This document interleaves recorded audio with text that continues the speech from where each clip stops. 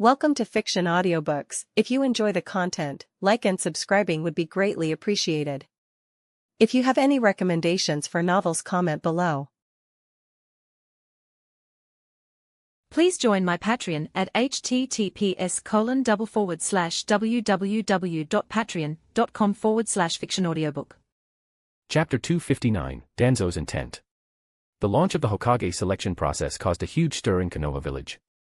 A new Hokage meant new changes for the village, and new opportunities. It was rare for a new Hokage to retain the previous administration completely. Ninja with strength and ambition would benefit from this shift. Major ninja clans would also be affected, particularly the Uchiha clan. Clan head Uchiha Yashiro rushed into Fugaku's office, urgency written on his face. What happened? Uchiha Fugaku noticed his expression and raised an eyebrow. An ANBU ninja just came to inform us to prepare for next week's Jonin vote, Yashiro said, taking a deep breath. Jonin vote. Fugaku immediately stood. He knew exactly what that meant. If nothing unexpected happens, the new Hokage will be Tsunade. Fugaku's shoulders relaxed. Our Uchiha clan has finally seen the light after enduring so much hardship. With Sarutobi Hiruzen's retirement and Danzo's loss of power, the clan now enjoyed an unprecedentedly favorable situation. Given Lady Tsunade's personality, Danzo will absolutely not be reinstated. Yashiro said with a smile. From now on, he can no longer target our clan. I just don't know if Tsunade will take action against Danzo, Fugaku mused, sitting back in his chair. If she did, the Uchiha clan would naturally have to lend support. We can have Itachi monitor the situation more closely, Yashiro suggested after a moment's thought. Indeed. Fugaku nodded, then asked, do you know what is most important for our clan right now? Is it to produce a Hokage candidate? Yashiro asked hesitantly. A Hokage candidate is important, yes, but that matter cannot be rushed, Fugaku replied directly. It's reclaiming our original compound. Exactly. Yashiro's spirits lifted. Our clan should regain its rightful status. After the Nine-Tails rampage, Danzo had suppressed the Uchiha, forcing them from the village center to the outskirts, partly to facilitate route surveillance, and partly to remove them from the heart of Konoha's power. Then what should we do? Yashiro asked, calming himself. After Tsunade becomes Hokage, she will appoint a new batch of ninja, Fugaku said gravely. Our clan must secure as many positions as possible. That might be difficult, Yashiro admitted, considering the Uchiha clan's reputation in Konoha. It won't be simple to reclaim our status, Fugaku smiled. Fortunately, we invested in Kitazawa. We can ask him for help when the time comes. Clan head is brilliant. Yashiro praised immediately.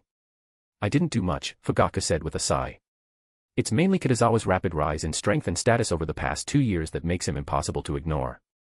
Indeed, Yashiro agreed wholeheartedly.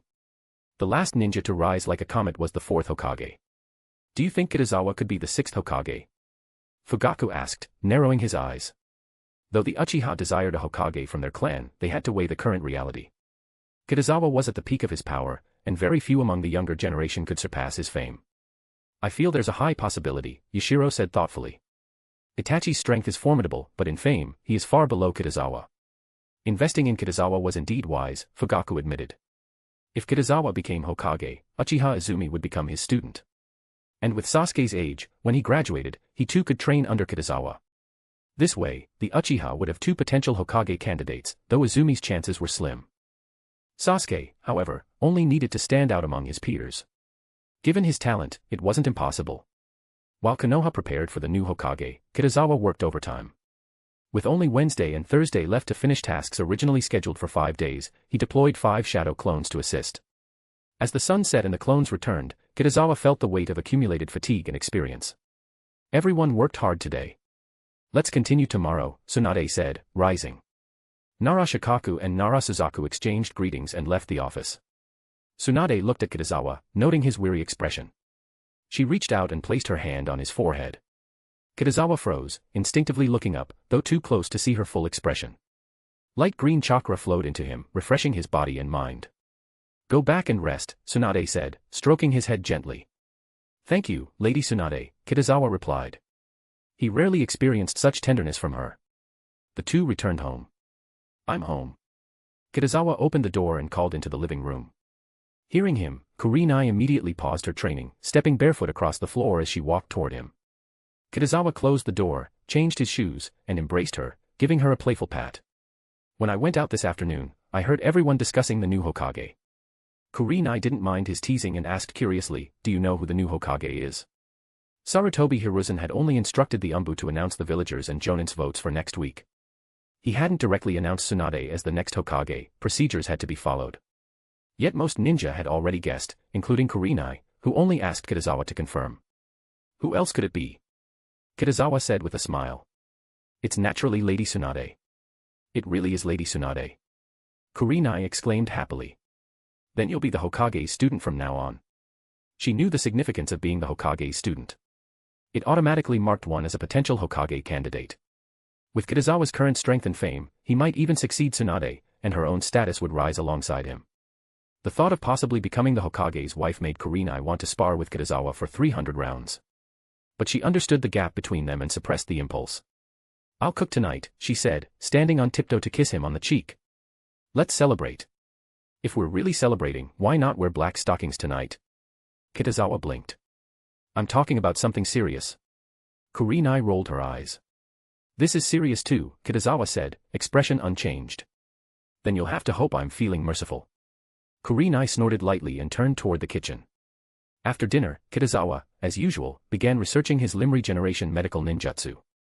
As night deepened, faint moonlight spilled through the window.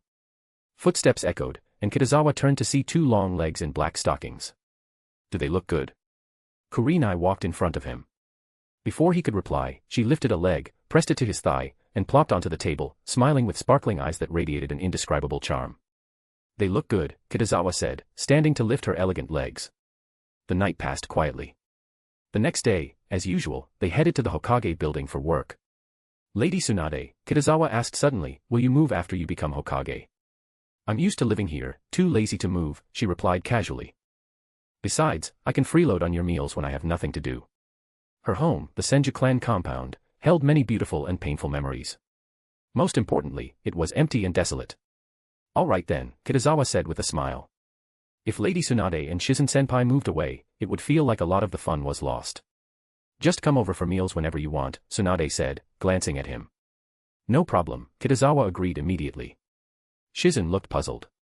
If Kitazawa were to cook from now on, what would she do? Did she no longer have a place in this home? Tomorrow is Friday, Tsunade said after a moment's thought. We'll depart for the capital of the Land of Fire at 9 in the morning. Understood, Kitazawa and Shizen said in unison. Shizen, you stay home, Tsunade waved. Huh. Shizen's eyes widened. This was the first time Tsunade was going out without her. Was her position really being replaced by Kitazawa? There will be danger on this trip, Tsunade explained. You're a medical ninja, there's no need for you to come along. Danger? Is it? Danzo. Shizen asked, realization dawning. Kitazawa laughed. What are you laughing at? Did I guess wrong? Shizen asked, confused. No, you guessed perfectly, Kitazawa said, shaking his head. Danzo really does have quite a reputation, doesn't he? He brought it upon himself. Everything he's done defines him, Shizen said worriedly. Are just the two of you going? Should you bring more people? There will be ANBU following us. Don't worry, nothing will happen, Kitazawa reassured her. That's good, Shizen said, feeling slightly relieved. Though she wanted to go, Tsunade was right, her combat skills were limited. Against ordinary ninja, she was fine, but a fanatic root ninja could overwhelm her, and she would only slow Tsunade and Kitazawa down. Another day of work. By 6 in the evening, after everyone's efforts, 99% of the work was complete, only 1% remained. This concerned the undetermined rewards for a ninja who had made significant contributions on the battlefield. Shikaku, you will distribute these rewards over the next 2 days, Tsunade instructed. For the remaining few, we will discuss them next week. Yes, Lady Tsunade. Nara Shikaku and Nara Suzaku immediately left the office with the documents. They would retrieve ninjutsu, ninja tools, and money from the Konoha village warehouse according to Tsunade's suggestions. Then they would contact the ninja who participated in the war and distribute the rewards. I'm not even Hokage yet, and there's so much work. If I become Hokage, I'll probably be swamped, Tsunade sighed, rubbing her temples. In her eyes, the position of Hokage, coveted by all, was a thankless job. You can learn from the fourth Raikage and set up secretaries, Kitazawa suggested. Hokage secretaries? That's not bad, Tsunade said, her eyes lighting up. If I set up a few more, I won't have to do anything myself. How can you be such a lazy Hokage? Kitazawa couldn't help but laugh. Is that not allowed? Tsunade glared at him before suddenly threatening, then I'll make you the only Hokage secretary, working every day without rest. Lady Tsunade's words are indeed very reasonable, Kitazawa said seriously. We can set up several Hokage secretaries, and everyone working together can make Konoha village better. Shizen couldn't help but laugh. Your personality is quite suitable for a Hokage secretary, she teased. Tsunade's lips curved slightly. Shameless. How can this be called shameless? Kitazawa immediately retorted. This is called being adaptable. But with so many Hokage secretaries, will the two Hokage advisors agree? Shizen asked, stopping her laughter. Konoha village didn't have Hokage secretaries, but it had Hokage advisors. In a sense, they performed similar duties, but their status was higher. These two Hokage advisors are also troublesome, Tsunade pouted. Though she hadn't been in Konoha long before developing hemophobia, she often had to deal with them. Hamura Mitokado and Uchiha Koharu gave her the impression of old foxes, smooth, conciliatory, and opinionated whenever something happened. Lady Tsunade is the Hokage, their opposition is useless, Kitazawa shook his head. We'll talk about it then. Tsunade felt a headache coming and was too lazy to think further. She stood and said, let's go, we're going back. Speaking of which, Kitazawa, you made the biggest contribution this time. What reward do you want? Shizen asked curiously as they walked. You've got me on that question, Kitazawa frowned slightly. I don't know what I want either. You can think about it carefully, Tsunade said. As long as it's not an excessive request, Konoha village will grant it. Kitazawa nodded. He lacked many things, but Konoha village couldn't give him much. Suddenly, he thought of wood release. Could he specify wood release ninjutsu, then claim he synthesized it through earth and water release? Remember to notify Itachi, Tsunade reminded him. I'll go now, Kitazawa said, glancing at the sky. Itachi should have finished work and gone home by now. After speaking, he parted ways with Tsunade and the others, taking a different route. It wasn't Kitazawa's first time in the Uchiha clan compound, he was familiar with it. But this time felt different. The clan members were unusually enthusiastic. Along the way, people greeted him, and he noticed the unpracticed smiles of many Uchiha ninja, a subtle strangeness in the air. Kitazawa. Fugaku had already known of his arrival and stood at the entrance to greet him. Alongside him was Uchiha Itachi. Lord Kitazawa, Itachi addressed him formally. Previously, he had called him Teacher Kitazawa, following Uchiha Sasuke, but now that Tsunade would soon be the fifth Hokage, Kitazawa's status had naturally risen. As her student, he deserved such recognition. Itachi, as an ANBU ninja, had no problem addressing him in this manner. Clan head Fugaku, Kitazawa got straight to the point. I'm here this time to ask Itachi for help. Whatever it is, just say it, Fugaku said generously. Our Uchiha clan will surely accomplish it. This matter is of great importance, please do not reveal it to anyone, Kitazawa said in a deep voice. Fugaku and Itachi exchanged glances, both feeling surprised.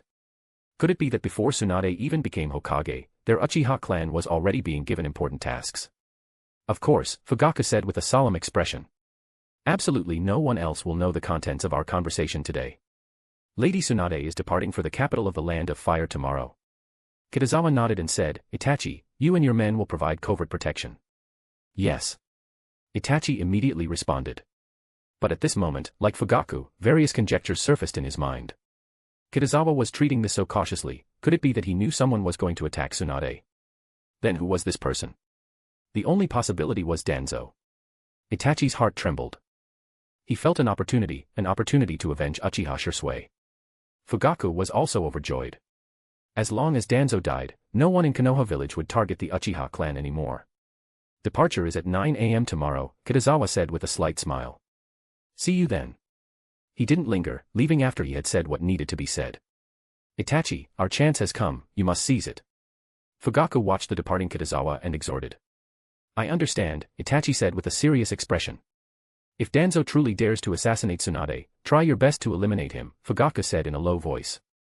He worried that Tsunade might spare Danzo's life out of respect for Sarutobi Hiruzen. Lady Tsunade will not be soft-hearted. Itachi had done several missions with Tsunade and already understood her. She absolutely detested Danzo. That's good then, Fugaku said nothing more after hearing that. But the smile on his face was completely unstoppable. If it weren't for Danzo still being alive, he would have wanted to gather the members of the Uchiha clan for a celebratory banquet. Only they understood how much Danzo had targeted them. Fugaku felt that the most humiliating experience of his life was being driven out of the Uchiha clan's original compound by Danzo. That compound had belonged to their Uchiha clan since the founding of Konoha village. Yet, under his leadership, they were forced to give it up. Now that he had the chance, he was determined to restore the glory of the Uchiha clan and return to their compound. Otherwise, after his death, he would be ashamed to face the past clan heads of the Uchiha clan. Kitazawa returned home. He didn't know that Fugaku had become completely different from his original self because of him. But this was normal. A person's decisions are influenced by various factors. In the original story, Fugaku didn't have the chance to kill Danzo, nor did he live to see the day Tsunade became Hokage. Friday morning, 9 o'clock. Kitazawa and Tsunade had breakfast and then headed towards the capital of the Land of Fire. Shimura clan's compound. Lord Danzo. A root ninja dressed as an ANBU knelt on the ground and said, "They have already departed." "How many people?" Danzo asked expressionlessly. "2 people. The root ninja paused and said, "But an ANBU squad is following them. You follow behind them, do not act, and wait for my command." Danzo stood up and said. Even if it was a trap set by Tsunade and Kitazawa, he had to go through with it. If he missed this chance, he would never have another opportunity. "Yes, Lord Danzo." The root ninja immediately responded. Danzo walked out of the room. He looked up at the rising sun. "Hiruzen, if you are merciless, don't blame me for being unjust." Danzo took a deep breath and said. He had made thorough preparations to assassinate Tsunade, bringing all his Sharingan. The only regret was that he couldn't use Hashirama cells and would release. The surviving would release ninja had also been taken by Sarutobi Hiruzen to the ANBU. Danzo had initially contacted Orochimaru to help him balance the Hashirama cells, but it was too late now. Besides, he didn't trust Orochimaru much either. Once he became Hokage, he could use the entire village's resources to research Hashirama cells and would release. At that time, with the Mangekyo Sharingan and would release combined, he would be invincible in the ninja world. As for Tsunade, Danzo felt that the Mangekyo Sharingan plus the Sharingan used for revival would be enough. He even had the confidence to fight Sarutobi Hiruzen. "Hiruzen, this time I will truly make you regret it." Danzo tightened his grip on his cane. Tsunade was Sarutobi Hiruzen's student and the next Hokage he had designated. If she died, Sarutobi Hiruzen would certainly regret it, perhaps even mourn for the rest of his life. He could also truly win against him. Show your support with Power Stones, guys. If we make it into the top 20 rankings at the week's end, I'll drop 2 bonus chapters as a thank you. Chapter 260, End of Shimura Danzo, 2-in-1. 10 a.m. Kitazawa and Tsunade had completely left the vicinity of Konoha village. Unlike the Land of Wind, which was mostly desert, the Land of Fire had distinct seasons and diverse terrains. "Where do you think Danzo will ambush us?" Tsunade asked calmly. "I don't think he'll ambush us." Kitazawa shook his head and replied, "He'll probably come to see us directly." "Why?" Tsunade raised an eyebrow. "Because of Koto Amatsukami." Of course, Kitazawa couldn't answer her so bluntly. "Because Lady Tsunade is too powerful, of course," Kitazawa said with a smile. "If I were Danzo, I'd approach you under the pretense of Hokage-sama's orders, and then strike." In the original history, Danzo had used Koto Amatsukami to control Mifune of the Land of Iron. And he did so during the 5 Kage summit, right in front of countless people. If Ao from the Hidden Mist village hadn't been there, no one would have realized Mifune was being controlled. That alone showed just how silent and imperceptible Koto Amatsukami truly was. That sounds somewhat reasonable. Tsunade's lips curved upward slightly, clearly pleased by his compliment. The two continued walking. "Lady Tsunade, please stop." A sudden voice rang out from behind them. "It seems you were right," Tsunade said, glancing at Kitazawa before turning around. The voice belonged to an ANBU ninja. Behind him stood 3 more, forming a small squad. And at their head was none other than Danzo. "Danzo, what are you doing here?" Tsunade asked sharply. "Do you think I wanted to come?" Danzo's face darkened. "Hiruzen asked me to deliver an urgent mission to you." "Oh." Tsunade's tone was filled with disdain. "With so many Jonin available, why send a retired one?" "I haven't retired." Danzo snapped. "I am still the Hokage's advisor." "Well, you're not anymore." "Retire." Tsunade sneered, her words dripping with dominance. "Tsunade, you've gone too far." Danzo's body trembled with anger. "You're not Hokage yet. What right do you have to tell me that?"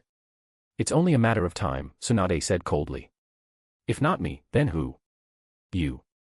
To be so arrogant before even becoming Hokage, today I'll teach you a lesson on Hiruzen's behalf." The rage in Danzo's heart erupted. "Are you worthy?" Tsunade's gaze was unwavering. "Show me what you've got." "Very well." Danzo no longer hesitated, he activated Koto Amatsukami. For a brief instant, Tsunade's eyes went blank, but she quickly returned to normal. Tsunade, I ask you, who do you support for Hokage now? Danzo said smugly. Definitely not you. Kitazawa immediately stepped forward and took Tsunade's hand. While Koto Amatsukami was formidable, undoing it wasn't impossible. Even Ao could dispel it in the original record, let alone Kitazawa. Danzo's expression shifted subtly. How? How did Kitazawa realize he had used Koto Amatsukami? But Danzo reacted quickly. He activated his Mangekyo Sharingan again, this time targeting Kitazawa. It wasn't Koto Amatsukami this time, but a genjutsu inherent to the Mangekyo Sharingan. Koto Amatsukami couldn't be used twice in quick succession. Mangekyo Sharingan resistance activated. A line of text flashed before Kitazawa's eyes. He was startled, but not surprised. Danzo intends to assassinate the host's teacher. Host, stop him. Current mission, kill Danzo. Mission reward, 4-symbol seal and reverse 4-symbol sealing technique. Do you accept? Kitazawa's heart surged with excitement. Finally, it appeared. Given Danzo's status and strength, it was inevitable that a system mission would be triggered. He had been waiting for this moment. Now, it was here. Glancing at the mission rewards, Kitazawa couldn't help but smirk. As expected of Danzo, 2 S-rank sealing techniques as the reward. The 4-symbol seal, a powerful sealing technique of the Uzumaki clan, used the cycle of 4 symbols to trap its target. Minato Namikaze had used it to seal the 9 tails within Naruto. 2 of them together formed the legendary 8 trigrams seal. The reverse 4-symbol sealing technique came from the same lineage, but inverted in purpose. The 4-symbol seal sealed outward, while the reverse version sealed inward, absorbing the target into the user's own body. Once successful, both the user and target were dragged into the Pure Land. It was a forbidden technique, because it cost the user their life. In the original record, Danzo had used it himself. He'd intended to protect Uchiha Shirsue's eye and drag Sasuke down with him. But Obito had intervened, and in the end, Danzo only managed to seal half a bridge. Danzo. What did you do to me? Tsunade suddenly regained full awareness, her fury igniting. As soon as the genjutsu lifted, she realized what had happened. Impossible. Danzo stumbled back a step, disbelief on his face. Kitazawa, how did you not fall under my genjutsu? To him, Tsunade breaking free of Koto Amatsukami was shocking enough, but Kitazawa being completely unaffected was beyond comprehension. A Mangekyo Sharingan-level genjutsu should have been irresistible. Why was Kitazawa immune? Nothing made sense. Koto Amatsukami is a dojutsu cast by the Mangekyo Sharingan, Kitazawa explained, his tone calm. It originates from Uchiha Shirsue's eyes. Tsunade's expression darkened instantly. It was her first time encountering such a subtle, silent genjutsu. If Kitazawa hadn't been there, she would have been forced to support Danzo as Hokage. Just the thought of it was enough to make her blood boil, and she knew how serious the consequences would be. Mangekyo Sharingan. And Uchiha Shirsue's. Tsunade's eyes widened as her heart jolted. Was he killed by Danzo? She asked sharply. When Shirsue had supposedly committed suicide, Tsunade had been wandering the ninja world. She'd only heard rumors, never the truth. I heard from Itachi that Danzo ambushed him and stole one of his Mangekyo Sharingan, Kitazawa said seriously. Lady Tsunade, leave him to me. Itachi taught me how to deal with Koto Amatsukami. He increasingly felt that Uchiha Itachi was proving to be a most useful excuse. The reason Kitazawa fabricated such a benevolent lie was simple: Tsunade wasn't aware of Danzo's secrets. If she confronted him head-on, who knew what kind of danger she might face? Besides, Kitazawa had a system mission to complete. As for Itachi exposing the lie, he wouldn't. Itachi would never offend Tsunade. Are you sure you'll be alright? Tsunade asked, concern flickering beneath her composed tone. I'm your student, after all, Kitazawa replied with a light smile. Leave it to me. Arrogant brat. Danzo could no longer endure being ignored. Do you think I'm like those useless fools from the Hit and Mist village? Neither Tsunade nor Kitazawa had treated him seriously in their conversation. The casual disregard burned at his pride. That's right, I did steal Shirsue's Mangekyo Sharingan. Seeing the truth exposed, Danzo tore off the bandage covering his right eye, revealing the whirling tomo of the Mangekyo. Danzo. Tsunade's tone dropped to ice. You have harmed a Konoha ninja. According to the laws of the village, I now declare your arrest. In the shadows, Itachi's breath hitched. His hands clenched unconsciously. After all this time, the truth behind Shirsue's death had finally come to light. And now, Danzo, the murderer, was being condemned by none other than Tsunade, the next Hokage. Itachi's heart trembled. Shirsue's honor would finally be restored. The world would know he was no coward who took his own life. But Itachi forced himself to stay hidden. He wanted nothing more than to kill Danzo with his own hands, but he couldn't disobey Tsunade's orders. As long as Danzo died, that was enough. Have you checked the surroundings? Itachi whispered. We've checked. Besides the 4 people already in view, there are 8 more hidden nearby, one of his men replied. Monitor them, Itachi ordered. If they move, intercept and buy as much time as you can. He would remain here to protect Tsunade. Danzo possessed Shirsue's Mangekyo Sharingan, he couldn't take the risk that Tsunade or Kitazawa might fall. If it came to it, he would reveal his own Mangekyo and summon Susanoo to end Danzo himself. You fools have no idea what true power is. Danzo declared arrogantly. Today, none of you will leave alive.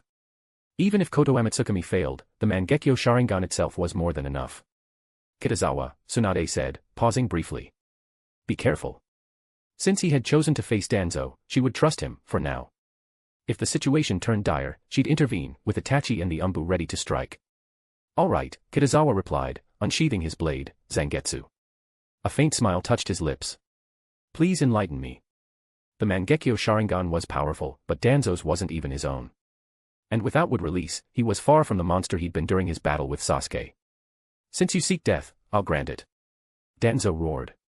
Wind release, vacuum wave. He inhaled sharply, then exhaled, a torrent of compressed wind chakra shot forth like a volley of blades. Uchiha style, Gale Sword. Kitazawa vanished from sight, reappearing behind Danzo in an instant. He swung his blade, flames burst forth, forming a blazing arc through the air. A scorching wave of heat rippled outward. Uchiha Shirsue's swordsmanship. Danzo sneered. Against this eye, it's useless. He used the body flicker technique, evading the fiery slash with ease. The Mangekyo Sharingan's perception rivaled even the Byakugan. You despise the Uchiha so much, Kitazawa said with a mocking smile, but tell me, what's the difference between you and them now? Shut up. Danzo snapped furiously. What can those cursed Uchiha compare to me? Wind release, vacuum bullet, sphere. Enraged, Danzo formed hand signs, spewing countless wind bullets that filled the air like a deadly storm. Rasengan. Kitazawa raised his left hand, chakra spiraled violently, shattering the incoming projectiles. In his right hand, he gripped Zangetsu, infusing it with lightning. Lightning release, super vibrato lightning blades. Sparks burst forth as Kitazawa lunged, his lightning-charged sword thrust straight for Danzo's heart. Wind release, vacuum blade. Danzo exhaled, his kunai transforming into a short blade wreathed in wind. Their weapons clashed, the vibrating Zangetsu sent shockwaves up his arm, numbing it instantly. Danzo gritted his teeth, barely holding onto his kunai. At that moment, his Mangekyo flared once more. He unleashed another wave of genjutsu power. Suddenly, the pressure on his blade eased. Die. Danzo laughed triumphantly. Kitazawa's blank eyes reflected in his own. So, it had been a fluke before. The boy couldn't resist his Mangekyo twice. Kitazawa. Tsunade shouted, heart seizing. She took a step forward, then froze. The sound of 1,000 birds filled the air. In the instant of Danzo's triumph, Kitazawa's left hand pierced his chest, lightning bursting from his palm. Brilliant arcs of blue light illuminated the battlefield. Danzo's smile abruptly froze. He looked down at the blood spurting from his chest and asked in shock, why aren't you affected by genjutsu? Kitazawa did not answer his question. He stepped back quickly and shouted, Lady Tsunade, don't come over yet. His heart has been destroyed by your lightning release, Chidori. He's as good as dead, Tsunade said with certainty. As the greatest medical ninja in the world, she could immediately assess Danzo's current condition. Has your Izanagi's duration not ended yet? Kitazawa asked coldly. How do you know? Danzo's pupils constricted in disbelief. Izanagi. Tsunade's eyes suddenly sharpened. Information about that forbidden technique instantly surfaced in her mind. After activating Izanagi, any injury sustained within a certain time, even death, would be nullified once the duration ended. The cost was the blindness of one Sharingan, and the duration depended on the user's ability. In the original record, Danzo's single Sharingan could last for about 1 minute. Tsunade's face showed disgust. The fact that Danzo could use Izanagi meant he possessed multiple Sharingan, either scavenged from corpses or taken by killing Uchiha clan members. Both were unforgivable crimes in Konoha. Old man, you've been far too lenient with him, she thought bitterly. At this moment, she had only one thought, to bring Danzo's corpse back. If he returned alive, Hiruzen and the others might protect him again, and that would only cause more trouble. Kitazawa stood silently, waiting. This was the advantage of information. Danzo didn't know that Kitazawa could ignore Mangekyo Sharingan Genjutsu and form hand signs with one hand. That was why his heart had been shattered by Kitazawa's Chidori. But Kitazawa knew about Izanagi, so he didn't lower his guard for even a second. Suddenly, Danzo's corpse vanished. Wind release, great vacuum sphere. Danzo appeared behind Kitazawa, exhaling a compressed wind bullet. The moment it struck, the ground erupted, dust filling the air. Earth-style, underground move jutsu. Kitazawa had already prepared. The instant the sound of wind rang out, he sank into the ground. Seeing this, Danzo bit his thumb and slammed his palm onto the earth. Summoning jutsu. A massive orange-red creature appeared, a bizarre chimera with an elephant's trunk, rhinoceros eyes, an ox's tail, and tiger claws. The Baku, Danzo muttered. The Baku opened its maw, creating a tremendous suction that tore a massive crater into the ground. Wind release, rotating shuriken. Catching sight of Kitazawa's movement, Danzo quickly hurled a shuriken infused with wind chakra. Its speed and power multiplied instantly. With a violent bang, the shuriken struck, but the body it hit turned into mud. A substitution. Danzo frowned just as a deafening roar came from behind him. He turned to see a massive water dragon surging toward him. Wind release, vacuum serial waves. Danzo reacted instantly, exhaling multiple streams of slicing air. The blades tore through the dragon, shredding it apart midair. Your water release, water dragon jutsu is far inferior to my teacher's, Danzo said disdainfully, scanning his surroundings. He knew Kitazawa's water release originated from Senju Tobarama, his own mentor. Is that so? Kitazawa's voice came from above. Danzo instinctively looked up, and his face drained of color. Everything before him was water. A vast ocean poured from the sky, descending like a tsunami. Baku. Danzo shouted. The Baku opened its mouth and tried to absorb the water, but there was too much. Wind release, great vacuum sphere. Danzo unleashed another blast, dispersing the water in all directions.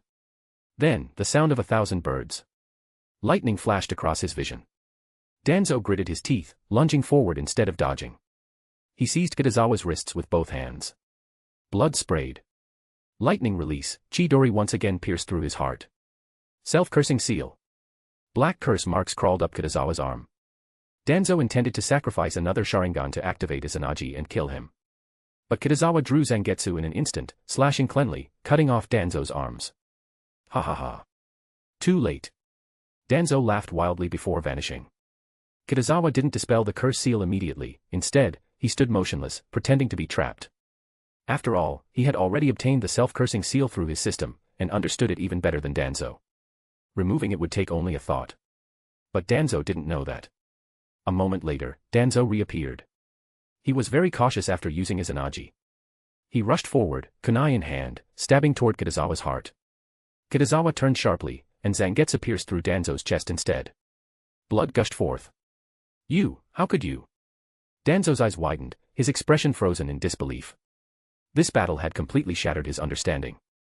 Not only could Kitazawa ignore the Mangekyo Genjutsu, but he could also dissolve his own self-cursing seal in an instant. What kind of monster was this? Do you still have enough Izanagi reserves? Kitazawa asked with a faint smile. You. Danzo spat a mouthful of blood, roaring, I will definitely kill you.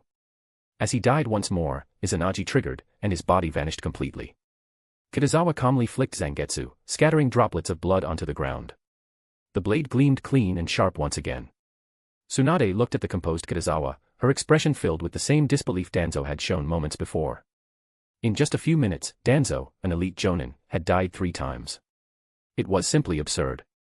Tsunade felt that if it were her, even killing Danzo once would have been difficult, let alone 3 times. After all, she couldn't ignore the Mangekyo Sharingan's Genjutsu or Koto Amatsukumi's influence. But Kitazawa hadn't won simply because of that advantage.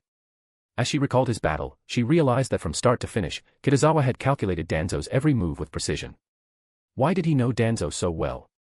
Despite her confusion, Tsunade felt grateful that she had brought Kitazawa along. If it had been anyone else, even Sarutobi Hiruzen, dealing with Danzo would have been nearly impossible. The biggest problem lay in the fact that Danzo possessed Uchiha Shursui's Mangekyo Sharingan, which gave him an overwhelming advantage. Hidden in the shadows, Itachi felt a subtle pang in his chest. He realized that his presence was unnecessary. Even without him, Kitazawa and Tsunade could have handled both Danzo and the 12 root under his command. Kitazawa dealt with Danzo, and with Tsunade's strength, the remaining root ninjas wouldn't have lasted long. Still, Itachi was grateful that Kitazawa had called him. Witnessing Danzo's death with his own eyes was, in itself, a form of closure, a tribute to Shirsue's memory. Wind release, great vacuum sphere. As soon as Danzo reappeared, he immediately formed hand signs without hesitation. But Kitazawa was faster. Shuriken Shadow Clone Technique. He hurled a single shuriken, which trembled violently in the air and multiplied into countless blades. Damn it. Did Hiruzen even teach you this ninjutsu? Seeing this, Danzo had no choice but to halt his jutsu and dodge with lightning speed as a storm of shuriken filled the sky. In a spot out of Danzo's line of sight, Kitazawa had already created a shadow clone, while his true body sank into the ground and vanished.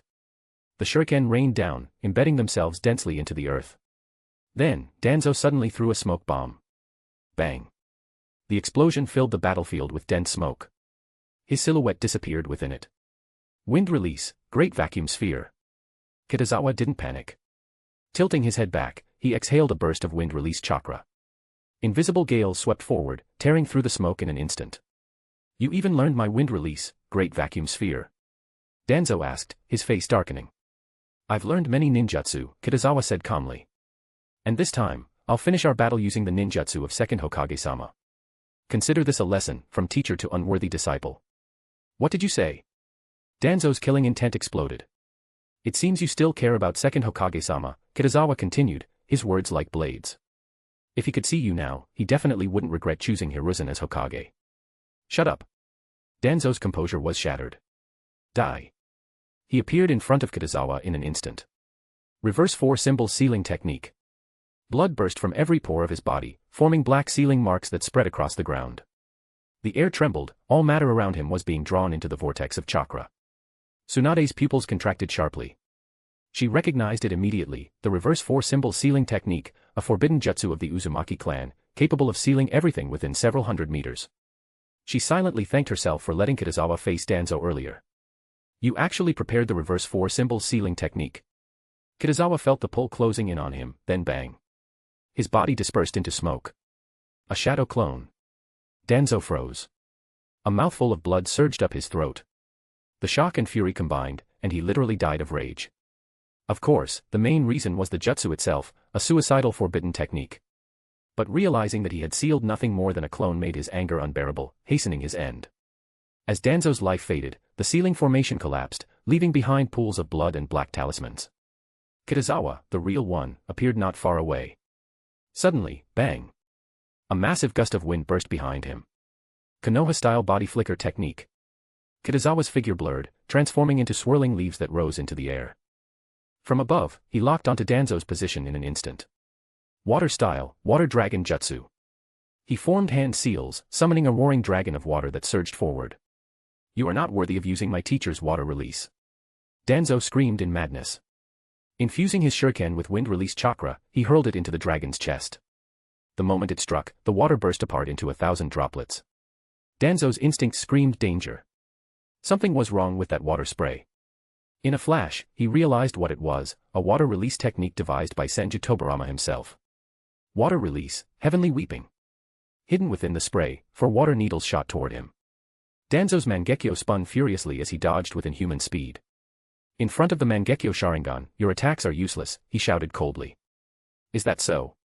Kitazawa's tone was calm, almost mocking. His hands came together.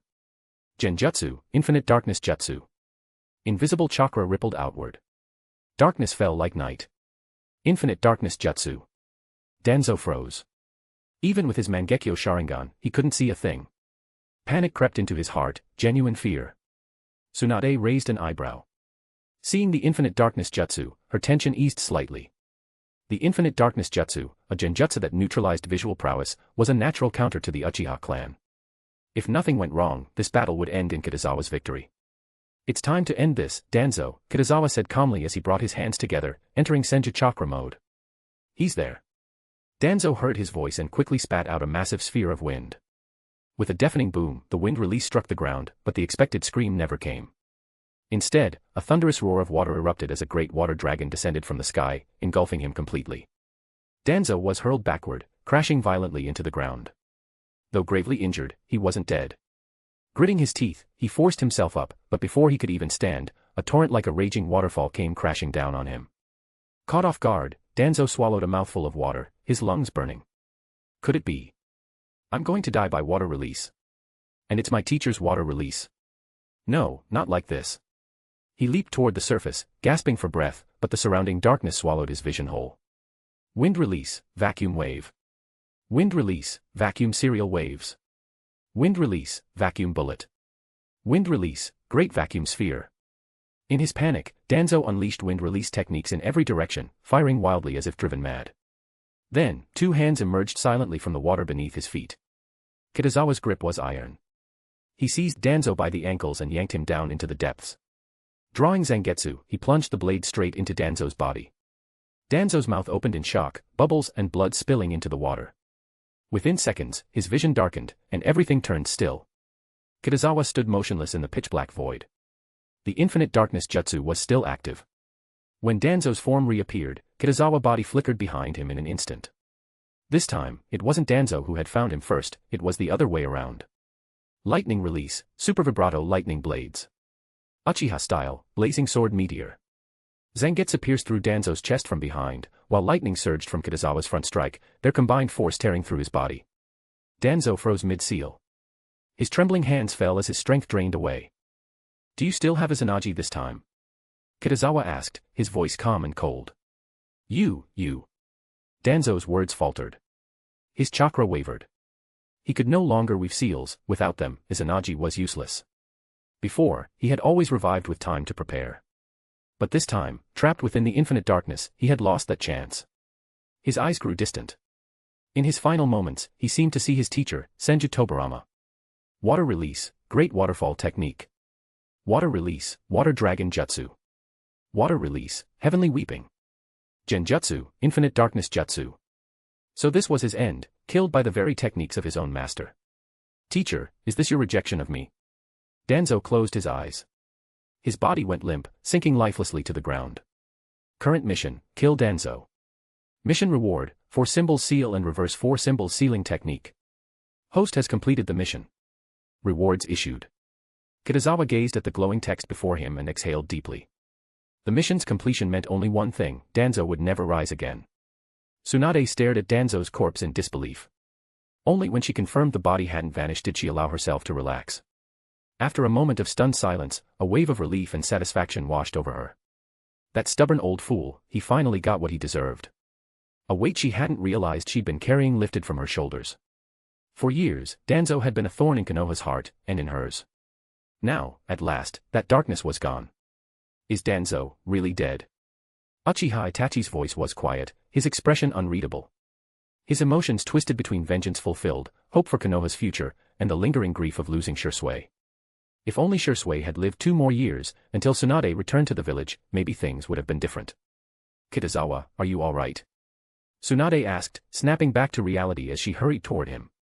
Kitazawa began, but before he could finish, the sharp whistle of wind echoed from every direction. 8 ANBU, previous root ninja, hidden in the shadows, along with 4 from Danzo's squad, suddenly surrounded them. Danzo is dead. Are you still intent on making mistakes? Tsunade shouted angrily. Itachi stepped forward, his ANBU forming a defensive line around her and Kitazawa. The 12 masked shinobi hesitated, their loyalty wavering. Years of root indoctrination clashed against the truth before them. If you lay down your arms now, I'll spare your lives, Tsunade warned coldly. But if you wish to follow Danzo to the Pure Land, I don't mind sending you there myself. Silence fell. Then, one by one, the ANBU lowered their weapons. Root had been dissolved long ago, the tongue eradication seal was gone. Logically, they shouldn't have to obey Danzo's orders anymore. But the moment they saw him, their bodies obeyed his commands as if by muscle memory. However, they had, after all, lived a normal life in the ANBU for a while. Now, with his death confirmed, even that reflex finally faded. Very good. Tsunade nodded slightly. Seeing that there would be no further conflict, Kitazawa took out a summoning scroll and sealed Danzo's corpse inside. Danzo still had several Sharingan on him, most notably, Uchiha Shursui's Mangekyo Sharingan. How should he put it? The Mangekyo Sharingan was indeed powerful, but those eyes belonged to Shursui. Kitazawa had no intention of using someone else's eyes. Besides, with his system, it was only a matter of time before he awakened his own pair of Mangekyo Sharingan. Since he would eventually possess his own, there was no need to replace them with another's. As for how to handle Danzo's body, Kitazawa decided to leave that matter for later. For now, he would keep it sealed and see what Tsunade thought when the time came. Hokage-sama, shall we continue to the capital of the Land of Fire, or return to Konoha first? Kitazawa asked after putting the scroll away. Although Danzo was no longer Root's leader, he still held the title of a high-ranking Konoha official. His death would undoubtedly cause an uproar within the village. Still, considering his reputation, few would mourn him. Aside from Hiruzen and the two village advisors, most would probably celebrate. Itachi, take your team to the capital of the Land of Fire and invite the daimyo to Konoha, Tsunade instructed after a brief pause. She had originally gone to the capital herself to set a trap for Danzo. Now that the man was dead, there was no longer any need for her personal involvement. Yes, Lady Tsunade, Itachi replied respectfully. In truth, he wished to return to Konoha immediately, to inform the Uchiha of Danzo's death. But on second thought, it was unnecessary. Once Tsunade and Kitazawa returned, the entire village would know. He could safely carry out his mission and bring the daimyo back. You all will return with me, Tsunade said, turning toward the 12 ANBU who had followed Danzo. Explain everything clearly when we arrive. The village will reassign you according to the rules. She knew they could no longer remain in the ANBU after this. Let's go. Tsunade glanced at Kitazawa and began the journey back to Konoha along their original path. By the time they arrived, the sun was high overhead. Tsunade went straight to the Hokage's office. Tsunade. Hiruzen looked up in surprise. Why are you back so soon? Where's the daimyo? We were ambushed by Danzo on the way, Tsunade replied bluntly. We killed him. What? Hiruzen froze. Danzo is dead. For a moment, he couldn't form an expression. Danzo had been his comrade for decades, a fellow warrior who had fought beside him since youth. Hearing of his death struck him like a hammer blow. Killing a fellow Konoha ninja is a grave crime, Tsunade said firmly, her tone heavy. This was his own doing, Hiruzen murmured, finally regaining composure. He sighed deeply. Danzo was gone. There was no point in assigning blame now. Besides, if he punished Tsunade, she might leave the village again, and then who would lead? And given that Danzo had struck first, his death was, indeed, deserved. Still, Hiruzen couldn't help but feel weary, spiritually and physically. I've already sent Itachi and the others to invite the daimyo, Tsunade continued. How do you plan to handle Danzo's matter? You handle it, Hiruzen said after a brief silence. From today, you are the acting Hokage. Wait. Tsunade frowned. I refuse. Tsunade, don't be stubborn. Whether you become Hokage a week earlier or later makes no difference now, Hiruzen replied gently. Tsunade wanted to argue but fell silent. Looking at Hiruzen's face, she suddenly realized how much older he seemed. The deep lines, the heaviness in his eyes, it was clear that Danzo's death had shaken him deeply. Though their relationship had been complicated, there had always been a strong bond between them. All right, Tsunade finally said softly. Her heart was too kind to refuse. Haru, Hiruzen called. Hokage-sama. ANBU stepped inside immediately. From this moment on, Tsunade will serve as acting Hokage, Hiruzen said in a deep voice. She will oversee all village affairs. Haru's heart trembled. There was only 1 week left before Tsunade was to be officially appointed, yet Hiruzen was already relinquishing his authority. Yes, Hokage-sama. He answered at once. Hiruzen rose slowly, took his pipe, and looked around the room. After a long silence, he walked out of the Hokage's office, alone. Tsunade exhaled, rubbing her temples. How did things come to this? Lady, Hokage-sama, Haru said softly, bowing. Do you have any orders? Send out a notice, Tsunade said after thinking for a moment. State that Danzo attempted to assassinate me and was killed by Kitazawa in self-defense. Haru's eyes widened slightly. Now he understood Hiruzen's earlier expression, it had been grief for Danzo. Be sure to include the details, Tsunade added firmly. Yes, Hokage-sama, Haru replied, taking a deep breath. From that moment on, with Danzo's death and Tsunade's appointment as acting Hokage, Konoha had entered a new era. The news spread like wildfire. Within hours, the entire village erupted. Especially the various ninja clans, who were practically cheering. After all, Danzo and his root had indeed done terrible things. But who was happiest? Of course, it was the Uchiha clan. It was said that laughter could be heard for half an hour straight, as long as one was near the Uchiha clan's compound and the Konoha Military Police Force headquarters. Chapter 261, ANBU Commander, Kitazawa. Tsunade sat in the Hokage's chair, feeling a strange sense of unreality. She had never intended to become Hokage, yet somehow, she had ended up in that position. Thinking about it, everything had begun with Kitazawa's concept of the psychological medical ninja. It had sparked her interest and brought her back to Konoha village. As a result, she hadn't been able to leave, and now she had become the Hokage. Should she blame Kitazawa? There was no need. Tsunade realized she didn't have much resistance to the idea anymore. Since things had come to this, there was no point in complaining. She was already Hokage, she couldn't run away from it, and could only serve for a while. Hokage-sama, Kitazawa reminded her. You should issue another announcement to confirm your status as acting Hokage. You handle it. Tsunade glanced at him casually. Then I'll go notify the ANBU, Kitazawa said after a brief pause.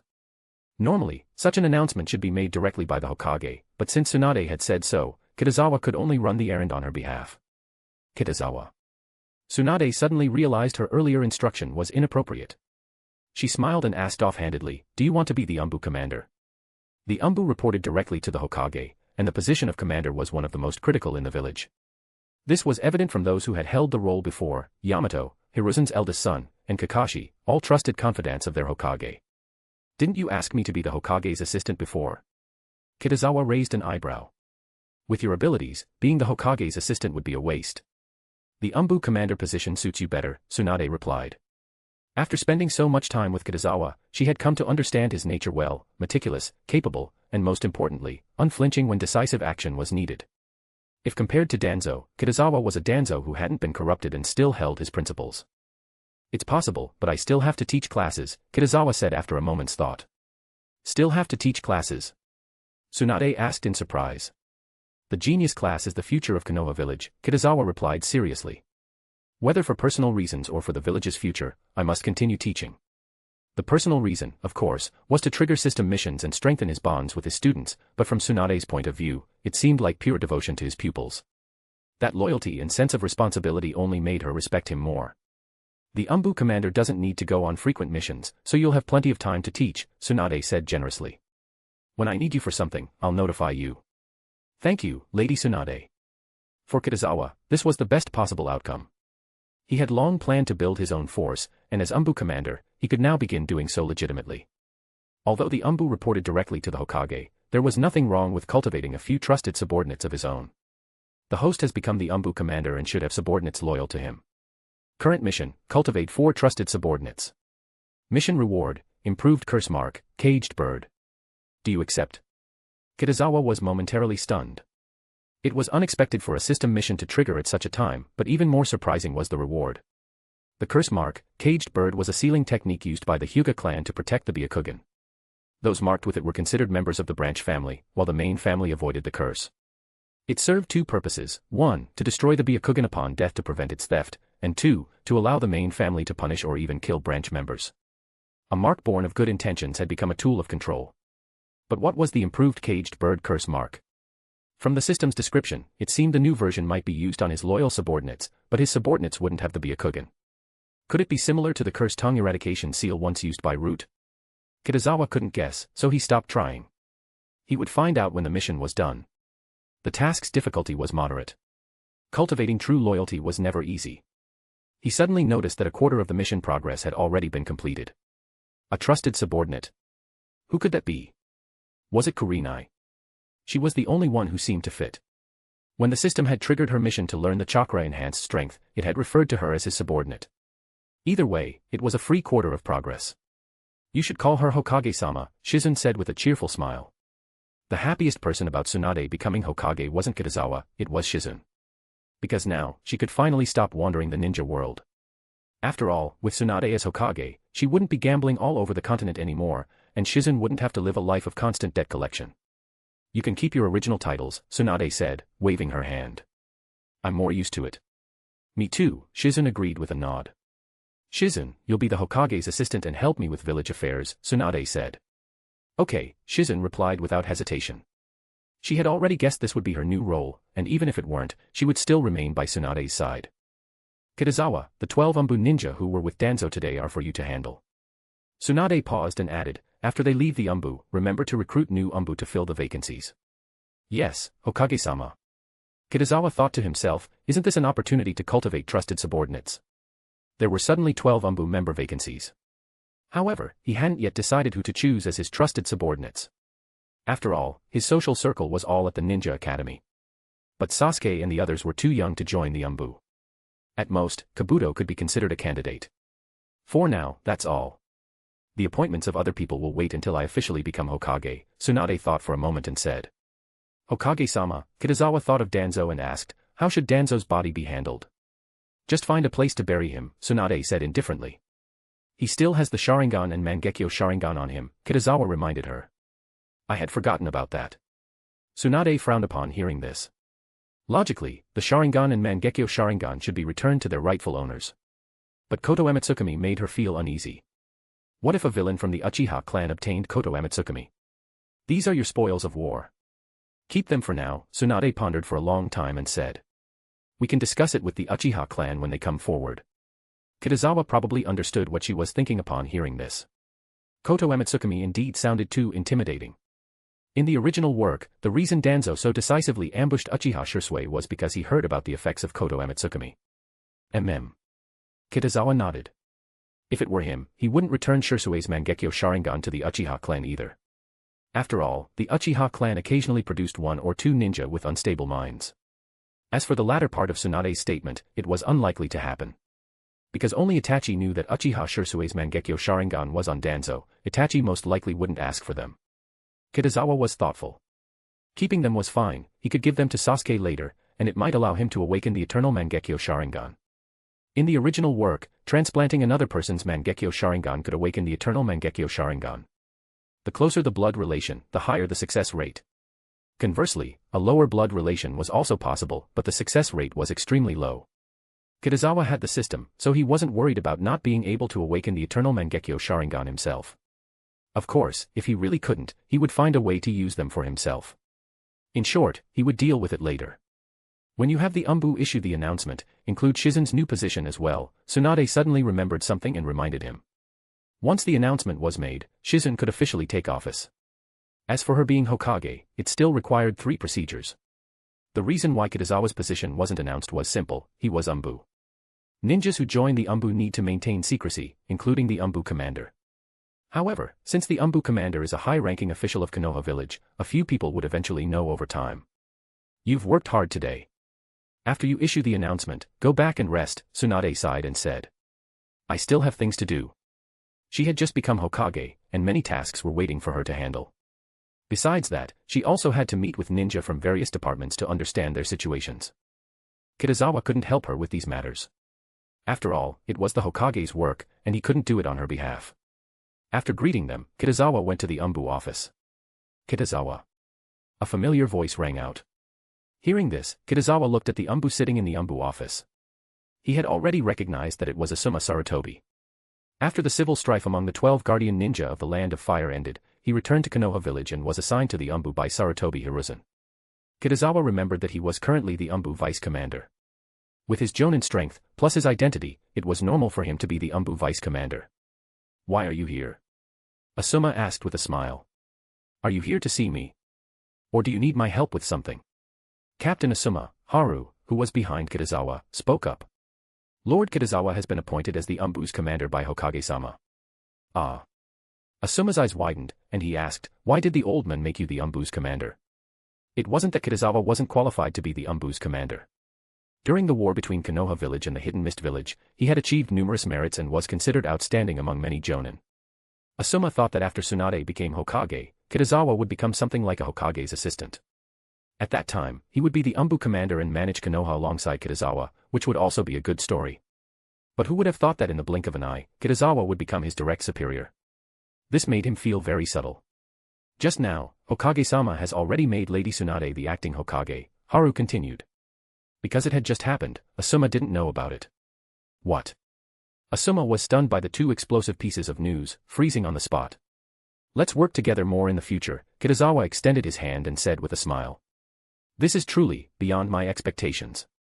Asuma recovered and shook his hand, saying with emotion.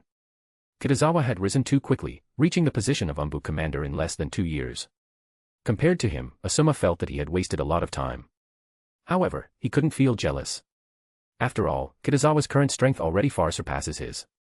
I'm here to coordinate ANBU's work and to take care of 2 things, Kitazawa withdrew his hand and explained. Haru, you can go and busy yourself, Asuma said proactively. I'll take care of Kitazawa here. Yes. After a slight bow, Haru turned and left. His role in the ANBU was similar to that of a Hokage's guard or assistant. His daily job was to wait outside the Hokage's office for orders. Although the Hokage had now changed to Tsunade, his duties temporarily remained unchanged. I'd like to see the files of all ANBU members first, Kitazawa thought for a moment and said. Please sit down first, I'll get them for you now, Asuma replied, pointing to the sofa. All right, thank you. Kitazawa sat on the sofa and began to wait. Not too long after, Asuma reappeared and handed him a document. Dismiss these 12 ANBU members. Kitazawa found the ANBU ninja that Danzo Shimura had brought today. Okay. Asuma glanced at it and wasn't surprised. These ANBU were all former Root members. Connecting this with the recent news about Danzo's assassination attempt on Tsunade and subsequent death, he could easily guess the cause and effect. Besides them, are there any other ANBU members who were formerly from Root? Kitazawa asked, looking at the list. He wasn't Sarutobi Hiruzen, he wouldn't reuse these former Root members. No, just these 12, Asuma said, shaking his head. All right, then go and issue the announcement now. Kitazawa's gaze fell upon the name Tenzo. Tsunade didn't seem to know about Tenzo's existence yet. He planned to mention this to her tomorrow, and while he was at it, he could also ask her for would-release ninjutsu. He would use the excuse of wanting to experiment with a bloodline limit. On one hand, he wanted to learn would-release ninjutsu himself, he already possessed the would-release ability, but no corresponding techniques. On the other hand, when the time was right, he could reveal his would-release, claiming he had synthesized it himself. The first announcement is about the appointments of Lady Tsunade and Senior Shizun, Kitazawa continued. The second announcement is that the ANBU will recruit new members, and interested ninja can apply. He intended to cultivate his own confidence in these 12 vacant positions. But 12 was too many, 3 would be about right. For the remaining vacancies, the best method was open recruitment. The ANBU's recruitment process was relatively simple. As long as one's strength was sufficient and their background or family history was clean, they could join. What is Shizun's position? Asuma asked curiously. Hokage's assistant, Kitazawa replied. I see. Asuma nodded upon hearing this. It was normal for Shizun to be the Hokage's assistant. But Kitazawa becoming the ANBU's commander was something he hadn't expected at all. Asuma sighed inwardly. From today onwards, Kitazawa and his positions had completely reversed. The student of the acting Hokage Tsunade, the vice principal of the Ninja Academy, and the commander of the ANBU, these 3 identities combined already surpassed his own. With Sarutobi Hiruzen's retirement, his status as the Hokage's son wasn't as valuable anymore. Now it seemed Kurenai had indeed made the right choice. Although Asuma had already given up on Kurenai long ago. That's all for now, Kitazawa said with a smile. I still have classes, so I'll have to trouble you to handle ANBU matters mostly. It's my duty, Asuma paused and said. Then I'll go and issue the announcements now. After he left, Kitazawa put away the files on Tenzo, also known as Yamato. He would need them when he met Tsunade tomorrow. Kitazawa stood up and stretched. Although the ANBU was important, as its commander, he didn't need to worry about the daily operations. He was only responsible for major decisions. Overall, being the ANBU commander wouldn't take up too much of his time. Kitazawa stroked his chin. The system had already identified Kurenai as his subordinate. Should he let her join the ANBU? But Asuma was also in the ANBU, so that might make things awkward. Kitazawa pondered for a moment and decided to maintain the status quo for now. Kurenai should continue cultivating and studying at home. When there was a mission, he could simply bring her along. If one day Kitazawa became Hokage, he could indeed make her the Hokage's assistant. Kitazawa left the ANBU office and returned home. Kurenai was surprised to see him. Didn't you go to the capital of the Land of Fire with Lady Tsunade? Didn't you receive the news of Danzo's death? Kitazawa countered. What? Kurenai was instantly shocked. She had been practicing wind release, Rasengan at home all day and hadn't gone out. It's like this. Kitazawa recounted to her what had happened that morning. It's good that Danzo died. Kurenai clenched her fists. I wish I had known, I would have gone with you to beat him up. Although she knew she couldn't defeat Danzo. You're truly adorable, Kitazawa couldn't help but smile. Since you've become the ANBU commander, I'll benefit too. Kurenai put her hands on her hips proudly. If you work hard to improve your strength, you might even get a position, Kitazawa said, pinching her cheek. I'll be able to master wind release, Rasengan right away. Kurenai declared with confidence. Then let's make a bet, Kitazawa said with a smile. If I create a medical ninjutsu for limb regeneration first, you'll grant me one request. What kind of perverted request is it this time? Kurenai rolled her eyes. A normal request, Kitazawa said calmly. If you learn wind release, Rasengan first, I'll grant you one request too. All right then. Kurenai said, full of fighting spirit. I'm sure I'll win. After speaking, she ran off to practice wind release, Rasengan again. Kitazawa also returned to his room, continuing to refine the medical ninjutsu for limb regeneration. While they were busy, the news of Tsunade becoming the acting Hokage spread throughout Konoha village. Everyone was surprised, but not overly so. This news was nowhere near as explosive as the death of Shimura Danzo. Chapter 262 would release ninjutsu. It was a new day, Saturday. Kitazawa arrived at the Hokage's office at 9 in the morning. Lord Kitazawa, Haru, standing at the entrance of the Hokage's office, bowed slightly and said, Hokage-sama went to greet the fire daimyo and hasn't returned yet. Then I'll wait for her. Kitazawa nodded. He walked into the Hokage's office and sat on the sofa to wait. But he wasn't idle, he continued refining his medical ninjutsu for limb regeneration. If all went well, it would be completed within the next 2 days. It would make a perfect congratulatory gift for Tsunade's inauguration as the 5th Hokage. Half an hour later, footsteps echoed outside. Kitazawa looked up and saw Tsunade and Shizun entering. Kitazawa. When did you arrive? Tsunade sat opposite him. Just a little while ago, Kitazawa replied with a smile. Is there something you need me for? Tsunade yawned as she spoke. After becoming Hokage, she could no longer sleep in. She used to wake up at 9 or 10 in the morning, but now she had to rise 2 hours earlier. Today, with the fire daimyo visiting, she had been busy all morning, even having breakfast with the daimyo's family. I discovered a very special ninja in the ANBU, Kitazawa said, his tone turning serious. Oh. Tsunade crossed her long legs and asked with interest, how special? A wood-release ninja, Kitazawa said in a deep voice. How could the ANBU have a wood-release ninja? Tsunade was stunned and asked subconsciously. Shizun, standing behind her, was also visibly surprised. Lady Tsunade, did Konoha village conduct wood-release experiments? Kitazawa didn't answer directly but posed a question in return. Indeed, there were, Tsunade frowned, but the old man halted them because of too many casualties. Are there survivors? There are survivors, but not from that particular wood-release experiment. Kitazawa explained, after that experiment, Orochimaru and Danzo conducted another round of wood-release experiments. Tsunade was momentarily stunned. Danzo and Orochimaru also conducted wood-release experiments. She suddenly realized, Orochimaru's defection might have been related to those very experiments. How come I don't know about this? Tsunade's face darkened in dissatisfaction. The old man actually kept it from me. Logically, this survivor should have been en route. But since he was now part of the ANBU, there was only one explanation, Sarutobi Hiruzen had taken him back. After all, he was a wood-release ninja. No matter how much Hiruzen indulged Danzo, he would never let him keep a wood-release user. Tsunade's displeasure deepened at the thought that Hiruzen had concealed this from her. I suppose he was worried you might clash with Danzo, Kitazawa said after clearing his throat. His name is Tenzo, the sole survivor of that wood-release experiment. Haru, go call Tenzo over. Tsunade ordered sharply. Yes, Hokage-sama, Haru's voice immediately rang from outside. Lady Tsunade, this is Tenzo's file. Kitazawa handed her a scroll. Tsunade immediately opened it and began to read. The scroll detailed Tenzo's life, how he was injected with Hashirama cells as an infant, later rescued by Sarutobi Hiruzen with Kakashi's help, and brought into the ANBU. Danzo truly does despicable things. Tsunade's face showed anger. Many people had perished during Orochimaru and Danzo's wood-release experiments.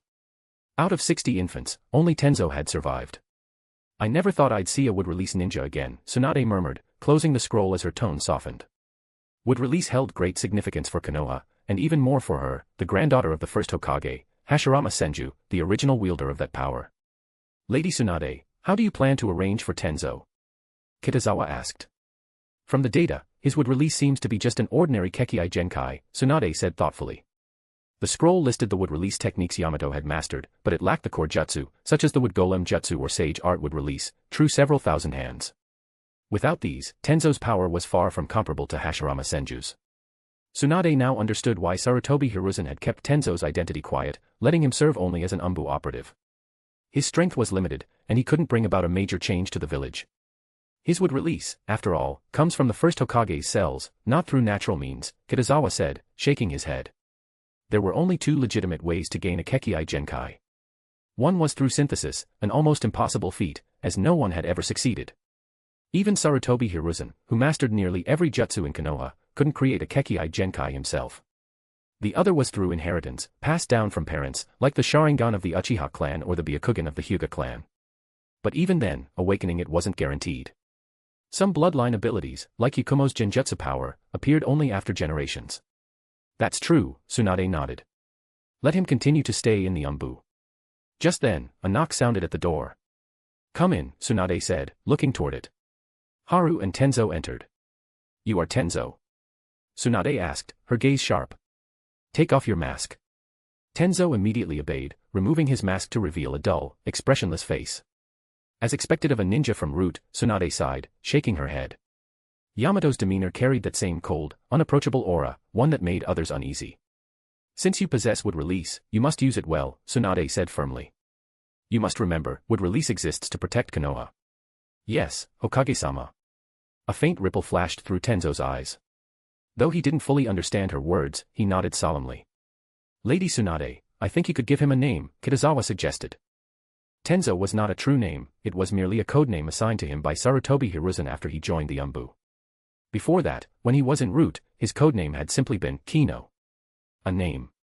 Tsunade thought for a moment, then said, Yamato it is. Thank you, Lady Tsunade, Yamato replied immediately. Tsunade, as the Hokage and the granddaughter of Hashirama, naturally had the right to name him. After all, his wood release originated from Hashirama's very cells. You may leave, Tsunade said, waving her hand dismissively. After a slight bow, Yamato and Haru left the Hokage office. What a pity, Tsunade murmured, withdrawing her gaze. She had once hoped that Senju Hashirama's legendary wood release might reappear in the shinobi world, but reality was harsh. How could a wood release born from mere cells ever compare to the original power of the first Hokage himself? Lady Tsunade, do you think it's possible for true wood release to be synthesized? Kitazawa asked casually. Theoretically, perhaps. But practically, no. Tsunade took a sip of water and continued, if it could truly be synthesized, the old men would have achieved it long ago. In terms of mastery over the five natures, few shinobi could compare to Sarutobi Hiruzen, not just in Konoha, but across the entire ninja world. His 5-release great combo technique already surpassed the power of many Kekkai Genkai. I think I can try, Kitazawa said seriously. You. Tsunade leaned back, crossing her arms as she scrutinized him. Do you have the confidence to surpass the old men in the 5 releases? Hard to say, Kitazawa replied, blinking. He didn't have confidence in himself, but he had faith in the system. You're as bold as ever, Tsunade said with a faint smile. But don't waste your time thinking about synthesizing wood release. It's impossible. It's not a waste of time, Kitazawa countered. My current strength has reached a bottleneck. I need a bloodline limit. Tsunade was taken aback for a moment, but upon reflection, his words made sense. He had already mastered 7 elemental releases. No matter how far he refined them, at best, he would only become another Sarutobi Hiruzen. But Kitazawa was still young. If he wished to surpass the 3rd Hokage, he needed to break through the limits of ordinary ninjutsu, he needed a Kekkai Genkai. Actually, there was another path, Sage Mode and Sage Techniques from the 3 great Sage lands. But mastering Sage Jutsu was no less difficult than synthesizing a bloodline limit. Neither she nor Orochimaru had succeeded, only Jiraiya had learned a partial Sage Mode, and even then, he relied on the assistance of Fukasaku and Shima of Mount Myaboku. I want to use the merits I gained from the battlefield to exchange for wood release ninjutsu from the village, Kitazawa stated plainly. Since you've made up your mind, then go ahead and try, Tsunade said at last. Although she didn't truly believe he could combine earth release and water release to create wood release, she admired his determination. You can keep those merits, she added. You're my student, and you already have the right to learn wood release. You don't need to exchange merits for it. All right, Kitazawa agreed with a slight raise of his brow. After all, merits in Konoha were valuable, if not spent on jutsu or tools, they could always be exchanged for money. I'll fetch the wood release scrolls for you, Tsunade said, standing up and leaving the office. Kitazawa waited only about 10 minutes before she returned. She handed him a scroll, and as he unrolled it, 3 jutsu were inscribed within. Wood release, wood golem jutsu. Wood release, silent strangle jutsu. And wood release, great forest jutsu. They were all foundational techniques of wood release, yet, as a Kekkai Genkai, even these were at least B rank in difficulty. If you can master these, come find me for the more advanced ones, Tsunade said with a faint smile. I truly hope you can learn them. Neither she, her brother Nawaki, nor her parents had inherited Hashirama Senju's wood release. It was a lingering regret deep within her heart. If Kitazawa, her own student, could awaken would release, it would be a symbolic rebirth of the first Hokage's legacy. I'll try my best, Kitazawa replied with a calm smile.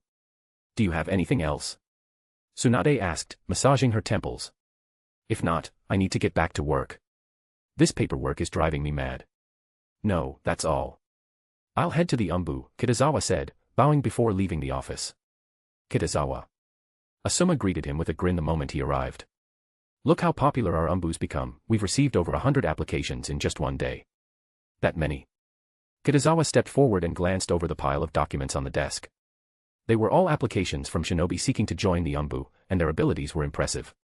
The weakest among them were elite Chunin, with many even reaching Jonin level. I suppose it's because of Lady Tsunade, Asuma said, flipping through a stack of forms. These ones are all from the Uchiha clan. Uchiha. Kitazawa raised an eyebrow, scanning the pages. This is the first time I've seen so many Uchiha applying to join the ANBU, Asuma remarked in surprise. Though Uchiha had served in the ANBU before, their motives had often been questionable. Take Shisui Uchiha and Itachi Uchiha, both were originally sent as spies under Fugaku's orders, but things hadn't gone as planned. Of course, there was another reason for the clan's absence in ANBU ranks. Sarutobi Hiruzen had long been wary of relying too heavily on Uchiha shinobi. What are your thoughts? Asuma asked curiously. Follow the procedure first. Lady Tsunade will make the final decision on whether to use them, Kitazawa said casually. Itachi was a useful tool, an exceptional one, even. But that didn't mean every other ninja from the Uchiha clan could be treated the same way. Of course, if they met his standards, he wouldn't hesitate to make use of them. Besides the Uchiha clan, there's also the Hyuga clan. Asuma pulled out another stack of application forms and sighed. Lady Tsunade seems more popular than the old man. Between a beautiful woman and a grumpy old man, was there even a question of who people would rather follow? Kitazawa chuckled quietly. He already understood the motives of both the Uchiha and the Hyuga clans, they wanted influence and power. As for why they hadn't competed for it during Sarutobi Hiruzen's rule, the reason was simple, they couldn't. Tsunade, despite her fiery temper, lacked the political cunning that Hiruzen possessed. Her nature was more straightforward, more reminiscent of Senju Hashirama's warmth and idealism. And because of that, the clans now saw an opportunity, a glimmer of hope. Kitazawa, however, didn't care. In the shinobi world, strength was the only truth. When Senju Hashirama was alive, peace blanketed the world, no one dared to stir conflict, not within Konoha nor beyond its borders. Tsunade might not be able to recreate that peace, but Kitazawa could. All he had to do was rely on the system's power. It's all the same. Follow the procedure first, Kitazawa said, glancing over the forms. All right then, Asuma nodded. I'll select a few and have them take the assessment to determine their strength first. Kitazawa didn't linger any longer. He turned and left the office. The next day arrived, Sunday. Kitazawa woke up early, and Kurenai was already awake as well. Neither of them slept in. Today, they had to attend a funeral. I'm going out to buy flowers, Kitazawa said, glancing at her. She was dressed in a black kimono, her expression calm yet tinged with melancholy. Kurenai nodded gently. By the time you get back, breakfast will be ready. Kitazawa stepped out and made his way toward Konoha Flower Street, a street aptly named for its abundance of florists. The Yamanaka flower shop stood prominently among them. As he walked, he saw villagers and shinobi alike dressed in black. The sky was bright and clear, yet a somber atmosphere lingered over the village. Teacher Kitazawa. A flash of gold caught his eye, followed by Ino's cheerful face. Good morning, Ino. Kitazawa smiled as he approached. Ino was wearing a black dress. Compared to her usual lively demeanor, she seemed subdued, quieter, more reserved. Lord Kitazawa. Ino's mother, Yamanaka Rino, rose and greeted him respectfully. Teacher Kitazawa, are you here to buy flowers? Ino asked, looking up at him. Kitazawa nodded. 2 bouquets of white chrysanthemums. Ino, go pick 2 bouquets of white chrysanthemums for Lord Kitazawa, Yamanaka Rino said with a gentle smile. Teacher Kitazawa, wait for me. Ino darted off like a flash toward the flower stand. This child is a bit boisterous. Please forgive her, Lord Kitazawa, Rino said, shaking her head. I'm just being cute. Yamanaka Ino turned around, stuck out her tongue, and asked, Teacher Kitazawa, don't you think so? Yes, Kitazawa said with a smile. Hearing that, Ino shot her mother a triumphant grin. Yamanaka Rino could only smile helplessly, though she felt pleased. She could tell Kitazawa and Ino shared a good bond, and considering Kitazawa's current status and influence, such a relationship could only benefit the Yamanaka clan. Here, Teacher Kitazawa. Ino ran over with 2 bouquets of white chrysanthemums in her arms. "Thank you," Kitazawa said, accepting them. "How much?" "No need to pay, these are on us," Rino said, shaking her head. "All right then." Kitazawa didn't argue. "I'll be going now. See you at the memorial stone later." 9 o'clock in the morning. At the Konoha Memorial Stone Tablet, the crowd was dense, a sea of black attire. The sight reminded Kitazawa of the crowded streets from his previous life's holidays. Kitazawa. Kakashi approached, with Might Guy beside him. Today, even Guy's usual boundless energy was gone, his demeanor was quiet and respectful. After exchanging greetings, they stood in silence. Kitazawa looked around and spotted his students, Sasuke, Hinata, Shikamaru, Kiba, and Yakumo. Each stood beside their families and clan members. Hinata noticed him and gave a small wave. Moments later, Sarutobi Hiruzen and Tsunade arrived together. Though Hiruzen was retired, there was no way he would miss the funeral of a war hero. After paying their respects, everyone stepped forward one by one to lay down their flowers. The ceremony lasted nearly 2 hours before finally concluding. Kitazawa was about to leave when Tsunade's voice called out behind him. "Then we'll be going first," Kurenai said softly, perceptive as ever. She departed with Kakashi and the others, leaving the 2 behind. "Come with me," Tsunade said quietly. Her tone carried a subdued heaviness. Kitazawa nodded and followed her as she walked deeper into the memorial grounds. He had a faint idea where she was going. A few minutes later, Tsunade stopped. Before them stood a row of gravestones, Senju Hashirama, Uzumaki Mito, Senju Nawaki, Senju Tobarama, the resting places of her family and the Senju bloodline. Tsunade stood silently before the graves, her head bowed. Dressed in her rare black kimono, she exuded an aura of quiet sorrow, a side of her that few ever saw. Chapter 263, I, Tsunade, the 5th Hokage, 3 in 1. Kitazawa stepped forward and bowed slightly. The 2 bouquets of white chrysanthemums he had bought, along with Kurenai, had already been offered to the war heroes at the recent funeral. "Let's go." Tsunade waited for him to finish bowing, then said, "It's almost time. Let's go have lunch. Eat at home." Kitazawa looked at her and asked, "I want to drink." Tsunade met his gaze and said, "This is a difficult matter." Kitazawa looked troubled and said, "Shizen-senpai definitely won't agree, and you have to work this afternoon." Tsunade just looked at him without speaking. "Then I'll go to work for you." Kitazawa blinked and asked, "Good, I didn't misjudge you." Tsunade's lips curved slightly, and she raised her hand to pat his shoulder. The 2 of them arrived at an izakaya. "Lady Tsunade, the first drink, I toast you." Kitazawa raised his glass and said, "Congratulations on becoming the 5th Hokage." "There's nothing to congratulate." Tsunade pouted, clinked glasses with him, and then drained her drink. "Lady Tsunade doesn't seem to be in high spirits." Kitazawa put down his glass and asked, "Want to gamble with drinks?" "Come on." Tsunade's spirits lifted as she said, "I'm going to get you drunk today." "Why do you want to get me drunk?" Kitazawa twitched his lips and asked. "I've never seen you drunk, and I want to know if you'll go crazy when you're drunk." Tsunade had a mischievous expression and said, "That would definitely be interesting." "I win every time we gamble with drinks," Kitazawa said with a smile. "I doubt you'll ever see me drunk." "Damn it." Tsunade looked annoyed and said, "What are you being arrogant about? I'm going to win against you today." "Then let's begin." Kitazawa extended his hands, and they started playing rock paper scissors. Tsunade took a deep breath, bit her finger, and very seriously extended her hands. But clearly, no matter how serious she was, it wouldn't help. "Please drink, Lady Tsunade." Kitazawa raised his hand and said, "I don't believe it," again. After drinking a glass, Tsunade played rock paper scissors with Kitazawa again. Glass after glass. 10 minutes later, Tsunade's cheeks were flushed from drinking too much, and she looked completely tipsy. "Lady Tsunade, let's pause for a moment and eat some food," Kitazawa put down his glass and suggested. "No." Tsunade bent down, grabbed his shoulders, and said unwillingly, again. Kitazawa felt a blur of fair skin swaying before his eyes. He shook his head and said, "Let's eat some food before continuing." "Do you believe I'll throw you out right now?" Tsunade glared at him and asked. "If you throw me out, who will gamble with drinks with you? Who will go to work for you?" Kitazawa struggled to avert his gaze, looking at her face instead, and asked. "You." Tsunade's expression stiffened. After 2 seconds of staring, she sat back down and mumbled, "Eat then, eat." After speaking, she picked up her chopsticks and stuffed food into her mouth, quickly puffing out her cheeks. Kitazawa couldn't help but smile. Quite cute. "When does next week's Jonin vote begin?" Kitazawa picked up a piece of fried shrimp and asked. He had classes next week. Except for Monday, there would be time conflicts. Monday, Tsunade chewed as she answered, her voice sounding muffled. That's perfect then. Kitazawa nodded and said, I don't need to ask for leave from the academy. As for the village vote, that had nothing to do with him. If you're too busy, you can.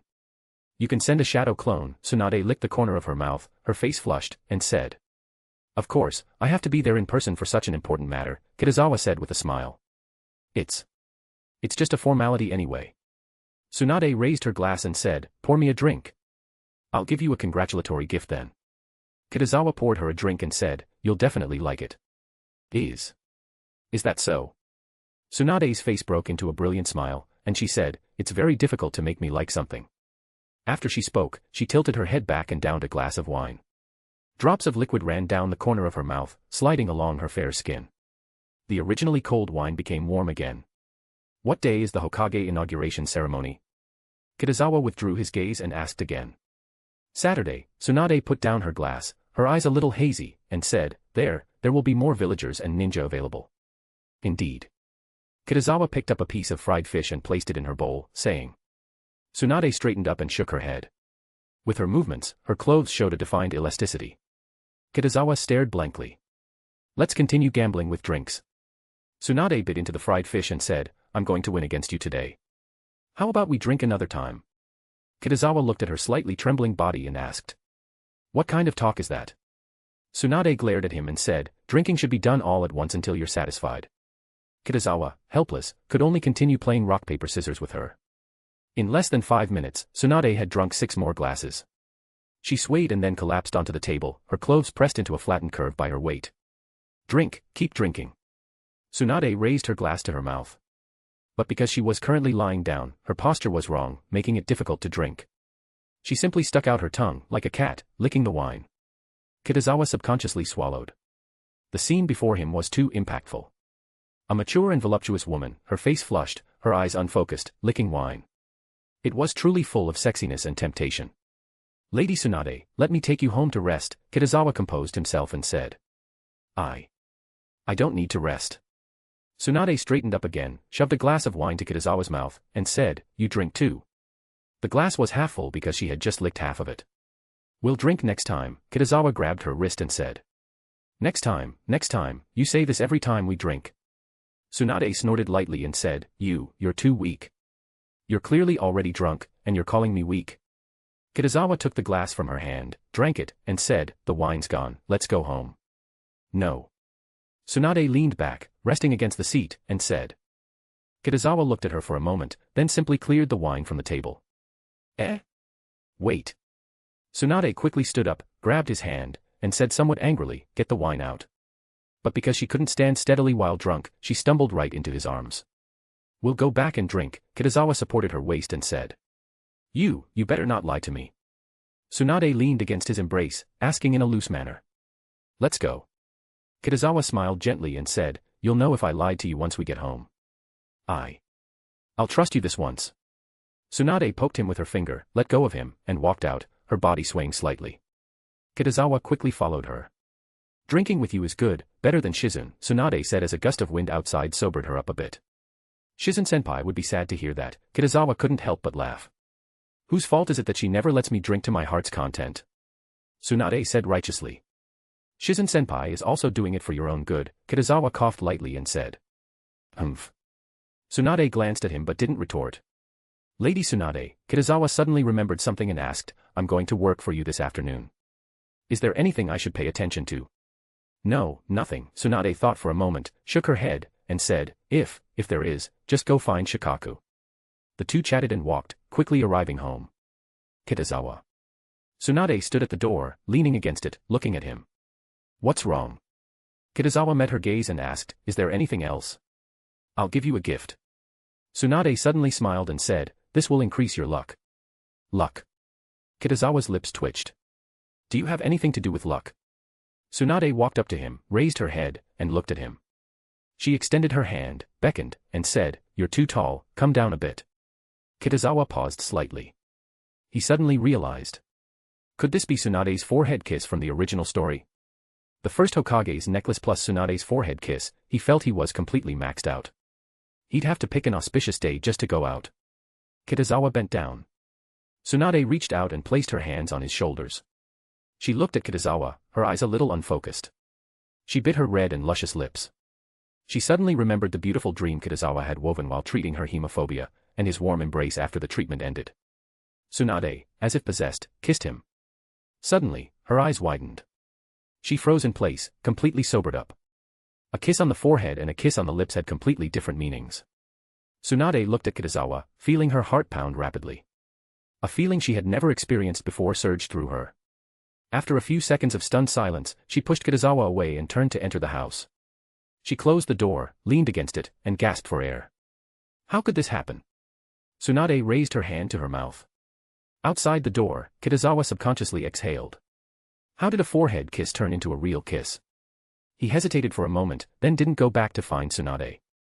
He turned and walked towards the Hokage building. This wasn't a loss, I even managed to break the death kiss, Kitazawa smiled as he entered the Hokage office. Kitazawa. Why are you here? Where's Lady Tsunade? Shizen saw him and immediately asked cautiously, did she go gambling again? No, Kitazawa immediately made up an excuse and said, I asked Lady Tsunade to help me finalize the last step of the limb regeneration medical ninjutsu. The last step. Shizen was stunned for a moment and exclaimed, if it really succeeds, this will benefit all ninja. After all, any ninja could experience intense battles and lose an arm or a leg.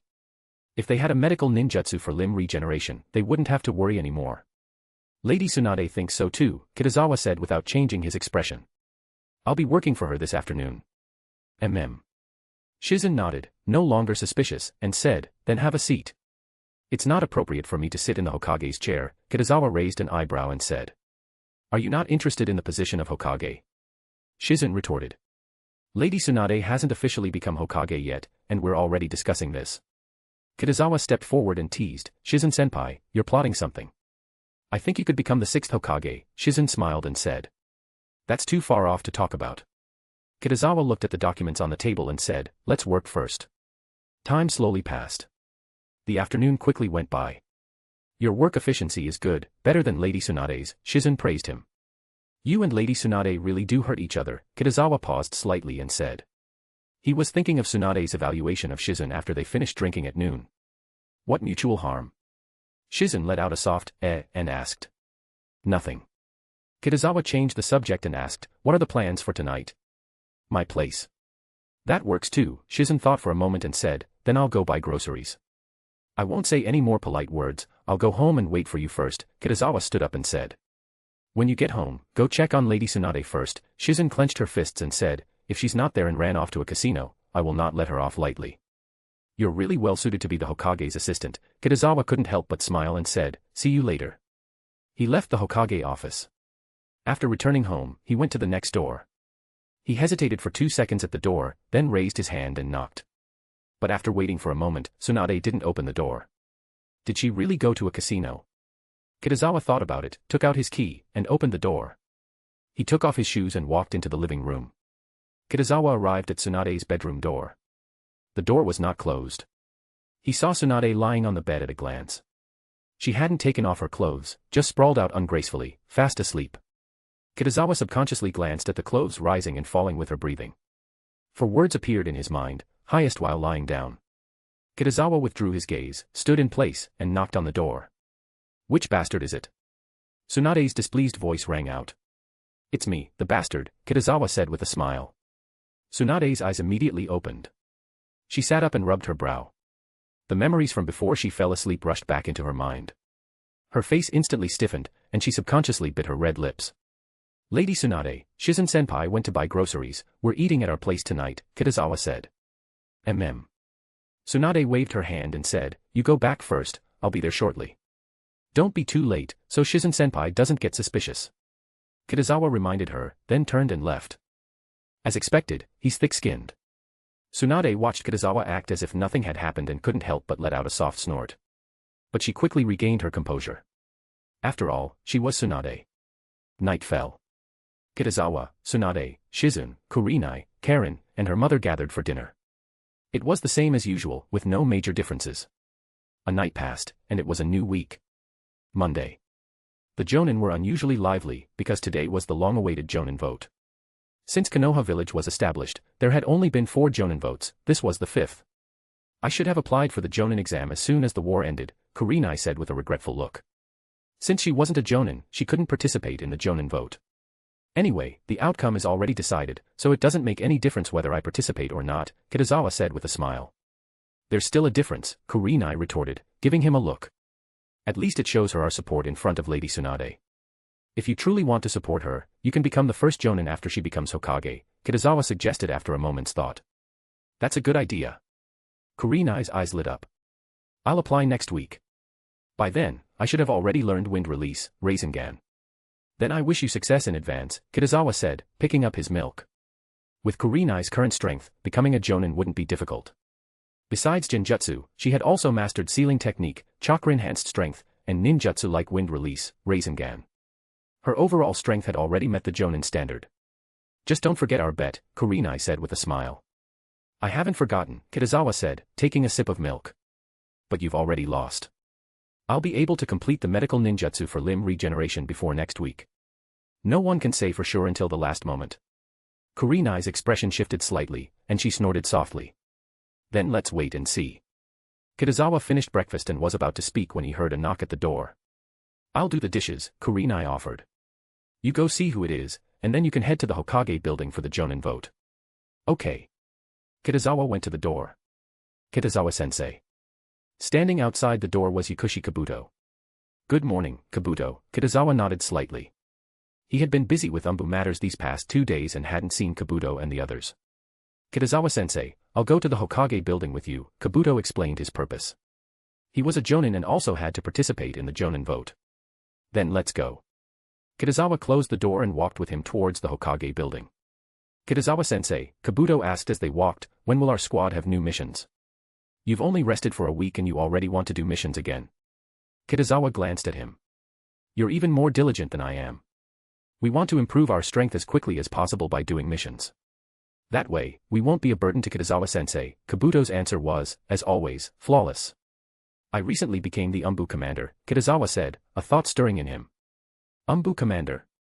Kabuto was surprised, then quickly added, congratulations, Kitazawa-sensei. The ANBU commander was a high-ranking official of Konoha village and a confidant of the Hokage, signifying a bright future. You are a Jonin, and Izumi and Toryun, though Chunin, are far stronger than typical Chunin. All of you are qualified to join the ANBU, Kitazawa explained. After joining the ANBU, you can form a squad and freely accept missions. Then we'll follow Kitazawa-sensei's instructions, Kabuto agreed without hesitation. It was all about doing missions, and it was the same no matter where. Moreover, ANBU missions were more intense. Of course, the rewards would also be greater. Kitazawa stroked his chin. He had a mission to cultivate 4 trusted subordinates. Previously, his idea was to recruit suitable candidates, but a sudden flash of inspiration made him realize it wasn't that complicated. Kurenai, Kabuto, Uchiha Izumi, and Toryun Aburame, exactly 4 people. And they were already familiar with him, which was much faster than cultivating from scratch. But he didn't know how the system determined a trusted subordinate. Was it their loyalty to him? Or had they done many things for him? Kitazawa wasn't sure, but he would cultivate them first. Of course, if there were other candidates, he could cultivate them too. After all, the more trusted subordinates, the better. There was no need to be limited to the 4 given by the system. Kitazawa suddenly thought of Orochimaru. He did have quite a few trusted subordinates, such as Kimimaro. He had always thought the bloodline limit of Shikatsumiyaku, Dead Bone Pulse, was cool in his previous life. It was a pity that Kimimaro had most likely already been abducted by Orochimaru by now.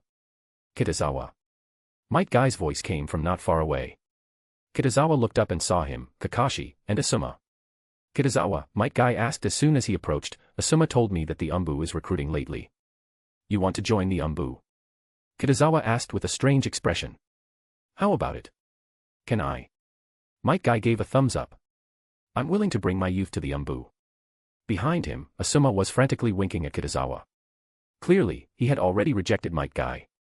In fact, in the original work, Might Guy had applied to join the ANBU en route, but Sarutobi Hiruzen and Danzo both disagreed. You can sign up first, Kitazawa said tactfully. That's great. Might Guy exclaimed excitedly upon hearing this. Kakashi, are you going back to the ANBU? Kitazawa changed the subject. No, being a teacher is pretty good. Kakashi looked at him, with a sense of emotion in his heart. Asuma had just told them that Kitazawa had become the ANBU commander. He hadn't expected that the once ordinary Kitazawa would achieve such astonishing status and strength in less than 2 years. He himself became a Chunin at 6 and a Jonin at 12 and was hailed as a rare genius in Konoha village for decades. But he felt that Kitazawa's progress in these 2 years was even more terrifying. Is being a teacher really that good? Asuma said thoughtfully. Speaking of which, my old man told me before that he wanted me to become a Jonin team leader in a few years. Is it to lead the new generation of Ino, Shika, Cho? Kakashi suddenly remembered something and asked. You know too? Asuma raised an eyebrow. Who doesn't know the relationship between your Sarutobi clan and the Ino, Shika, Cho? Kitazawa retorted. Huh? What are you talking about? Might Guy scratched his head, confused. It seems there are still people who don't know, Asuma said with a smile, explaining it to Might Guy. Simply put, the Sarutobi clan was the witness to the alliance of the Ino, Shika, Cho. We're here, let's go in and talk. Kitazawa pushed the door open and entered the meeting room. They arrived relatively early, and the meeting room wasn't full, only a third of the Jonin had arrived. Lord Kitazawa.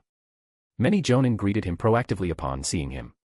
Kitazawa's current status and position now warranted the title of Lord. Kitazawa, Uchiha Fugaku, sitting in the front row, turned his head to look at him. Clan head Fugaku, Kitazawa walked forward and greeted him. Kitazawa, have the results of your ANBU recruitment come out yet? Fugaku forced a friendly smile. Many Uchiha ninja want to contribute to Konoha village. Please don't be like that. It's quite scary. Kitazawa suppressed his inner thoughts and said, it's not over yet, because there are many applicants this time, and it will take some time for the assessment. Many. Fugaku's heart tightened. Yes, Kitazawa nodded. There are some from all the major ninja clans. He didn't lie to Fugaku with that statement. Even the Uchiha clan and the Hyuga clan were so proactive, so the Ino, Shika, Cho and the Aburame clan naturally wouldn't want to fall behind. Then it certainly needs a thorough assessment. Uchiha Fugaku felt a rare flicker of annoyance. Why weren't these ninja clans so enthusiastic when Sarutobi Hiruzen was Hokage? Now they were all jumping out to compete with the Uchiha clan for spots. But Fugaku was still confident. After all, in terms of strength, the Uchiha clan was the largest ninja clan. 9 in the morning. Except for the Jonin on missions, all the Jonin of Konoha village had arrived. Kitazawa, Kakashi, Might Guy, and Kabuto sat in the third row. Actually, with his status as an ANBU commander and Ninja Academy vice principal, he was entitled to sit in the first row. However, he didn't care, sitting anywhere wouldn't affect him. The door was pushed open. Tsunade walked in. Behind her were the 2 Hokage advisors, Hamura Mitokado and Uchiha Koharu. Tsunade scanned the meeting room, her gaze lingering on Kitazawa for half a second longer. The kiss involuntarily flashed in her mind. Shikaku, begin the vote. Tsunade shook her head and said. Yes, Hokage-sama. Nara. Shikaku stood up and began distributing the special ballots. Is Lady Tsunade presiding over this Jonin vote? Kitazawa raised an eyebrow and asked. Kakashi paused at the question, also sensing something subtle. Logically, the Jonin vote to elect the next Hokage should be presided over by the previous Hokage, Sarutobi Hiruzen. For Tsunade, as one of the targets of the Jonin vote, to preside over it gave it a sense of predetermination. Kitazawa quickly received his ballot and pen. He picked up the pen and wrote Tsunade's name on it. In fact, one could also write other names, including one's own. Because according to Konoha village's rules, anyone could be voted for in the Jonin vote, as long as they received more than half of the votes, they could become Hokage. After writing the ballots, they walked up one by one in seating order and placed them in the ballot box. Hamura Mitokado and Uchiha Koharu were responsible for counting the votes. I will now announce the results. Nara. Shikaku took the final tally from Hamura Mitokado and said, Lady Tsunade received the most votes. An unsurprising result. No one showed even a hint of surprise. Tomorrow, we will hold the village's civilian vote, Tsunade stood up and said. Shikaku will be in charge, and the ANBU and various ninja clans will send people to maintain order. Yes, Hokage-sama, everyone replied in unison. Meeting adjourned. Tsunade waved her hand and left the meeting room without hesitation. Lady Tsunade is truly a woman of few words, Asuma said with a smile. If it were my old man, the meeting wouldn't end until noon. Aren't you afraid he'll get angry, speaking of the Hokage-sama like that? Kitazawa asked, patting him on the shoulder. Soon, he won't be Hokage anymore, so it's fine, Sarutobi Asuma said nonchalantly. A loving father and a filial son. Kitazawa chuckled in silence. I'm heading back to the academy, you all do as you please, Kakashi said as he stood up. Although it was Monday and he didn't have any classes, he was accustomed to spending his time at the Ninja Academy. Moreover, he still had to continue his research on lightning release, Kirin. After such a long period of experimentation, success was finally within reach. Kakashi, how about a youthful run? Might Guy said with a sparkling grin. Let's see who gets to the Ninja Academy first. No interest, Kakashi replied flatly, shaking his head. Asuma, Kitazawa began, this is my student, Kabuto. Senior Asuma, Kabuto greeted respectfully. I've heard your name, Asuma said with a smile. A very talented medical ninja, and skilled in wind release as well.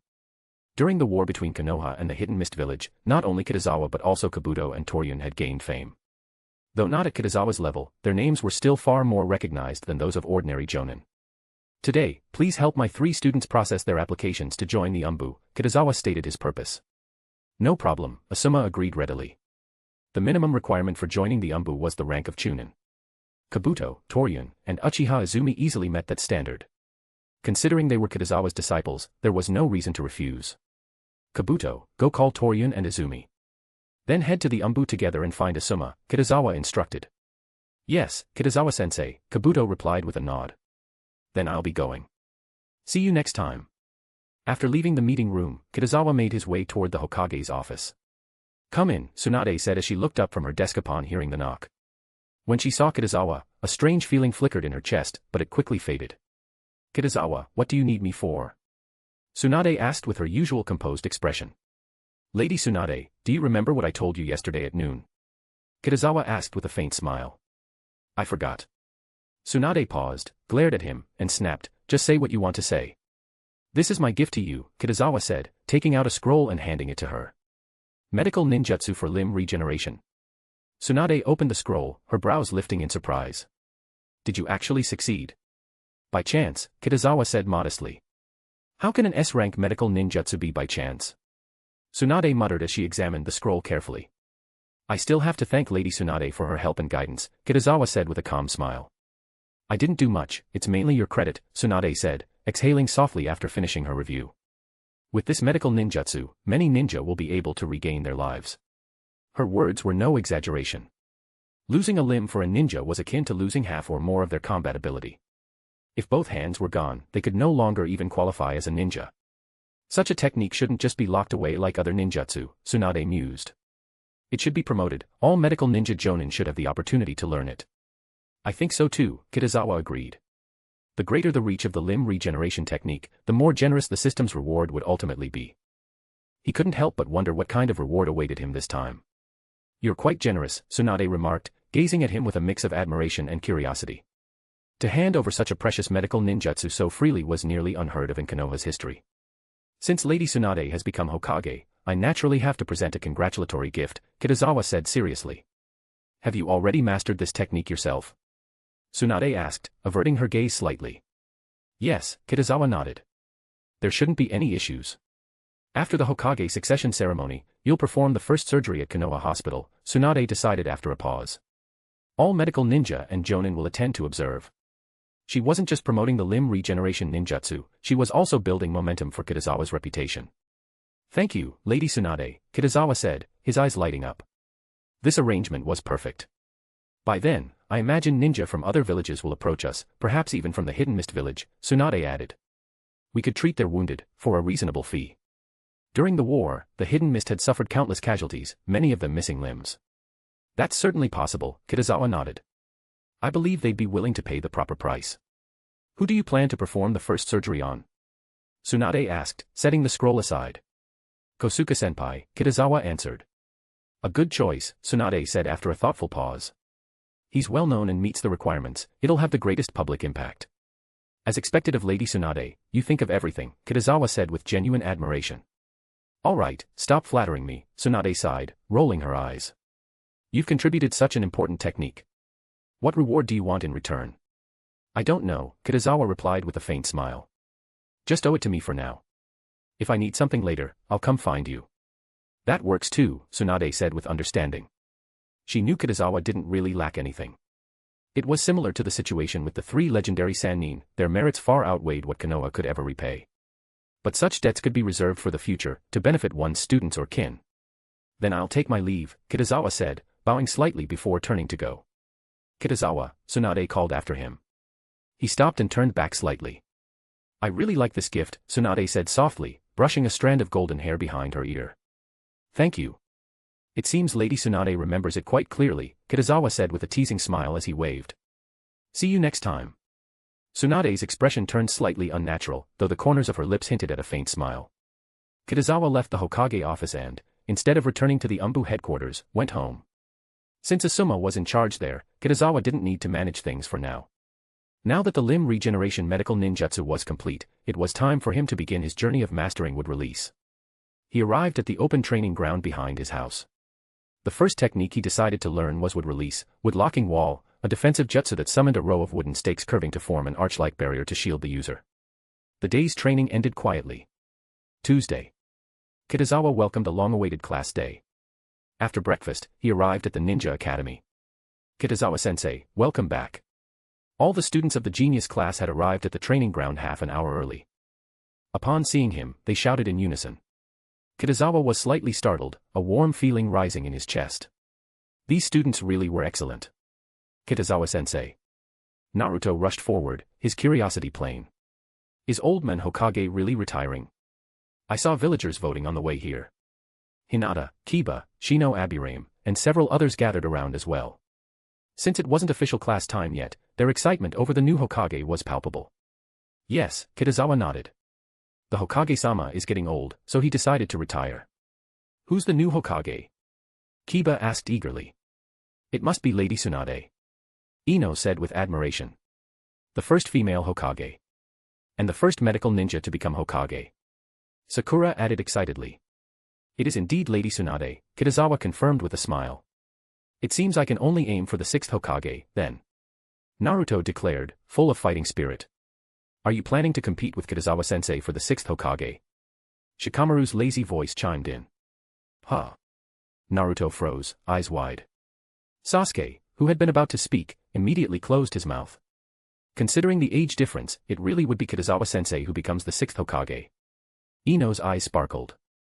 Then I'll be the Hokage student. What are you thinking? Kitazawa flicked her forehead lightly. No one can say what the future holds. With so many people jinxing him, who could stand it? Seventh Hokage is fine too. Naruto quickly corrected himself. His dream was to become Hokage, it didn't matter which number. Alright, enough nonsense. Back to training, Kitazawa said firmly before pausing. Kiba, come with me. Yes. Kiba replied enthusiastically. He was excited, Kitazawa had promised to teach him a new secret technique this week. Your Fong over Fong and War Stomp are both offensive techniques, but their power is limited, Kitazawa said, assessing him. I'll teach you a secret technique that complements Hellhound, it's called Fong Bullet.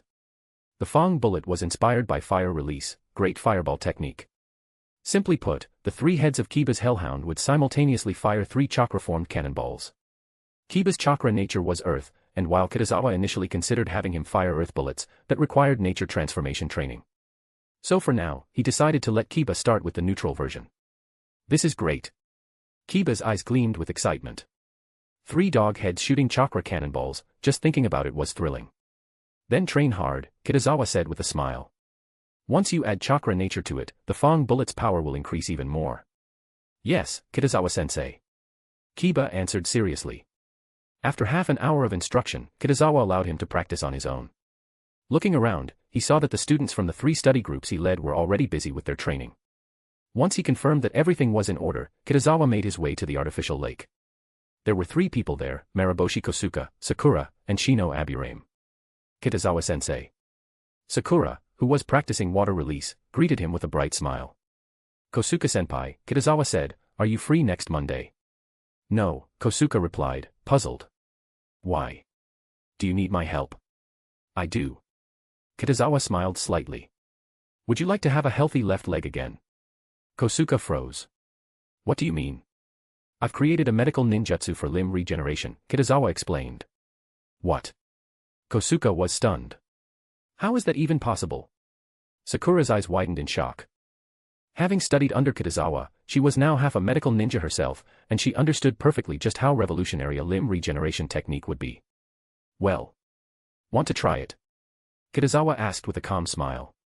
If you're willing, come to Konoha Hospital next Monday to find me. Of course I'm willing. Kosuke said, regaining his composure but still visibly trembling with excitement. No one who had lost a limb wouldn't wish for recovery, and he was no exception. Congratulations, Kosuke-sensei. Sakura said warmly. I never thought I'd ever be whole again, Kosuke murmured, voice heavy with emotion. Thank you, Kitazawa. It's nothing, Kitazawa replied with a gentle smile. This is what a medical ninja should do. After finishing his conversation with Kosuke, Kitazawa went to a quiet, uninhabited area to continue his wood-release training. Life soon returned to normal for him. The only difference now was that, besides teaching at the academy, he occasionally had to report to the ANBU as well. Time came to Saturday. Konoha village welcomed its liveliest day, for today was the Hokage inauguration ceremony. As for the village vote, the results had already been announced yesterday. Without any suspense, Tsunade won with an absolute majority. With all 3 procedures completed, she officially became the 5th Hokage. Early in the morning, the Konoha military police force and the ANBU were already busy. The Hokage inauguration ceremony was of great importance, it absolutely could not go wrong. The military police force was responsible for maintaining public order, while the ANBU oversaw security concerning ninja from other villages. After all, today was a grand occasion. In addition to Konoha's shinobi and villagers, the fire daimyo, nobles, and merchants from the land of fire were all in attendance. The crowd was mixed, and it was difficult to tell if foreign ninja had slipped in unnoticed. ANBU office. Kitazawa-sensei, Kabuto entered and reported, Jiraiya-sama has returned to the village. He's currently in the Hokage office. I understand. You can go back to your work, Kitazawa replied with a nod. After Kabuto left, Kitazawa made his way to the Hokage office. Tsunade, I'm very curious, Jiraiya said as soon as Kitazawa entered, what method did the old man use to make you agree to become Hokage? He knew Tsunade well. She had always resisted the title, especially after developing hemophobia, it had only deepened her resentment toward the position. Tsunade fell silent. Her decision to become Hokage had little to do with Hiruzen. If anything, Kitazawa bore most of the responsibility. She suddenly paused as the door creaked slightly. Through the small gap, she saw Kitazawa approaching. Come in, Tsunade called. Who? Jiraiya turned his head instinctively. Lady Tsunade, Kitazawa greeted respectfully. Jiraiya-sama. So, you're her student, Kitazawa, Jiraiya said with a sigh. I've heard your name even in the land of Earth. You already have Minato's demeanor. He's not like Minato, Tsunade interjected subconsciously. I'm talking about reputation, Jiraiya clarified with a grin. In terms of taking on students, you're almost catching up to me. What are you doing in the land of Earth? Tsunade asked, changing the subject. Gathering information, Jiraiya said with a cough. You still haven't answered my previous question. There's no answer, Tsunade replied flatly. If I want to be, I'll be. If I don't, I won't. Jiraiya chuckled. That's truly your personality. But you're very suitable to be Hokage. Since you've taken the position, do it well. He shared the same concern as Hiruzen, both feared Tsunade might run away. It should have been you who became Hokage, Tsunade said quietly. Now that Konoha has entered a new era, if you stayed. Sorry, Jiraiya interrupted. Konoha already has you. I still have my own mission. He was referring to his search for the child of prophecy. Disappointment flickered in Tsunade's eyes, but she said nothing more. She had already expected such a response. But it didn't matter. Konoha didn't truly lack a Jiraiya anymore. Kitazawa's presence filled the void in the village's high-level combat power. Old man. Jiraiya suddenly sensed something and turned around. Do you still remember how to come back? Hiruzen asked with mild irritation. Last time you left Konoha without saying a word. I haven't settled that with you yet. Tsunade became Hokage. Of course, I had to come back, Jiraiya said casually. On such a good day, it wouldn't be good for your health to get angry. Forget it, I'm too lazy to argue with you, Hiruzen muttered. Anyway, Tsunade is Hokage now, she'll have the headache. What's there to have a headache about? Tsunade said indifferently. Just pretend he doesn't exist. Jiraiya froze, unsure whether to laugh or panic. With Tsunade's temperament, he could only hope she was joking. The fire daimyo has arrived. Let's go, Hiruzen reminded. Tsunade nodded, donning the white Hokage robe custom-made for her. On its back were the words, 5th Hokage. She didn't wear the Hokage hat, instead handing it to Hiruzen. Together with Jiraiya and Kitazawa, they walked toward the rooftop. The plaza below was already packed with people. Even before Tsunade stepped forward, the sound of cheering filled the air. Her gaze lifted toward the Hokage Rock. 2 Hokage from the Senju clan were already carved there, and now it was her turn. As Tsunade stepped to the edge, the plaza erupted in thunderous applause and cheers. Her appointment was truly the will of the people. There were almost none in Konoha who opposed her.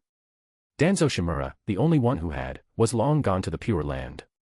I now announce that the 5th Hokage of Konoha village is Tsunade. The fire daimyo's voice echoed through the plaza. Konoha is entrusted to you, Tsunade, Hiruzen said as he handed her the Hokage hat.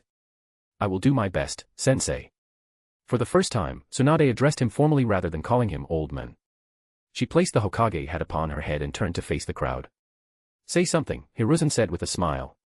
From this moment, he was officially retired, free of duty. I, Tsunade, the 5th Hokage. Tsunade raised her hand and clenched her fist high. The crowd's cheers surged like a tidal wave. Konoha village had ushered in a new beginning. This is a bonus chapter for reaching the top 20 rankings. I'll update another one tomorrow to celebrate making it into the top 10, *****. Show your support with Power Stones, guys. If we make it into the top 20 rankings at the week's end, I'll drop 2 bonus chapters as a thank you. Chapter 264, Kitazawa's Soaring Reputation. Monday. 2 days had passed since the Hokage inauguration ceremony. Because Tsunade had already taken office a week in advance, there were no major changes in Konoha village before or after the ceremony. As for new appointments, it would still take some time to make decisions. Jiraiya had once again left Konoha village, this time, together with the fire daimyo. It was a mission Tsunade had personally given him. Since he was leaving anyway, he might as well escort the fire daimyo as part of Konoha's diplomatic courtesy. 8:30 a.m. Kitazawa arrived at Konoha Hospital after breakfast. Kitazawa-sama, long time no see. You're truly amazing. Lord Kitazawa, your performance on the battlefield was simply a game changer. Kitazawa-sama, you're my goal now. I want to learn from you. You don't know, because of you and Lady Tsunade, many children now believe that medical ninjas have strong combat capabilities. The last medical ninja to speak was responsible for treating children.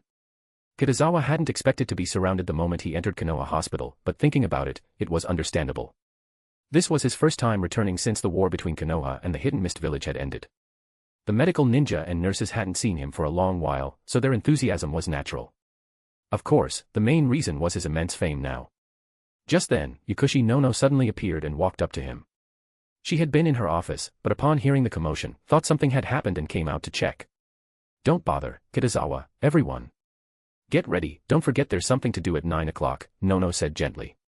She was referring to Kitazawa's surgery scheduled for 9 o'clock, which the others would observe. However, at this point, no one knew exactly what kind of procedure it would be. Lord Kitazawa, see you later. The medical ninja and nurses surrounding Kitazawa greeted him and left one after another. Kitazawa, you're really popular now, Nono smiled softly. Sometimes, too much fame is quite troublesome, Kitazawa replied with a shake of his head. If you came to Konoha Hospital more often, they wouldn't cling to you like this. Nono paused, then said with a hint of embarrassment, I forgot, you and Lady Tsunade are both very busy now. She had already heard from Kabuto that Kitazawa had become an ANBU commander. Coupled with his position as vice principal of the Ninja Academy, his schedule was filled, leaving little time to perform surgeries at the hospital. I'll be troubling you today, Nono-senpai. Kitazawa took out a ninjutsu scroll and handed it to her. Is this the medical ninjutsu for limb regeneration? Nono's eyes lit up as she eagerly unrolled the scroll. As a medical ninja, even she couldn't remain calm upon seeing a groundbreaking medical ninjutsu. Kitazawa nodded with a faint smile. Let's talk more in the office. Nono hummed in acknowledgement, but her gaze remained fixed on the scroll. The more she read, the more astonished she became. This medical ninjutsu for limb regeneration was simply too exquisite. After all, its core was derived from the S-rank medical forbidden technique, the body revival technique. Of course, Nono didn't know that. She would only assume it was Kitazawa's original creation. Your achievements in medical ninjutsu will not be inferior to Lady Tsunade's in the future, Nono said seriously after finishing the scroll. Then I'll have to keep working hard, Kitazawa chuckled. I know the gap between me and Lady Tsunade. Even if you can't compare to Lady Tsunade right now, you far surpass other medical ninja, Nono said, still in awe. Are you really letting us learn this medical ninjutsu for limb regeneration? Normally, learning an S-rank ninjutsu required rendering great service to Konoha. The value of medical ninjutsu lies in saving lives, Kitazawa replied calmly. The more medical ninjas who master limb regeneration, the more Konoha's shinobi will benefit. That statement of yours is worth every medical ninja taking to heart, Nono said earnestly. It's not that exaggerated. Kitazawa waved his hand. This medical ninjutsu for limb regeneration is quite difficult. I estimate only medical Jonin will be able to learn it. I understand. Nono carefully rolled the scroll back up. It's a pity there's no way to lower the difficulty further, Kitazawa said with slight regret. It's already a miracle that such a ninjutsu could be created. Nono shook her head. You don't need to feel regret. Does Konoha have any research on cloning technology? Kitazawa suddenly asked. No, Nono replied immediately. Cloning technology involves human experimentation, it's strictly forbidden. Right, Kitazawa murmured thoughtfully. It seemed he would have to find Orochimaru for this cloning research. How come you? Nono began, then stopped mid-sentence as realization dawned on her face. The medical ninjutsu for limb regeneration does indeed pair well with cloning technology. The side effect of limb regeneration was a reduction in lifespan, since forcibly growing new organs consumed enormous chakra and part of the user's life force. But if cloning technology were used, it wouldn't be regeneration, it would be splicing, and there would be no loss of lifespan. You can mention this to Lady Tsunade, Nono suggested after a moment of thought. Konoha had once dabbled in human experimentation, root, for instance. But Nono believed that Kitazawa and Tsunade were not Danzo. They would exercise restraint. We'll see then. Kitazawa preferred to take what was readily available. Doing it himself was too troublesome, time-consuming, labor-intensive, and costly. Most importantly, even if he did create it, it might not be better than what was already available. After all, that was the masterpiece of the ninja world scientist, Orochimaru. Kitazawa stroked his chin thoughtfully. From the original work, it seemed that Orochimaru had maintained contact with Danzo even after his defection. That arm of Danzo's was given by Orochimaru, it was made using cloning technology. It was a clone of Uchiha Shin's arm. Uchiha Shin was not actually an Uchiha, but he used the surname due to his excessive admiration for Uchiha Itachi. His physique was very special, he wouldn't reject any transplanted organ, so he became Orochimaru's primary cloning subject. Now, Uchiha Itachi had not yet defected. Was Orochimaru currently in the Akatsuki organization? Or in the Hidden Sound Village? Perhaps his exact location could be found through the former root ninja. When is Lady Tsunade coming? Nono glanced at the wall clock and asked. 9 o'clock. Kitazawa smiled and said, she's busy now as Hokage, and it's almost time, so let's go to the operating room first. All right then. Nono stood up and said, because there will be many onlookers, we specially converted a large operating room. Under her guidance, Kitazawa arrived at the rooftop. Strictly speaking, it should be called an open-air operating room. The rooftop was already packed with ninja, not only medical ninja but also Konoha's Jonin. Tsunade's order had been clear, all available Jonin were to attend. Therefore, Hyuga Hayashi, Uchiha Fugaku, Akimichi Choza, Kakashi, and others were all present.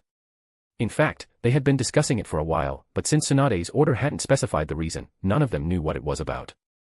Kitazawa's appearance immediately caught their attention, after all, he was Tsunade's student.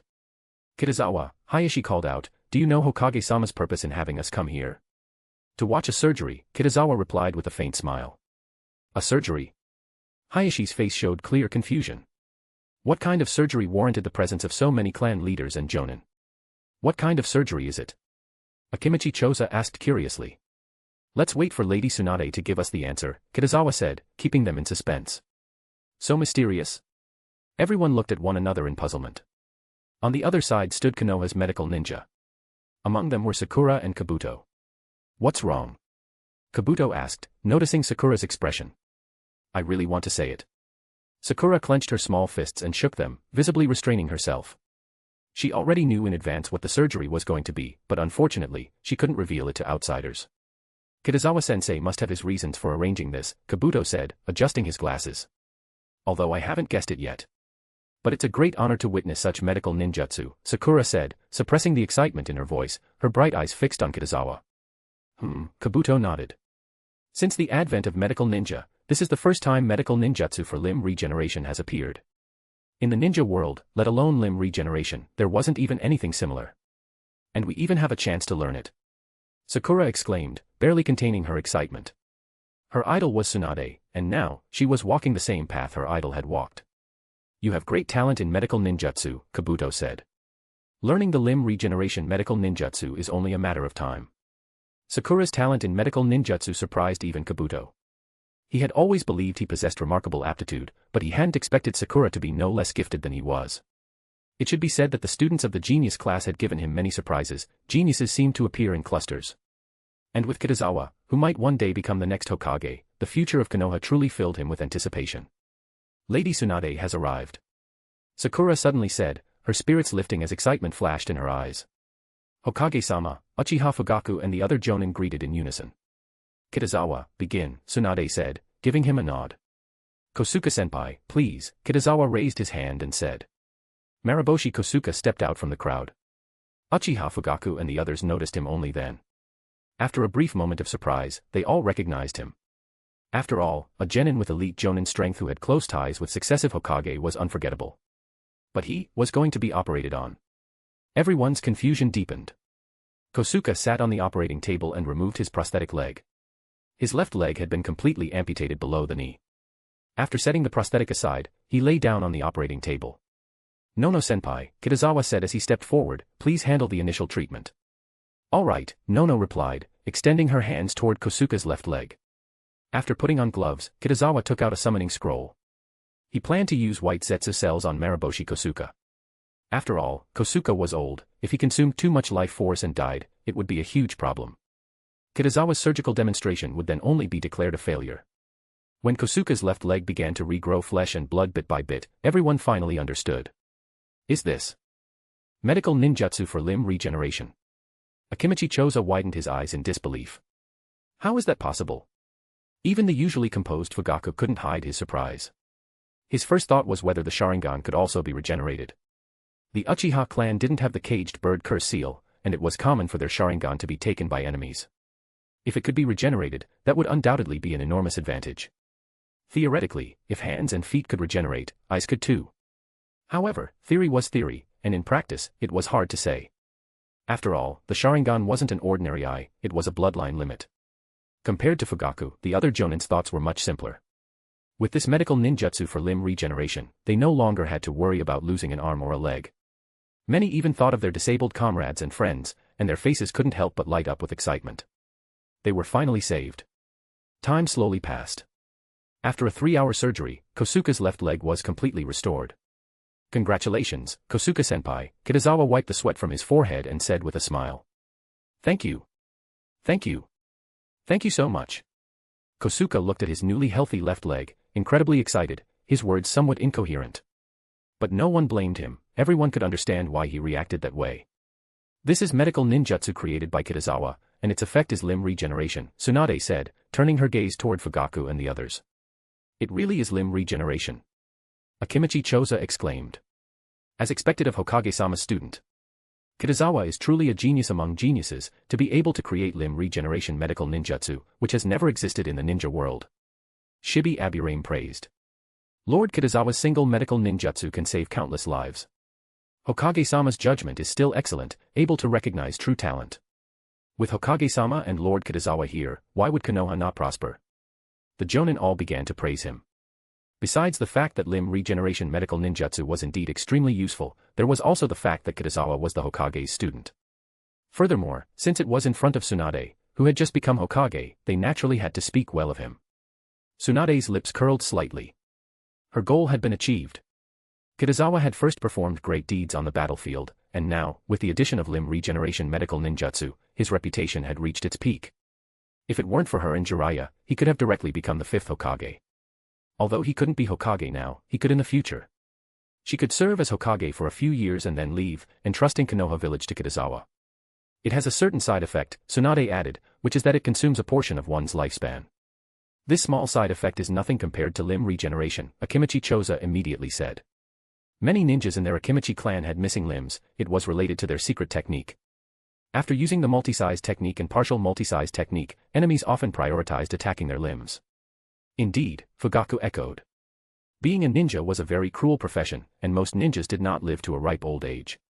They would die early anyway, rarely living past 40 or 50.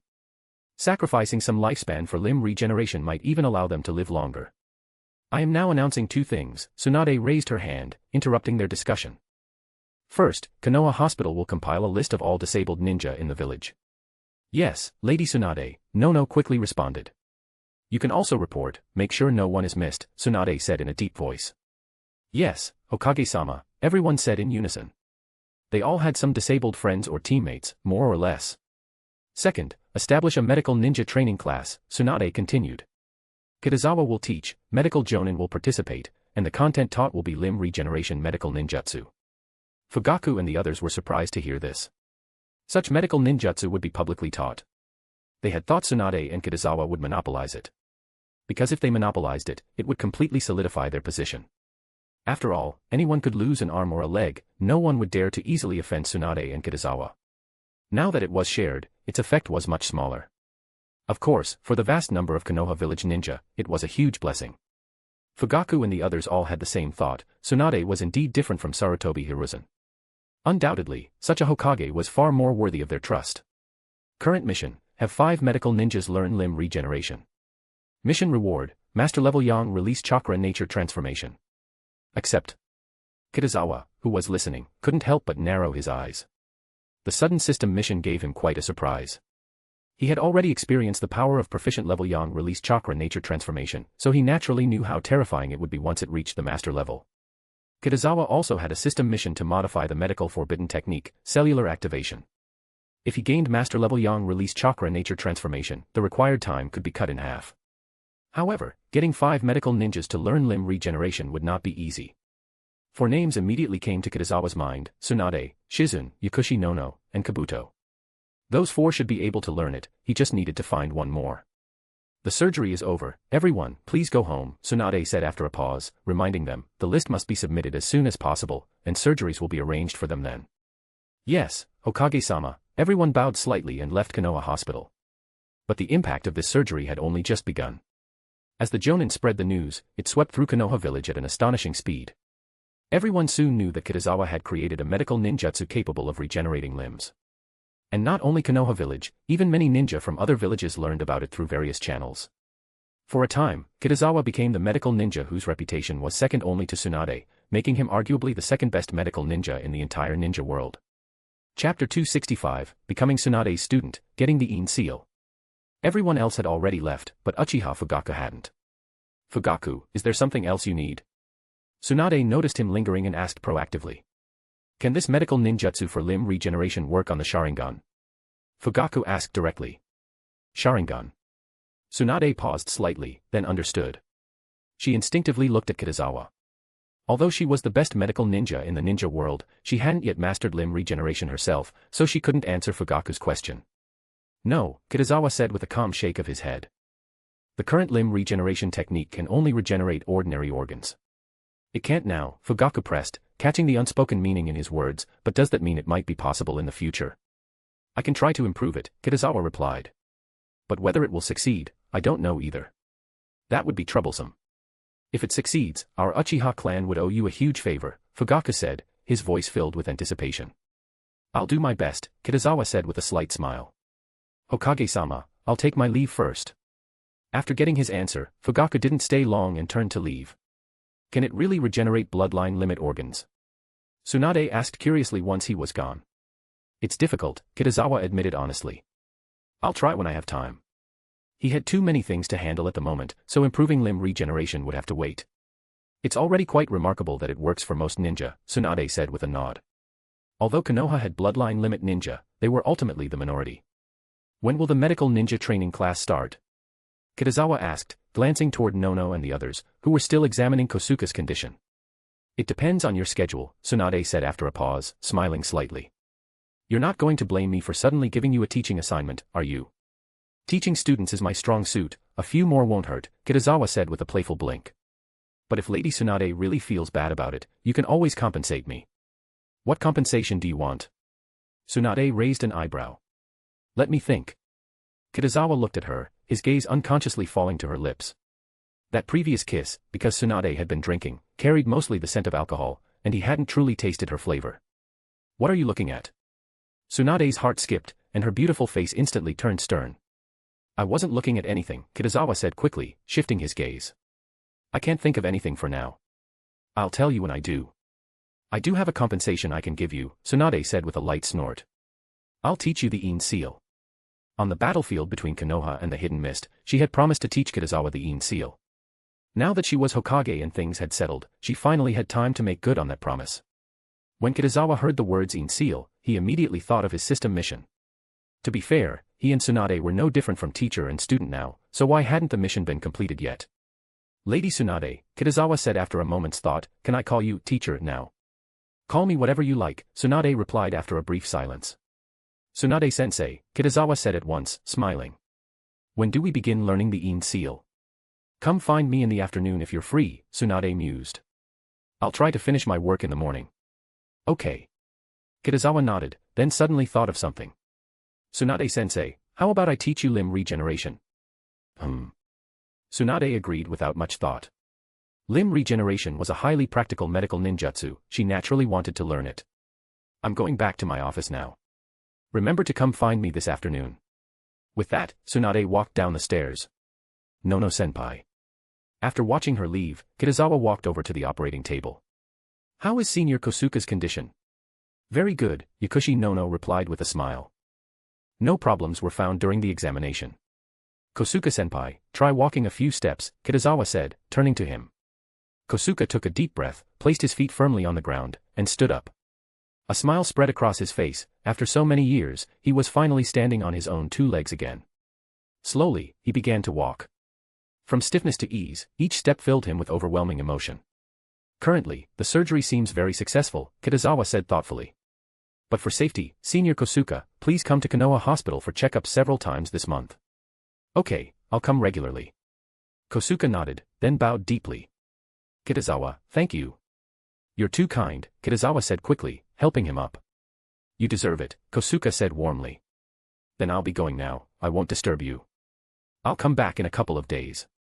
Senior Nono, Kitazawa said once Kosuka had left, what are your thoughts on the medical training class for limb regeneration?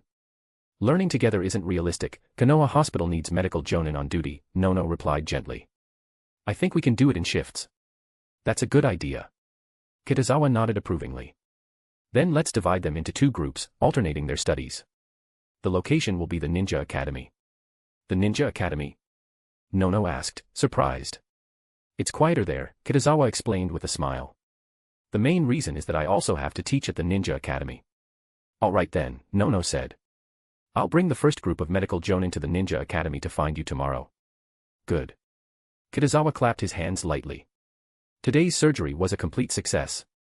Thank you all for watching, you can disperse now. Lord Kitazawa, goodbye. The medical ninja bowed and began to leave one after another. Sakura, you stay at the hospital to help, Kitazawa instructed, glancing at Sakura and Kabuto. Kabuto, come back to ANBU with me. Kabuto nodded, and together, they left Konoha Hospital. Current mission, before graduation, find a Jonin leader who is stronger in status and ability than Kakashi Hatake. Mission reward, rewards will be issued based on the squad leader. Host has completed the mission, rewards are being issued. Because the host's teacher is Tsunade, the Yin seal is rewarded. Kitazawa, walking down the road, instinctively stopped. Has it finally arrived? This system mission was definitely the one that had taken him the longest to complete. A large amount of information suddenly flooded into his mind, and Kitazawa felt his body undergoing subtle changes. The Yin seal was, at its core, a ninjutsu designed for storing chakra. Training the Yin seal was divided into two steps. The first was to create a reservoir on the forehead capable of storing chakra. The second was to compress one's chakra and inject it into the seal. Once the diamond-shaped mark formed on the forehead, the training was complete. Kitazawa already possessed Senju blood and had more than 6 units of chakra, he didn't even need daily accumulation. With the help of the system, he mastered the Yin seal in an instant. The Yin seal had two primary functions. One was to store chakra, theoretically, it could store an unlimited amount, as long as one continued to accumulate it. The second was to regulate chakra throughout the body, achieving a variety of effects, such as strengthening attack power, enhancing physical functions, maintaining youth, and more. But the Yin seal alone wasn't enough to become another Tsunade. The true key lay in ninja art creation rebirth, strength of 100 seal, an advanced application of the Yin seal. When activated, it could automatically heal any injury sustained. To what extent could it heal? Simply put, during the use of ninja art creation rebirth, strength of 100 seal, one was practically immortal. Its effect was overwhelmingly powerful. Kitazawa already possessed seal-less healing, and now, with creation rebirth, strength of 100 seal, his regenerative power rivaled that of Senju Hashirama himself. Teacher Kitazawa. Kabuto noticed him suddenly stop and looked at him in confusion. Keep going, Kitazawa said calmly. He tugged down his Konoha headband, covering the diamond-shaped mark formed by the Yin seal. Still, it was easily noticeable, he would have to add a sealing technique later. The Yin seal couldn't be exposed yet. If people knew he had mastered it immediately after Tsunade's lesson, it would be too shocking. The best approach was to pretend to be learning it gradually, and then reveal it later. Kitazawa and Kabuto soon returned to ANBU, not the office within the Hokage building, but the separate ANBU base next door. The base consisted of 2 buildings and a training ground. Lord Kitazawa, an ANBU ninja greeted, approaching. "I'm Gazaru, a squad leader of the ANBU." Kitazawa nodded slightly. Gazaru, she had even appeared in the original work. She wasn't just a squad leader but also one of Tsunade's Hokage guards. "Since this is your first time here, I'll take you to your office," Antelope said politely, gesturing forward. "This way, please." "Thank you," Kitazawa replied, following her upstairs. Before long, they arrived at a simple but functional office. "If you need anything, just call us," Gazaru said before turning to leave. "Kabuto, are you getting used to being in the ANBU?" Kitazawa asked, glancing around the room. "It's quite good," Kabuto replied evenly.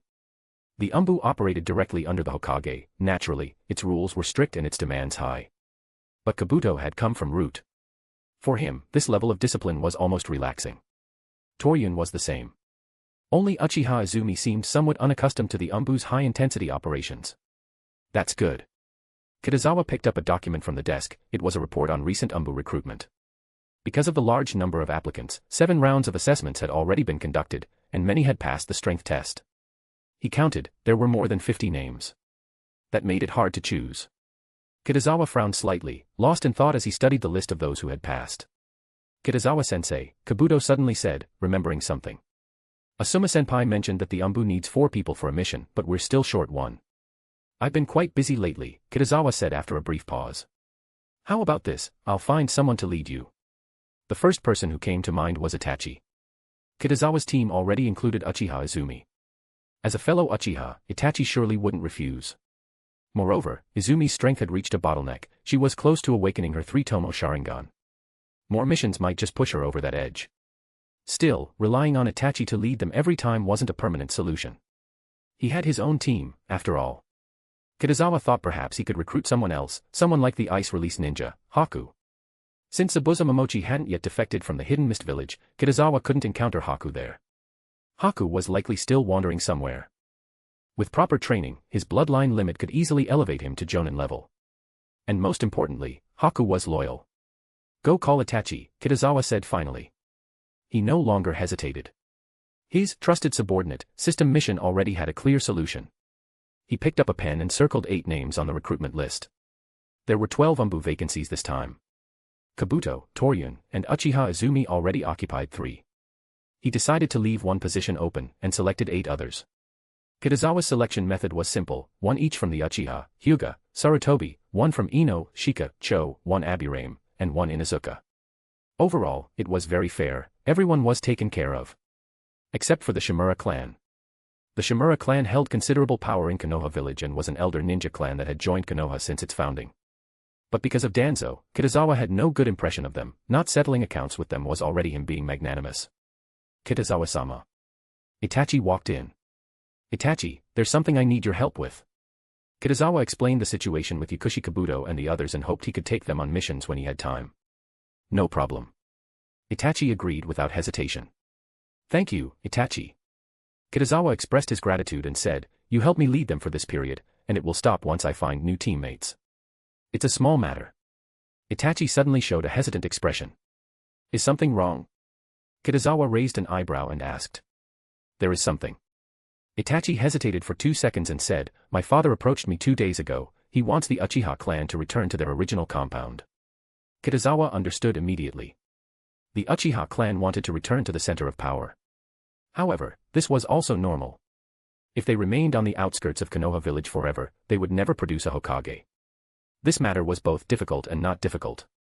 Now that Tsunade had just become Hokage, some appointments would change. If someone from the Uchiha clan could enter the Hokage's secretariat or the Hokage guard, their return to their original compound wouldn't be far off. As a future Hokage, balance the various forces of Konoha village. Current mission, help the Uchiha clan return to their original compound and gain their friendship. Mission reward, Izanagi. Do you accept? Kitazawa's eyes widened involuntarily. It was Izanagi. He had seen Izanagi many times during his battle with Danzo. As long as there were enough Sharingan, this was an invincible resurrection skill. And Kitazawa just happened to have Sharingan. He had plundered them from Danzo, a total of 4. Although Kitazawa didn't like to change his eyes, when it came to life and death situations, there was no need to be so particular. Izanagi could definitely be called a life-saving divine skill. The relocation of the Uchiha clan was an order given by the third Hokage-sama at a Jonin meeting. Kitazawa thought for a moment and said, now, if they want to move back, it also needs to pass through a Jonin meeting. It will be difficult for the Uchiha clan to get the support of so many Jonin. Itachi sighed inwardly and said, that is indeed a problem. Kitazawa already had an idea, but he didn't say it directly. After all, if something was too easy to accomplish, he wouldn't get the Uchiha clan's heartfelt gratitude. This matter still needs long-term planning. Kitazawa continued, although my teacher is the Hokage, she cannot act unilaterally. I will find a way to resolve this. Thank you, Kitazawa-sama. Itachi was stunned for a moment, then quickly expressed his gratitude. He hadn't expected Kitazawa to actually be willing to help their Uchiha clan.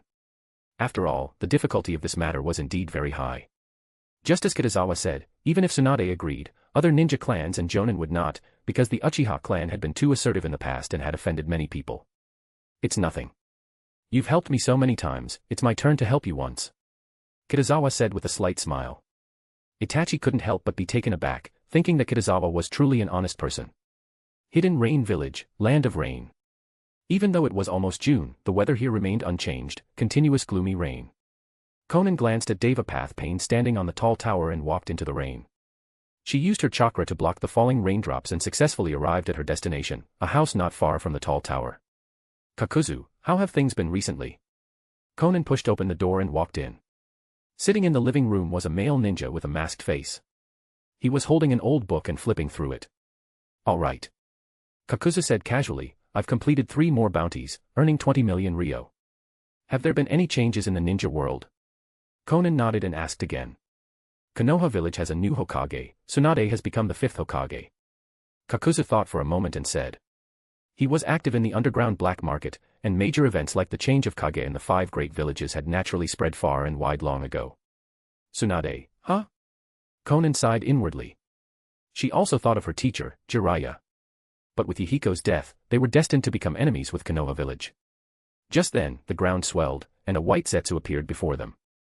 White Zetsu, do you have any new intelligence? Konan snapped out of her thoughts and asked.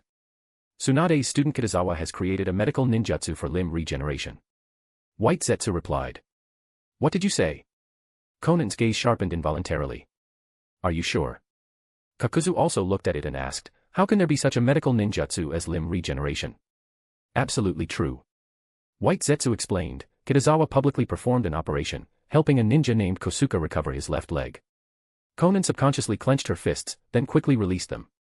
She stood rooted to the spot, lost in thought. Would limb regeneration be useful for Nagato? Years ago, they fell into Hanzo's trap, and Nagato's legs were crippled by an explosion. Afterward, seeing Yahiko's death, he summoned the Geto Mazo in a fit of rage, which resulted in a massive drain of his chakra and life force. Now, Nagato's legs were completely useless, and his body was emaciated. Konan felt she should make a trip to Konoha village. Coincidentally, she and Kitazawa had met once before. Chapter 266, New Mission, Senju Hashirama's Physique. After lunch, Kitazawa arrived at the Hokage building. He was about to walk in when he suddenly stopped and stepped back. Soon, he saw the window of the Hokage office exposed to the outside. Kitazawa leaped up and jumped onto it. He used to see Jiraiya always using the window, and today he finally got to experience it himself. After steadying himself, he looked toward the Hokage office. Shizen wasn't there, Tsunade was sprawled on the Hokage's desk, sound asleep. Kitazawa couldn't help but chuckle. He jumped down from the window and walked in, but he didn't wake Tsunade. Kitazawa sat on the sofa and rubbed his temples. He sorted through the things he needed to do recently and realized there was quite a lot. Besides learning wood release and teaching his students, he also had to teach Yukushi Nono and others how to regrow severed limbs.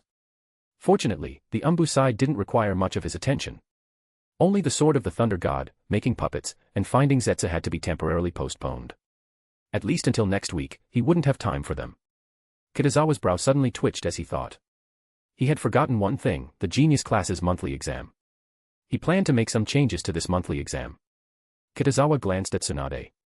She probably wouldn't wake up for a while. Kitazawa took out Medical Forbidden Technique, Cellular Activation and began to read it. After modifying Medical Forbidden Technique, Body Revival Technique, it was its turn. Time slowly passed. Tsunade woke up groggily. She instinctively sat up straight and stretched. Her flattened clothes regained their contours. She opened her eyes and saw Kitazawa sitting on the sofa, seriously reading a ninjutsu scroll. Tsunade was stunned. Putting everything else aside, Kitazawa was indeed handsome and fit her aesthetic. She instinctively shook her head. She had already made one mistake, how could she make a second? Kitazawa, when did you arrive? Tsunade yawned and asked. I didn't notice, maybe an hour or two. Kitazawa put away the ninjutsu scroll, looked at Tsunade, and couldn't help but smile. What are you laughing at? Tsunade felt confused. Kitazawa stood up and walked over to her. He raised his hand and reached toward her right cheek. You, what are you doing? Tsunade instinctively felt a hint of nervousness. It's all ink. Kitazawa lightly traced her cheek, then showed his finger to her, smiling as he spoke. Tsunade froze for a moment, then realized. She had been leaning on documents, so her face had gotten ink on it. Tsunade wiped her face a few times, only to find Kitazawa smiling even more broadly. Undoubtedly, her wiping had the opposite effect. Do you have a mirror? Tsunade couldn't help but kick him, asking. No. Kitazawa looked at her face, which resembled a little calico cat, and shook his head. You wipe it for me. Tsunade frowned, glared at him, turned her face, and presented her right cheek to him. Kitazawa extended his hand. Chakra converted into water nature, and a stream of water wrapped around his finger. Under his wiping, Tsunade's right cheek regained its pristine whiteness. Tsunade-sensei, you look even more beautiful and charming now than before. Kitazawa praised. His smiling face was reflected in Tsunade's eyes. She was momentarily dazed. Let's practice the Yin seal. Tsunade came back to her senses and said. She noticed that recently, she wasn't as natural when facing Kitazawa as she used to be. All right. Kitazawa nodded. Let's go to the sofa and talk. Tsunade stood up and said, the Yin seal is very complex, we'll be talking for a long time. Kitazawa sat on the opposite sofa, his gaze fixed on her. Tsunade was very casual. She leaned against the sofa, crossed her long legs, and her fair, bare feet swayed slightly. The Yin seal is an S-rank medical ninjutsu, but while it's called medical ninjutsu, it's actually a combination of medical ninjutsu and sealing technique. Tsunade began her explanation. For an S-rank ninjutsu, it's impossible to start by teaching hand signs. The normal process is to first explain the theory and key points. Kitazawa had already learned the Yin seal through the system, so listening to her explain these things was bound to be a bit boring. He stared at Tsunade, his gaze unconsciously drawn to her gravity-defying assets. Repeat what I just said. Tsunade narrowed her eyes, her tone laced with menace. Not paying attention in class, and looking around everywhere. If he didn't satisfy her, she was truly going to beat him up. Yes. Kitazawa said seriously. He repeated everything verbatim and even added his own understanding. Tsunade was astonished after listening. He had completely grasped what she taught in such a short time. She felt that Kitazawa's speed in learning sealing technique might even be faster than hers. Not bad. Tsunade didn't mind his gaze and continued to explain the Yin seal. The afternoon passed quickly. That's all for today. Tsunade stood up, looked at Kitazawa, and said, you really are bold. Tsunade-sensei, want to go to the casino? Kitazawa blinked and asked. He knew what Tsunade was referring to. But without boldness, where would hope come from? Tsunade wasn't Kurenai, she had long since sealed away her heart and love. If it weren't for the accidental kiss due to drinking not long ago, Kitazawa would have felt there was no chance. You're quite perceptive. Tsunade's attitude immediately changed upon hearing the word casino, and she said, you can also help me deal with Shizen. No problem. Kitazawa smiled and said, then we'll tell Shizen-senpai that we studied the Yin seal until late at night. Excellent, let's go. Tsunade's spirits lifted, and she walked outside. Kitazawa closed the door and quickly followed her. But after a few steps, she suddenly stopped. What's wrong? Kitazawa almost bumped into her. He glanced at her peachy rear and took half a step back. All my money is with Shizen. Tsunade turned to look at Kitazawa. Then I'll cover your losses. Kitazawa understood her meaning and offered proactively. What do you mean, losses? Tsunade rolled her eyes upon hearing that and said, you just need to lend me some capital, and I'll pay you back when I win. All right. Kitazawa twitched his lips. How do you manage to lose every time you gamble and still be so confident? I feel like I need to find a way to make some money. Otherwise, Tsunade will eventually squander it all. Kitazawa thought of the medical ninjutsu for limb regeneration. Ninja from his own village could receive it for free, but ninja from other villages would have to pay. And not just ninja, daimyo, nobles, and merchants were all his clients. As soon as they arrived at the casino, Tsunade's eyes lit up, and she became excited. She quickly walked toward the gambling table. But then she suddenly remembered she had no money. Tsunade grabbed Kitazawa, who was walking calmly, and pulled him in front of the table. She let go, but didn't withdraw her hand. Instead, she spread her fair palm and waved it in front of him. The meaning was self-evident. Here's 300,000 ryo to start. Kitazawa handed her a stack of money. That's enough. Watch me win it back for you. Tsunade said with great confidence. Kitazawa didn't believe a word of it. He sat beside her, watching her start gambling, and then, as expected, losing, and losing again. Again. Tsunade said with a gloomy expression. Kitazawa gave her another 300,000 ryo. He looked at her, thinking this could totally be a gambling addiction movie with her as the protagonist. The effect would definitely be good. Damn it. Tsunade clenched her fists, her face full of frustration. Here. Kitazawa became a heartless money-giving machine. Tsunade grabbed the money and continued to gamble. Night fell. Kitazawa calculated and found that Tsunade had already lost nearly 2 million ryo. Converted to ninja missions, that was the reward for 2 S-rank missions. Tsunade-sensei, are you still playing? Kitazawa glanced at the darkening sky outside the window and said, if we go back too late, Shizen-senpai will get suspicious. Tsunade stood up, unwilling, and walked outside. The streetlights on both sides of the road had already lit up. She took a few deep breaths, and her mood gradually calmed. The money I borrowed from you today, you keep track of it for now. Tsunade glanced at Kitazawa and said, I'll pay you back next time. No need to pay it back, Kitazawa said indifferently. As long as you had fun. Besides, the influence and value Tsunade brought him had already far exceeded 2 million ryo, for example, the ANBU commander position, the ANBU seal, and the ninja art creation rebirth, strength of 100 seal she would teach later. Tsunade was slightly startled. Having been managed by Shizen for so long, suddenly encountering Kitazawa, who let her spend money freely, she wasn't quite used to it. However, she felt that Kitazawa's motives were impure. After all, he was being very obvious. Tsunade could have confronted him directly, but for some reason, she couldn't bring herself to make that decision. Tsunade-sensei, I estimate Shizen-senpai and the others have already had dinner. Shall we go to an izakaya for a drink? Kitazawa asked again, not waiting for her reply. Tsunade instinctively wanted to agree, but then bit her lip and shook her head. No more drinking. Let's go eat at Ichiraku Ramen. That's really not like you, Kitazawa said, somewhat surprised. The 3 ninja prohibitions, abstain from alcohol, understand? Tsunade glared at him. Tsunade-sensei, no one would believe you if you said that. Kitazawa retorted. Huh. Tsunade stopped, instinctively leaned closer, and asked with a threatening look, what did you say? A beautiful face suddenly appeared right before Kitazawa. In his peripheral vision, he caught the rising and falling of fair, tender skin, and he was momentarily stunned. I mean, what Lady Tsunade says must be right, Kitazawa quickly corrected himself. Tsunade let out a soft hum, then realized they were too close and immediately took half a step back. If you're eating at Ichiraku Ramen, I recommend the chashu spare rib ramen, Kitazawa said with a smile. Do you often eat at Ichiraku Ramen? Tsunade asked as she walked. My house is right next to Ichiraku Ramen, Kitazawa explained. So I used to be a regular customer there. Your house? Tsunade was momentarily stunned. I forgot you're currently living at Kurenai's place, not your own. Kitazawa coughed twice. Speaking of which, he hadn't been home or opened his general store for a long time. However, he no longer needed to rely on the store to make money. With his status as an ANBU commander, Hokage's student, and vice principal of the Ninja Academy, making money was actually very easy.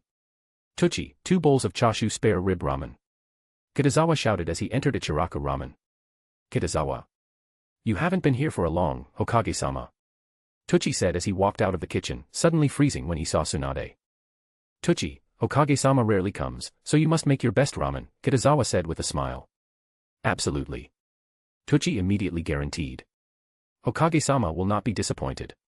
After speaking, he re-entered the kitchen, fully focused. You don't have to put so much pressure on him, Tsunade said casually. Pressure brings motivation, Kitazawa said, sitting beside her. Besides, Tuchi isn't afraid of a challenge, his goal is to make the best-tasting ramen in the ninja world. It seems you really know him well. Tsunade looked up at the menu on the wall and asked, why do you only recommend chashu spare rib ramen? Are the others not good? All the ramen Tuchi makes is good, Kitazawa paused. It's my personal preference. Naruto also likes chashu spare rib ramen the most. Naruto. Tsunade said thoughtfully. I saw his file at the old man's place before. He's quite obsessed with the Chiraku ramen. After all, Tochi is one of the few villagers who treated him normally, Kitazawa said, looking at her profile. Lady Tsunade, will you reveal Naruto's true identity? Are you referring to the nine-tailed Jinchuriki, or Minato's son? Tsunade asked, slightly startled. The identity of the nine-tailed Jinchuriki can be kept secret for now, but I think the identity of the fourth Hokage's son can be fully revealed. Kitazawa said slowly. As you know, Naruto's childhood was not happy, there's no reason for him to bear such a burden. Konoha village truly wronged him in this matter, Tsunade sighed. Minato Namikaze and Uzumaki Kushina sacrificed themselves to save Konoha village. But their son never received the treatment he deserved. Now that she was Hokage, such a situation could not continue. At the next Jonin meeting, I will announce this to the entire village, Tsunade mused. As expected of Lady Tsunade, you have more courage than the third Hokage, Kitazawa immediately praised. Aren't you afraid of the old man hearing that? Tsunade chuckled at his words. With you, what is there to fear? Kitazawa said nonchalantly. Tsunade subconsciously bit her lip. Kitazawa's words were truly becoming more and more outrageous. Lady Tsunade, I think we can also tell him about the Nine-Tails' existence first, Kitazawa said seriously. Let him know about the Nine-Tailed in advance and try to control its power. Is he ready now? Tsunade regained her composure, frowning slightly. I think we should wait a few more years, until after he graduates, before he tries to master the Nine-Tails' power. The greatest significance of the Nine-Tailed Jinchuriki's existence is to master the Nine-Tails' power to protect Konoha village. This had been the case for all previous Nine-Tailed Jinchuriki, and Uzumaki Naruto was no exception. The only problem was that Tsunade felt it was too early to start now, at least until he was 12. It's not necessarily about mastering the Nine-Tails' power right now, Kitazawa's tone shifted. I think we can cultivate a relationship first. With Naruto's personality, he can definitely become friends with the Nine-Tailed. Friends. Tsunade reacted quickly. Are you talking about a perfect Jinchuriki? An ordinary Jinchuriki forcibly borrows the tailed beast's power. A perfect Jinchuriki becomes friends with the tailed beast, understanding each other, and the tailed beast willingly lends its power to the Jinchuriki. Clearly, the latter would unleash infinitely greater power, even surpassing the tailed beast. Exactly, Kitazawa nodded. I believe Naruto has that ability. Tsunade fell into thought. If Uzumaki Naruto could become a perfect Jinchuriki, it would naturally be a joyous outcome. But she was afraid he might get hurt in the process. Tsunade's beautiful eyes shifted to Kitazawa. She suddenly smiled and said, all right then, I'll leave this matter to you. No problem, Kitazawa secretly breathed a sigh of relief. His system mission to tell Naruto about the Nine-Taileds' existence could finally be completed. If Naruto can truly become a perfect Jinchuriki, then you will have made a great contribution, Tsunade promised. You can ask me for a reward then. Anything. Kitazawa met her gaze and asked. Tsunade felt the burning intensity in his eyes. Her heart trembled, and she turned her head, saying, as long as Konoha has it. Mission from Hokage-sensei. Current mission, help Uzumaki Naruto become a perfect Jinchuriki. Mission reward, 20% of Senju Hashirama's physique. Accept. Kitazawa's eyes suddenly widened. Holy F*UK. Senju Hashirama's physique. What kind of outrageous mission reward was this? Kitazawa remembered that in the original work, Senju Hashirama said that Uzumaki Naruto, with half of the Nine-Tailed chakra, could barely compare to him. Even just 20% of Senju Hashirama's physique would far exceed 100% of an ordinary Senju clan bloodline. How many cards would that be? 100? 500? In any case, it was chakra that would be very difficult to deplete. Of course, a generous mission reward also implied the difficulty of the mission. In the original work, Uzumaki Naruto becoming a perfect Jinchuriki happened in the late stages, at least 9 or 10 years from now. However, due to Kitazawa's butterfly effect, it definitely wouldn't take that long this time. In short, this system mission definitely had to be accepted. At the same time, Kitazawa also confirmed his guess, with the system, he would one day surpass Senju Hashirama. Chashu spare rib ramen, coming right up. Tochi suddenly appeared, interrupting their conversation. Thank you, Tsunade said, taking the chashu spare rib ramen. Hokage-sama, please enjoy, and feel free to give any feedback, Tochi said with a beaming smile. I will, Tsunade picked up her chopsticks. Kitazawa, this is yours, Tochi placed the second bowl of chashu spare rib ramen in front of Kitazawa. Thank you, Kitazawa said, taking a deep breath. The aroma hasn't changed at all. Of course, Tochi said with a smile. You haven't been around for a while, though. I'll definitely come when I have time. Kitazawa glanced at Tsunade, she was already slurping her ramen. But you're a Konoha hero now, so it's normal for you to be busy. Tucci paused. If you want ramen, you can tell me in advance, and I'll have IM deliver it to you. No need for such trouble. Kitazawa shook his head, refusing. Ichiraku Ramen was very busy, and Tucci and IM were already overwhelmed. Having IM deliver ramen to him would only add to Tucci's burden. Your relationship is truly good, Tsunade said with a slight curl of her lips. We've been neighbors for many years, Tucci said with a sigh. Kitazawa has also helped me a lot. Then tell me about his past. Tsunade took a sip of ramen broth. Wait. Kitazawa's expression changed slightly. How did the topic suddenly turn to me? I'm your teacher. Is there a problem with me understanding your past? Tsunade asked playfully. I think you just want to know my embarrassing past. Kitazawa twitched his lips. Embarrassing past. That term sounds quite fitting. Tsunade became interested and said directly. Tucci, tell me more about his embarrassing past. Kitazawa was speechless. Gossip was indeed human nature, even Tsunade couldn't avoid it. Haha. Tucci laughed twice. No problem. This is a bonus chapter for reaching the top 10 rankings. Show your support with Power Stones, guys. If we make it into the top 20 rankings at the week's end, I'll drop 2 bonus chapters as a thank you. Chapter 267, Uzumaki Naruto, son of the 4th Hokage. Tuesday. When the Genius class students arrived at the Ninja Academy's training ground, they found a group of uninvited guests. Why are there so many medical ninjas? Kiba asked, looking puzzled. Are they here to give us a physical examination? Naruto's eyes widened as he said with resistance, I don't want any shots. If you're afraid of shots, how can you become Hokage? Sasuke said coolly, hands in his pockets. I'm not scared. Naruto immediately retorted stubbornly. I'm super strong, I don't need any shots. Sasuke's mouth twitched. He really couldn't refute that statement. Naruto's body was much stronger than his, no, to be more precise, it was practically inhuman. It has nothing to do with us, Sakura stated the truth. They're all here to see Kitazawa-sensei. Is Kitazawa-sensei sick? Naruto's expression immediately changed as he asked. Use a little of your brain, Shikamaru grumbled. What kind of illness requires so many medical ninja? And Kitazawa-sensei is a medical ninja himself. Oh, right, Shikamaru's right. Naruto scratched his head and said. You definitely won't guess, Sakura smiled mysteriously. They're here to attend Kitazawa-sensei's class, just like us. Class. Naruto, Inuzuka Kiba, and the others all showed surprised expressions. Could it be related to limb regeneration? Shikamaru asked thoughtfully. You're good at everything except being too smart, it really takes away from my sense of accomplishment, Sakura pouted. That's not difficult, Shikamaru explained. Kitazawa-sensei's limb regeneration technique has become widely known throughout Konoha village these past 2 days. Indeed, Yakumo chimed in. Yesterday after school, I went sketching on the easternmost side of Konoha village, and I heard people discussing it the whole way. As expected of Kitazawa-sensei. Naruto said with admiration. I want to create a ninjutsu that the whole village will talk about, too. Don't even think about it, it's impossible, Sasuke snorted lightly. Creating miracles is what youth is all about. Naruto gave a thumbs up. I can definitely do it. This is youth. Rock Lee said excitedly. Naruto, I support you. Stop, stop, stop. Ten crossed her arms. Let's skip this topic. She was afraid that Naruto and Rock Lee would get too excited and start crying in each other's arms again. Kitazawa-sensei is here. Hinata, who had been quiet, suddenly spoke.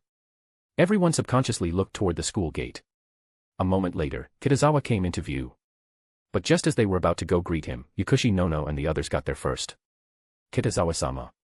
A group of medical ninjas surrounded him. Sorry to keep you waiting. You'll have class in the Genius class classroom today. Kitazawa thought for a moment.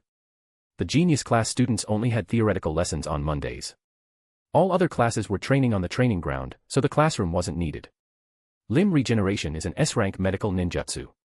His plan was to teach theory for a week, and then let Yakushi Nono and the others start hands-on learning. You all go ahead, I'll be there shortly. Kitazawa needed to greet the Genius class students. Follow me, Yakushi Nono took the lead. Kitazawa-sensei. As soon as they left, Naruto and the others ran over. Good morning. Kitazawa greeted them with a smile and casually reached out to pat Hinata's head. She had been quick-witted and managed to get the closest spot to him. Kitazawa-sensei, will you continue to teach us?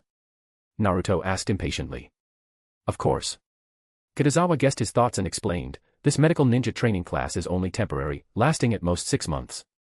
As long as one medical Jonin learned the limb regeneration ninjutsu, he could confidently be a hands-off manager. That's good. Naruto breathed a sigh of relief. The others also felt relieved. They had grown accustomed to the feeling of their strength rapidly improving under Kitazawa, and they didn't want a different teacher.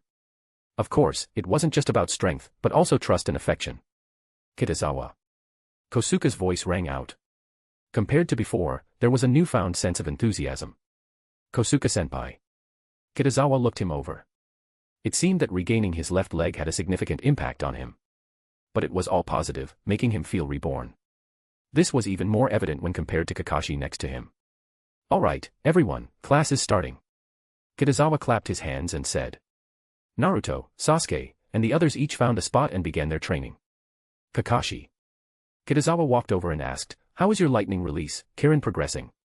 It's going quite smoothly. Kakashi thought for a moment and said, it should be completed this week. Congratulations, Kitazawa said with a smile. S-rank lightning release ninjutsu are truly rare in the entire ninja world. It's thanks to you, Kakashi said with a calm expression. I didn't do anything, I just said a few words. Kitazawa patted his shoulder and said, don't be so modest. Kakashi was slightly startled. He looked at Kitazawa's gesture and felt a long-lost emotion. I'll be teaching in the genius classroom. If you need anything, come find me. After telling him this, Kitazawa went to the genius classroom. Yakushi Nono and the others had already found their seats and were waiting. There were also a few bored medical ninjas flipping through the genius class textbooks. Kitazawa-sama. Upon noticing Kitazawa, they immediately sat up straight. Class is starting now. Kitazawa smiled and walked to the podium. It was quite subtle that, apart from Kabuto, all the students were older than him. It was now noon. According to the Ninja Academy schedule, Kitazawa gave them a lunch break. After leaving the classroom, he went to the training ground. The genius class students also entered their lunch break. At this time, they were sitting in twos and threes, eating lunch. The liveliest group was Naruto, Hinata, Yakumo Kurama, Rock Lee, and others. The original 12 genin, plus Yakumo, Karen, and Inuzuka Hana, a total of 15 people, gathered together. Kitazawa-sensei, come sit. Ino saw him and immediately called out. Naruto, come find me after you finish eating. Kitazawa walked over and sat between Ino Yamanaka and Hyuga Hinata. Are you going to teach me a new ninjutsu? Naruto's eyes lit up as he asked. Of course not. Kitazawa shook his head and retorted, you haven't even mastered your current wind release ninjutsu, why would you learn a new one? Then what is it? Naruto asked curiously. I'll tell you after we eat. What Kitazawa wanted to talk about was naturally the Nine Tails. But the existence of the Nine Tails was not suitable for others to know. Kitazawa-sensei. Hinata handed him a bento box. Kitazawa glanced at it. The presentation was exquisite, it was clearly made by Hinata herself. Thank you. Kitazawa gave her a smile. Hinata immediately happily picked up another bento box. I'm full. Naruto was the first to finish lunch. Let's go then. After Kitazawa had eaten enough, he closed his bento box. Seeing this, Hinata took it from him. Kitazawa patted her head, stood up, and went to a nearby tree. Kitazawa-sensei, what do you want to tell me? Naruto asked proactively. Do you know the Six-Path Sage? Kitazawa pondered for a moment and asked. We learned in class that legend says he is the ancestor of us ninja, who passed down chakra and ninjutsu. Naruto immediately replied. Correct. Kitazawa nodded and added, what the books don't mention is that he had 9 extremely powerful summoned beasts, which we call tailed beasts. Tailed beasts. Naruto thought for a moment. This is the first I've heard of them. Are they very powerful? It's not a question of whether they're powerful or not, Kitazawa replied. For us, ninja, tailed beasts are unconquerable beings. Even the Hokage can't defeat them. Naruto asked, shocked. Hokage-sama can defeat them, especially first Hokage Hashirama Senju. Kitazawa then asked, do you remember the battle of the End Valley I talked about in class? That was the battle between first Hokage-sama and Uchiha Madara. Naruto nodded and said. But actually, there weren't just the two of them at that time, there was also the most powerful ninth-tailed beast, the Nine Tails, Kitazawa explained. Uchiha Madara controlled the Nine Tails and engaged in a great battle with first Hokage-sama, but he was utterly defeated. First Hokage-sama is so powerful. Naruto exclaimed. That's why first Hokage-sama is called the god of shinobi. Kitazawa paused, then asked, do you know where the Nine Tails went? I don't know. Naruto's eyes suddenly lit up. Is it in our Konoha? You guessed it right. Here's a candy for you, Kitazawa said, casually handing him a candy. Then where is the nine tails? Can I see it? Naruto asked with great interest. Inside you, Kitazawa replied. Huh. Naruto was stunned by the words and asked in confusion, what does inside me mean? Do you know why you're not afraid of genjutsu? Kitazawa explained. That's because the nine tails inside you helps you break free from genjutsu. But. Naruto was at a loss for words for a moment. Kitazawa said nothing more, quietly waiting for him to digest the news. Why is the nine tails inside me? After several minutes, Naruto asked in confusion. Your parents put it there, Kitazawa said truthfully. What? Naruto immediately became agitated. Kitazawa-sensei, do you know who my parents are? He had asked Sarutobi Hiruzen, but Sarutobi always brushed him off with various excuses. I can tell you, Kitazawa paused, then said, but you'll have to keep it a secret for a while and not tell anyone else. Tsunade would only announce Naruto's identity at the next Jonin meeting. Leaking it now would not be good, rumors might fly. Okay. Naruto stared at him with anticipation. Minato Namikaze, Kitazawa said slowly. That name sounds so familiar. Naruto was stunned for a moment, scratched his head, and said. Fourth Hokage-sama, Kitazawa reminded him. What? Naruto's pupils dilated, and he froze in place, muttering, I'm fourth Hokage-sama's son. Your mother's name is Uzumaki Kushina, Kitazawa continued. That's why your surname is Uzumaki. That's great. Naruto suddenly said happily. My parents are Konoha heroes. He had been disliked since he was a child. He had thought about this many times. Among the reasons he thought of was because of his parents. Coupled with Sarutobi Hiruzen's evasiveness, he truly believed he had found the reason. His parents had wronged Konoha village. But now it seemed that was not the case. Then why do they all call me a monster? After asking, Naruto suddenly had a flash of insight. Is it because of the nine tails? He had heard Sarutobi Hiruzen tell the story of Minato Namikaze. It was because of the nine-tailed rampage that he died. Now the nine tails was inside him. Naruto vaguely understood the whole story. Kitazawa thought for a moment and said, this matter should be blamed on Danzo. He stirred up trouble, making the villagers mistakenly believe you were the nine tails incarnation. He then proceeded to tell Naruto about the various evil deeds committed by Shimura Danzo. How hateful. Naruto's face flushed with anger upon hearing this. Because of Danzo, he had been misunderstood for so many years, and he had only now learned who his parents were. Kitazawa reached out and patted his shoulder. At this point, making Danzo take the blame was the only way. Sarutobi Hiruzen had already retired, there was no need to drag him out again. And most importantly, Naruto had a good relationship with him. Exposing it would only make Naruto feel worse. Danzo was already dead and could not refute it. It truly echoed the saying that sometimes the dead are more useful than the living. Now that Danzo is dead, Tsunade-sensei has decided to reveal your true identity, which, if nothing unexpected happens, will be next week, Kitazawa said in a deep voice. Naruto, no one will treat you like before anymore. Naruto was overwhelmed by a flood of information, feeling a mix of complex emotions and a blank mind. I know you can't accept it in a short time, Kitazawa looked at him and said, take your lunch break first, and tomorrow we'll talk about the nine tails. Naruto subconsciously nodded and walked absent-mindedly towards Sasuke and the others. Naruto, what's wrong? Sasuke was the first to notice his abnormality. I'm fine, Naruto shook his head. If you don't want to talk, then don't. Sasuke pouted. He rarely cared, but he got a perfunctory response from Naruto. Why do you look so down? Kiba slung an arm around his shoulder and said with a smile, this isn't like you. Yeah, Akimichi Choji added, we're all friends. If you have any problems, tell us and we'll help you solve them. Don't worry, it should be fine, Shikamaru looked him over twice and said. Kitazawa-sensei called him over, nothing serious would happen. Naruto snapped out of it, looked at everyone, very touched, and immediately said, I'm really fine.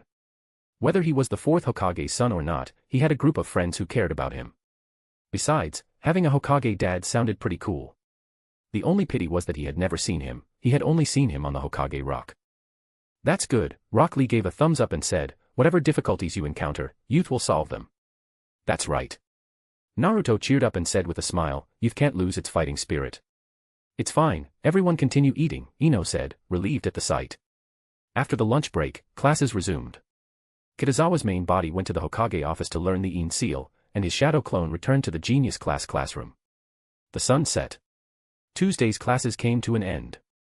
Kitazawa returned to the Ninja Academy and dispelled his shadow clone. Goodbye, Kitazawa-sama. The medical ninja of Konoha Hospital left one after another. Kitazawa-sensei. Naruto stood at the door, waving excitedly. Kitazawa raised an eyebrow. After all, he was a child, emotions came and went quickly. Kitazawa-sensei, tell me about the nine tails inside me. Naruto asked impatiently. After the six-path sage died, the nine tails became a wild summoned beast, until it was controlled by Uchiha Madara. Kitazawa smiled and said. After it was defeated by first Hokage-sama, it was sealed. Sounds a bit tragic. Naruto was stunned for a moment. He had originally thought this most powerful tailed beast would have some earth-shattering deeds, but that was it. The place where the nine tails was sealed is inside you. Kitazawa paused and said. You are the third person to carry the nine-tailed, the previous one was your mother, Uzumaki Kushina. I see. Naruto's face showed a sudden realization. He had been quite resistant at first, but once he heard that his mother had also been like this, it wasn't so difficult for him to accept. After all, it was like a son inheriting his mother's legacy. In a sense, it was also the only connection between him and his mother in this world. Although the nine tails caused trouble a few times, it was never of its own volition. Kitazawa looked at him and said. If you can, you might even become friends with it. Friends. Naruto remembered the nine tails repeatedly breaking him out of genjutsu. That doesn't sound bad. And if you get familiar with it, you can borrow its power, Kitazawa said with a smile. Perhaps with its help, you can become the strongest Hokage in history. Really? Naruto's eyes widened. His dream was to become Hokage, and a Hokage who surpassed all previous Hokage. But wasn't the nine tails defeated by first Hokage-sama? Naruto suddenly thought of something and asked skeptically, how could it possibly help me become the strongest Hokage? The next second, he felt his body shake. Red chakra surged out, shimmering in front of him. Chapter 268, A New Exam Method. Conan seeks medical treatment. What is this? Naruto looked at the red chakra in front of him and asked subconsciously. This is the nine tails chakra, Kitazawa explained. Although it's sealed inside you, it can hear our conversation. Ah. Naruto immediately said, embarrassed. Sorry, I didn't mean to say you couldn't beat the first Hokage-sama. His words caused the red chakra's flickering frequency to suddenly increase, dancing wildly in the air. Naruto scratched his head, subconsciously looking at Kitazawa. Why is it still so agitated after I apologized? Kitazawa couldn't help but laugh. But just as he was about to speak, he saw the red chakra retract. He raised an eyebrow, probably guessing the reason. Minato Namikaze had left a gap when sealing the nine tails. Logically, this gap shouldn't have allowed so much chakra to surge out unless Naruto agreed. But the nine tails had forcefully broken through after hearing that it was inferior to Senju Hashirama, which was why such a large amount of red chakra appeared. What's going on? Naruto asked blankly. Did it accept my apology? I'll take you to see it. Kitazawa reached out and placed his hand on Naruto's forehead. The nine tails was sealed within Naruto's body. To enter the sealing space, one could only be a spiritual body. Spiritual bodies involved in release. Kitazawa now possessed the three-tomo Sharingan and was a genjutsu ninja, so letting Naruto enter the sealing space wasn't a big problem. Naruto only felt his vision blur and the surroundings darken. He subconsciously closed his eyes and then opened them. A massive cage appeared before his eyes. Human. A voice filled with hatred rang out. Endless chakra transformed into a chilling gale that blew towards him. But none of this chakra could break through the cage. A deafening sound rang out as a huge red head slammed into the cage. The nine tails bared its fangs and glared at him, its huge teeth gleaming coldly. Behind it, nine tails floated in the air like tentacles. Naruto subconsciously took half a step back. His first thought was how big the nine tails was, and then how fierce it was. How powerful must the first Hokage-sama have been to defeat such a tailed beast? Naruto was momentarily distracted. Human, I'm going to kill you. The nine tails berserk aura filled the entire sealing space. Why do you want to kill me? Naruto asked, confused. If I kill you, I'll regain my freedom. When the nine-tailed fox mentioned freedom, the killing intent in its eyes became even more evident. No, I can't die. Naruto shook his head and said. I still want to become the strongest Hokage. Strongest Hokage. The nine tails aura paused, and it said disdainfully, you're simply impossible.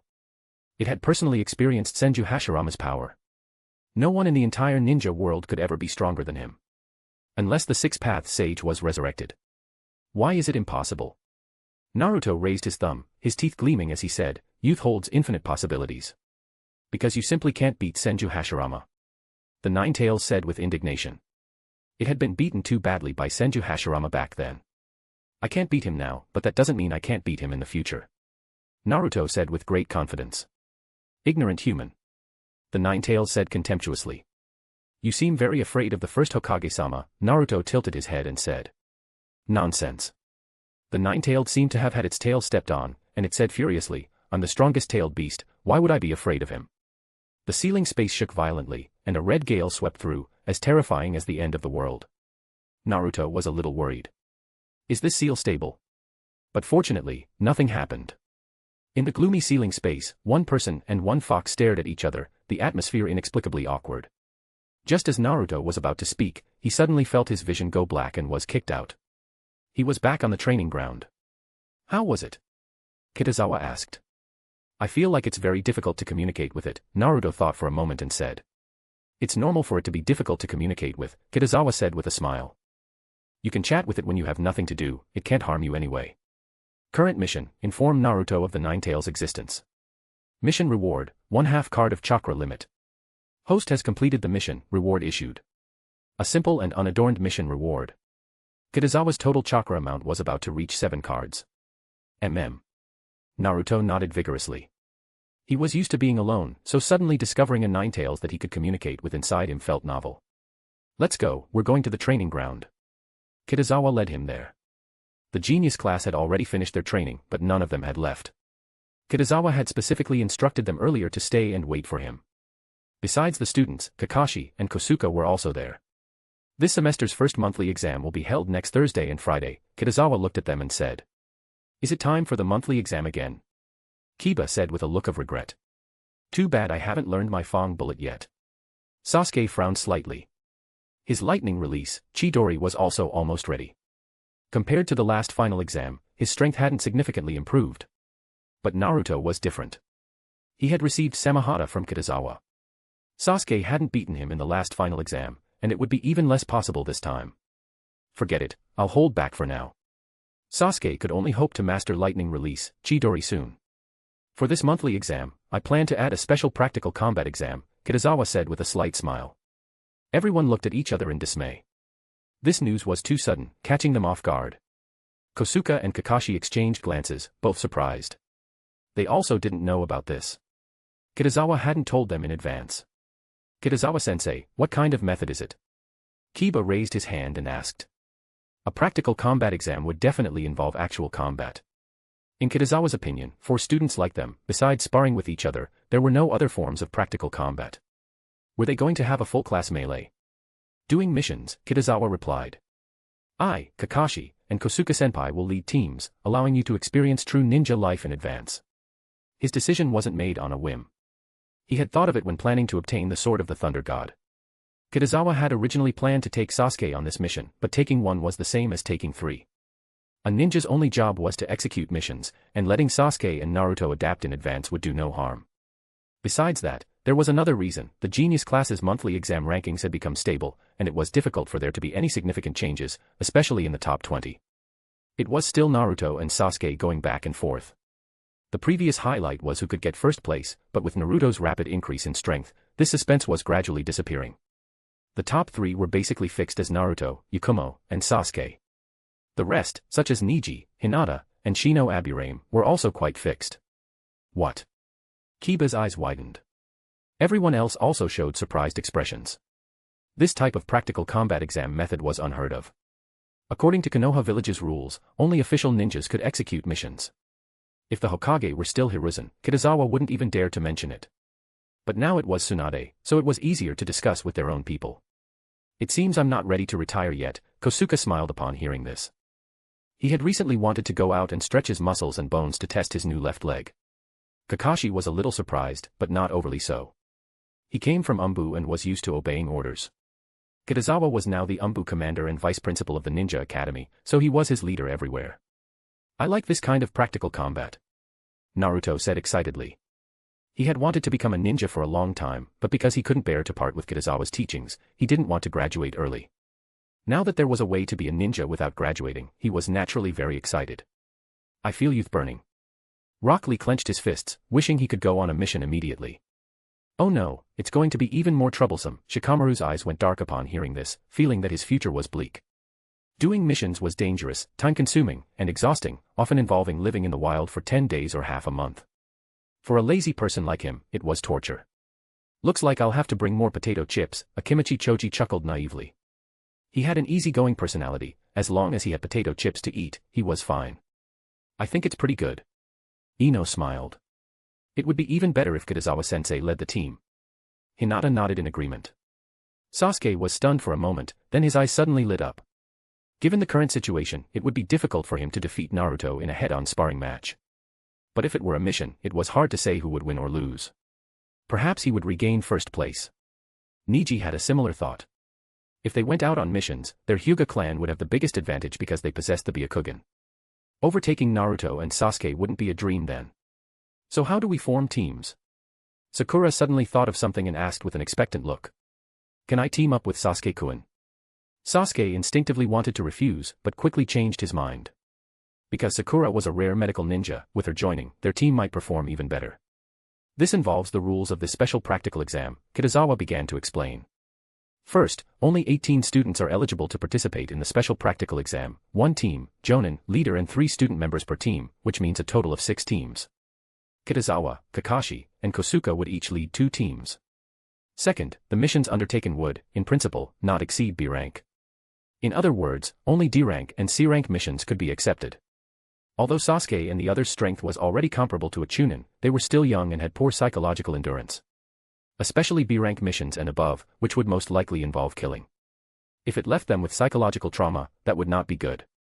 They should start with simple missions and get used to ninja life first. To avoid situations like Team 7 encountering Zabuza Momochi during a C-rank mission in the original story, Kitazawa would send ANBU to protect them. After all, not using power when you have it is a waste. He was now the ANBU commander, so he should use it when necessary. Third was Sakura's question about how to form teams. There were 2 methods, the main one was a random lottery, and the other was decided by the team leader. Fourth was the scoring rule. Scores would be given based on the student's performance during the mission execution. Particularly excellent actions would earn bonus points, such as detecting enemies in advance.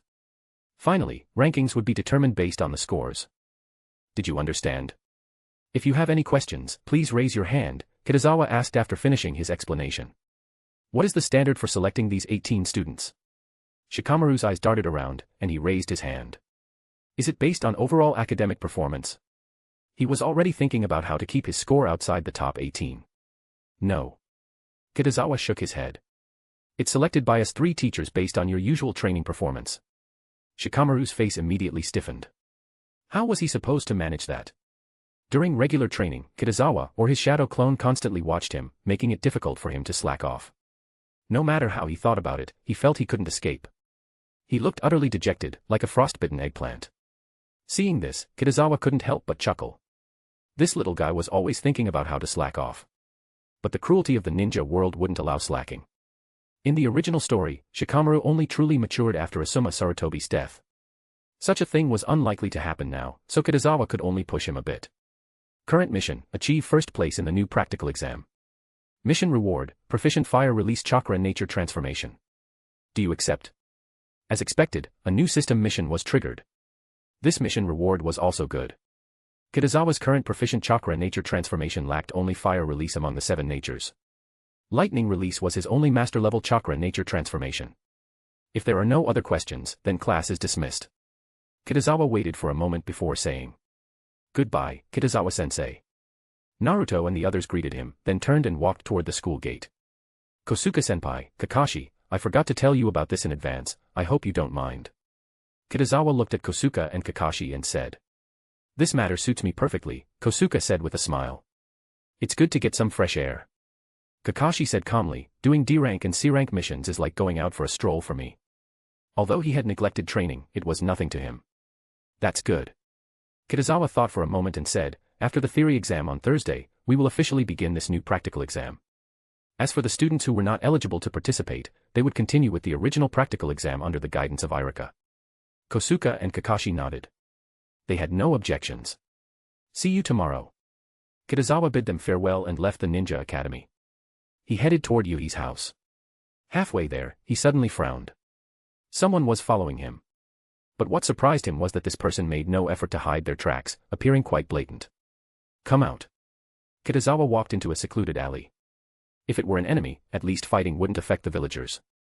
However, Kitazawa felt it was most likely not an enemy. In Konoha village, there were very few people in the entire ninja world who would dare to openly challenge him. Kitazawa. A clear, cold voice rang out. Following it was a cold and beautiful face with no expression. Conan. Kitazawa's face showed surprise. He really hadn't expected to see Conan in Konoha village. This time, Conan wasn't wearing the classic Akatsuki organization black cloak embroidered with red clouds, but rather a hidden rain village ninja vest.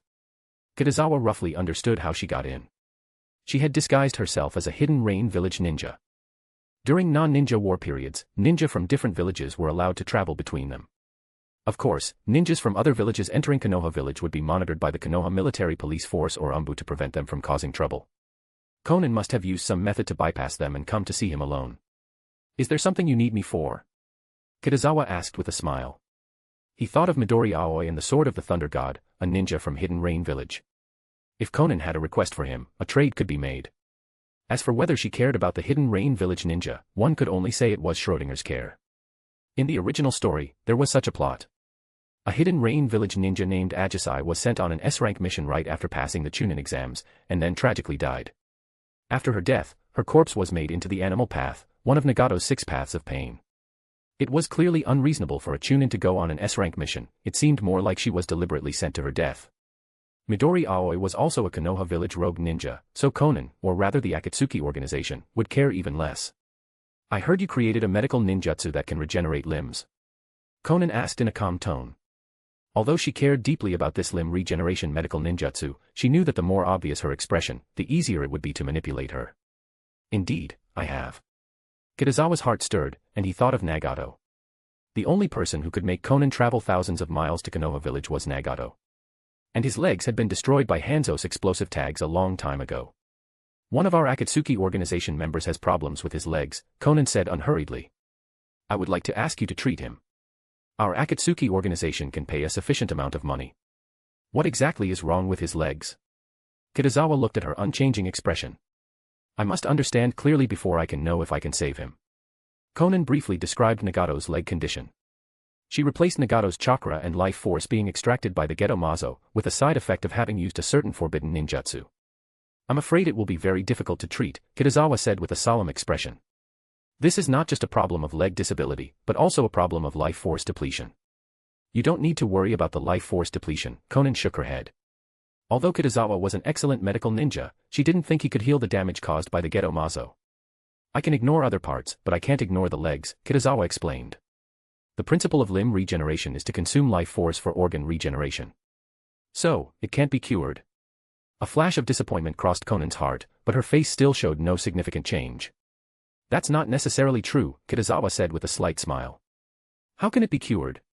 Conan asked instinctively upon hearing this. Upon realizing there was hope of healing Nagato's legs, her face finally showed some expression. His condition is several times more complex than that of an ordinary patient, Kitazawa said in a deep voice. Saying how to cure it now would seem too fake. I need to personally examine him before I can determine the treatment plan. Show your support with Power Stones, guys. If we make it into the top 20 rankings at the week's end, I'll drop 2 bonus chapters as a thank you. Chapter 269, Tsunade, you'll be the next Hokage. Conan's eyes flashed with thought. Kitazawa's answer sounded very reasonable. If he had sworn he could cure him, she would have been suspicious instead. I can take you to see him, Conan said expressionlessly. There's no way I'm going to see him personally, Kitazawa shook his head and said. I know nothing about your Akatsuki organization, and the Hidden Rain village and Konoha village are hostile. Although the Akatsuki organization hadn't become a public enemy of the ninja world at this stage, Uchiha Obito, under the guise of Uchiha Madara, had long been a member of the Akatsuki organization. In the original story, the 4th Mizukichi-gura was controlled after encountering Uchiha Obito, Pain, and Conan. Kitazawa had severely injured Uchiha Obito, and now he surely wished to kill him quickly. If he went to the Akatsuki organization, it would be like a lamb entering a tiger's den, seeking his own death. Even without Uchiha Obito, the other members of the Akatsuki organization were not to be trifled with, they would resort to force if things didn't go their way.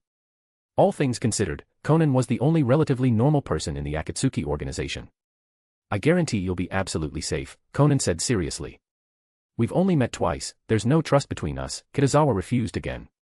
Conan bit her lip, not knowing what to say for a moment. Kidnap him to the Akatsuki organization. Kitazawa was powerful, taking him down wouldn't be easy. Besides his strength, his identity was also powerful. Making a move against him would be tantamount to going to war with Konoha village. The Akatsuki organization wasn't ready to go to war with the 5 great ninja villages yet. Nagato and the so-called Uchiha Madara wouldn't allow her to disrupt the Eye of the Moon plan either. Should she give up now? But having finally seen hope for Nagato's treatment, she was unwilling to miss out. You can bring him to Konoha village, Kitazawa said. That's impossible, Conan said without thinking. Then don't enter Konoha village, choose a location in the Land of Fire. Kitazawa naturally guessed Conan would refuse him, so he proposed a condition she would find easier to accept. Conan fell silent upon hearing this. This might be the only way. However, convincing Nagato to come to the Land of Fire wouldn't be easy. I'll choose the location, Conan looked up, her tone cool and clear. Although it was tricky, she still wanted to try. No problem, Kitazawa paused and said, but only the 2 of you can come. He already planned to use a shadow clone to meet Nagato then. Okay, Conan said indifferently. After Nagato gained the Rinnegan and the 6 Paths of Pain, his strength advanced by leaps and bounds, far exceeding the limits of a ninja. Because of this, he became extremely arrogant, calling himself a god. Conan dared to recruit various rogue ninja into the Akatsuki organization also because she trusted Nagato's strength. She was confident that even if Kitazawa set a trap for them, only she and Nagato would survive. As for the reward, I'll mention it after I've seen him, Kitazawa smiled and said. Once you reach the designated location, come find me. Conan nodded. She said nothing more, turning and leaving. Kitazawa watched her, stroking his chin. Nagato's legs were crippled, and logically, Obito, or rather Uchiha Madara, could have cured him. After all, Obito could repair half his body using Hashirama cells and white Zetsu cells. Kitazawa guessed there were 2 reasons. One was that Obito and Black Zetsu believed a crippled Nagato would be easier to control. The second was that Nagato didn't trust them. Even if they offered to help treat his legs, he still chose to refuse, worried they would tamper with him. Kitazawa felt both reasons were possible. As for why Conan sought him out, one was because he had created the medical ninjutsu of limb regeneration. The second was because, in Conan's eyes, there was no enmity between him and Nagato, and he didn't know about the Eye of the Moon plan or Nagato's identity. Theoretically, this was a fair transaction. But unfortunately, Kitazawa knew more than Conan imagined. Regardless, he would first assess Nagato's condition. Whether to treat him, how to treat him, and what price to demand, the choice was all his. Nagato's problem wasn't actually his crippled legs, but rather that the Geto statue had siphoned too much chakra and life force from him. Even if his legs were cured, there wouldn't be a significant improvement. If the benefits were great enough, Kitazawa wouldn't mind helping him with the treatment. I'm back. Kitazawa returned to Kurenai's home. He pushed the door open and walked in. Kitazawa. Kurenai appeared before him instantly. I have good news for you. Did you successfully master wind release, Rasengan? Kitazawa's gaze fell on her beautiful face. There was sweat on her fair forehead, and her cheeks were slightly flushed, like 2 evening glows. Clearly, she had been training. Can't you pretend not to guess? Kurenai pouted, her excitement largely diminished. My mistake. Kitazawa held her waist and said, I'll make it up to you tonight. All you think about are naughty things all day. Kurenai glared at him and said. Do you still remember our bet? Kitazawa kneaded her rounded buttocks twice and asked. Humph, I'm a good sport. Kurenai stomped on his foot in annoyance and asked, What's your request? Kitazawa leaned down and whispered a few words into her ear. Kurenai's eyes widened instantly upon hearing him. She simply couldn't believe what she had heard. How is it? Can you do it? Kitazawa asked with a smile. Of course I can do it, but you really are a pervert. Kurenai showed a look of disdain. You just said you'd be a good sport, Kitazawa reminded her. Don't go back on your word. Don't underestimate me. Kurenai immediately said, angered and embarrassed. I'll definitely make you beg for mercy then. I'm looking forward to it. Kitazawa stroked her full thighs and said. I'll go make dinner. Kurenai rolled her eyes, turned around, her long black hair flowing, appearing fluffy. Kitazawa admired her alluring body curves until she entered the kitchen before he withdrew his gaze. After lunch, he took advantage of the time to practice wood release, wood locking wall. Night deepened. Kitazawa returned to the house. As soon as he entered the living room, he saw Kurenai sitting on the sofa. She had changed into a silk nightgown, and her long, fair legs were encased in black stockings. Under the light, the black stockings looked extremely smooth. Why didn't you wait for me to shower together? Kitazawa caught a faint scent. It's not too late to shower now. Kurenai tucked her hair behind her ear and said softly. I've prepared hot water for you. Will you scrub my back? Kitazawa looked at her like a good wife and loving mother, feeling a tickle in his heart. Kurenai stood up, walked to him, and said, carry me over. Kitazawa immediately embraced her soft body. With a slight effort, he lifted her.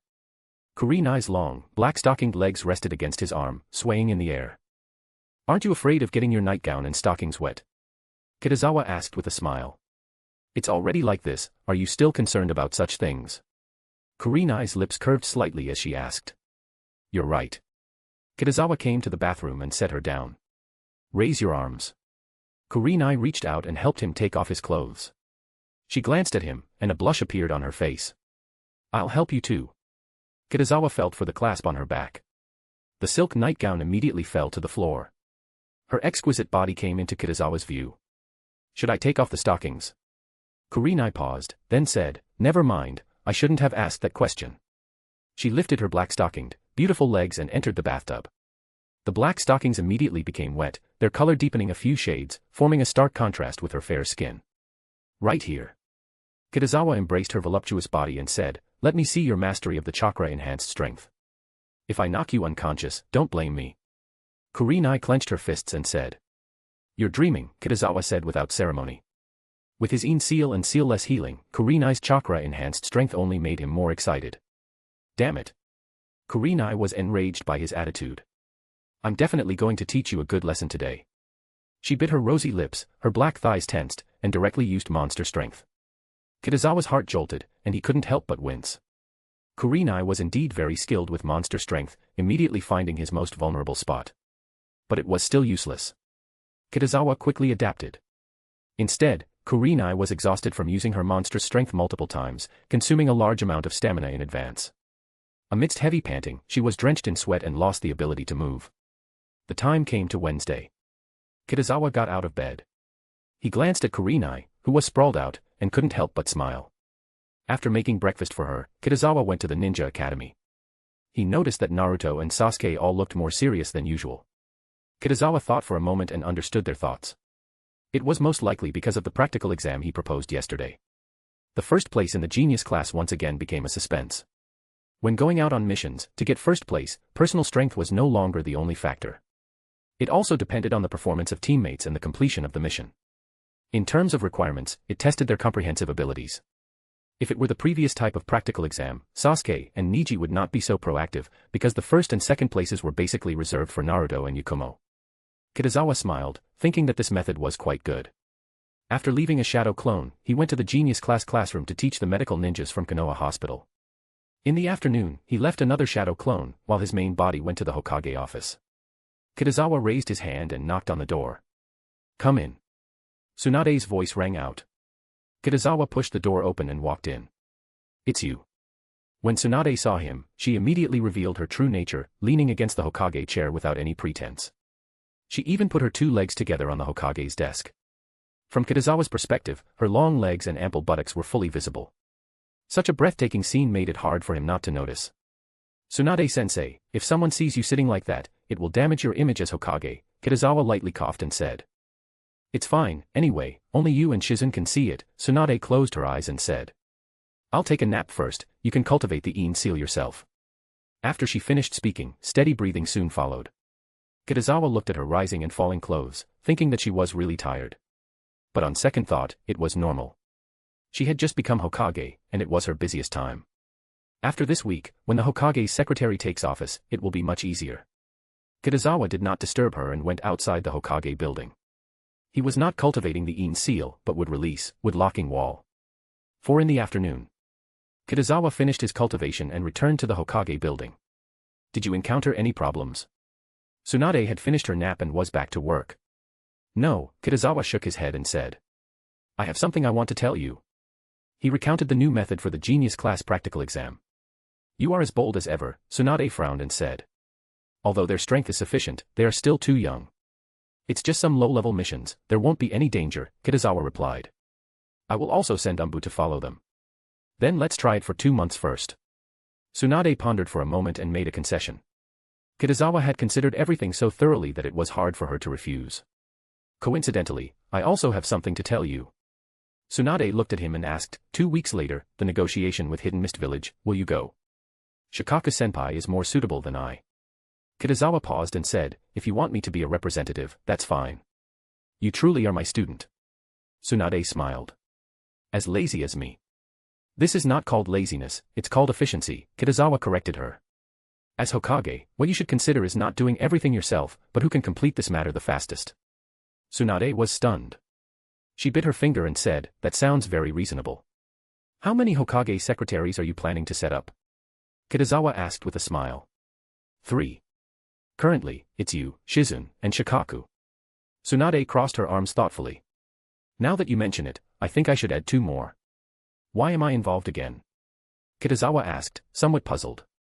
Nothing, just adding a position for you, Tsunade said casually. The actual reason was that the ANBU commander's reputation was not as prominent as that of a Hokage's secretary. She was now completely training Kitazawa as the next Hokage.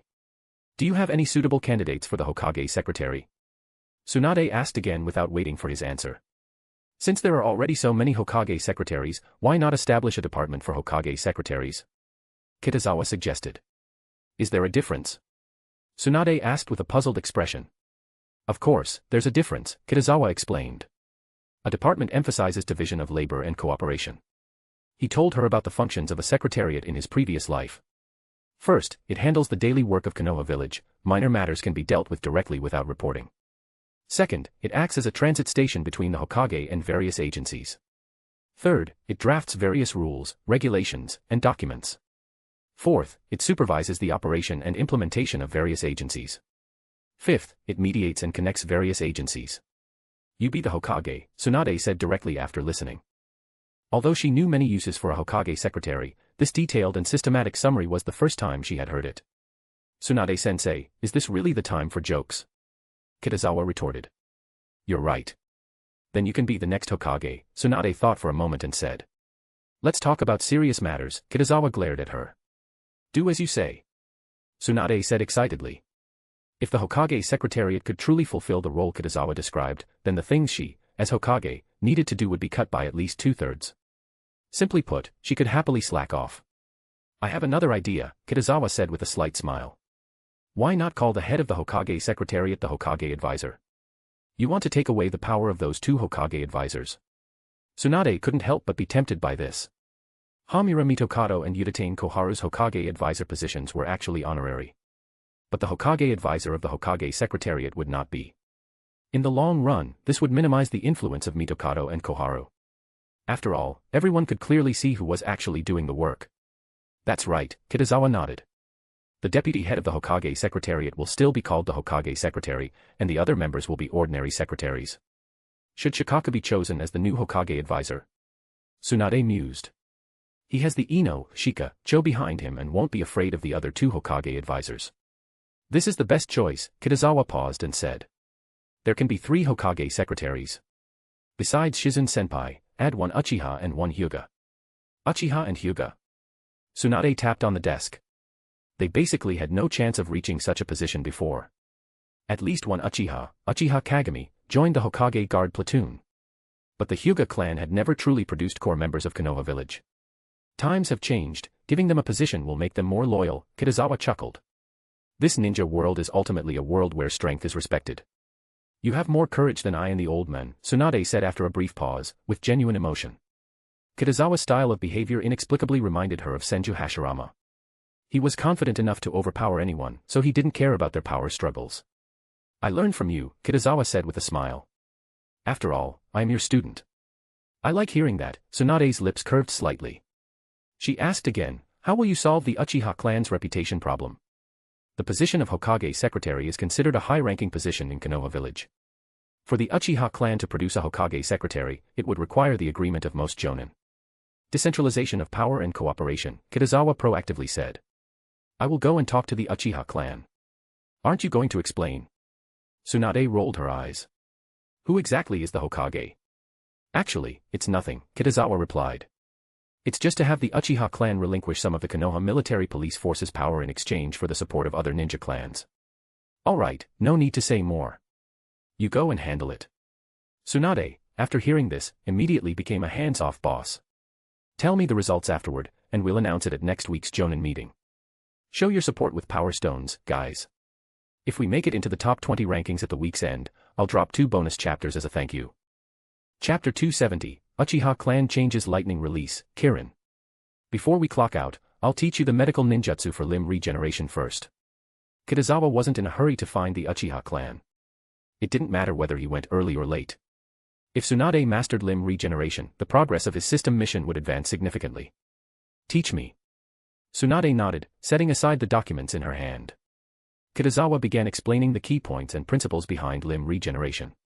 Tsunade was undoubtedly a perfect student, her comprehension was sharp, and she could easily infer 10 things from one. Her rate of progress was astonishing. An hour passed in a flash. The sun outside had begun to dip, and the clock now pointed to 5 in the afternoon. This feeling of learning. It's truly been too long. Tsunade stretched, a hint of satisfaction in her voice. Let's stop here for today. Then I'll make a trip to the Uchiha, Kitazawa said, his gaze unconsciously admiring her graceful figure. Smiling, he added teasingly, do you want me to help you sort out Shizen-senpai? You have a way. Tsunade immediately stood up, her expression lighting up with impatience. The same way, Kitazawa replied smoothly. You leave work with me, and then we'll say we're learning the Ein seal together. But I don't have any money. Tsunade's amber eyes shifted, fixing on him with a playful look. I'll give it to you, Kitazawa said, smiling at her expression. As expected of my good student. Tsunade nodded in satisfaction, a rare smile tugging at her lips. But this is still my money, Kitazawa continued leisurely. And since your luck hasn't been too great lately, why don't I add a little luck value for you? Tsunade froze. That sentence, why did it sound so familiar? Her mind instantly flashed back to the incident after they'd gotten drunk. Originally, she had meant to give Kitazawa a lucky kiss, but the position of the kiss had gone a little off. As she was recalling that moment, she saw Kitazawa walking toward her. Stop. Tsunade's heart skipped a beat as she subconsciously shouted, I don't need it. All right then. Kitazawa stopped and handed her a passbook. There are 2 million ryo inside. Tsunade blinked in surprise. Did he just give up that easily? See you tomorrow. Kitazawa waved his hand casually and turned to leave. Tsunade stood in place, holding the passbook. Her expression was complicated, emotions flickering behind her golden eyes. Meanwhile, Kitazawa arrived at the Uchiha clan's compound. There's a saying, sometimes giving up doesn't mean giving up. It's called retreating to advance. After a few more rounds of this, Tsunade wouldn't feel comfortable taking his money for free. Eventually, she'd have to find a way to repay him. Kitazawa-sensei. A slightly hesitant voice sounded from behind. Sasuke, are you just getting out of school? Kitazawa turned around, seeing the boy standing there. MHM. Sasuke nodded before asking curiously, Kitazawa-sensei, why are you here? You came at just the right time, Kitazawa said with a smile. I'm here to see your father. I'll take you to him. Sasuke's eyes lit up with excitement, and he immediately offered to lead the way. Let's go then. Kitazawa followed Sasuke toward the house. Dad. Sasuke shouted before even stepping inside. Sasu, Kitazawa-sama. Itachi, who had been in the hall, looked surprised to see him. Brother. You're home so early today? Sasuke asked in delight. Nothing much today, Itachi replied briefly, then turned to his brother. Sasuke, go get the tea from father's room. Has Dad not come back yet? Sasuke asked, glancing around. He should be back soon. Once Sasuke had gone, Itachi faced Kitazawa and gestured politely. Please have a seat, Kitazawa-sama. Given Kitazawa's current status and influence, his visit to the Uchiha clan wasn't something trivial. It definitely wasn't about Sasuke. I'll speak when Fugaku-sama returns, Kitazawa said before Itachi could ask. I'll send a shadow clone to call him. Without hesitation, Itachi formed the seals and dispatched a shadow clone. Brother. Sasuke reappeared moments later, holding a tray. Here's the tea you wanted. Kitazawa-sama, please wait a moment. Itachi took the tea, stepping away briefly, then returned with a steaming cup and placed it before him. Thank you. Kitazawa accepted it with a nod. Kitazawa-sensei, Sasuke said curiously, has the team roster for next week's practical exam been released yet? Who do you want to team up with? Kitazawa asked, amused. Itachi stayed quiet, listening from the side. He already knew about the new structure of the practical exams from Sasuke. If it had been anyone else proposing such a system, Itachi wouldn't have agreed. He understood better than anyone the psychological scars early missions could inflict. After all, he had been taken to the battlefield by Fugaku when he was just 4 years old. The scene of killing was still etched deeply in his memory. He didn't want Sasuke to go through the same thing. But with Kitazawa overseeing it, he knew it would be different. If I could choose, I'd pick Sakura and Shino, Sasuke replied, tilting his head. Sakura is a medical ninja, and Shino is a sensory type. Both can help me. In front of Itachi, the proud facade Sasuke showed at school disappeared. He spoke more like a normal child, innocent and honest. If it's a sensory ninja you want, why not Neji and Hinata? Kitazawa asked with a knowing smile. This. Sasuke suddenly faltered. Kitazawa already understood his thoughts. Sasuke didn't want Neji or Hinata stealing his points. The same logic applied to why he didn't choose Naruto or Yakumo Kurama. Sakura was a healer and always listened to him, she wouldn't compete for points. Shino, though capable, was far weaker than Neji and Hinata. Sasuke figured he could handle him easily. Still, he knew a team that was too weak wouldn't help complete the mission efficiently. And that balance was exactly why he chose Shino Aburame. How to put it? Kitazawa felt that Sasuke's choice was good, arguably the optimal solution. Perhaps he could really get first place. But the first mission Kitazawa gave him was not D rank or C rank, but B rank. His plan was to bring Sasuke and Naruto. Just like in the original story, they would defeat Midori Aoi. The sound of the door opening echoed. Sorry to keep you waiting, Kitazawa. Uchiha Fugaku rushed in and said. Not at all, I just arrived myself, Kitazawa said with a smile. Please sit, I have something to discuss with you all. Sasuke. Uchiha Mikoto called out in time, come here. Sasuke originally wanted to say that Kitazawa hadn't told him how to form a team yet, but after Fugaku glared at him, he could only quickly leave. Fugaku-sama. Kitazawa thought for a moment and asked, what do you think is the main reason for the Uchiha clan's poor reputation? It's the Nine-Tails rampage. Fugaku paused slightly, then replied. He hadn't expected Kitazawa to ask such a question right away. If it were anyone else, he would have thrown him out. That's part of the reason. Kitazawa shook his head and said, but I think the main reason lies with the Konoha military police force. What do you mean? Fugaku's expression changed slightly, and he asked. His first reaction was that Tsunade wanted to seize power. The Konoha military police force was the only institution where the Uchiha clan held power, it was impossible to give it up. Otherwise, the Uchiha clan would be completely removed from Konoha village's center of power. Your Uchiha clan handles matters too justly. Kitazawa slowly said, because of this justice, you are not popular with the villagers. I don't understand. Fugaku was stunned for a moment and asked, why would being overly just make one disliked? Itachi, who was nearby, couldn't help but ponder. He had also been confused before about why not only ninja disliked them, but even the villagers did. He could understand ninja disliking them, after all, many Uchiha clan ninja seemed somewhat arrogant. But what about the villagers? Itachi had never been able to figure it out. Now, Kitazawa's answer gave him a feeling of sudden enlightenment. For minor issues, a method of resolving them quietly should be adopted, rather than escalating them. Kitazawa gave an example, villagers are not ninja, you cannot imprison them for a single fight. Then what should we do? Fugaku asked impatiently. Let both parties reconcile, act as if nothing happened, and you can even have medical ninja treat their injuries. Kitazawa paused and said, only then can you establish good relationships with the villagers. Fugaku and Itachi were both stunned. They suddenly realized the true intention of the second Hokage, Senju Tobirama, in giving them the Konoha military police force. Theoretically, if they did well enough, they could gain the villagers' approval through the Konoha military police force. One of the 3 major procedures to become Hokage would be directly completed. But due to the Uchiha clan's pride, they had all subconsciously overlooked these unarmed villagers. The path of our Uchiha clan went wrong from the very beginning. Itachi said in a deep voice. Kitazawa's words completely hit home for his dream. His dream was for Konoha village and the Uchiha clan to coexist peacefully. Such a path could have been achieved through the Konoha military police force, but they had all failed to notice it. Not only Fugaku, but he and Uchiha Shursui had also been completely unaware. Were they all too arrogant? Itachi realized his own problem for the first time.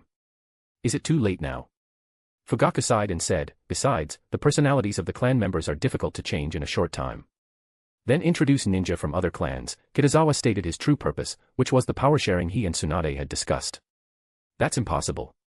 Fugaku rejected it without thinking. He became even more convinced of his initial guess, Tsunade wanted to seize the Uchiha clan's power. Father.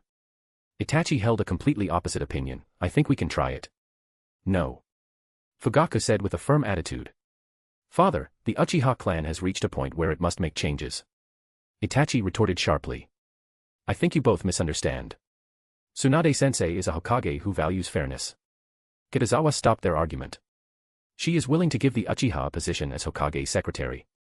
Are you serious? Fugaku immediately became excited, his face showing an expression of disbelief.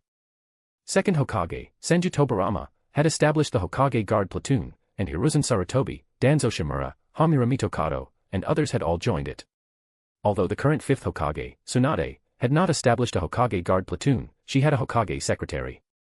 From the fact that Shizen was the Hokage secretary, it could be seen that the nature of the Hokage secretary was similar to that of the Hokage Guard platoon, with the qualification to become Hokage.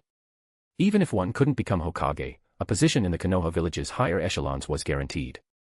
Hamura Mitokado and Uchiha Koharu, among others, were the best examples now. If the Uchiha clan produced a Hokage secretary, the current awkward situation would be reversed. The opportunity to become Hokage was right before their eyes.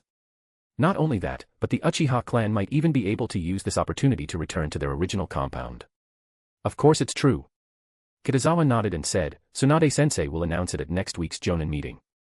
Hokage-sama is truly extraordinary. Fugaku immediately praised, I believe that under Hokage-sama's leadership, Konoha village will become even stronger. Compared to Tsunade, Hiruzen, and Danzo were simply heinous towards their Uchiha clan. But there's still that one problem. Kitazawa coughed lightly and said, for the Uchiha to become Hokage secretary, they need the support of most Jonin. Fugaku's expression stiffened at these words. This request was truly too difficult for their Uchiha clan. With only 1 week left, the quickest way to mend relationships is through mutual benefit, Kitazawa said, implying something. Even Uchiha Fugaku, no matter how foolish, reacted. Introducing ninja from other clans into the Konoha military police force was the best way to gain their support. The Konoha military police force was a large organization in Konoha village, and its power was not small. Theoretically, the Konoha military police force managed all the villagers and ninja in the village. However, with the decline of the Uchiha clan, many of the police force's powers had been encroached upon. But if ninja from other clans were introduced, perhaps some of their power could be restored. Of course, the most important thing was the position of Hokage secretary. Kitazawa. Fugaku took a deep breath and said, however you say to do it, the Uchiha will do it. All right then. Kitazawa said with a smile, I'll just mention a few points casually. Night fell. Kitazawa declined the invitation to stay for dinner and returned home. Meanwhile, the Uchiha clan dispatched an Uchiha squad led by Itachi to visit the major ninja clans. The major ninja clans did not refuse. The reason was simple, given the Uchiha clan's nature, such a change was simply impossible. The Konoha military police force was an organization of Konoha village, and any changes required the Hokage's approval.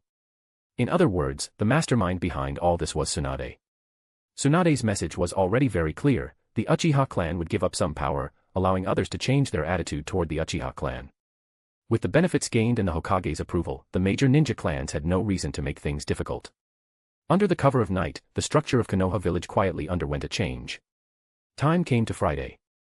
Current mission, create lightning release, Kirin with Kakashi. Mission reward, lightning release, Chidori cut, stream, dot. The host has completed the mission, rewards are being issued. Kitazawa woke up to see these 3 lines of text before his eyes. His first reaction was, had Kakashi really woken up so early to train? This wasn't like his original personality. Perhaps influenced by Sasuke and others, he was gradually stepping out of the shadows of the past. Lightning release, Chidori current was a variation of lightning release, Chidori. It discarded Chidori's high attack power and penetration, replacing them with excellent defensive capabilities. Simply put, it spread lightning from the hand to the entire body. Kitazawa felt it was somewhat similar to Kurasuke Raiga's ninja art, lightning armor. But the difference was that Chidori current also had a certain degree of offensive power, capable of channeling the lightning from the entire body into the ground to achieve an area attack. In short, it was a very practical lightning release ninjutsu. Kitazawa had breakfast and arrived at the Ninja Academy. Here you go. Kakashi had arrived at the training ground earlier, and upon seeing Kitazawa, he casually tossed him a ninjutsu scroll. Congratulations, Kakashi. Kitazawa glanced at the ninjutsu scroll and then said with a smile. The scroll recorded the lightning release, Kirin that Kakashi had just created. You can submit it to Konoha village for a reward, Kitazawa reminded him. Although he provided the idea, Kakashi did the work. There was no need to snatch this small reward. Besides, he didn't lack such small rewards now. His teacher had become the Hokage, he could just ask Tsunade directly for anything he wanted. Thank you, Kakashi said, sparing his words. Wait a moment. Kitazawa told him, then called out to Kosuke nearby, Kosuke-senpai, come here. What's wrong, Kitazawa? Kosuke walked up to them. A new practical exam, Kitazawa explained. We each need to lead 2 teams, and to avoid affecting the genius class's studies, the time will be set for the weekends of these 2 weeks. Starting next weekend. Kosuke nodded and then asked. I think we can start this weekend, Kitazawa replied. I have no objections, Kosuke said indifferently. How will we form teams? Kakashi asked directly. I have already selected the members for the 2 teams I will lead. Kitazawa paused and said, you 2 will choose from the remaining students. The first team he chose was Sasuke, Naruto, and Neji, because he planned to have them do Midori Aoi's mission. Midori Aoi was a Chunin before he defected from Konoha village and became a Jonin after going to Hidden Rain village. From the original work, his Jonin status was very inflated. Sasuke and Naruto should be able to handle him. For safety and convenience in finding people, he added Hyuga Neji. The second team was Hyuga Hinata, Shino Aburame, and Inuzuka Hana. Kitazawa planned to take them to the land of water to find Haku. Whether it was Byakugan, Kikaichu, or ninja hounds, all were very suitable for finding people. Kosuke-senpai, you choose first. Although Kakashi was a little disappointed not to have chosen Sasuke, he said nothing. Kosuke unhesitatingly chose Sakura, after all, she was his water release successor. The other team members were chosen randomly, 5 of them. 9 in the morning. The students of the genius class all arrived at the Ninja Academy's training ground. Next Thursday is the monthly exam. Kitazawa looked at them and said, to avoid the practical exam being completed too late, I have decided to start missions from tomorrow. That's great. Naruto said excitedly upon hearing this. I wonder who my teammates will be. Ino's face showed anticipation. You Ino, Shika, Cho won't be split up, Sakura said with a relieved expression. Good thing Sasuke-kun doesn't have a fixed combination like you guys. This is a practical exam, not a team assignment after graduation. Ino put her hands on her hips and said. I won't necessarily be teammates with Shikamaru and Choji. I want to be teammates with Naruto and Sasuke. Shikamaru clasped the back of his head and fantasized, that way, I won't have to do anything to complete the mission. Why are you always thinking about being lazy? Tenten couldn't help but retort. Anyway, the mission will be completed, so what's wrong with being a little lazy? Shikamaru said carelessly. Sasuke-kun is mine. Sakura snorted lightly and said, I have a premonition that my teammate will be Sasuke-kun. What you say doesn't seem to be very accurate. Shino Aburame adjusted his glasses and said. Sakura's expression froze upon hearing this. It really seemed to be true. She often jinxed Sasuke, and it always backfired. Hinata clenched her hands. For her, teammates didn't matter, as long as the team leader was Kitazawa. I will now announce the 3 teams going out on missions this Sunday, Kitazawa began. First team, Hyuga Hinata. Hinata subconsciously looked up, her expression surprised. She hadn't expected Kitazawa to call her name first. Could it be? Hinata couldn't help but feel a surge of anticipation. Shino Aburame, Kitazawa continued. Shino Aburame nodded slightly. Hinata was strong, with her as a teammate, completing the mission should be no problem. Inuzuka Hana. Kitazawa had originally wanted to choose Kiba, but he didn't have Akamaru now. Me. Inuzuka Hana was a little surprised, but more so happy. After all, both of her teammates were stronger than her. I will lead this team, Kitazawa said with a smile. Hinata immediately clutched the corner of her clothes, her heart soaring. Ah. Ino looked disappointed. Sensei Kitazawa will also lead another team, Shikamaru reminded her. That's right. Ino's spirits lifted, and she felt hope again. The second team will be led by Kosuke-senpai, Kitazawa announced. Sakura, Karama Yakumo, and Tenten. Where is my Sasuke-kun? Sakura's pupils widened in shock, and she immediately put on a mask of pain. What a pity. Tenten was actually quite satisfied with her 2 teammates, but the absence of Hyuga Neji made her a little unaccustomed. Sasuke frowned slightly. His previously chosen 2 teammates, Sakura and Shino Aburame, had both left him. Is Sensei Kitazawa targeting me? Sasuke quickly shook his head again. He still trusted Kitazawa very much. The third team, led by Kakashi, Kitazawa finished in one breath. Ino, Akimichi Choji, and Nara Shikamaru. It's over. Shikamaru sighed and said, now I can't be lazy. Why isn't it Kitazawa-sensei? Ino and Nara Shikamaru, for once, had synchronized expressions, both looking dejected. It's pretty good. Akimichi Choji said with a simple smile. Kitazawa-sensei, who are my teammates? Naruto really couldn't hold back and raised his hand to ask. You're on a team with Neji and Sasuke, Kitazawa replied. Neji and Sasuke. Naruto paused, then said excitedly, what youthful teammates? A question mark slowly appeared on Sasuke's face. Shikamaru's idea was that the stronger the teammates, the better. But Sasuke's idea was completely opposite. Teammates shouldn't be too strong, that way, they wouldn't steal his spotlight. Now, Naruto and Neji were both no worse than him. What kind of performance would he need to surpass them? Sasuke suddenly felt it was tricky. This is troublesome. Neji and Sasuke had somewhat similar thoughts. But since things had come to this, he didn't say much more. Isn't this team a bit excessive? Kiba asked, puzzled. Putting the three who are often in the top three in one team, how are we supposed to compete? This is a problem.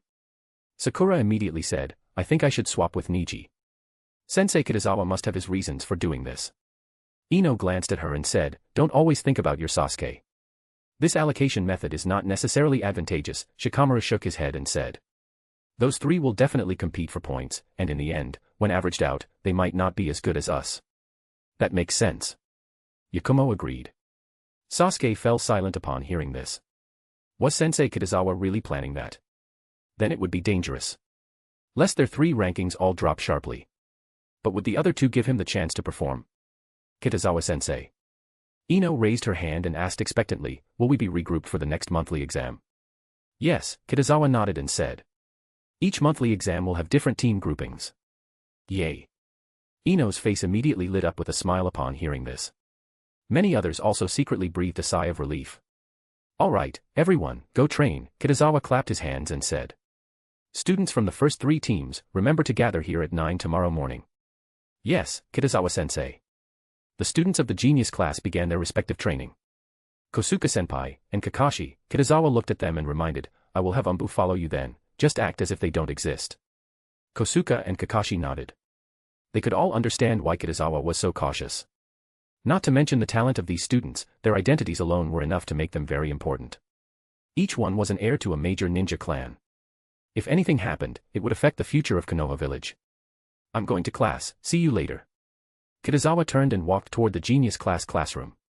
After a week of study, the medical ninja of Konoha Hospital had gained a certain understanding of limb regeneration. The fastest were Tsunade and Yukushi Nono, especially Tsunade. Kitazawa estimated she would learn it in less than half a month. Show your support with Power Stones, guys. If we make it into the top 20 rankings at the week's end, I'll drop 2 bonus chapters as a thank you. Chapter 271, Haku of the Ice Release Diagnosing Nagato, 2 in 1. It was afternoon. Kitazawa left a shadow clone behind and was about to head to the Hokage's office when 3 lines of text appeared before his eyes. Current mission, help Aburame Shino cultivate Kakachu with water release resistance. Mission reward, gain 10% water release damage resistance. Host has completed the mission, reward issued. Kitazawa raised an eyebrow. Had this mission finally been completed? Changing direction, he headed toward the artificial lake. Kitazawa-sensei. Aburame Shino quickly approached him and said, I was just about to look for you. He extended his hand. In his palm were 2 types of Kakachu, one light blue, one dark blue. It seems your Kakachu mutation experiment has succeeded once again, Kitazawa said with a smile. Tell me about them. These dark blue Kakachu have the ability to breathe freely underwater, Shino explained. They can be used for underwater sensing and reconnaissance. Not bad, Kitazawa said, his eyes lighting up. His first thought wasn't about detecting underwater enemies, but about underwater resources, especially those hidden deep beneath the sea. Once all members of the Aburame clan were equipped with these Kakachu, they could form an underwater exploration unit. After all, the 4th Kazekage, Raza, had once turned gold dust into Tsunade's lifeline. Why couldn't Konoha have something similar? These light blue Kakachu, Shino continued, are similar to Kakachu of fire, they can withstand water release ninjutsu. The duration depends on the strength of the water release technique. What are your plans next? Kitazawa asked. I want to research Kakachu with wind release resistance. Shino thought of Naruto. With wind-resistant Kakachu, he might last longer in a fight against Naruto. Alright, Kitazawa said after a moment's thought. Then Naruto can help you. Current mission, help Aburame Shino cultivate Kakachu with wind release resistance. Mission reward, gain 10% wind release damage resistance. Accept. A familiar mission. Kitazawa glanced at the message and chose to accept. Then I'll go find Naruto now, Shino said, clearly impatient. The successful mutation of his Kikeichu twice in a row had given him great confidence. If he could create Kikeichu resistant to all 5 releases, the Aburame clan's strength would rise dramatically.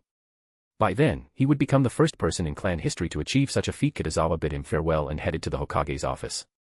News has come from the Hidden Mist Village. Tsunade was still casually leaning back in the Hokage's chair. When are they coming? Kitazawa asked, his gaze shifting toward her with subtle admiration. June 1st, Tsunade replied. The team leader is the new Mizukage of the Hidden Mist Village, Mei Terumi. Mei Terumi? Kitazawa said, surprised. I thought it would be AO. Mei Terumi had become the 5th Mizukage quite late in the original timeline, not until the eve of the 4th Great Ninja War. To attend the 5 Kage Summit, the Hidden Mist Elder, Genjutsu Hozuki, had appointed her as the 5th Mizukage. In other words, this should have been nearly 10 years from now. Now that Terumi Mei had assumed the title early, she could compete with Minato Namikaze for the title of youngest Kage. Of course, once Gaara became the 5th Kazekage at 15, that debate would become meaningless. AO has more seniority, Tsunade mused, but his strength doesn't compare to Mei Terumi's. And right now, the Hidden Mist needs a bold young leader to pull them out of their decline. Indeed, Kitazawa agreed, then shifted the topic. But that won't be easy. From what he knew, the Hidden Mist had fallen into long stagnation. Even Terumi Mei had failed to reverse its decline. By the time Chojuro succeeded her as the 6th Mizukage, things had only worsened. We don't need to concern ourselves with their affairs, Tsunade said, waving her hand dismissively. You and Shikaku can go welcome her. Logically, as Mizukage, Mei Terumi should be greeted by an equal-ranking Hokage, meaning Tsunade herself. However, since the Hidden Mist was the losing side, there was no need to show full respect. Establishing dominance early would give Konoha an edge in the negotiations. Understood. Kitazawa paused, then added, I plan to take 3 students from the genius class on an outdoor mission tomorrow. Be careful, Tsunade said casually. With Kitazawa's power, even a Kage-level opponent from another village wouldn't intimidate him. She wasn't worried. The Jonin meeting is scheduled for next Monday, Tsunade suddenly remembered. If you can't make it back in time, I'll postpone it. Is that all right? Kitazawa asked with a grin. Jonin meetings were usually announced days in advance. Changing the date so casually went against standard protocol, it was a little willful. Is there a problem? Tsunade asked, brow raised. No problem. You're the Hokage, you make the rules. Kitazawa gave her a thumbs up and said with a smile, that's what I call domineering. Stop being glib and go practice the Ein seal, Tsunade said, rolling her eyes. Yes, Lady Tsunade. Kitazawa turned and left the office. He claimed he didn't want to disturb her work, but in reality, he was secretly practicing wood locking wall. Still, since his Ein seal progress was impressive, Tsunade didn't interfere much. It was Saturday. Hinata woke up early, today was her outdoor mission. She hummed her self-composed rice ball song as she cheerfully changed into her clothes. Sister. Hinata turned to see a delicate little girl running toward her, it was her younger sister, Hanabi. Hanabi. Hinata smiled warmly and bent down to pick her up. Come eat, said Hyuga Hayashi, glancing at them as he walked into the living room. Yes, father, Hinata replied respectfully. When she entered the room, she set Hanabi down. The dining table was laden with a variety of breakfast dishes, far more than 4 people could possibly finish. Mother. Hinata greeted her mother softly, her voice filled with respect. Mama. Hanabi's tender, childish voice echoed after hers. Going on an outdoor mission is not like attending school. Dangers lurk everywhere, so you must listen to Kitazawa in everything, Hayashi said calmly, picking up his chopsticks as he spoke. I understand, father. Hinata was momentarily startled, quickly lowering her head in acknowledgement. What surprised her was not the order itself, but the fact that Hyuga Hayashi had voiced such direct concern for her safety. It was rare. Kitazawa is currently the Hokage's student, Hayashi continued. If you have the chance, get closer to him. Perhaps you can become his official disciple in the future. Although the Hyuga clan already enjoyed a prestigious position, no clan would reject an opportunity to rise higher. And with the Uchiha clan showing signs of returning to Konoha's inner circle of power in recent days, the Hyuga could not afford to lag behind. Hinata nodded vigorously. She also wanted to become Kitazawa's student. She felt no resistance toward her father's suggestion, only that it seemed very difficult. Kitazawa's popularity was unmatched, everyone admired him. After breakfast, Hinata arrived at the Ninja Academy's training grounds. Shino Aburame was already there, standing quietly with his insects buzzing faintly around him. Shino, good morning. Hinata walked over, greeting him with a small smile. Good morning, Shino responded immediately, his tone as calm as ever. Then, silence fell. Shino was not an outgoing person, and though Hinata's confidence had grown thanks to Kitazawa's guidance, she still wasn't the type to start conversations easily. Hinata. Shino. The awkward stillness was broken by a lively voice. Inuzuka Hana arrived, her 3 ninken running alongside her, barking enthusiastically. Woof. Woof. Woof. Her canine partners barked in unison, tails wagging excitedly. What are they saying? Hinata asked curiously. They're calling your names, Hana said proudly, mimicking their tones. Woof woof woof means you, and woof woof woof woof means Shino. How amazing.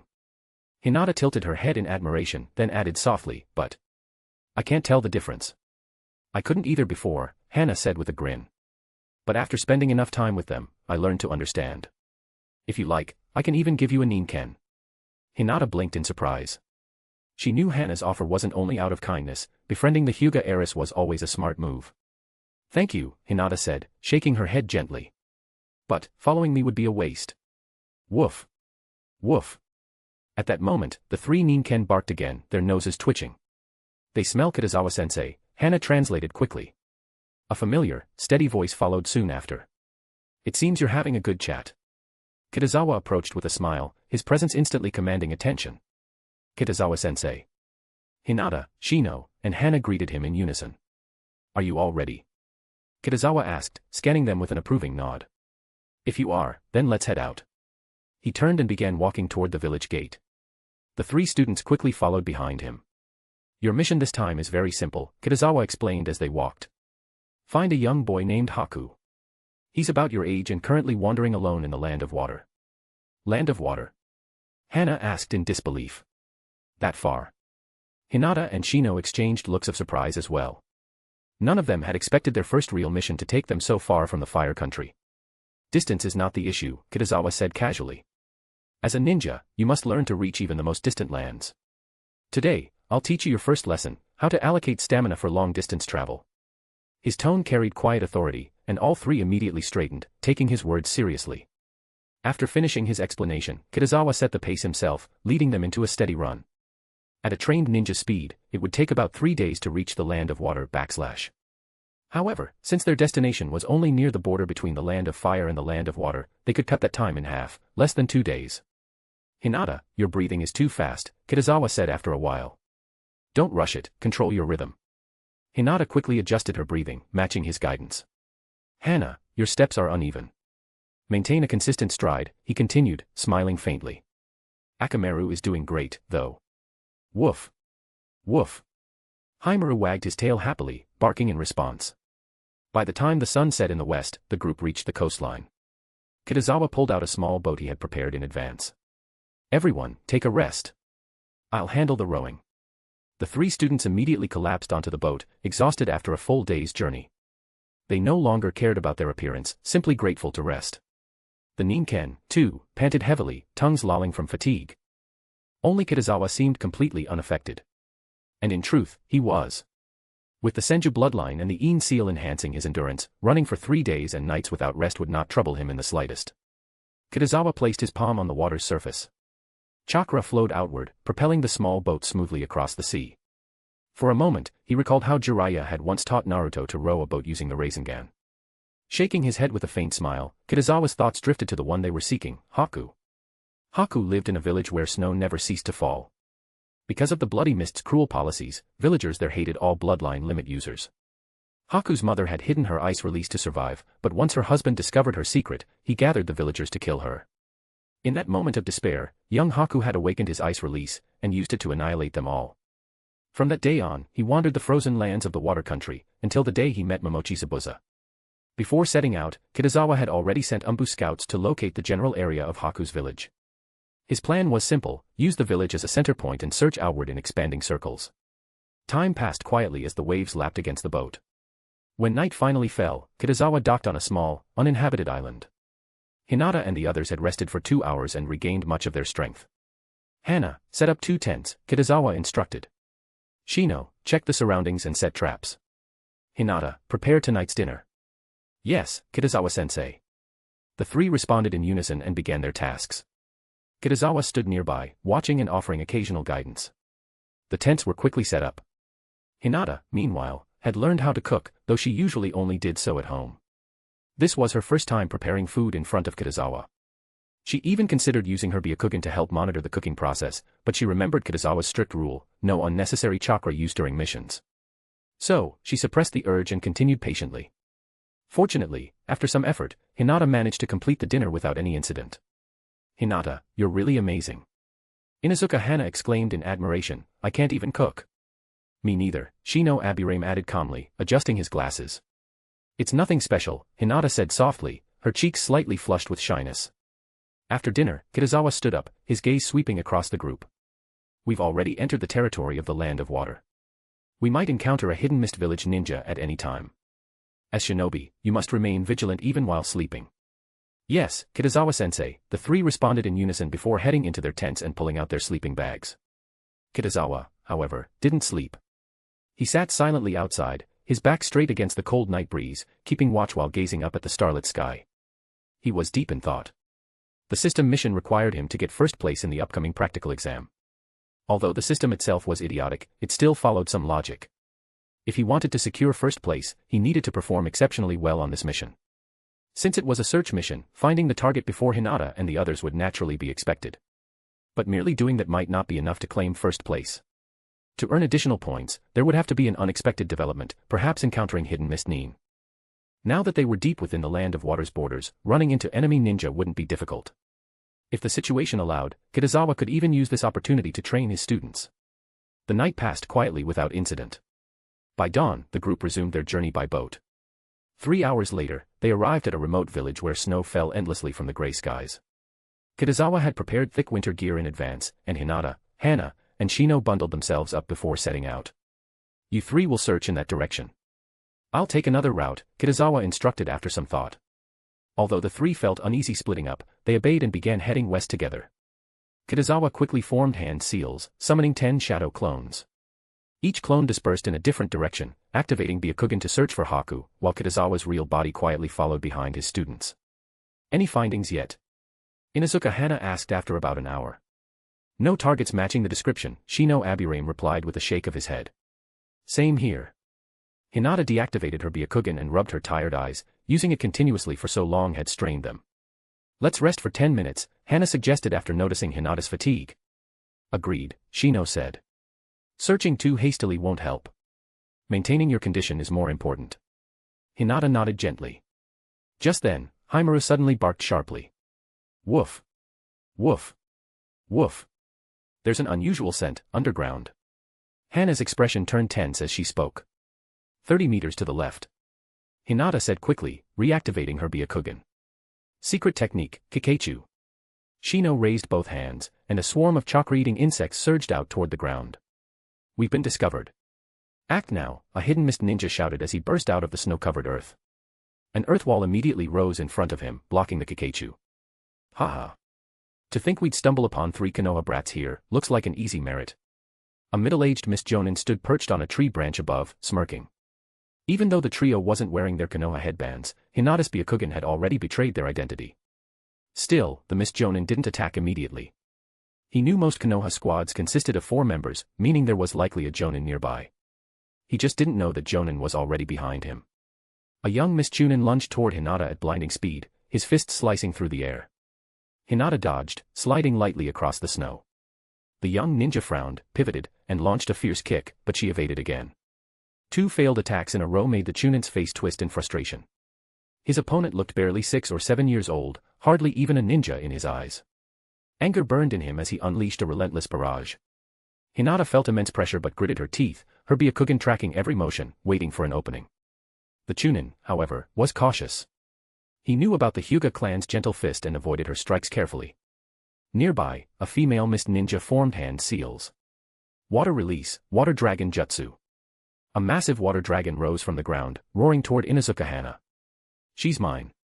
Shino shouted, stepping in front of Hana. "Himaru!" Hana called, launching her own technique. Fong over Fong. For spinning whirlwinds tore across the battlefield, colliding with the earth wall. The mist earth release user flinched and retreated as cracks split the wall apart.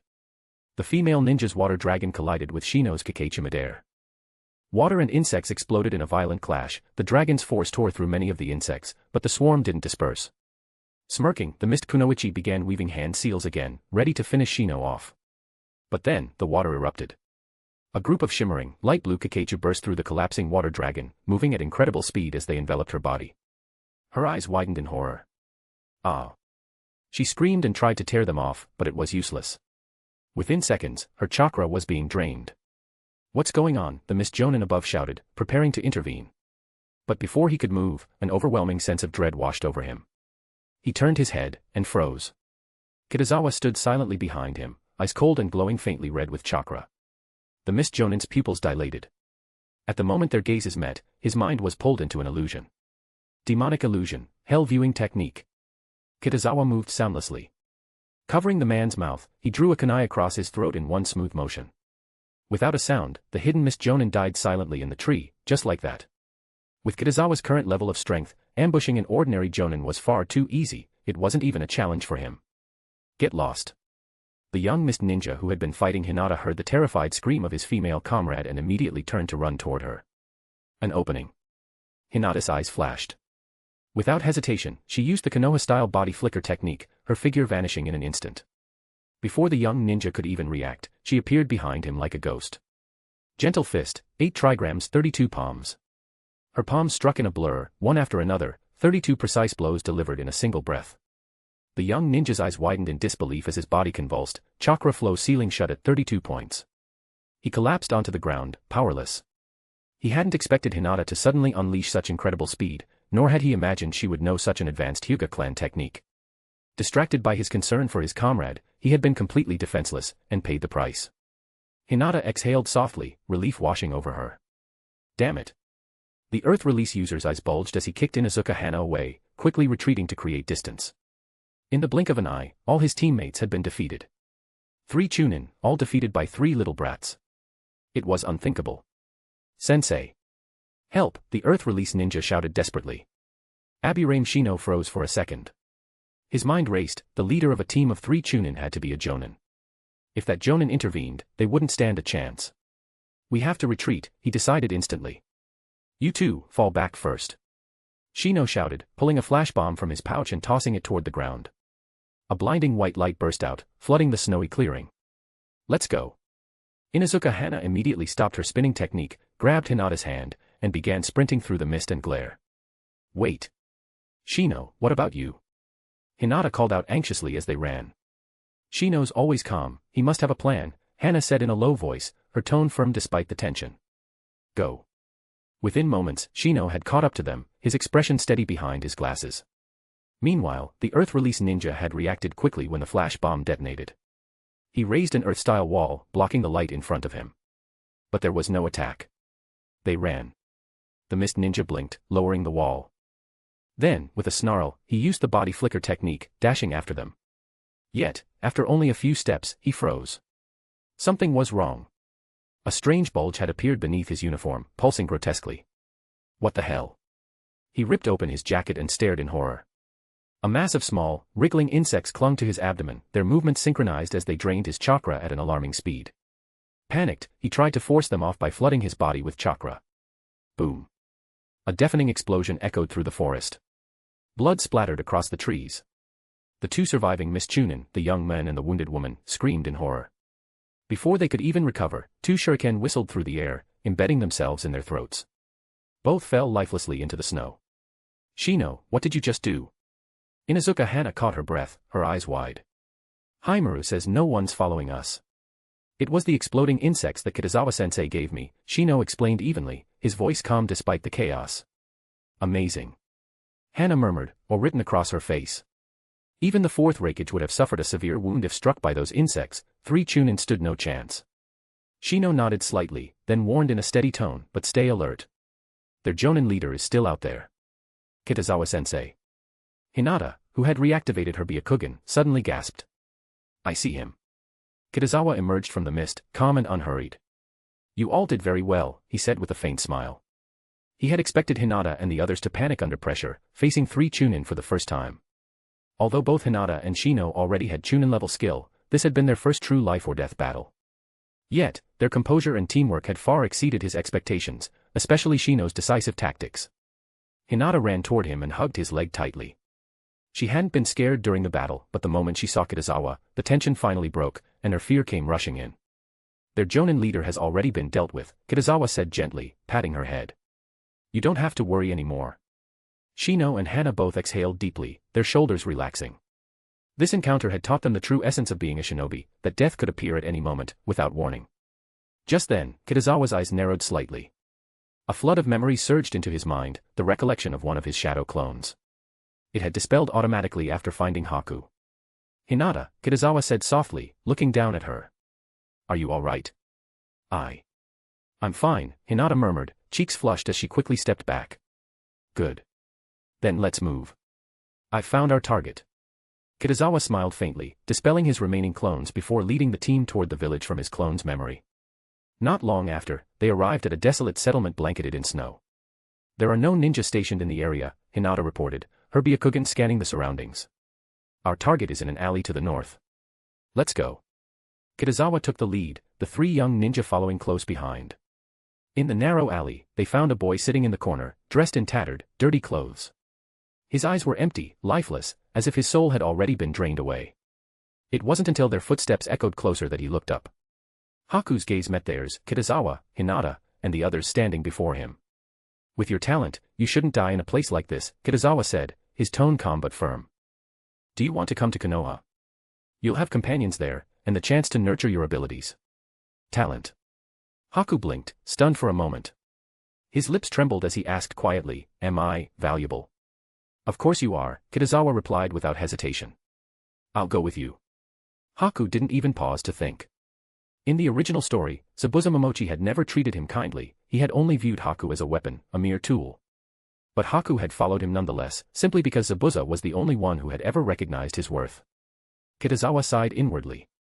The ninja world was filled with tragic souls like Haku, people like Kabuto, or Ranmaru, whose existence was marked by loneliness and pain. The group began their journey back to Konoha. By the time they returned, dawn had already broken over the village. Haku looked around at the bustling streets of Konoha, his expression dazed but softening. Would this be his new home? The thought felt comforting. You've all worked hard these past 3 days, Kitazawa said, placing a hand on Hinata's head. Take the day off and rest. No classes today. I'll evaluate your performance later. Yes, Kitazawa-sensei. The three chorused together before parting ways, each heading toward their homes. Haku, we're going to ANBU. Kitazawa walked toward the ANBU base. Haku followed closely behind him, his eyes constantly darting around. Everything in Konoha village exceeded his imagination. Lord Kitazawa, an ANBU ninja greeted respectfully. Lady Tsunade has moved the Jonin meeting to tomorrow. I know. Go call Kabuto, Kitazawa ordered. The meeting was originally scheduled for Monday morning at 9, which he had already missed. However, Tsunade had mentioned rescheduling it earlier, so he wasn't surprised. Yes, Lord Kitazawa. The ANBU ninja immediately moved to carry out the order. Kitazawa returned to his office. Kitazawa-sensei. Before long, Kabuto appeared before him. He gave a quick glance at Haku, then turned to Kitazawa and bowed slightly. His name is Haku, Kitazawa explained. He's an orphan I met in the Land of Water during this mission. Should we arrange for him to stay at the orphanage? Kabuto asked. He's different. Kitazawa shook his head. He possesses the ice release bloodline limit. I want you to teach him and have him become your teammate. Ice release. Surprise flickered in Kabuto's eyes. The ability to manipulate and create ice, Kitazawa said. If nurtured properly, reaching the level of Jonin won't be an issue. I understand. Then I'll inform the director and have him live with us, Kabuto replied after studying Haku for a moment. He could sense a familiar aura from him. Kitazawa nodded. With the care of Nono Yukushi and Kabuto, Haku's growth would be guaranteed. Haku, come with me. Kabuto stepped forward with his characteristic gentle smile. Haku instinctively looked toward Kitazawa. Haku, he won't harm you, Kitazawa reassured with a faint smile. Just follow his arrangements. I'll come find you tomorrow. Yes, Kitazawa-sensei, Haku nodded softly. Kabuto led him away. Kitazawa sat at his desk, rubbing his chin thoughtfully. He decided to classify this mission as B rank and record it under Hinata and the others' mission history in advance. Naturally, the corresponding rewards would also be distributed. Although they were still students, since they had completed a mission, they deserved to be recognized as true ninja. Stretching lazily, Kitazawa rose from his seat. It was Monday. The Jonin meeting had been postponed to Tuesday. He planned to head home, get some sleep, and then wake up to Cultivate would release. Leaving the ANBU base, Kitazawa walked down a secluded street, when once again, he sensed someone following him. Raising an eyebrow, he turned into a narrow alley. The next instant, Conan appeared before him.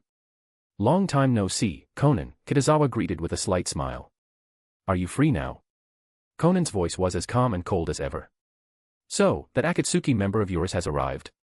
Kitazawa paused and asked, "How far from Konoha village?" "Not far," Conan replied. 20 minutes. "I'll have my shadow clone go with you," Kitazawa said casually. "All right." Conan hesitated for a brief moment but didn't object. Kitazawa quickly formed a series of hand signs, creating a shadow clone. Conan turned and began walking away, and the clone followed silently behind her. 20 minutes later, the two arrived in a dense, primeval forest within the Land of Fire. There, Kitazawa came face to face with Nagato. However, Nagato didn't possess the visible Rinnegan. No, to be precise, the Rinnegan was sealed, hidden behind a powerful technique resembling an illusion. Kitazawa understood instantly. Nagato was Jiraiya's disciple, and he himself was Tsunade's. If he revealed knowledge of the Rinnegan through Jiraiya, it would only invite unnecessary complications. "Please." Conan stepped aside slightly, giving Kitazawa space. Nagato remained silent, his demeanor subdued and withdrawn. In truth, he hadn't wanted to come, but after Conan's persistent persuasion over several days, he finally agreed. Though he had already fallen into darkness, Conan and Yahiko still occupied an irreplaceable place in his heart. Moreover, if his legs could truly be healed, it would greatly restore his strength, so he was willing to try. Kitazawa extended his hands, hovering them over Nagato's crippled legs. A faint green chakra flowed from his palms and entered the damaged limbs. As expected, a tremendous amount of life force was rapidly draining from Nagato's body. His condition was that of an old man at death's door. But the wounds on his legs were different, they were caused by explosions from paper bombs. Kitazawa fell into thought. In theory, such damage could be repaired with white Zetsu or Hashirama cells. Yet Nagato hadn't used them. Or perhaps, Uchiha Obito had simply never told him about it. Using white Zetsu cells now would arouse suspicion. Both Nagato and Obito would notice immediately, and explaining it would be troublesome. Besides, Kitazawa didn't have many of those cells to spare. That left only one viable approach. "How is he?" Conan asked anxiously. "He can be cured, but it will take time," Kitazawa replied, withdrawing his hands. "His legs are too depleted. I'll need to give him medicine to restore his vitality first. Once he recovers to a certain level, we can begin limb regeneration." "How long will that take?" Conan pressed. "I don't know," Kitazawa said, shaking his head. "It depends on how quickly his condition improves. The best solution is for both of you to come with me to Konoha village." "Can you write a prescription?" Conan asked after a brief pause. "I can," Kitazawa replied calmly, "but unless you find a medical ninja whose skill equals mine, or my teacher's, they won't understand it. Others won't even grasp the meaning of the formula." In the realm of medical ninjutsu, if Tsunade dared to claim she was the best, Kitazawa was the only one bold enough to say he was second. "I'll go to Konoha with you," Conan finally said. "Then you'll need to stay in the village for a while," Kitazawa replied with a faint smile. "I'll make the necessary arrangements. Show your support with power stones, guys. If we make it into the top 20 rankings at the week's end, I'll drop 2 bonus chapters as a thank you." Chapter 272, Nagato's Mission. "Conan, send the other Akatsuki members to Konoha village." Nagato, who had been silent until now, finally spoke. His voice was low and hoarse, filled with a quiet, restrained hatred. Nagato had always harbored deep resentment toward Konoha village. His parents were killed by 2 Konoha Jonin during the Second Shinobi World War. He had watched the entire scene unfold with his own eyes. In that moment of unbearable grief, he awakened the Rinnegan and killed them. And that wasn't all. Yahiko's death, too, had been tied to Konoha. Danzo and Hanzo had conspired together, setting a deadly trap that destroyed everything Nagato and his friends had built. Conan was his last remaining light, his most trusted companion. If something happened to her in Konoha, Nagato would never forgive himself. As for the other Akatsuki members, he couldn't care less. "I don't trust anyone else," Conan replied calmly, shaking her head. Nagato's brows furrowed slightly at her words. "The current Hokage of Konoha is Tsunade," Conan continued. "She's only recently taken office, and she won't do anything that could harm Konoha's reputation." Nagato fell silent for a moment before nodding. Tsunade's reputation was known across the ninja world, strong, fair, and resolute. Because she had once been Jiraiya's teammate, he could afford a small measure of trust. "I'll come find you tomorrow," Konan said, turning to Kitazawa. "Make it tomorrow afternoon," Kitazawa replied after a brief thought, remembering the Jonin meeting scheduled for the morning. "Thank you," Konan said softly. "It's nothing, just a fair exchange," Kitazawa replied with an indifferent smile. Nagato and Konan didn't trust him, and likewise, Kitazawa didn't trust the Akatsuki, or more precisely, Uchiha Obito and Setsu. That was why he had only come here through a shadow clone. "How much money do you want as payment?" Konan asked. "I'm not short on money," Kitazawa said with a faint grin. "Instead, how about 3 requests?" "You first," Konan said cautiously. She didn't agree immediately, but the fact that he wasn't asking for money was something she preferred. After all, the Akatsuki was severely short on funds at the moment. "Do you know of Midori Aoi?" Kitazawa asked. "Midori Aoi?" Konan repeated, thinking for a moment before replying, "The former Konoha rogue ninja who became a Jonin of the Hidden Rain village." "That's right." Kitazawa nodded. "Send him to the Land of Rivers for a mission next Sunday." Konan's eyes flickered as she understood the hidden meaning behind his words. She glanced briefly at Nagato, then replied, "All right." Midori Aoi was a defector from Konoha, someone who had already betrayed one village. If he could betray Konoha, betraying the Hidden Rain would be no issue. More importantly, he had little real value left to the Akatsuki. "What's the second request?" Konan asked again. The first had been trivial, she knew the real demands usually came later. "The Akatsuki is a well-known mercenary organization," Kitazawa said, folding his arms in thought. "Have you ever worked with any ninja from the Hidden Sand Village?" "Yes," Konan replied after a brief pause. "But keeping our client's identity secret is one of our unbreakable rules." "I understand." Kitazawa smiled faintly. "All I want is for you to help me contact them." "I need a puppet." Konan's eyes narrowed slightly in surprise. "You're a puppet master as well?" "No," Kitazawa replied with a small laugh. "I'm simply curious. I want to study puppets." Konan considered this for a moment, then nodded. It wasn't a difficult request, especially since the Akatsuki counted one of the greatest puppet masters in history among its ranks. "This puppet must have at least the strength of a special Jonin," Kitazawa added.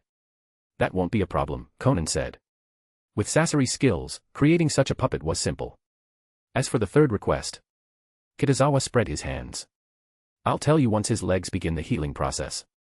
If I can't cure him, I won't have the right to make demands." In truth, he hadn't thought of what the third request should be yet. Konan was momentarily taken aback. Though it seemed a minor thing, that small detail made her trust Kitazawa just a little more. She had met far too many greedy shinobi, men who always asked for more than they deserved. Then it settled. "See you tomorrow," Kitazawa said. The next instant, his shadow clone dispersed into a puff of white smoke. "I don't like Konoha Village," Nagato said quietly, his tone calm but edged with disdain. "You don't need to go there yourself. You know the situation with the rest of the Akatsuki," Konan replied as she stepped behind him, her voice steady. "Most of them joined with their own hidden motives. In the face of God's power, none of them would dare betray us," Nagato said confidently. "It concerns your legs, Nagato." "There's no harm in being cautious," Konan said, giving his wheelchair a gentle push as they started to move. Nagato fell silent. He knew Konan well, when she set her mind on something, no one could sway her. Meanwhile, at Konoha's ANBU headquarters, the memories of the shadow clone flowed back into Kitazawa's mind, leaving him momentarily dazed. As a student, one must have the ambition to surpass their teacher, especially in the field of medical ninjutsu. Current mission: help Nagato recover his legs. Mission reward: improved version of one's own life reincarnation. Accept. Kitazawa wasn't surprised that Nagato had triggered a system mission. But the reward, it caught his attention. One's own life reincarnation was an S-rank forbidden medical ninjutsu created by Chiyo of the Hidden Sand Village. It allowed the user to pour all of their chakra into another person, sharing their life force to resurrect the dead, or even grant life to a puppet. In essence, it was a one-for-one resurrection technique. As for granting life to puppets, it referred to human puppets, a type of puppet made from living people. In the original history, only Sasori of the Red Sand had mastered the taboo art. He had even transformed himself into a human puppet. Though technically alive, his entire body had already become a lifeless shell. The cost of one's own life reincarnation was far too great, Kitazawa would never use it as it was. But the system's reward was an improved version. How exactly had it been improved? He wouldn't know until he received it. Still, an S-rank medical ninjutsu was nothing to scoff at. Kitazawa couldn't help but look forward to it. Why hasn't this limb regeneration mission been completed yet? Kitazawa stroked his chin thoughtfully, a faint crease forming between his brows as confusion flickered in his eyes. Current mission, modify or create a new ninjutsu. Mission reward, rewards will be distributed based on the ninjutsu's rank, purpose, and impact. By all logic, this system's mission should have been completed the moment limb regeneration was successfully modified. The only plausible explanation was that the system deemed the jutsu's purpose and impact not yet at their full potential. Kitazawa recalled his medical ninja training class. Could it be that the mission would only be marked as complete once another medical ninja mastered limb regeneration? That was fine by him. The harder a mission was to complete, the greater the reward it would yield. He gathered the newly written mission report, rolled up the scroll, and made his way toward the Hokage's office. When did you get back? Tsunade looked up in slight surprise upon seeing him enter. Just now. Kitazawa walked forward and placed the scroll on her desk. This is the report for the mission. Tsunade raised an eyebrow. Does a C-rank mission require my personal review? You'll know once you read it, Kitazawa replied with a faint, knowing smile. Tsunade unrolled the scroll and began reading. As her eyes scanned the account of the encounter with the hidden mist village Jonin, her expression subtly changed. This wasn't a simple mission, it had escalated beyond its original rank. Ice Release Ninja. For the first time, Tsunade's calm composure wavered. A single hidden mist Jonin wasn't enough to alarm her. Even if Kitazawa had run into the Mizukichi himself, she was confident he could have escaped safely.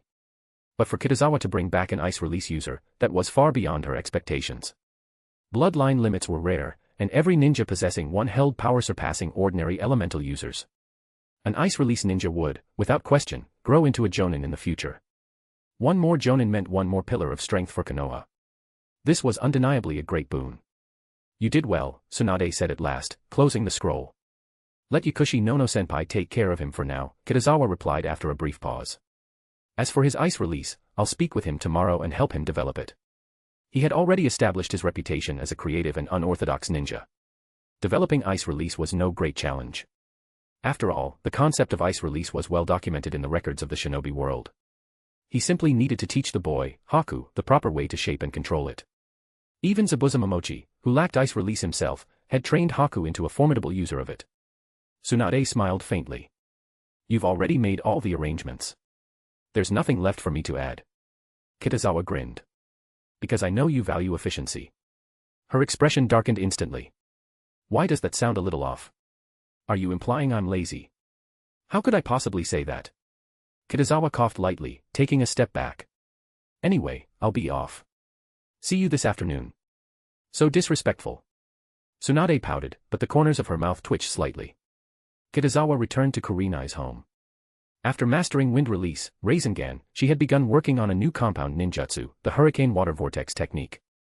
Once they both became proficient, they planned to experiment with a combination technique that would merge their chakra natures seamlessly.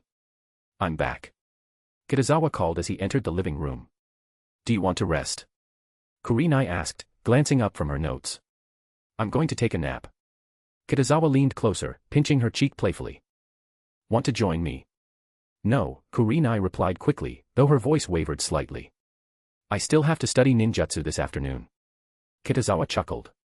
Look at you, always pretending to be so serious. Thinking improper things again. Shut up. Her face flushed a bright crimson, and she kicked at him with her soft, fair foot.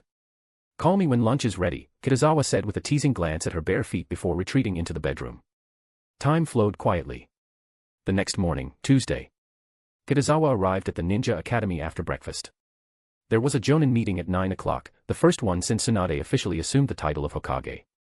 It would likely be a long one, so he needed to make arrangements for both the Genius class and the Medical Ninja training class beforehand. On the Academy's training ground, the Genius class students were gathered together, chatting animatedly. You'll never guess what we experienced last weekend. Ino said proudly, crossing her arms with a smug grin. She, Choji, and Shikamaru had gone on a mission under Kakashi. What? What? Naruto leaned forward eagerly. Did you guys run into enemy ninjas? No, Ino said with a smile. We went to the Land of Iron and met real samurai. There are still samurai around. Tenten asked in disbelief. I thought traditional samurai were long gone, replaced by ninja. Traditional samurai are indeed extinct, Shikamaru replied lazily, stifling a yawn. The ones in the Land of Iron use chakra. In my opinion, they're basically taijutsu ninja with swords.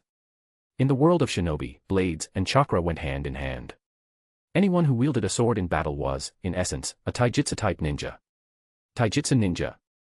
Rock Lee's eyes sparkled with excitement. I hope I get sent on a mission to the Land of Iron next weekend, too. That place is filled with sword-wielding chakra users, Shikamaru said dryly, giving him a side glance. It suits Sasuke more than it suits you. The potato chips in the Land of Iron weren't very good. Choji muttered gloomily. Sakura, where did you go for your mission? Ino turned toward her friend, curiosity gleaming in her eyes. Just in the Land of Fire, Sakura replied with a helpless sigh. It was an escort mission. Nothing happened for 2 days straight, it was so boring. Tenten nodded in agreement. Same here. Totally uneventful. Yakumo, who had been quietly listening, also nodded. She had imagined her very first mission as a ninja to be thrilling, full of excitement and danger, but reality had been far more mundane. Looks like we should avoid escort missions next weekend, Naruto said immediately, frowning. What missions we take isn't up to us, Kiba reminded him, throwing an arm over Naruto's shoulder. It's up to the squad leader. Anyway, sis, how about your team? With Kitazawa-sensei leading, it must have been tough. It was quite difficult, Inuzuka Hana said, recounting their encounter. You actually fought 3 Chunin from the Hidden Mist Village? Naruto's eyes went wide in disbelief. Sasuke and Neji exchanged looks of surprise as well. Beneath their calm exteriors, a hint of envy flashed in their eyes. They, too, wanted to face enemy ninjas in real combat.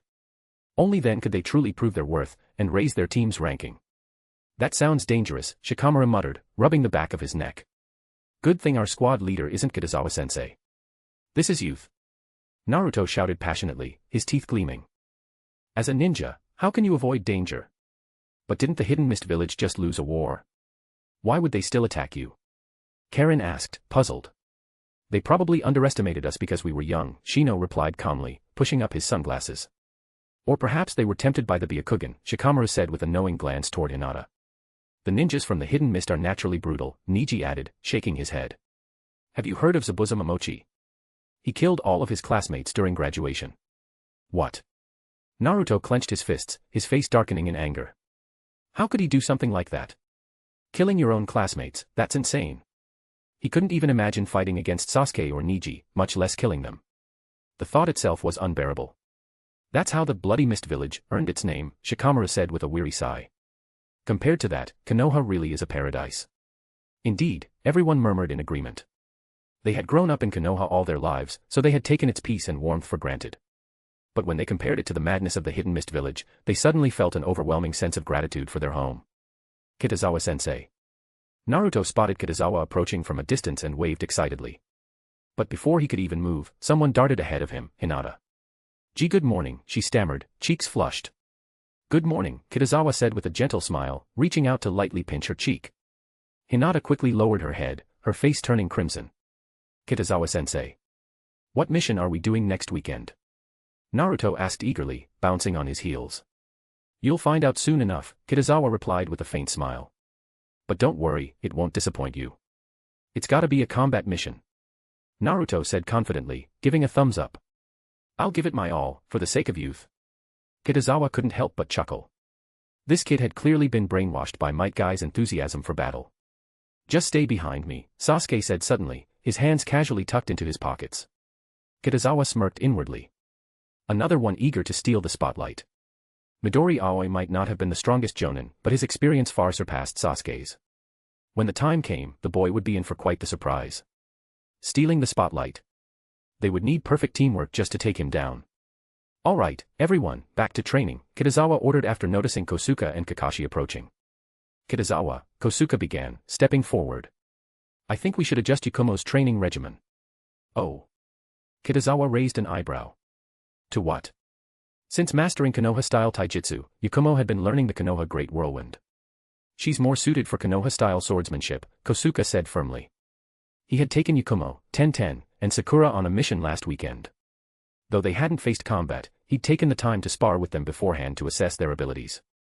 Yakumo's physical strength was limited due to her genjutsu-based bloodline, and the whirlwind techniques required exceptional physical prowess to unleash their full potential.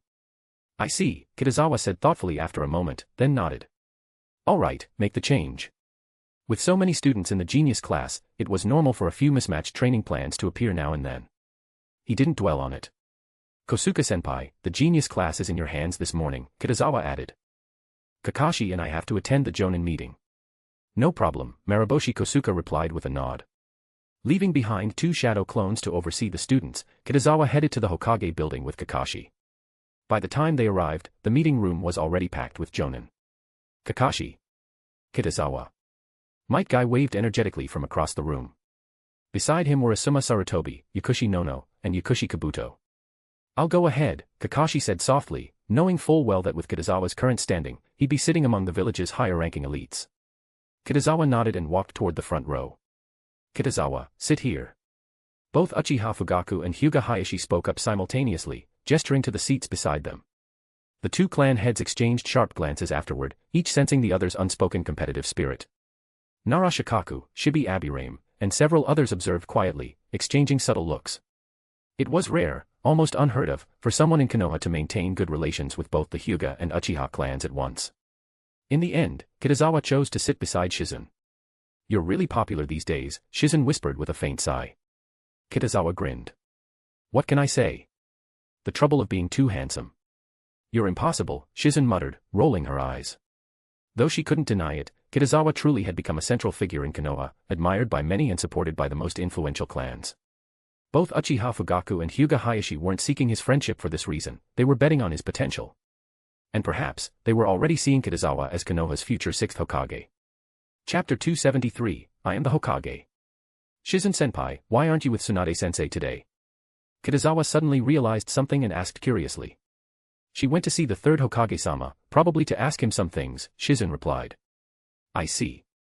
Kitazawa stroked his chin thoughtfully. He remembered Sarutobi Hiruzen's statement about becoming a Ninja Academy teacher after retirement a long time ago. Why not invite him to teach the genius class? Kitazawa was already very busy, and he would only become busier after the implementation of the new combat methods. After all, it was normal for a mission to last 10 days to half a month. What if one day, he, Maraboshi Kosuke, and Kakashi all couldn't make it back in time for class? He felt he could talk to Sarutobi Hiruzen about it. He was also about to meet the conditions for mastering the 5-release great combo technique, which required all 5 chakra nature transformations to reach the proficient level. He was only missing fire release now, all he needed was to secure first place in the new practical exam during the upcoming monthly exam. If Sarutobi Hiruzen became a teacher at the Ninja Academy, it would be much more convenient for him to seek guidance.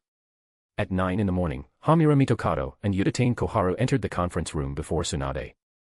Their seats were in the front row, to the left and right of the Hokage's seat, signifying their transcendent status. A moment later, Tsunade pushed open the door and walked in unhurriedly. Hokage-sama. All the Jonin stood up in unison, greeting her simultaneously.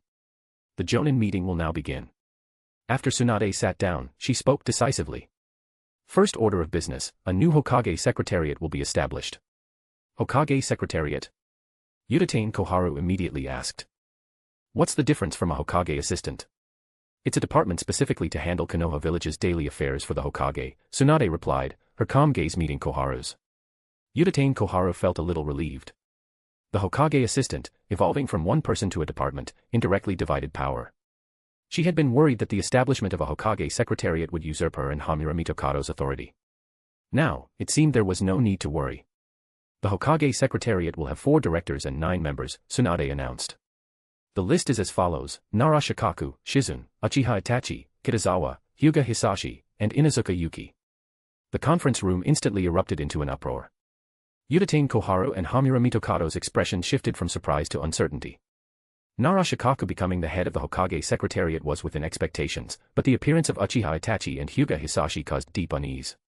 The Uchiha clan now had its second high-ranking Konoha official position since Uchiha Kagami. And for the first time, the Hyuga clan had reached a position equivalent to the Hokage's assistant. Hamura and Koharu didn't care much about the other clans, but these two, the Uchiha and the Hyuga, were simply too powerful.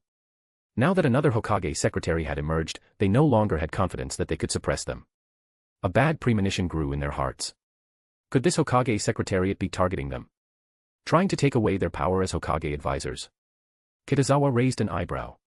He hadn't expected the Uchiha clan to select Uchiha Itachi for the position of Hokage Secretary. In his opinion, Itachi was too young. But upon reflection, he understood, the Uchiha clan's true goal was the Hokage's seat. With Itachi's strength and his identity as Hokage Secretary, he was now half a Hokage candidate. Theoretically, it was indeed possible for him to become the next Hokage. Even if he didn't, he would still secure a high-ranking position, and that influence could later support Uchiha Sasuke in vying for the title of Hokage. Simply put, the Uchiha clan had chosen a dual insurance strategy. Still, the list of Hokage secretaries was undeniably fair.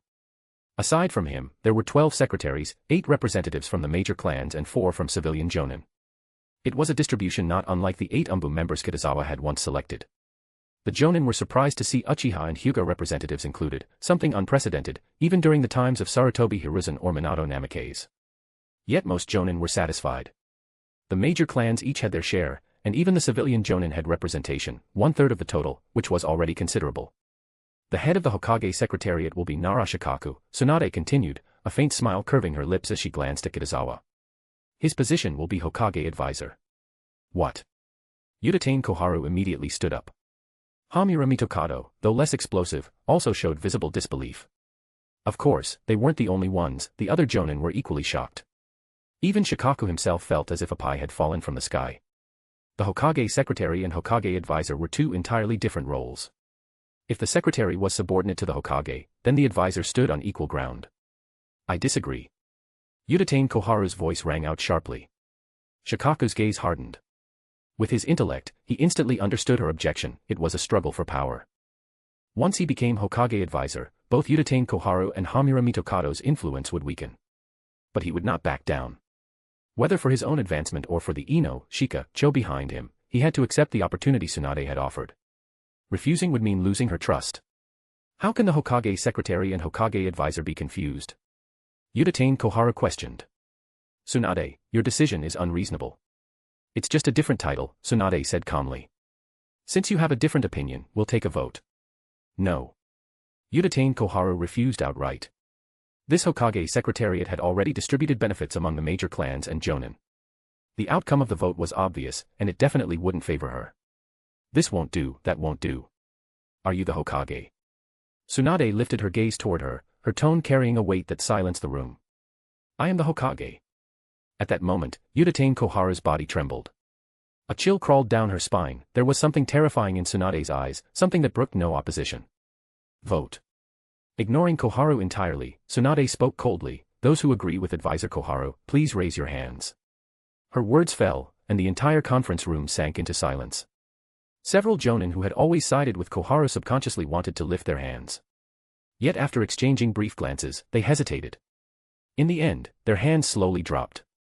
Even if they raised them, the outcome wouldn't change, and doing so would only paint a target on their backs.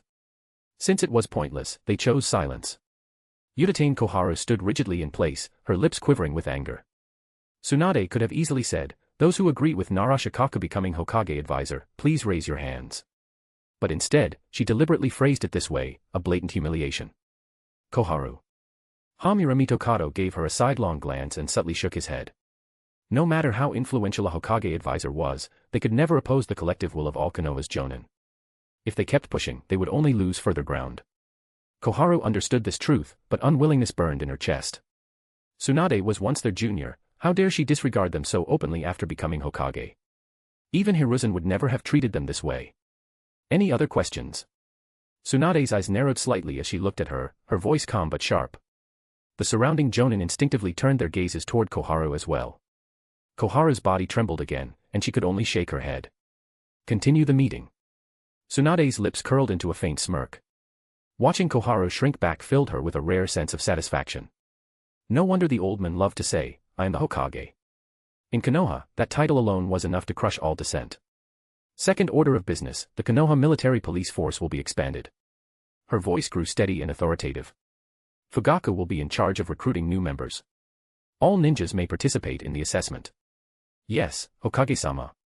Uchiha Fugaku stood and bowed slightly. This had already been agreed upon beforehand, so he accepted without surprise. The other clan leaders had also heard rumors in advance, so their expressions remained calm. Only the Jonin unaffiliated with any clan appeared dumbfounded, their eyes wide with disbelief. Was this truly the Uchiha clan? They were actually opening the police force to outsiders. Kitazawa merely sighed inwardly. Experience teaches lessons. The Uchiha of the past had been too proud, and that pride had chained them to the police force, blinding them to change. But after all that had happened, Danzo's suppression, Shirsue's death, their forced relocation, they had tasted humiliation deeply. If not for Tsunade's rise, they might have erupted under that pressure and walked the same doomed path toward annihilation. Yet, due to Kitazawa's butterfly effect, Tsunade had become Hokage early, and Danzo had already met his end in the Pure Land. Now, the Uchiha were facing a new dawn, one born from humility and adaptation. Hamura and Koharu exchanged uneasy glances. Both could sense the shifting tide of Konoha's power. The Uchiha were poised to return to the village's political center, rendering all of Danzo's lifelong schemes meaningless. They wanted to voice their opposition, but the composed expressions of the other clan heads stopped them cold. It dawned on them that perhaps they were the only ones left in the dark. A faint chill settled over their hearts. The third matter, Kitazawa will serve as representative, and Narashikaku will handle the negotiations to receive the hidden mist envoy. Tsunade's tone didn't waver as she moved on. Yes, Tsunade-sensei. Kitazawa stood and responded immediately. The Jonin around him exchanged quiet glances. For the first time, they heard him refer to Tsunade as sensei rather than Hokage-sama. It could only mean one thing: Tsunade had formally accepted Kitazawa as her disciple. His status had now surpassed that of an ordinary Jonin. Considering his remarkable strength, many couldn't help but think, was he perhaps the next Hokage? After all, there was no one among his peers, not even Kakashi, Asuma, or Guy, who could truly rival him. The fourth matter, announced Naruto's identity as Minato's son. Tsunade's voice echoed through the room. What? The Jonin erupted in astonishment. Tsunade. Uchiha Koharu blurted out, you're disregarding Naruto's safety. If Konoha can't even protect one child, Tsunade shot back sharply, then does it still deserve to be called one of the 5 great hidden villages? But Naruto, he's not just. Koharu faltered mid-sentence, realizing she had almost revealed a forbidden truth, that Naruto was the Nine-Tails Jinchuriki. She bit her tongue, stopping herself. Being so hesitant, Tsunade's eyes turned cold. Are you even worthy of being a Hokage advisor? Her voice cracked like thunder. Those who agree, raise your hands and vote. Without hesitation, every Jonin raised their hand. Uchiha Fugaku and Shibi Aburame, both once close to Minato, raised theirs the highest. Koharu sank back into her chair, her expression hollow. The contrast with the earlier vote was like night and day. One matter after another unfolded swiftly. But for Kitazawa, the subsequent discussions held little relevance. Under Tsunade's command, the Jonin meeting concluded in less than 2 hours, far faster than under Hiruzen, who would have dragged it till noon.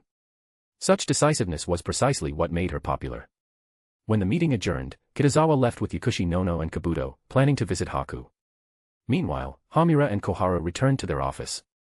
We can't let Tsunade act so willfully. Koharu seethed, her anger reigniting as she recalled her public humiliation and the waning power of their office. Tsunade's prestige is at its peak right now, Hamura replied more calmly. It's unwise to confront her directly. Let's go find Hiruzen. Koharu's eyes lit up with sudden resolve, her voice trembling with excitement. That's a good idea. Hamura nodded slowly. He may have retired, but his reputation still carries weight. If he steps in, he can stop Tsunade. Let's go. Without another word, Koharu strode out of the room, her pace brisk and furious. Hamura followed close behind. The two elders soon arrived at the Sarutobi clan's compound. Sarutobi Hiruzen was sitting quietly by the pond, fishing. When he saw the two approaching figures, he paused slightly, already guessing their purpose. There was no need to ask, they must have come because of the Jonin meeting earlier that day. After all, Tsunade had visited him that very morning to consult about a few matters. Hiruzen, you seem to be enjoying your retirement quite comfortably, Uchiha Koharu said coldly, glancing at the empty bucket beside him. But your old friends are having a rather difficult time. What's wrong with you two? Sarutobi Hiruzen asked, his tone calm and unhurried. It's all because of your good student, Tsunade. Koharu snapped. She actually allowed the Uchiha and Hyuga to join Konoha's upper command. Hiruzen's brows lifted slightly in surprise. He hadn't been informed of the specific proceedings of the Jonin meeting. Tsunade hadn't shared the details with him beforehand. It seems you don't yet know what Tsunade has done, Hamura Mitokado added, and immediately began recounting everything that had occurred, including the public revelation of Uzumaki Naruto's identity. When Hamura finished, Hiruzen let out a small chuckle. That does sound like something Tsunade would do, he said softly, a trace of nostalgia in his voice. In her, I can see my teacher's shadow. Teacher is teacher, and Tsunade is Tsunade. Koharu said sharply, her voice laced with disapproval. How could she ever compare to our teacher? So what exactly is the problem? Hiruzen asked, his tone turning firm. Are you worried Tsunade can't control the Uchiha and Hyuga? Or that revealing Naruto's identity will draw attention from other villages? Or... His gaze grew sharper. Are you simply upset that your own authority is being diminished? We're naturally concerned about the first two. Koharu said quickly, her tone defensive. Tsunade has only just become Hokage, Hiruzen countered. How do you already know she can't handle it? Koharu faltered. In that moment, she realized how much her old friend had changed. The once gentle Hiruzen now spoke with a weight that left no room for argument. I understand what you're trying to say, Hiruzen said quietly, shaking his head. But I am no longer the Hokage. Hiruzen, you're really not going to get involved? Koharu asked, disappointment flickering across her face. Tsunade's measures are too reckless, Hamura added gravely. She should have consulted us before making such decisions. I've already told you, Hiruzen said, his eyes fixed on the rippling pond, I'm no longer the Hokage, and I can't interfere. He paused briefly, then added in a calm but cutting tone, think about Danzo's fate. At those words, both Hamura and Koharu froze. Danzo's death had been far from what they expected. In their eyes, no matter how extreme his methods had been, Danzo had always acted for Konoha's sake, he didn't deserve to die. But Tsunade wasn't Hiruzen. Her actions were swift, decisive, and left no room for hesitation. Konoha Hospital. Kitazawa was meeting with Haku. I've given him a full examination, Nono said gently. Aside from some mild malnutrition, there's nothing wrong with him. That's good. Kitazawa nodded, then turned to Haku. Have you ever learned ice release ninjutsu? No. Haku hesitated briefly before answering. I only used it once by accident before. You have natural talent in both water release and ice release, Kitazawa said thoughtfully. So from now on, you'll train in both. I might not fully understand ice release, but I can give you some guidance. Current mission, help Haku learn 3 ice release ninjutsu. Mission reward, ice release. Do you accept? Kitazawa looked at the glowing text before him and couldn't help but feel a spark of excitement. The reward was excellent, to directly gain ice release himself. But the mission wouldn't be easy. Haku had no understanding of ice release techniques and would have to develop them from scratch. Kitazawa could only guide him based on the ice release jutsu he remembered from the original timeline. The real problem, however, was Haku's lack of any proper ninja foundation. He was essentially starting from zero. Still, ice release was too valuable to pass up. At the very least, he thought dryly, I could make free popsicles in the summer. Kitazawa immediately accepted the mission. Thank you, Teacher Kitazawa, Haku said earnestly. You'll begin with basic chakra refinement, Kitazawa instructed. Kabuto, teach him. Yes, Teacher Kitazawa, Kabuto replied with a nod. Without lingering further, Kitazawa left the hospital and made his way toward the Ninja Academy. Not long after lunch, there was a knock at his office door. Come in, Kitazawa said, looking up. Konan stepped inside. She was wearing the signature black cloak of the Akatsuki, its red clouds vivid against the fabric. The cloak wrapped tightly around her slender frame, revealing only a pair of high-heeled, open-toe boots, her toes painted black, a striking contrast against her fair skin. This outfit of yours is a bit too conspicuous in Konoha, Kitazawa said evenly. From now on, you'll wear this. He held out a Konoha ANBU vest and a white long robe. ANBU had 2 forms of attire, one with just the vest, and another with the robe worn over it. In the village, you'll operate under your ANBU identity, Kitazawa continued in a firm tone. But no matter what happens, you'll follow my orders, including during missions. Konan sensed the unquestionable authority in his voice and nodded silently. Treating Nagato's legs was still their top priority. Change your clothes, Kitazawa said, then turned and stepped out of the office. Konan removed her Akatsuki cloak. Underneath, she wore a zip-up backless top and light purple tight pants, her flat stomach exposed, a small silver ring glinting at her navel. She then slipped on the ANBU vest and draped the white robe over it, finishing with the ANBU mask. In that instant, her aura shifted, from cool and aloof to mysterious and untouchable. Show your support with power stones, guys. If we make it into the top 20 rankings at the week's end, I'll drop 2 bonus chapters as a thank you. Chapter 274, Naruto's Deserved Treatment. After changing into her ANBU uniform, Konan pushed open the door and stepped out. Kitazawa's gaze swept over her quietly, assessing her from head to toe. Konan's calm, aloof demeanor suited the ANBU perfectly, only her striking blue-violet hair stood out too much for their usual discretion. Still, he was the ANBU commander. With his authority, no one in Konoha would dare to question his decision, except perhaps Tsunade. That was precisely why he wanted Konan under the ANBU. On his own turf, he could manage everything with precision and control. If he was going to stage a performance, it had to look flawless. Kitazawa had already informed Konan that she would be treated as a genuine ANBU operative. She possessed formidable power, wasting it would be foolish. He would make use of her ability wherever possible. Konan, on the other hand, knew she could not afford to offend Kitazawa. For Nagato's sake, she was willing to take on missions under him. After all, it was part of their agreement. Your usual mission will be simple, Kitazawa said, his calm eyes settling on her. Protect me, secretly. Understood, Konan replied, her tone even and composed. She soon realized this assignment was no different from her past duties in the Akatsuki. The only change was the name. Nagato had been replaced by Kitazawa. Both men, however, shared one trait in common: neither truly needed her protection. Just then, a figure approached from afar. It was Haru, one of the ANBU. Haru stepped up to Kitazawa, his eyes flicking briefly toward Konan in puzzlement. Who was this woman? He didn't recall any ANBU members with blue-violet hair. She's Origami, a new ANBU member, Kitazawa said casually. Konan blinked, momentarily surprised. Origami? So that was the codename he had given her. Yet, something about it felt uncanny. Kitazawa seemed to know far more about her than he should. Kitazawa-sama, Haru reported, all matters approved at this morning's Jonin meeting have now been publicly announced. There were many items passed during such meetings. Some had to be shared with the entire village, like the appointment of the Hokage Secretariat staff, or the revelation that Uzumaki Naruto was the son of the fourth Hokage, Minato Namikaze. Understood, Kitazawa nodded. You've done well. You may go. Haru bowed lightly and took his leave. Kitazawa walked toward the railing, gazing down at the training ground below. If all had gone according to plan, Uchiha Sasuke and the others should have already seen the ANBU's newly posted announcement. He was mildly curious about their reactions, but not enough to personally watch their expressions. Turning back inside, he returned to his office, picked up a pen, and began writing a prescription for Nagato. In the age of medical ninja, most injuries didn't actually require medicine. Medical ninjutsu sufficed for almost everything. Only the most severe cases demanded medicinal treatment. The essence of medical ninjutsu lies in accelerating cellular division and tissue regeneration. In other words, it forced the body to heal by overdrawing its natural reserves.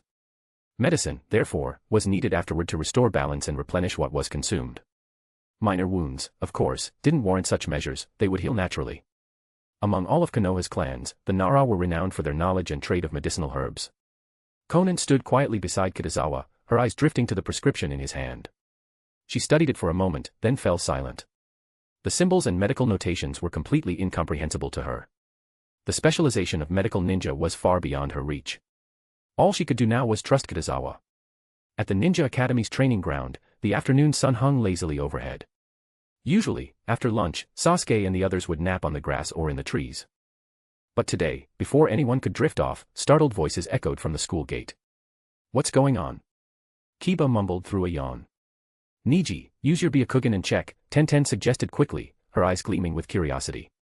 Niji activated his Byakugan without hesitation. Its long-range vision made leaving the spot unnecessary. There's a crowd gathered at the bulletin board by the gate, he reported. A new announcement, huh? Shikamaru said thoughtfully. Kitazawa-sensei and Kakashi-sensei attended the Jonin meeting this morning. Then it must be related to that meeting, Kiba guessed. Judging by those shouts, whatever it is must be pretty shocking. Niji, can you see what's written on the board? Ino leaned forward eagerly. Yes, Niji nodded. Sasuke, Naruto, and Yakumo turned toward him expectantly. The first notice is about the establishment of the Hokage Secretariat office, Niji said, reading off the details. Wait, Kitazawa-sensei isn't in charge? Ino asked, astonished. Although Kitazawa was listed as a member, he was only a regular secretary. Given his standing, many would have expected him to hold the office. Yet between his duties as ANBU commander and vice principal of the academy, it seemed he had no time for another title. Kitazawa-sensei must have other plans, Sakura speculated. Hey, congrats, Shikamaru, your dad's now a Hokage advisor, Kiba said, grinning as he clapped him on the shoulder. That's not surprising, Shino remarked calmly, adjusting his glasses. The Nara clan is famous for its intellect. When I become Hokage, Shikamaru, you'll be my advisor. Naruto announced proudly with a thumbs up. Just thinking about it feels exhausting, Shikamaru sighed. I'll pass. You're so lazy. Ino huffed. The Hokage advisor's position is second only to the Hokage. He'll be my advisor, Sasuke said coolly, shooting Naruto a sidelong glance. Shikamaru blinked in disbelief. Why are you all turning on me? The ship of friendship, it seemed, had capsized. With Naruto and Sasuke both serious contenders for Hokage, Shikamaru suddenly foresaw a very troublesome future. Why do you all want Shikamaru to be the advisor? Kiba protested. I can do it too. There's more than one advisor, so technically, you have a shot, Sakura replied with a teasing smile. She glanced meaningfully at Sasuke. but I don't plan to be an advisor. Her ambition was different, she wanted to be the Hokage's wife. Of course, that depended on Sasuke actually becoming Hokage first. Your expression looks suspiciously ill-intentioned, Ino remarked, noticing the sly curve on Sakura's lips. She couldn't help but twitch the corners of her own mouth. No, wait. Kiba suddenly interjected, puffing out his chest proudly. My goal is to become Hokage. Niji, keep going. Don't mind them, Ten sighed, shaking her head. Second, Niji continued, Kitazawa-sensei will represent Konoha village in negotiations with the Hidden Mist village. I told you Kitazawa-sensei had other arrangements. Sakura patted her chest with a smug little laugh. My predictions are always spot on. She wanted to redeem herself, to prove she wasn't some kind of jinx. It's not that you're accurate, Ino corrected, crossing her arms. It's that Kitazawa-sensei is just that incredible. Sasuke fell silent. He felt as though he had suddenly taken an arrow to the knee. Whenever Sakura spoke about him, she was almost never accurate. Was it because he wasn't amazing enough? Third. Niji's voice trailed off. His gaze dropped, and his pupils involuntarily constricted. Niji, what's wrong? Ten asked, puzzled by his reaction. Is it something huge? Kiba's eyes lit up. Come on, Niji, tell us already. The third announcement, Niji said slowly, taking a deep breath, is that Hokage-sama has revealed Naruto's true identity. He is the son of the fourth Hokage. What? Sasuke, Ino, Yakumo, and the rest of the group were all stunned. Even though they were heirs of prominent ninja clans, none of them had ever known the truth about Naruto's parentage. Their parents had merely told them to get along with him, nothing more. Now, they finally understood why. So that's it. Kiba exclaimed, slapping his palm with realization. No wonder Naruto's strength is so crazy. He had always wondered how Naruto's power could far exceed theirs, even though they were all clan prodigies in their own right. Now that he knew Naruto was the fourth Hokage's son, everything suddenly made sense. Still, Shikamaru said, shaking his head, the fourth Hokage wasn't known for having massive chakra reserves. This is all Naruto's own talent. Naruto, you don't look surprised, Sasuke said, recovering from his shock. Did you already know? Yeah, Naruto admitted with a small grin. Kitazawa-sensei told me beforehand. I was shocked too, when I first found out. Then why wasn't it announced earlier? Sakura asked curiously. The notice says it was delayed due to Danzo's interference, Niji explained. If it's Danzo, that makes sense, Shikamaru muttered. My dad said he was a pretty terrible person. He's really bad, Naruto said flatly. Even Naruto says so, just how bad was he? Rock Lee asked, his eyes wide with intrigue. Not just bad, rotten to the core, Shikamaru replied, sitting up straighter. He began recounting everything he had heard from his father about Danzo Shimura.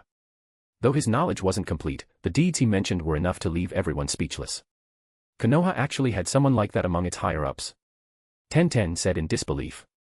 Her worldview felt shaken. Fortunately, Shikamaru added, he got what he deserved, Hokage-sama and Kitazawa-sensei took him down. Shikamaru patted Naruto's shoulder with a grin. Looks like we'll be counting on you in the future. That's right. Kiba laughed. Naruto, your status is way higher than ours now. You have to treat us. Choji chimed in eagerly. We should celebrate properly. Ino added, smiling brightly. They all knew too well how the villagers had treated Naruto in the past. It wasn't an exaggeration to say the people of Konoha had repaid kindness with cruelty. After all, the fourth Hokage had sacrificed his life to save them. Naruto shouldn't have to treat us, Shikamaru said after a moment of thought. I think we can. I'll treat, Sasuke interrupted, his tone calm but decisive. Barbecue. Tonight. Shikamaru blinked, momentarily stunned. He had originally meant that everyone except Naruto should split the bill. As expected of Sasuke-kun. Sakura's eyes lit up immediately, her admiration plain. It's nothing, Sasuke replied coolly. Thank you, Naruto said, scratching his head, embarrassed yet touched. Even though his status had changed, his friends hadn't treated him any differently. That alone meant everything to him. He didn't want this revelation to change their bond. Meanwhile, throughout Konoha, the villagers were thrown into shock. The boy they had once shunned, the one they whispered about and avoided, was actually the son of their beloved savior, the fourth Hokage, Minato Namikaze. To have treated him with such disdain was an unforgivable act. One by one, the villagers began to feel the weight of guilt and remorse pressing down on their hearts. Ichiraku Ramen. Naruto is actually the son of the fourth Hokage. Ayame instinctively covered her mouth in astonishment. Poor kid, Tochi sighed deeply, his eyes softening with emotion. He's the son of a hero, yet he's been treated like an outcast all these years. Dad, did you know all along? I am asked quietly, looking up at him. While most villagers had always shown open dislike toward Naruto, her father had never joined them. To him, Naruto was just another customer. No, Tucci shook his head. As a chef, you treat everyone equally. That's the least we can do. They won't dare treat Naruto like that again. I clenched her fists, her tone firm with conviction. Definitely not, Tucci chuckled at her fiery reaction. When Naruto comes by tomorrow, I'll make him an extra-large bowl of char siu spare rib ramen. I'll treat him. I said immediately, her face bright with determination. The fourth Hokage is one of my idols. Half an hour later. While the genius class was still enjoying their lunch break, Kitazawa finally set down his pen. The first draft of the prescription was complete. Nagato's leg injuries had existed for many years, deep-rooted and stubborn, so treatment couldn't be rushed. The prescription would need constant adjustments depending on his recovery. There would likely be more than a dozen versions before it was perfected. That's all for now, Kitazawa said, handing the paper to Konan. The cost of the medicinal ingredients will be covered by your Akatsuki organization. Konan nodded slightly. Many of these ingredients are rare, Kitazawa continued, tapping the parchment thoughtfully. To save time, we'll search from 2 directions. Have your organization locate what they can first. If they fail, I'll reach out to the Nara clan. The Nara clan, with their keen intellect and vast connections throughout both Konoha and the Land of Fire, could find almost anything. Even the fire daimyo often sought their counsel. Konan studied the prescription, her expression calm but her thoughts cautious. She didn't intend to rely on the Akatsuki for this. Instead, she would mobilize Hidden Rain Village's resources. Since Hanzo's death, both the land and village of Rain had effectively come under her control. She didn't fully trust the Akatsuki members because if they tampered with even a single herb, the consequences could be disastrous. In contrast, she trusted Kitazawa more. When the ingredients are gathered, Kitazawa said, outlining his plan, I'll prepare the medicine. He'll take it for half a month, then I'll examine his progress and create a new formula. We'll continue until it's time to use limb regeneration. Thank you, Konan said earnestly, her eyes firm. This is an order, I'm giving you 2 days off. Go notify your organization. Kitazawa rose from his seat. I've got class now. See you tomorrow. His order would help her maintain her cover as an ANBU operative. Beyond that, it was up to her. Konan watched him leave. Her gaze dropped to the prescription in her hand. She wondered when the day would come that Nagato could finally stand again. For the first time in years, a faint spark of hope glimmered in her heart. Kitazawa arrived at the Ninja Academy's training ground. Kitazawa-sensei. Ino came running toward him, her golden ponytail swaying side to side with each step. We're treating Naruto to barbecue tonight, will you come too? She asked, eyes sparkling with anticipation. And Sasuke-kun is paying. Sakura added cheerfully, promoting him with a bright grin. My mom just gave me some pocket money, Sasuke muttered, glancing briefly at Kitazawa before turning away. It's not specifically for treating him. Since Sasuke's treating, then I'm definitely coming. Kosuke's voice rang out. Kakashi, what about you? Kitazawa asked with a smile. I'm free tonight. I'll join, Kakashi replied, glancing at Sasuke's awkward expression. A flicker of nostalgia passed through his mind, back when Obito and Rin were still alive. All right then, we'll all go, Kitazawa said, patting Ino's head lightly. Yay. Ino cheered, her face glowing with happiness. Hinata, standing nearby, instinctively shuffled 2 steps closer to Kitazawa. Barbecues for tonight, Kitazawa said with a faint smile. For now, training. Yes, Kitazawa-sensei. Ino replied, skipping off eagerly. Kitazawa turned toward Hinata. I'll go train too. Hinata stammered. If there's anything you don't understand, come ask me, Kitazawa said, gently tapping her forehead. Hinata nodded, smiling shyly before hurrying off. I should have realized it sooner, Kosuke murmured suddenly. You mean about Naruto? Kitazawa asked.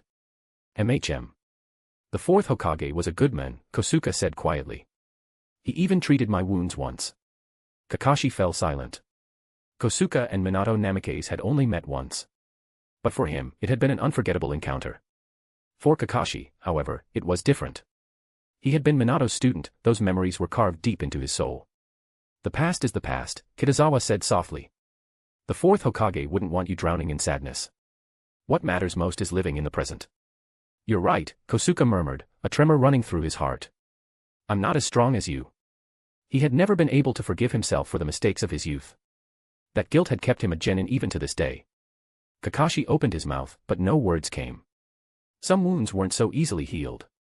Kitazawa knew that too, but said nothing more. Some things simply needed time. You all go ahead to class, Kitazawa said suddenly.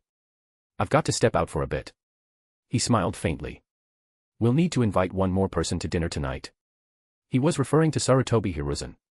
It would be a good opportunity to discuss his potential as a Ninja Academy teacher. After bidding farewell to Kosuke and Kakashi, Kitazawa left the academy and made his way to the Sarutobi clan compound. It was his first visit there, and to his surprise, he was welcomed warmly. Chapter 275, Barbecue Night. Kitazawa met Sarutobi Hiruzen under the guidance of a member of the Sarutobi clan. The old man sat by a quiet pond, a fishing rod in hand, eyes fixed on the rippling surface of the water. The gentle breeze stirred the pond's reflection, distorting the image of his weathered face. Kitazawa couldn't help but feel a subtle sensation rise within him. Could it be that fishing truly is the final destination of all middle-aged and elderly men? Why do you have time to come looking for me, a retired old man? Hiruzen glanced at him, his tone relaxed yet tinged with amusement. I feel Hokage-sama's state of mind has become much more refined than before. Kitazawa walked up beside him, smiling lightly. Though Sarutobi Hiruzen had already retired, he was still the former Hokage, a man whose presence commanded respect. Kitazawa subtly adjusted his tone and address in acknowledgement of that. No duties, no burdens, naturally, my mood has improved. As he spoke, Sarutobi Hiruzen seemed to recall something. He discreetly nudged the bucket of fish beside Kitazawa to the other side, shifting just enough so his body blocked it from view. Then shall I give Hokage-sama a bit more work? Kitazawa noticed the subtle movement but chose to ignore it, his voice carrying a hint of playful intent. Is it Koharu and the others again? Sarutobi Hiruzen frowned instantly. He had already warned those two several times, why were they still stirring up trouble? It has nothing to do with the two Hokage advisors, Kitazawa quickly clarified, seeing the misunderstanding. I've actually come to invite you to be a teacher for the genius class. I didn't expect you to still remember that. Sarutobi Hiruzen was taken aback for a moment, then chuckled softly. Hokage-sama's strength is unparalleled. Having you simply retire like this is a great loss for Konoha village, Kitazawa said earnestly. It's precisely because of this that I'd like you to teach in the genius class. What are the specific arrangements? Sarutobi Hiruzen asked after a brief thought, his smile returning. If it's too much work, I won't do it. You'll be the homeroom teacher of the genius class, Kitazawa explained. There aren't any strict teaching requirements.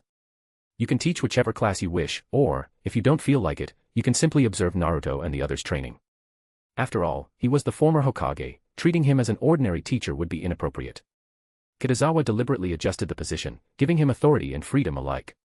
However, as the vice principal of the Ninja Academy, Kitazawa technically remained his superior. In other words, the third Hokage would, in name at least, be his subordinate. That lenient. Sarutobi Hiruzen raised an eyebrow in mild surprise. He had expected Kitazawa to assign him some classes, but this was far more flexible than he imagined. The genius class's daily lessons are already sufficient, Kitazawa said. But we still lack someone who can fill in the gaps, someone who can identify our blind spots. You're the most suitable person for that. Simply put, Sarutobi Hiruzen would act as both mentor and consultant, a guiding presence rather than a full-time instructor. What you said makes sense. Sarutobi Hiruzen nodded approvingly. In that case, I'll accept. The terms were simply impeccable, so lenient that refusal would have seemed foolish. Besides, he also wished to see Naruto's growth with his own eyes from time to time. Hokage-sama, are you free tonight? Kitazawa mentioned the dinner that Sasuke and the others were planning. I'll be there on time. Sarutobi Hiruzen replied almost immediately. Deep down, he still carried guilt toward Naruto. After all, he had promised Minato Namikaze and Uzumaki Kushina that he would take good care of their child, yet in many ways, he knew he had failed them. Then we'll await your arrival. Seeing the matter settled, Kitazawa offered a polite bow and turned to leave. At the Ninja Academy's training ground, the students of the genius class were immersed in practice. Kitazawa gave a few brief pointers, left behind a shadow clone to supervise, and then made his way to an open clearing nearby. The wind howled faintly from a distance. Kitazawa raised his eyes and saw a dense cluster of Narutos, dozens of shadow clones engaged in fierce training. However, his attention soon focused on Shino Aburame. The quiet boy stood calmly amid the chaos, his Kikaichu insects swarming in intricate patterns, intercepting Naruto's wind release, shuriken attacks one after another. Kitazawa watched for a while and quickly understood Shino's intent. He was attempting to breed a strain of Kikaichu that could resist the cutting power of wind release. Although Naruto's technique was still crude, the idea was sound. Kitazawa-sensei. Naruto spotted him and immediately shouted in excitement. Shino exhaled, wiping the sweat from his forehead. Facing Naruto's relentless attacks had clearly pushed him to his limit. Shino, Kitazawa said evenly, about your Kikaichu, if you're aiming for wind release resistance, there's actually another possible evolutionary direction. After all, his system had triggered a related mission, and to avoid failure, he had to participate personally. Please guide me, Kitazawa-sensei. Shino's voice became serious in an instant. Kikaichu can use the enemy's wind to accelerate, Kitazawa explained. That sounds feasible. Shino was momentarily stunned, then after a few seconds of thought, his eyes brightened. Just like the Kikaichu of fire and the parasitic giant water bug before, Kitazawa continued, 2 different wind-type Kikaichu variants can evolve, one for resistance, and one for acceleration. Thank you, Kitazawa-sensei. I'll give it my all. Shino bowed slightly, his tone firm. Indeed, a Kikaichu that could harness an enemy's wind for speed was far more valuable than one that merely resisted it. Kitazawa's insight also opened a new conceptual path for him, that evolution could stem not only from opposition, but also from adaptation. That sounds kinda complicated, Naruto muttered, scratching his head. You don't understand the situation, so naturally, you'll only half understand it. Kitazawa sighed lightly. Come with me. I have something to ask you. He turned and walked toward a shaded spot nearby, then stopped. Naruto hurried after him, curiosity written across his face. Shino, perceptive as ever, quietly turned his back, tactfully giving them privacy. How are you getting along with that fox inside you? Kitazawa looked at Naruto and asked. Fox. Naruto was stunned for a moment before realizing he was referring to the Nine Tails. However, the Nine Tails did indeed look like a fox. If its size weren't so large, it would probably be quite cute. No change. Naruto pulled his wandering thoughts back, shook his head, and said. Looks like I'll have to find a way. Kitazawa stroked his chin and said, whenever you have time, ask it if it wants to hear about Uchiha Madara's unofficial history. Are those the stories you mentioned before? Naruto said with great interest, I want to hear them. I'm asking you to ask it. Kitazawa tapped his forehead with his finger and said, I didn't ask if you wanted to hear it. Naruto chuckled. You train first. Kitazawa reminded him, remember to be at the barbecue restaurant on time tonight, Hokage-sama will also be there. Grandpa third. Naruto immediately said happily, I definitely won't be late. After leaving the Ninja Academy, Kitazawa went to the Hokage office. But to his surprise, Tsunade was not there. He didn't ask further, sat on the sofa, and began to refine his chakra. After mastering the Yin seal, he would infuse chakra into his forehead whenever he had nothing to do. Time slowly passed. The sound of the door opening echoed. When did you arrive? Tsunade glanced at him and then plopped down opposite him. About 2 hours ago. Kitazawa stopped refining chakra and asked with a smile, you were gone for so long. Did you secretly go to the casino? Am I that kind of person? Tsunade rolled her eyes and said, I went to Konoha Hospital to practice the medical ninjutsu of limb regeneration. You learned it so quickly? Kitazawa asked in surprise. No. Tsunade shook her head and said, I just tried it on a fish. But with your talent, you'll learn it in half a month at most. Kitazawa estimated. By then, his system mission to have 5 medical ninjas learn limb regeneration would gain another progress bar segment. Of course, what he cared about more was the system's mission to modify limb regeneration. He hoped it could be completed. If he had to wait until all 5 medical ninjas learned it, that would be too long. One should be enough. Tsunade and he could treat many disabled ninjas in a short time. They would spread their reputation throughout the ninja world by word of mouth.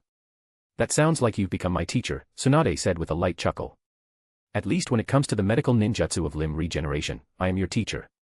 Kitazawa blinked and said. What are you talking about? Tsunade kicked him and emphasized, I am your teacher. Speaking of teachers, I just went to see Hokage-sama and invited him to be a teacher for the genius class. Kitazawa said without changing his expression. That's good, being a teacher suits him. Tsunade responded and then asked, how is your Yin seal coming along? I think it's going very smoothly, maybe I'll finish training next month. Kitazawa asked curiously, Tsunade-sensei, how long did it take you to learn the Yin seal back then? Faster than you, anyway. Tsunade pouted and said. Kitazawa immediately understood. Although Tsunade is currently the best medical ninja in the ninja world, she is actually a late bloomer, just like Jiraiya. At least during the Second Shinobi World War, in her battle against Hanzo, she didn't have the diamond-shaped mark of the Yin seal on her forehead. Of course, I couldn't expose her, lest she kick me out. As expected of Tsunade-sensei. Kitazawa praised her with a serious expression. You learn quickly because you have a lot of chakra, don't get conceited because of it. Tsunade snorted lightly, reminding him. Yes, Tsunade-sensei. Kitazawa nodded and said. There's only 1 hour left until we clock out. I'll leave the rest of the time to you. Tsunade stood up, a smile appearing on her face, and said, I'm going to the casino first to win back the money I lost for you. Can you really win it back? Kitazawa's gaze fell on her beautiful face as he asked, how about I give you a little luck? I just said I'm your teacher. Tsunade subconsciously glared at him. Here you go. Kitazawa smiled and took out a passbook. Tsunade walked over, took the passbook, and stood still. She hesitated for 2 seconds, then suddenly leaned down and kissed Kitazawa on the forehead. Kitazawa was stunned. He hadn't expected Tsunade to actually act on it. Tsunade turned and left without a word. She closed the door, thinking that this made the previous kiss proper. After the drinking session, what she had intended was a kiss on Kitazawa's forehead. But due to an accident, it didn't succeed, or rather, it succeeded too much, now it was finally made up for. After convincing herself, Tsunade headed to the casino. Kitazawa retracted his gaze and continued to cultivate. Tsunade's performance today also proved the correctness of his proactive strategy. If this continued, becoming a rebellious disciple might even be possible. Evening arrived. Barbecue restaurant. When Kitazawa arrived, Sasuke, Naruto, and Kakashi Hatake were already there and had even ordered their food. Kitazawa-sensei, hurry up, you're the only one left. Ino waved at him with a beaming smile. One more is missing. Kitazawa walked over and said, I invited the third Hokage-sama. Except for Naruto, Sasuke, and the others felt surprised and delighted. Sarutobi Hiruzen was now officially retired, and his reputation and standing were intact. I'm not late, am I? Not long after, Sarutobi Hiruzen appeared before them. Besides him, Asuma and Sarutobi Konohamaru were also there. Kitazawa, I'm here to freeload a meal. Is that okay? Asuma asked with a smile. Of course. Kitazawa nodded and said. Are you the legendary Kitazawa? Konohamaru asked boldly. You're being disrespectful, call him uncle. Asuma unceremoniously smacked him on the head. Konohamaru, don't be rude. Sarutobi Hiruzen glanced at him and said. Uncle Kitazawa. Seeing this, Konohamaru Sarutobi could only obediently call out. Kitazawa felt a subtle sensation. How did he suddenly become an uncle? In the original work, Sarutobi Konohamaru was also a mischievous child when he first appeared, but after being beaten by Naruto, he became his follower. Kitazawa remembered he also had 2 companions, Ise Udan and Moegi Kazumitsuri. Moegi Kazumitsuri even awakened would release when she grew up, although it was the Yamato version. Hiruzen. Mariboshi Kosuka said with a smile, it's rare for us to gather for a meal, tonight, we must drink until we drop. No problem. Sarutobi Hiruzen sat down beside him and said, don't be stiff, I'm not the Hokage now, so just treat it like home. In fact, except for Kakashi, Kitazawa, and Kosuka were all very casual. Konohamaru, however, was just like in the original work, conquered by Naruto's grand words and recognizing him as his big brother. Naruto was also very excited to have his first follower. He drank several bottles of juice with Konohamaru Sarutobi. Night deepened. Everyone ate and drank their fill and left the barbecue restaurant. You don't need to see us off, we'll see each other tomorrow. Sarutobi Hiruzen waved his hand and said. Grandpa Third, are you going to have dinner with us again tomorrow? Naruto asked excitedly. No. Sarutobi Hiruzen shook his head and said, because starting tomorrow, I will be your genius class teacher. What? Inuzuka Kiba's eyes widened as he instinctively asked. Wow. The teacher lineup for our genius class is truly terrifying. Tenten exclaimed with admiration. That's right. Ino said happily. Kitazawa, Mariboshi Kosuka, Sarutobi Hiruzen, Kakashi, and Irika. This lineup of teaching at the Ninja Academy would make anyone call it a luxury. But such a bizarre thing actually happened, and they were the ones to encounter it. With such good teachers, you all need to work hard. If you drop out of the genius class, it will be your loss. Kitazawa said with a slight smile. We definitely won't. Naruto gave a thumbs up and said, effort is youth. 50 more laps of training tomorrow. I'll join you. Rock Lee immediately responded. Sasuke's mouth twitched. Having talent and still being so competitive was simply insane. If this continued, would he still have a chance at first place? It's getting late. Those who are going my way, I'll see you home. Kitazawa clapped his hands and said. Naruto, Hinata, Ino, Choji Akimichi, and Shikamaru immediately moved closer to him. Niji subconsciously looked at Hinata. How are you going the same way? But he didn't say anything further. Kosuke-senpai, Kakashi, please take the other students home. Kitazawa greeted them, then walked toward Naruto's house, which was the closest. They quickly arrived in front of a residence. Huh? Naruto scratched his head and asked, is this my house? Why are there so many things at the door? Ino asked, puzzled. The entrance to Naruto's house was filled with all sorts of items, densely packed, several small piles half a person tall. Kitazawa walked forward and picked up a gift box. There was a small note on it, with words of apology written across. Naruto, these are gifts from the villagers. Kitazawa understood and said. Why are they giving me gifts? Naruto asked, looking confused. What else could it be? It's an apology to you. Ino clenched her small fists and said, at least they have a conscience. So, I can buy things from them normally now. Naruto paused, then suddenly asked happily. You really are. Ino was momentarily at a loss for words. Kitazawa, however, was not surprised. After all, in the original work, Naruto never blamed the villagers, even before it was revealed that he was the fourth Hokage's son. Let's move these things inside. Kitazawa commanded, Naruto, open the door. Naruto immediately walked forward and opened it. Ino and Shikamaru began to help move the items. Once everything was brought in, Naruto's living room was completely filled. Kitazawa suspected that half the villagers of Konoha had come to give gifts. In a sense, it was quite outrageous. Wow, limited edition instant ramen. Naruto pulled out a pack of instant ramen and shouted excitedly. What's so good about instant ramen? Choji Akimichi shook his head and said, I think potato chips are better. There are potato chips, too. Naruto handed him a bag and said. Thanks. Choji Akimichi immediately became excited. Do any of you want anything?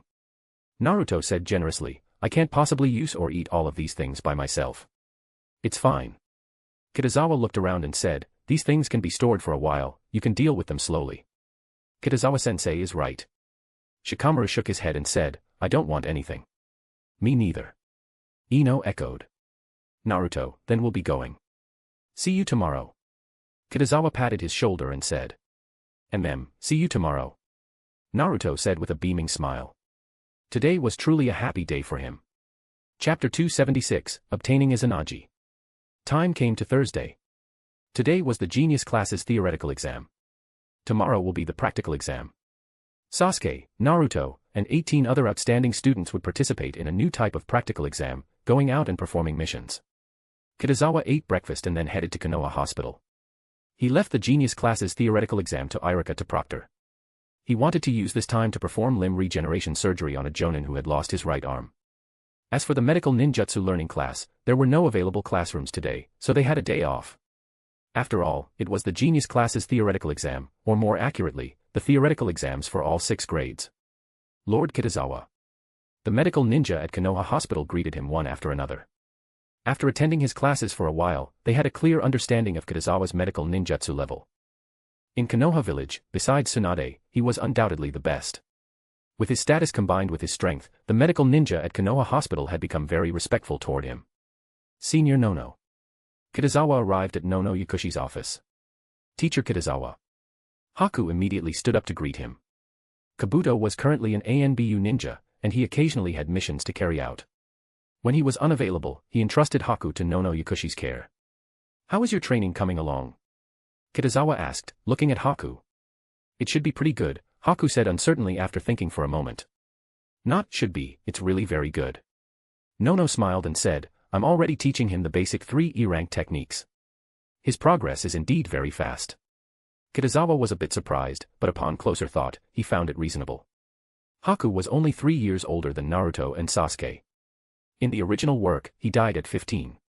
At that time, even if he didn't possess Jonin-level strength, with his ice release, he was definitely among the top Chunin. Moreover, he had developed his ice release entirely on his own. Judging by that, his talent was absolutely top-notch. Although he couldn't compare to the cheating Naruto and Sasuke, he was on par with most of the Konoha 12. Haku, continue your training. Nono stood up and said, Kitazawa and I are going to perform a surgery. Okay, Dean. Haku nodded. See you next time, Teacher Kitazawa. Kitazawa nodded back and followed Yakushi Nono to the operating room. The morning passed quickly. By the time the surgery was over, it was already 11 o'clock. After Kitazawa and Nono had lunch, they went to the Hokage office. As usual, after chatting with Tsunade for a few moments, he found a place to practice his wood-locking wall. In less than an hour, he stopped. Kitazawa waited for a moment and then saw Konan approaching.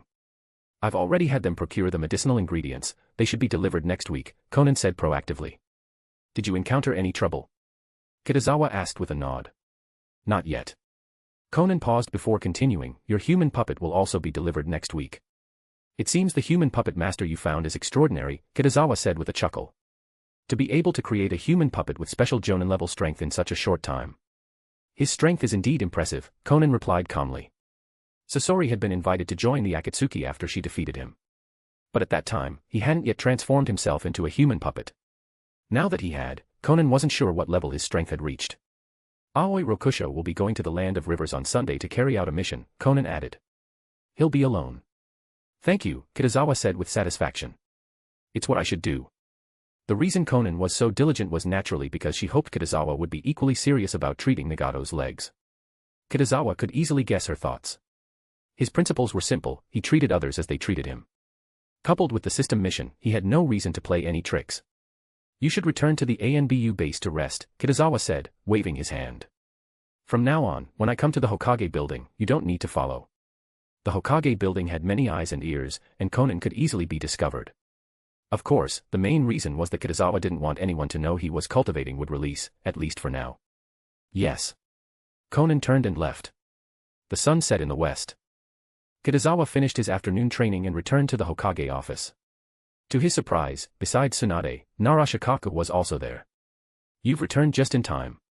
When Tsunade saw him, she tossed him a document. Kitazawa opened it, scanned through a few pages, and immediately understood what they were discussing. The document came from the Uchiha clan, more precisely, an application requesting Konoha's approval to relocate back to their original compound. Kitazawa, what do you think? Tsunade asked after a moment. I think we can agree. Kitazawa closed the document and said, that compound originally belonged to the Uchiha clan. It should indeed be returned to its rightful owners. That compound currently belongs to the two Hokage advisors and the Shimura clan, Narashikaku reminded him. The Uchiha clan's original compound was located in the center of Konoha village. After they moved out, the vacant land naturally couldn't be left unused. Over time, it had been divided among Danzo, Hamura Mitokado, and Uchiha Koharu. Then we should agree to the Uchiha clan's application even more, Kitazawa said immediately. Although he was doing this to complete a system mission, it was also satisfying to irritate those two old geezers. I knew you'd think that way, Tsunade said, smiling. Narashikaku looked between the two of them, a trace of hesitation in his eyes. Earlier, when Tsunade had asked for his opinion, he had suggested they approve the move, but gradually, not all at once. He was worried the two Hokage advisors might do something reckless because of it. After all, during the previous Jonin meeting, they had already been furious. But judging from Tsunade and Kitazawa's expressions, their stance was clearly different from his. Hokage-sama. Narashikaku quickly made up his mind and said, then I will inform the Shimura clan and the others to move out as soon as possible. This was called a wise man adapting to circumstances. Tsunade wasn't afraid, so what did he have to fear? Not to mention that Tsunade was the Hokage, he himself was now also a Hokage advisor. In terms of status, he was no less than Hamura Mitokado and Uchiha Koharu. As for the Shimura clan, after losing Danzo, they no longer had any higher-ups in Konoha to protect them. It was already good enough that they could survive. When it came to such power struggles, they didn't even have the qualifications to participate. If they have any objections, tell them to come find me, Tsunade said domineeringly. Yes, Hokage-sama. Narashikaku bowed slightly and turned to leave. Kitazawa, how long do you think it will be before those two come to find me? Tsunade chuckled and asked. No more than an hour, Kitazawa said after thinking for a moment. What a waste of my time, Tsunade muttered as she stretched. You only need to say one sentence, Kitazawa said with a blink. Because of Tsunade's movement, her clothes became very contoured. What sentence? Tsunade asked with some curiosity. I am the Hokage, Kitazawa lightly coughed and said. That sentence makes me sound a bit unreasonable. Tsunade gave him a sidelong glance, then smiled and said, but with those two old geezers, there's no need to be so reasonable. She didn't like Hamura Mitokado and Uchiha Koharu. In the original work, there was even a scene where Tsunade, annoyed by their nagging, grabbed their collars and threatened them. How is Naruto doing? Tsunade suddenly thought of something and asked. Very well, Kitazawa replied. Ever since it was announced that he is the fourth Hokage's son, the villagers' attitude towards him has changed. That's good. Tsunade nodded. I hope he doesn't develop any bad psychological trauma from his past experiences. Naruto is naturally optimistic, these things won't affect him much, Kitazawa said with a smile. If there are any problems, I will inform you immediately. With you around, I'm at ease. Tsunade casually picked up a document from the table and said, this matter was brought about by you, take a look. Kitazawa stepped forward and took the document. It detailed the expansion of the Konoha military police force.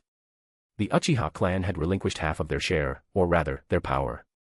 Simply put, the members of the police force were now half Uchiha clan ninja and half ninja from other clans. Good sincerity, Kitazawa said, putting down the document.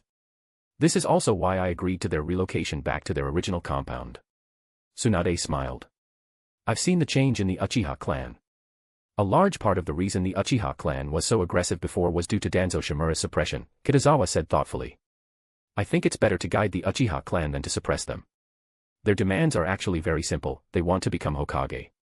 If they truly wanted to betray Konoha, they would have followed Uchiha Madara back then. From another perspective, they were also typical adherents of the belief that the strong should rule the weak. After all, Uchiha Madara lost to Senju Hashirama. As of now, there was Tsunade, there was him, and, of course, there was also a spy, Uchiha Itachi. Coupled with the hope they saw in the Hokage, Kitazawa believed the Uchiha clan was still manageable. From the current situation, the Uchiha clan is not incapable of adapting, Tsunade agreed. As long as they don't harm Konoha, everything is acceptable. Tsunade. Just then, Uchiha Koharu's furious voice rang out. It seems you miscalculated, it hasn't even been half an hour yet, Tsunade said with a smile. Doesn't that just make you seem more accurate? Kitazawa replied, spreading his hands. With a loud bang, the door was pushed open. Uchiha Koharu and Hamura Mitokado stormed in. This is the Hokage building.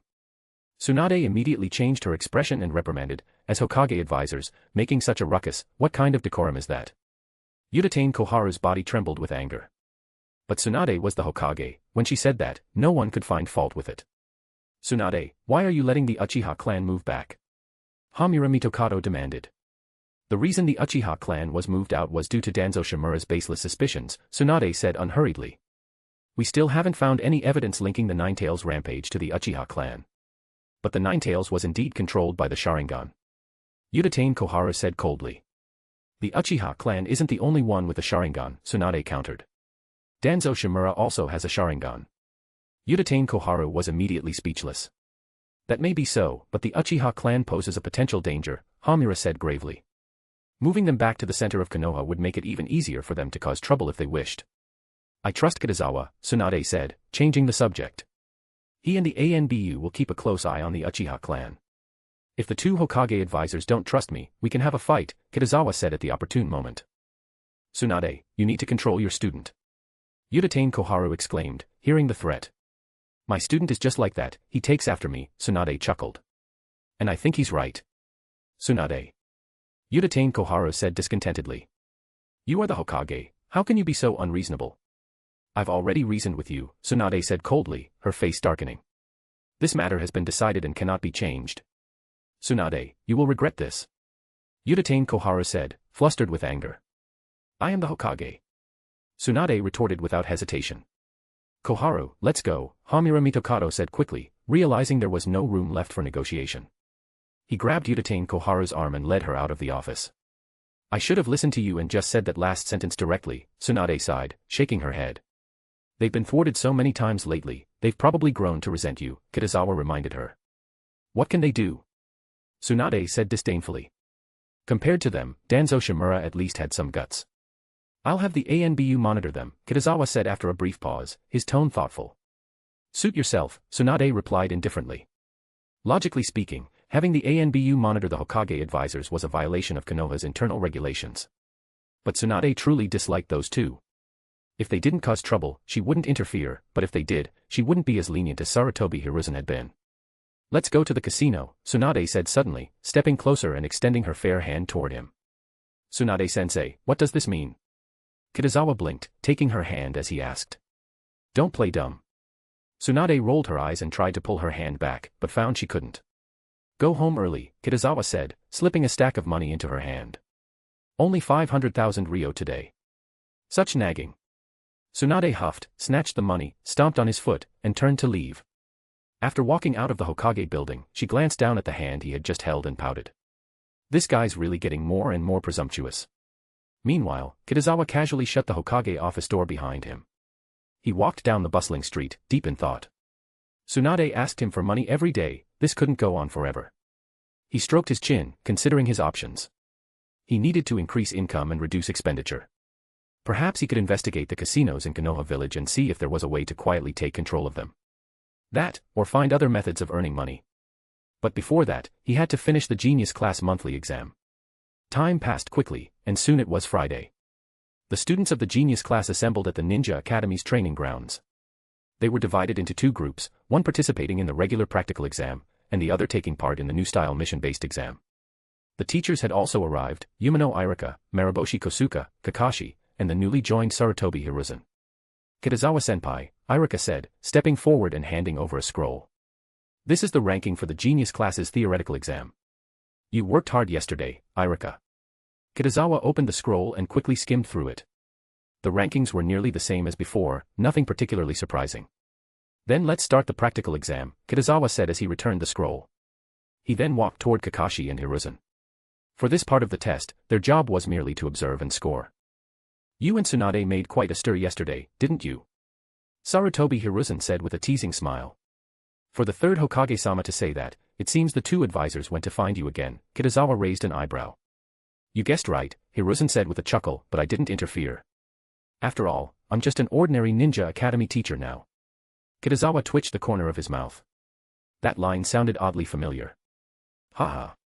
Kosuka laughed. Hiruzen, you're truly humorous. Ahem, Kitazawa cleared his throat, steering them back to the topic. Let's focus on the exam. Irika had chosen the same examination format as Kitazawa, random pairings for sparring. However, since Sasuke and Naruto were no longer participating, there was no need for 3 rounds of combat, the number had been reduced to 2. Naturally, with fewer participants, the overall intensity and excitement of the matches also decreased. Kitazawa, Sarutobi Hiruzen said after watching for a while, I think I should participate in that new type of practical exam too. You'll lead a team? Kitazawa asked, somewhat surprised. Is that a problem? Hiruzen puffed up slightly. I've trained Konoha's Sannin before. Of course not, Kitazawa quickly replied. I'm not doubting your ability, I'm just worried it might waste your time. That's nothing, Hiruzen waved his hand dismissively. I have plenty of time these days. All right then, Kitazawa said, nodding.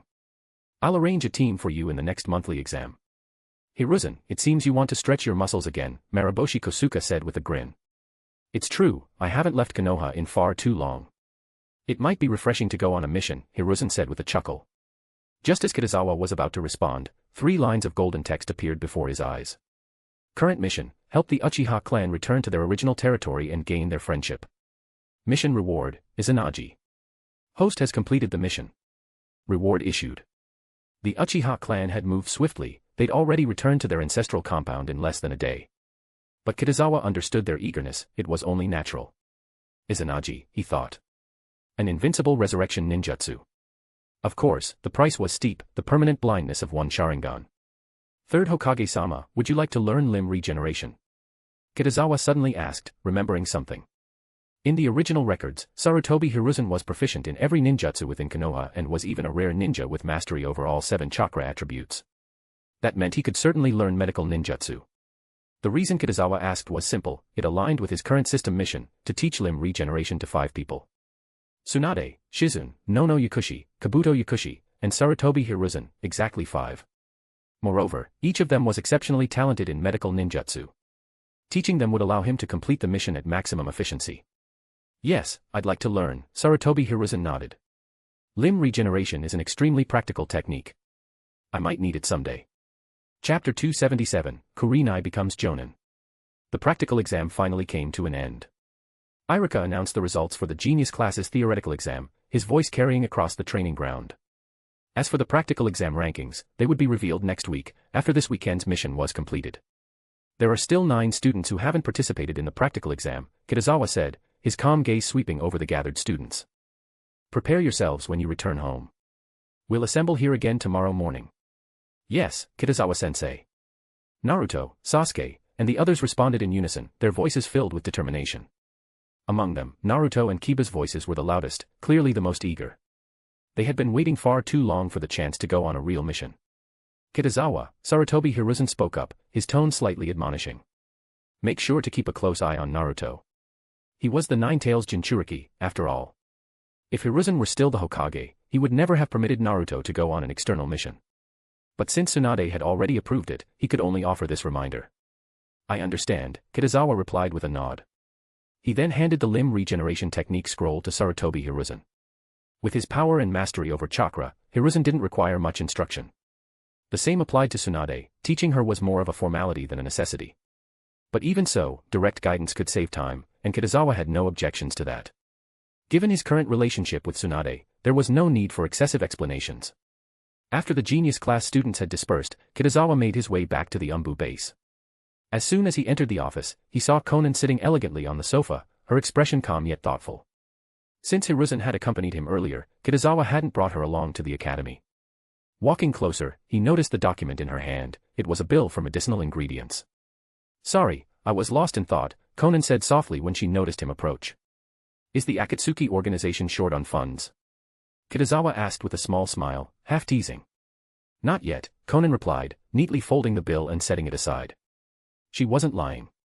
The Akatsuki organization had existed for years, and with its members being elite shinobi of Jonin level or higher, they had accumulated significant wealth. However, most of their finances were allocated to the Eye of the Moon plan. Using too much money for Nagato's medical treatment would delay that grand scheme. That was what she had been pondering just now, how to earn more money without disrupting their plans. Kitazawa didn't press further. He, too, was short on funds at the moment. He stroked his chin thoughtfully. It seemed that earning money had to become his next priority. Not just for himself, but because when Konan lacked resources, it would be the perfect opportunity for him to gain leverage over her. Just then, a thought flashed through his mind. He recalled Abirame Shino's mutated water insects, capable of breathing underwater. Considering Konoha was soon to begin negotiations with the Hidden Mist Village, Kitazawa figured he could request access to one of their coastal sea areas. That would give the Abirame clan's insects room to explore, and provide him with a new opportunity to profit. It was a plan worth pursuing. After all, beneath the will of fire, every shinobi still needed money to live and operate. The Abirame clan wouldn't refuse such a lucrative offer. By the time Kitazawa finished his train of thought, it was already noon. He returned home, as Kurenai had asked him to the night before. She hadn't explained why, leaving him mildly curious. You're back. Then let's eat, Kurenai greeted him warmly, stepping out of the kitchen with an apron tied around her waist. It's already noon, Kitazawa said as he walked over, helping her untie the apron. And you still won't tell me what this is about. It's nothing serious, Kurenai said with a faint smile. I signed up for the Jonin promotion exam yesterday. Did you pass already? Kitazawa asked, momentarily surprised. No, because the exam is this afternoon, she said, taking his hand and leading him to the table. After lunch, we'll go see Lady Tsunade together. Feeling nervous? Kitazawa teased. I am not. Kurenai huffed, giving him a playful bump with her hip. Why would I be nervous about something that's guaranteed? Is that so? Kitazawa smiled, sliding his hand from the hem of her clothes upward until it rested against her chest. Then why is your heart beating faster than usual? That's impossible, she retorted, glaring at him with flushed cheeks. Or maybe, he said seriously, I'm mistaken, the fat here might just be too thick. What fat? Kurenai froze mid-sentence, realized what he'd said, and quickly grabbed his hand away, her face red with both embarrassment and anger. Eat your food properly. Kitazawa laughed but didn't push his luck further. After lunch, the two of them went to the Hokage's office. Hokage-sama, Kurenai said respectfully, bowing slightly. I'm here to take the Jonin promotion exam. Mem, Tsunade nodded, but her gaze drifted toward Kitazawa. Kitazawa blinked, puzzled. Why are you looking at me like that? Kurenai, I know your strength, Tsunade said with a faint smile. But we still need to follow procedure, so Kitazawa will be your chief examiner. Eh? Kurenai's eyes widened, clearly startled. I'm the chief examiner. Kitazawa raised a brow, his mouth twitching. And what exactly am I supposed to test her on? He had a feeling Tsunade was doing this deliberately. Kurenai's leadership was proven during the last war, Tsunade said, smiling slyly. You just need to assess her strength. All right then, Kitazawa agreed after a moment's thought. It wasn't a bad arrangement, if he was the examiner, he could go easy on her. Let's move to a nearby training ground, Tsunade said as she stood, adding pointedly, and make sure you give it your best effort. Kitazawa glared at her, silently. Tsunade glared right back, her eyes seemed to say, show your teacher some respect. Kurenai didn't notice the silent exchange between the two. Though she had confidently said she wasn't nervous before, now that the Jonin exam was truly happening, she could feel the tension in her chest. After all, the status of a full-fledged Jonin in Konoha was on an entirely different level from that of a Chunin. She didn't want to lag too far behind Kitazawa either. Still, knowing that Kitazawa would be her chief examiner gave her a measure of comfort and reduced her pressure. Begin. Tsunade's clear voice rang out as she stepped back to the edge of the training field, giving the signal for the exam to start. Ninja Art, Beauty Under the Moon. Without hesitation, Kurenai flung out both arms, releasing a storm of delicate flower petals that danced through the air like shimmering rain. The petals circled Kitazawa in graceful spirals, their movements fluid and entrancing. For an instant, his surroundings blurred, and Kurenai vanished from sight. A sharp gust of wind sliced through the silence. From above, Kurenai descended like a hawk, both legs extended in a powerful kick aimed straight at Kitazawa. Wind release, vacuum blade. Kitazawa reacted instantly. He twisted his wrist, channeling wind release chakra into a kunai. The blade elongated, surrounded by a faint, razor-sharp aura of wind, and he slashed upward in response. Kurenai's reflexes were quick. She adjusted midair, twisting her body and driving her right leg toward Kitazawa's weapon hand. The impact sent his kunai flying. Without missing a beat, she spun gracefully, her left leg sweeping upward as she launched a fierce knee strike. Kitazawa raised his forearm to block. Their limbs met with a resounding impact that sent a ripple of air outward. Chakra enhanced strength. Using the instant of contact, Kurenai drew in her chakra and threw a heavy punch at close range. Kitazawa's own fist shot forward at the same time. Their punches collided, and the air trembled from the force. The next moment, Kurenai's body shuddered, then she was blasted backward, sliding several meters before regaining her footing. In raw physical power, she was still no match for Kitazawa.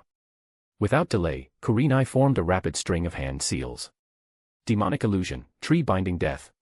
Kitazawa's vision distorted. Vines shot up from the ground, coiling around his limbs and torso, binding him in place.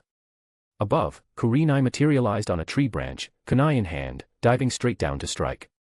Kitazawa's expression remained calm. In the blink of an eye, he dispelled the genjutsu. A series of hand seals followed. Water release, water dragon jutsu. A massive water dragon roared into existence at Kurenai's left flank.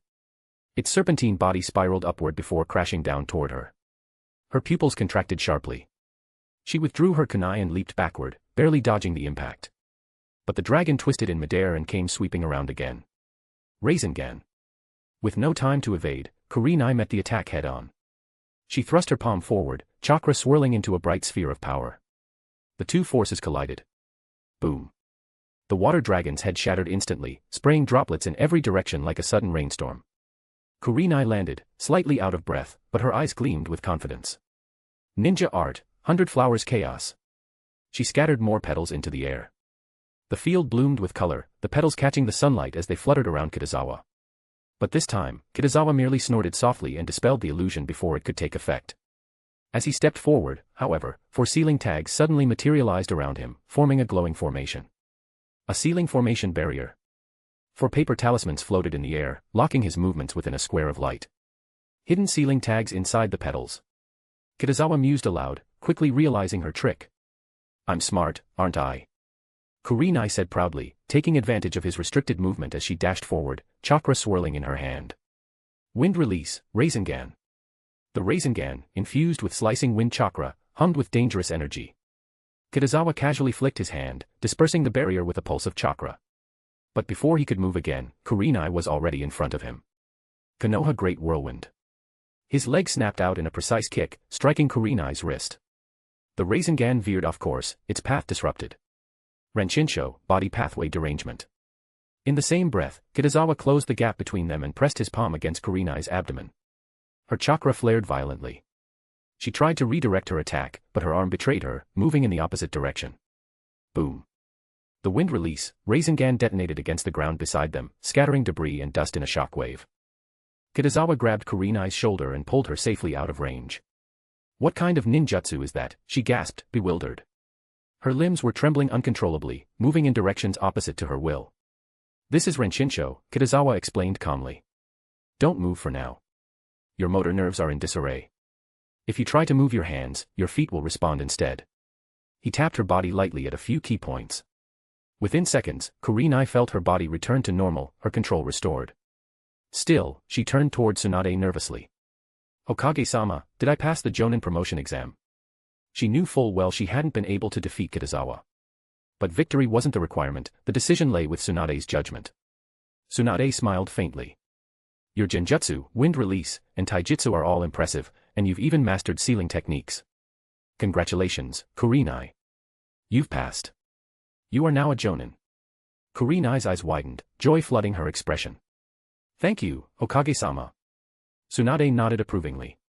In truth, she was surprised by the strength Kurenai had shown, especially her creative use of the sealing tags and wind release, Rasengan. Kitazawa, take her to register, Tsunade said, turning to leave. I'll return to the office. As soon as she was gone, Kurenai couldn't contain her excitement any longer. She threw herself into Kitazawa's arms, hugging him tightly. Her soft warmth pressed against him, her voice full of laughter. This is great. Kitazawa smiled, gently patting her back. With your ability, becoming a Jonin was only a matter of time. That's easy for you to say, Kurenai said with a grin. But it still feels incredible. That's true, Kitazawa agreed. Come on, let's get your registration done and pick up your Jonin vest. Let's go, she said happily, grabbing his hand as they walked toward the Hokage building together. The rest of the process was simple, and within half an hour, everything was complete. The final step is the public announcement, Kitazawa said, pausing. But that's just formal procedure, you don't need to worry about it. Then I'll head home first, Kurenai said with a smile, brushing her fingers lovingly over her new Jonin vest. I'll wait for you there. Go back and prepare, Kitazawa reminded her. Tomorrow, we're heading to the Land of Rivers for a mission. Kurenai nodded and left the building. Kitazawa's plan for the afternoon was straightforward. First, he would practice wood release, and then head to Konoha Hospital to perform limb regeneration surgeries. The list of disabled ninja within Konoha had already been compiled, and as a result, he had become increasingly busy, juggling both his teaching duties and his medical obligations. Until Tsunade and Yakushi Nono fully mastered limb regeneration, Kitazawa would have little chance to rest. The next morning, Saturday, after breakfast, Kitazawa and Kurenai made their way to the Ninja Academy. They were early, the training ground was quiet, with only Niji Hyuga already present. Sasuke and Naruto had yet to arrive. Kitazawa-sensei, Niji greeted politely before glancing at Kurenai.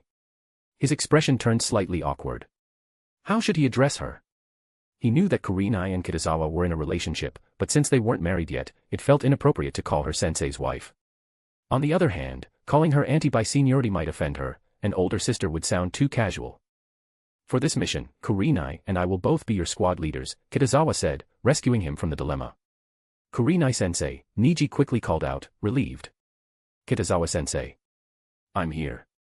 Naruto's loud, energetic voice came from afar as he came running toward them like a whirlwind. He's so full of energy, Kurenai said, unable to suppress a laugh. She had met Minato Namikaze before, but Naruto's personality was nothing like his father's. Aside from the blonde hair, the resemblance was minimal. Kitazawa-sensei, am I late? Naruto asked between breaths. No, Kitazawa replied calmly. There are still 10 minutes until 9.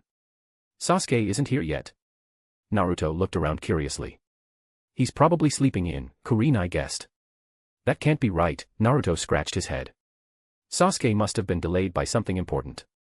It seems you know him quite well, Kurenai said with a teasing smile. This is the bond of youth. Naruto declared, giving a thumbs up. Sasuke is my lifelong rival. I'm not, Sasuke's cool voice cut in suddenly. Sasuke. When did you get here? Naruto turned in surprise. Just now, Sasuke replied. Breakfast at my house was a bit late today. That was understandable. The Uchiha clan had celebrated their return to their original compound the night before. The party had gone on until midnight, with Uchiha Fugaku and Uchiha Yashiro drinking themselves under the table. Sasuke, though abstaining from alcohol, had been kept awake by the laughter and celebration that echoed through the night. It's good that you made it, you're not late, Kitazawa said with a smile, clapping his hands to gather attention. This mission will be quite difficult, so Kurenai will temporarily join our squad. How difficult? Naruto asked, eyes gleaming with excitement. Is it one of those legendary S-rank missions? What are you thinking? Kitazawa flicked his forehead lightly. With your current strength, taking on an S-rank mission would only lead to a pointless death. He doesn't have any common sense, Sasuke muttered. Then what rank do you think it is, Sasuke? Naruto shot back.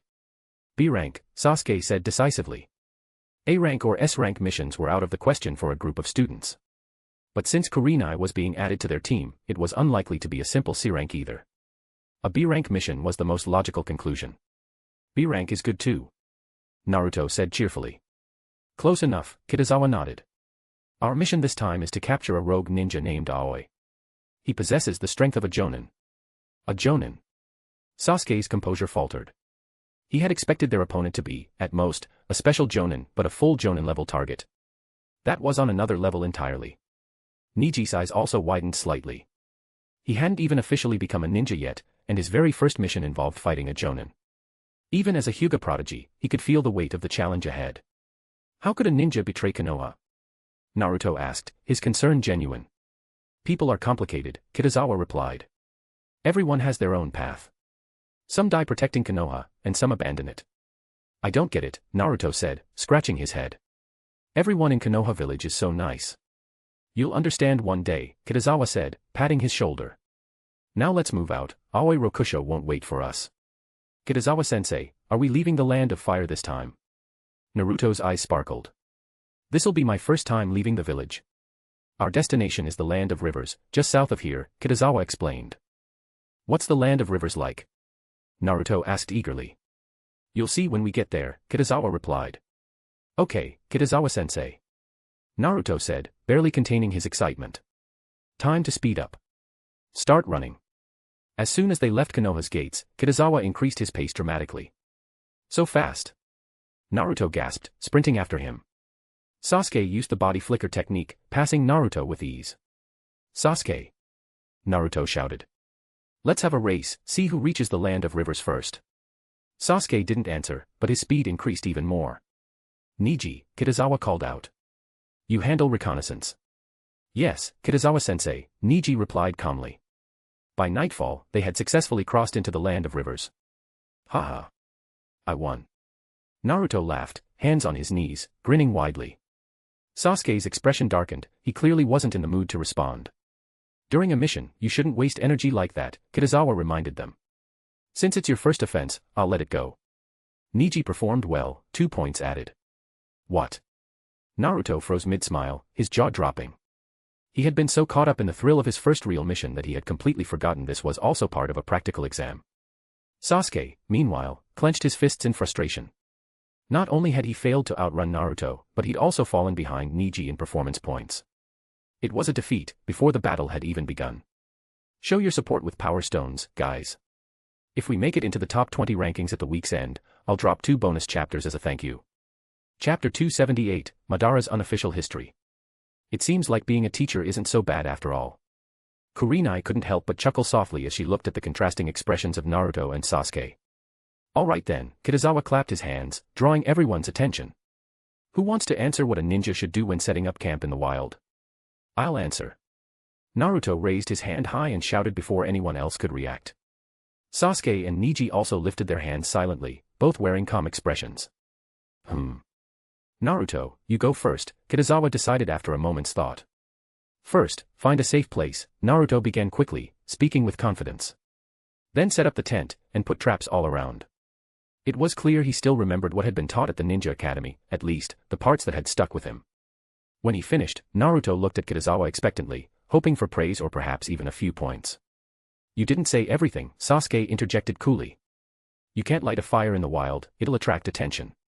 And you need to take turns standing watch at night. Oh. I forgot about that, oops.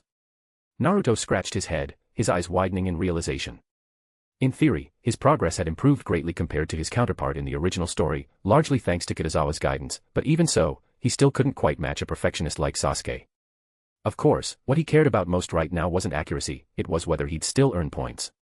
1 point for each of you, Kitazawa said with an encouraging smile. Niji, you'll handle the traps.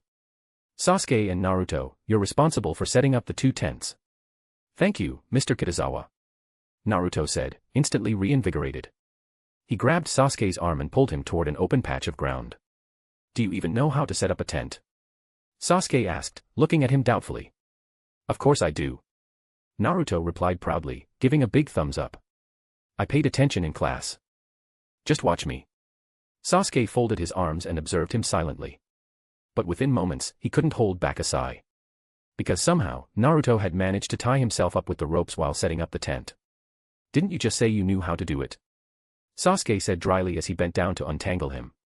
Accidents. Just accidents, Naruto insisted sheepishly, scratching his head. I followed everything exactly like in the lesson, so why did this happen? Theory is theory. Practice is practice, Sasuke said curtly, brushing his hands off.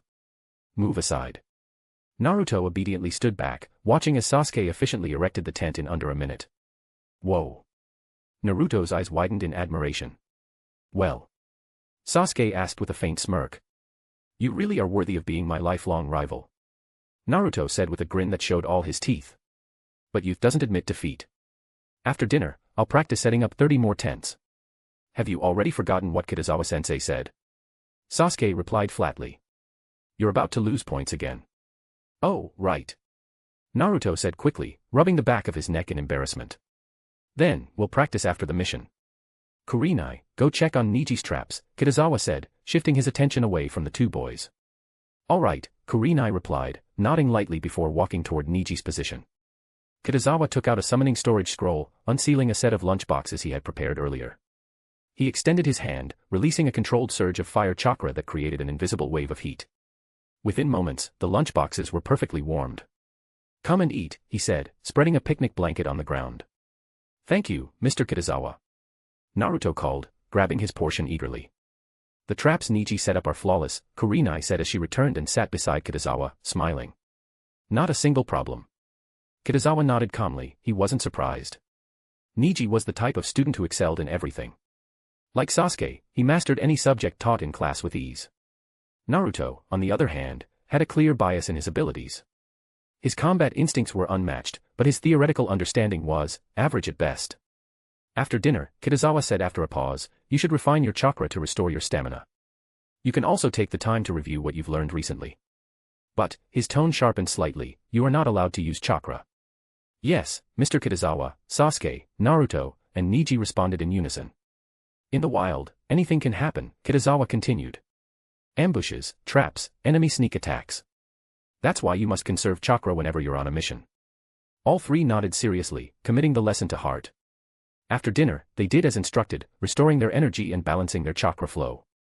Half the day had been spent traveling, and exhaustion was beginning to set in. Naruto sat cross-legged on the blanket, eyes closed, focusing on his chakra flow. Suddenly, his body trembled slightly. When he opened his eyes again, the scene around him had changed. He was no longer in the forest camp. Instead, he stood within a vast, dimly lit chamber, the sealed space of the Nine Tails. Hey, Big Fox. Good evening. Naruto called out cheerfully as he approached the enormous iron gate.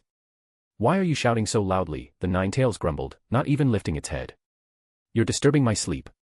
At first, the Nine Tails often threatened Naruto from time to time, baring its fangs and exuding its immense killing intent to intimidate him. However, as days passed, it gradually realized that all of this was completely meaningless. Naruto never showed even the slightest trace of fear, no matter how menacing its voice, no matter how dark its chakra flared. Eventually, the Nine Tails grew tired of wasting effort on such a futile endeavor. The truth was, Naruto's fearlessness made it feel oddly unfulfilled. Hey, Big Fox. We left Konoha village today. Naruto said cheerfully, recounting the day's adventures with great enthusiasm, his voice echoing in the vast, damp chamber of the seal. Kurama had long grown accustomed to the boy's endless chatter. It didn't bother to respond, lazily closing its eyes, its massive body half submerged in the dim orange glow of its chakra. It drifted somewhere between wakefulness and sleep, until a certain name broke through its drowsiness. Uchiha Madara. Kurama's eyes snapped open, sharp red irises gleaming through the shadows. What did you just say? It asked, voice low and sharp. Do you want to hear the unofficial history of Uchiha Madara? Naruto blinked and grinned. If you want to listen, I'll go find. Listen. The Nine Tails cut him off instinctively, its deep voice rumbling through the space. Big Fox, I have a request, Naruto said suddenly, scratching his cheek. Humph, Kurama snorted, curling its tails around itself. You humans are all the same. Huh? What do you mean? Don't you just want my chakra? Its voice carried a trace of disappointment. For a fleeting moment, Kurama had thought this brat might be different, unlike the previous two Jinchuriki who had tried to suppress and exploit it. But in the end, perhaps he was no different. Why would I want your chakra? Naruto replied honestly, blinking in confusion. I just want to know your name. It feels rude to keep calling you Big Fox. Kurama froze, utterly taken aback. You don't have a name. Naruto tilted his head, eyes bright with curiosity. Then I can help you choose one. Of course I have a name, Kurama finally said, regaining its composure. My name is Kurama. Oh. My name is Uzumaki Naruto. Kurama gave a small grunt. I knew that before you were even born. You don't need to tell me. Naruto's eyes lit up. Then you must have heard what my mom said before, right? Can you tell me about her? He had heard countless stories about the fourth Hokage, Minato Namikaze, from the third Hokage, but very little about Uzumaki Kushina. Kurama's grin showed a row of sharp teeth. I'll tell you when I'm in a better mood. In truth, just the thought of that fiery red-haired woman made it grind its fangs. That violent girl had sealed it again and again, it was hard to feel charitable toward her memory. Then, when will your mood get better? Naruto asked eagerly. Kurama gave a deep rumble of amusement. Maybe I'll feel better after hearing the unofficial history of Uchiha Madara. Okay. Wait here, I'll go find Mr. Kitazawa right now. Naruto's figure faded as he exited the sealed space. The moment he disappeared, Kurama sat up fully, its 9 tails swaying behind it. To hear the unofficial history of Uchiha Madara, it wouldn't dare miss that for anything. Teacher Kitazawa. Naruto shouted excitedly as he returned to the camp. We want to hear the unofficial history of Uchiha Madara. Sasuke, who had been quietly sitting nearby, subconsciously looked up. His interest peaked for a moment, but then he remembered the unofficial history Kitazawa had told him once before. His expression stiffened immediately. He recalled, with dreadful clarity, Kitazawa's tale about Uchiha Madara wearing skirts as a child and competing with Senju Hashirama to see who could urinate farther. Suddenly, Sasuke wasn't so eager to listen. The unofficial history of Uchiha Madara. Neji blinked in mild surprise. He had never heard Kitazawa tell that story before, but he knew enough about Madara, one of the most formidable shinobi in Uchiha history, both friend and enemy to the first Hokage. They had founded Konoha together, only to part ways over irreconcilable ideals. Their final battle at the Valley of the End had become legend. Niji's curiosity stirred. What unofficial history could there be about such a man? What unofficial history? Kurenai asked lightly, unaware of the chaos about to unfold. To her, it just sounded like another harmless after-dinner story. Kitazawa raised an eyebrow. Naruto's we clearly included the 9 tails sealed within him. After all, Kitazawa had once told him to ask the beast directly if it wanted to hear Madara's story. You all know about the Valley of the End, right? Kitazawa began. Kurenai, Sasuke, and the others nodded in unison. Then, he continued with a mysterious smile, do you know the real cause of the battle at the Valley of the End? Wasn't it because the first Hokage and Uchiha Madara had different ideals? Kurenai asked uncertainly. Not entirely, Kitazawa said solemnly, though it was complete nonsense. The truth is, Uchiha Madara turned from love to hate after hearing that the first Hokage was getting married. Huh? Kurenai's eyes widened in disbelief. The first Hokage getting married made Uchiha Madara turn from love to hate. Naruto repeated, his face full of confusion. Even Sasuke nodded in agreement. Damn it. Kurama, deep within the sealed space, roared in fury. Damn that Uchiha Madara. Why did he have to drag me into his mess of love and hatred? Am I just some pawn caught between the two of you? Because Uchiha Madara and the first Hokage had a very good relationship, Kitazawa replied calmly, they could even be called best friends. Since they were such good friends, Naruto asked curiously, shouldn't he have given his blessings when the first Hokage got married? Maybe Uchiha Madara felt that once the first Hokage got married, he wouldn't have time to accompany him anymore. Kitazawa coughed lightly and added with a straight face. Sasuke, if you ever get married, I promise I won't fight you, Naruto declared seriously. Sasuke hesitated, unsure how to respond. You actually believe this kind of unofficial history? Still, since it was Kitazawa speaking, he could only stay silent in the end. I can't help but feel you're making this up, Kurenai rolled her eyes and muttered. This is just unofficial history, Kitazawa said with a grin. Whether it's true or not, who knows? Just take it as a story. Teacher Kitazawa, are there any other unofficial stories? Naruto asked, his eyes gleaming with excitement. Then I'll tell you another one, Kitazawa said, thinking for a moment. This one is also related to the Valley of the End. What could there be to say about that place? Although Kurenai felt Kitazawa was spouting nonsense, she couldn't help leaning in a little, intrigued despite herself. The Valley of the End, Kitazawa continued with a small chuckle, was formed after the great battle between the first Hokage and Uchiha Madara. He tilted his head slightly and asked with a knowing smile, would you like to know the details of their battle? Yes. Naruto immediately shouted, his enthusiasm overflowing. Even Sasuke and Neji found themselves nodding subconsciously.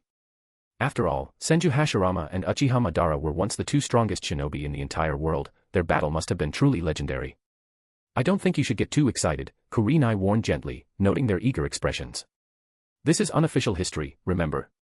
But even if it's unofficial, Naruto said with conviction, the first Hokage still won in the end. That's true, Kitazawa said with a sly blink. But what I'm talking about is Uchiha Madara. What about him? Sasuke felt a twinge of unease creeping into his chest. In fact, Kitazawa said, suppressing a laugh, Uchiha Madara was completely defeated by the first Hokage, until he summoned the Nine Tails. He continued dramatically, and it was the Nine Tails who charged in and out of the Valley of the End 7 times. The Nine Tails is that strong? Naruto exclaimed, eyes wide. The Nine Tails participated in that battle, too. Kurenai was stunned. She knew of the tailed beasts, of course, but she hadn't realized Uchiha Madara had summoned the Nine Tails to fight against the first Hokage. The Nine Tails, the most powerful tailed beast of legend. Neji murmured thoughtfully. To enter and exit the Valley of the End 7 times, it truly must be a terrifying power. Inside the sealed space, Kurama froze. Me. I went in and out of the Valley of the End 7 times. Was that really supposed to be me? But the more he thought about it, the more the corners of his mouth began to twitch upward. Yes, that's how it should be. That's the image of the mightiest tailed beast, the true Nine Tails. Kurama couldn't help but laugh proudly to himself, feeling immensely satisfied. There's something wrong with your story, Kurenai suddenly interjected, frowning. If the Nine Tails was so powerful, then why did he and Uchiha Madara still lose? Ah, Kitazawa said, nodding seriously, it was trying to save Uchiha Madara when it was accidentally caught by the first Hokages would release. Was that really an accident? Kurenai narrowed her beautiful eyes suspiciously at him. Kitazawa clapped his hands and said briskly, all right, that's enough unofficial history for tonight. It's getting late, you should all get some rest. He looked around and added, Kurenai and I will take the first watch. You three handle the second half of the night. Yes, Kitazawa-sensei, Naruto said reluctantly, still thinking about the story. Sasuke wanted to complain, but there were too many holes in the tale for him to even begin. Never mind. It's unofficial history anyway. Hyuga Neji, however, felt that he had just broadened his horizons tonight. The three of them stood up and entered the tent on the left. As for the tent on the right, it was reserved for Kurenai and Kitazawa. Aren't you afraid of misleading your students by talking nonsense like this? Kurenai asked with a teasing smile. It's just an unofficial story for fun. They won't take it seriously, Kitazawa replied indifferently. While we still have some time, let's practice our compound ninjutsu, Hurricane Vortex Jutsu, Kurenai suggested as she stood up. She had already mastered Wind Release, Rasengan, and now wanted to form a combination technique with Kitazawa's Water Release, Tearing Torrent. It would be a powerful move to use in the future when facing strong enemies. Alright, Kitazawa nodded. I'll let the shadow clones watch over them. We'll go practice somewhere else. The compound ninjutsu, Hurricane Vortex Jutsu, made quite a commotion, enough to disturb Sasuke and the others' sleep. Kitazawa formed hand seals and created 3 shadow clones. 2 were left to keep watch, while the third was sent to search for Aoi Rokusho. Konan had only told him that Aoi Rokusho was on a mission in the Land of Rivers, but she hadn't specified the exact location. Not that it mattered much, Aoi Rokusho wouldn't be waiting in the same place for 2 or 3 days anyway. That night passed without incident. The next morning arrived quickly. Despite standing guard for half the night, Sasuke and the others seemed in good spirits. Today will be a tough battle, Kitazawa said, his gaze sharp. Since this is your practical test, Kurenai and I will not interfere, unless absolutely necessary. Sasuke and his teammates were taken aback. That meant they would have to face a Jonin head-on. For genin like them, it was undoubtedly the greatest challenge of their lives, though their lives had only just begun, barely 7 or 8 years long. This is the intel on Aoi Rokusho, Kitazawa said as he handed them a scroll. Go through it carefully and discuss your strategy. Without teamwork, defeating him will be nearly impossible. Yes, Teacher Kitazawa, Neji said, taking the scroll without hesitation. Being older than Naruto and Sasuke, he temporarily assumed the role of captain. Of course, the title didn't give him much authority, it simply meant he reminded his teammates more often. Let me see. Naruto leaned in. Let's look together, Neji replied, unrolling the scroll. The information on Aoi was detailed because it had been written by Kitazawa himself, based on his understanding of the man's background. How did he get the sword of the thunder god of the second Hokage? Neji asked, surprised. That's the reason for his defection, Kitazawa explained. The sword of the thunder god is also the target of our mission this time. Do you have any antidote with you? Sasuke asked after noticing that Aoi Rokusho uses poison with a senbon and an umbrella-based weapon. I brought some, Neji replied. Let me check what you brought, Kitazawa said. Niji immediately handed him 2 small medicine bottles.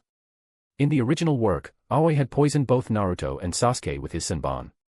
Fortunately, Sakura had the antidote prepared by Tsunade and managed to detoxify them in time. Not bad, Kitazawa said after inspecting the bottles. These should neutralize most common poisons. As expected of someone from the Hyuga clan, the antidotes he purchased were of high quality, though still not as refined as the ones Kitazawa and Tsunade prepared. After reviewing the information, Sasuke, Naruto, and Niji huddled together to strategize. Although Aoi held the rank of Jonin, his actual combat ability was fairly average. Aside from his poisons, senbon, and umbrella, his strength mainly relied on the sword of the Thunder God. How to put it?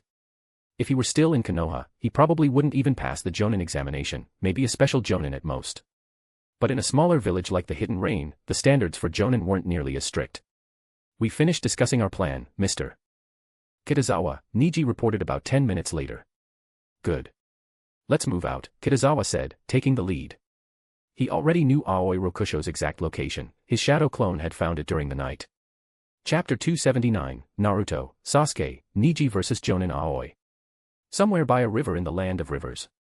Aoi Rokusho was quietly eating breakfast. Just then, he suddenly put down his rice ball and picked up the ninja weapon umbrella lying beside him. Come out. Aoi Rokusho stood up and said coldly, I've already found you. Fire release, great fireball technique. A massive fireball roared toward him from not far away. Aoi leaped aside, dodging the attack, and spun the ninja umbrella in his hand. A barrage of senbon shot out like a storm of rain. Sasuke immediately jumped down from the tree. The senbon embedded themselves in the trunk, and in an instant, the wood took on a terrifying, withered appearance. Aoi froze for a moment. What was going on? A 6 or 7-year-old boy actually dared to attack him, a Jonin. Was he tired of living? He narrowed his eyes after a brief inspection. Little friend, are you from the Uchiha clan? Aoi stopped moving, scanning his surroundings. Although Sasuke wasn't wearing a Konoha forehead protector, his clothing bore the Uchiha clan's crest. Under normal circumstances, no shinobi would impersonate a Uchiha, because the Sharingan couldn't be faked. And at his age, Sasuke couldn't possibly be acting alone. He must have a Jonin team leader and teammates nearby. Aoi didn't rush to attack. He was wary of possible traps along the way.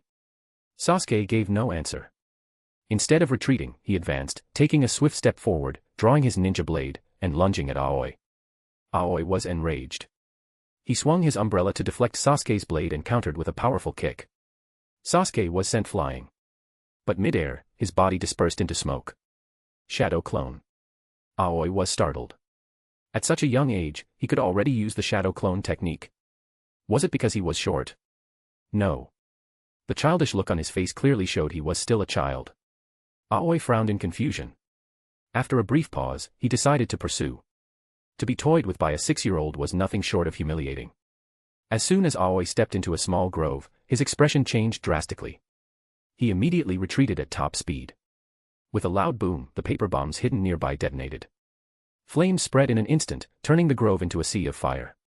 But Aoi had reacted in time and emerged unscathed. Suddenly, the sharp whistle of wind echoed from across the river.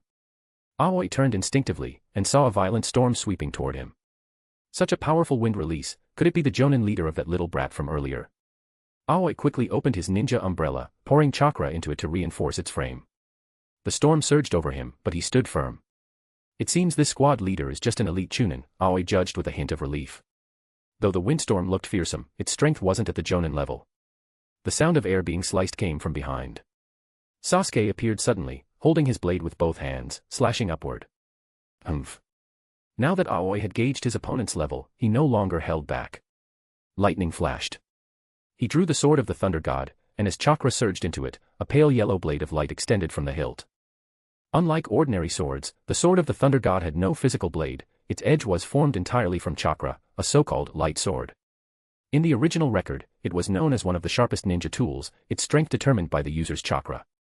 But Aoi's chakra was clearly lacking. In fact, the very same sword he wielded here would later be destroyed by Sasuke and Naruto. Get lost. Aoi slashed downward.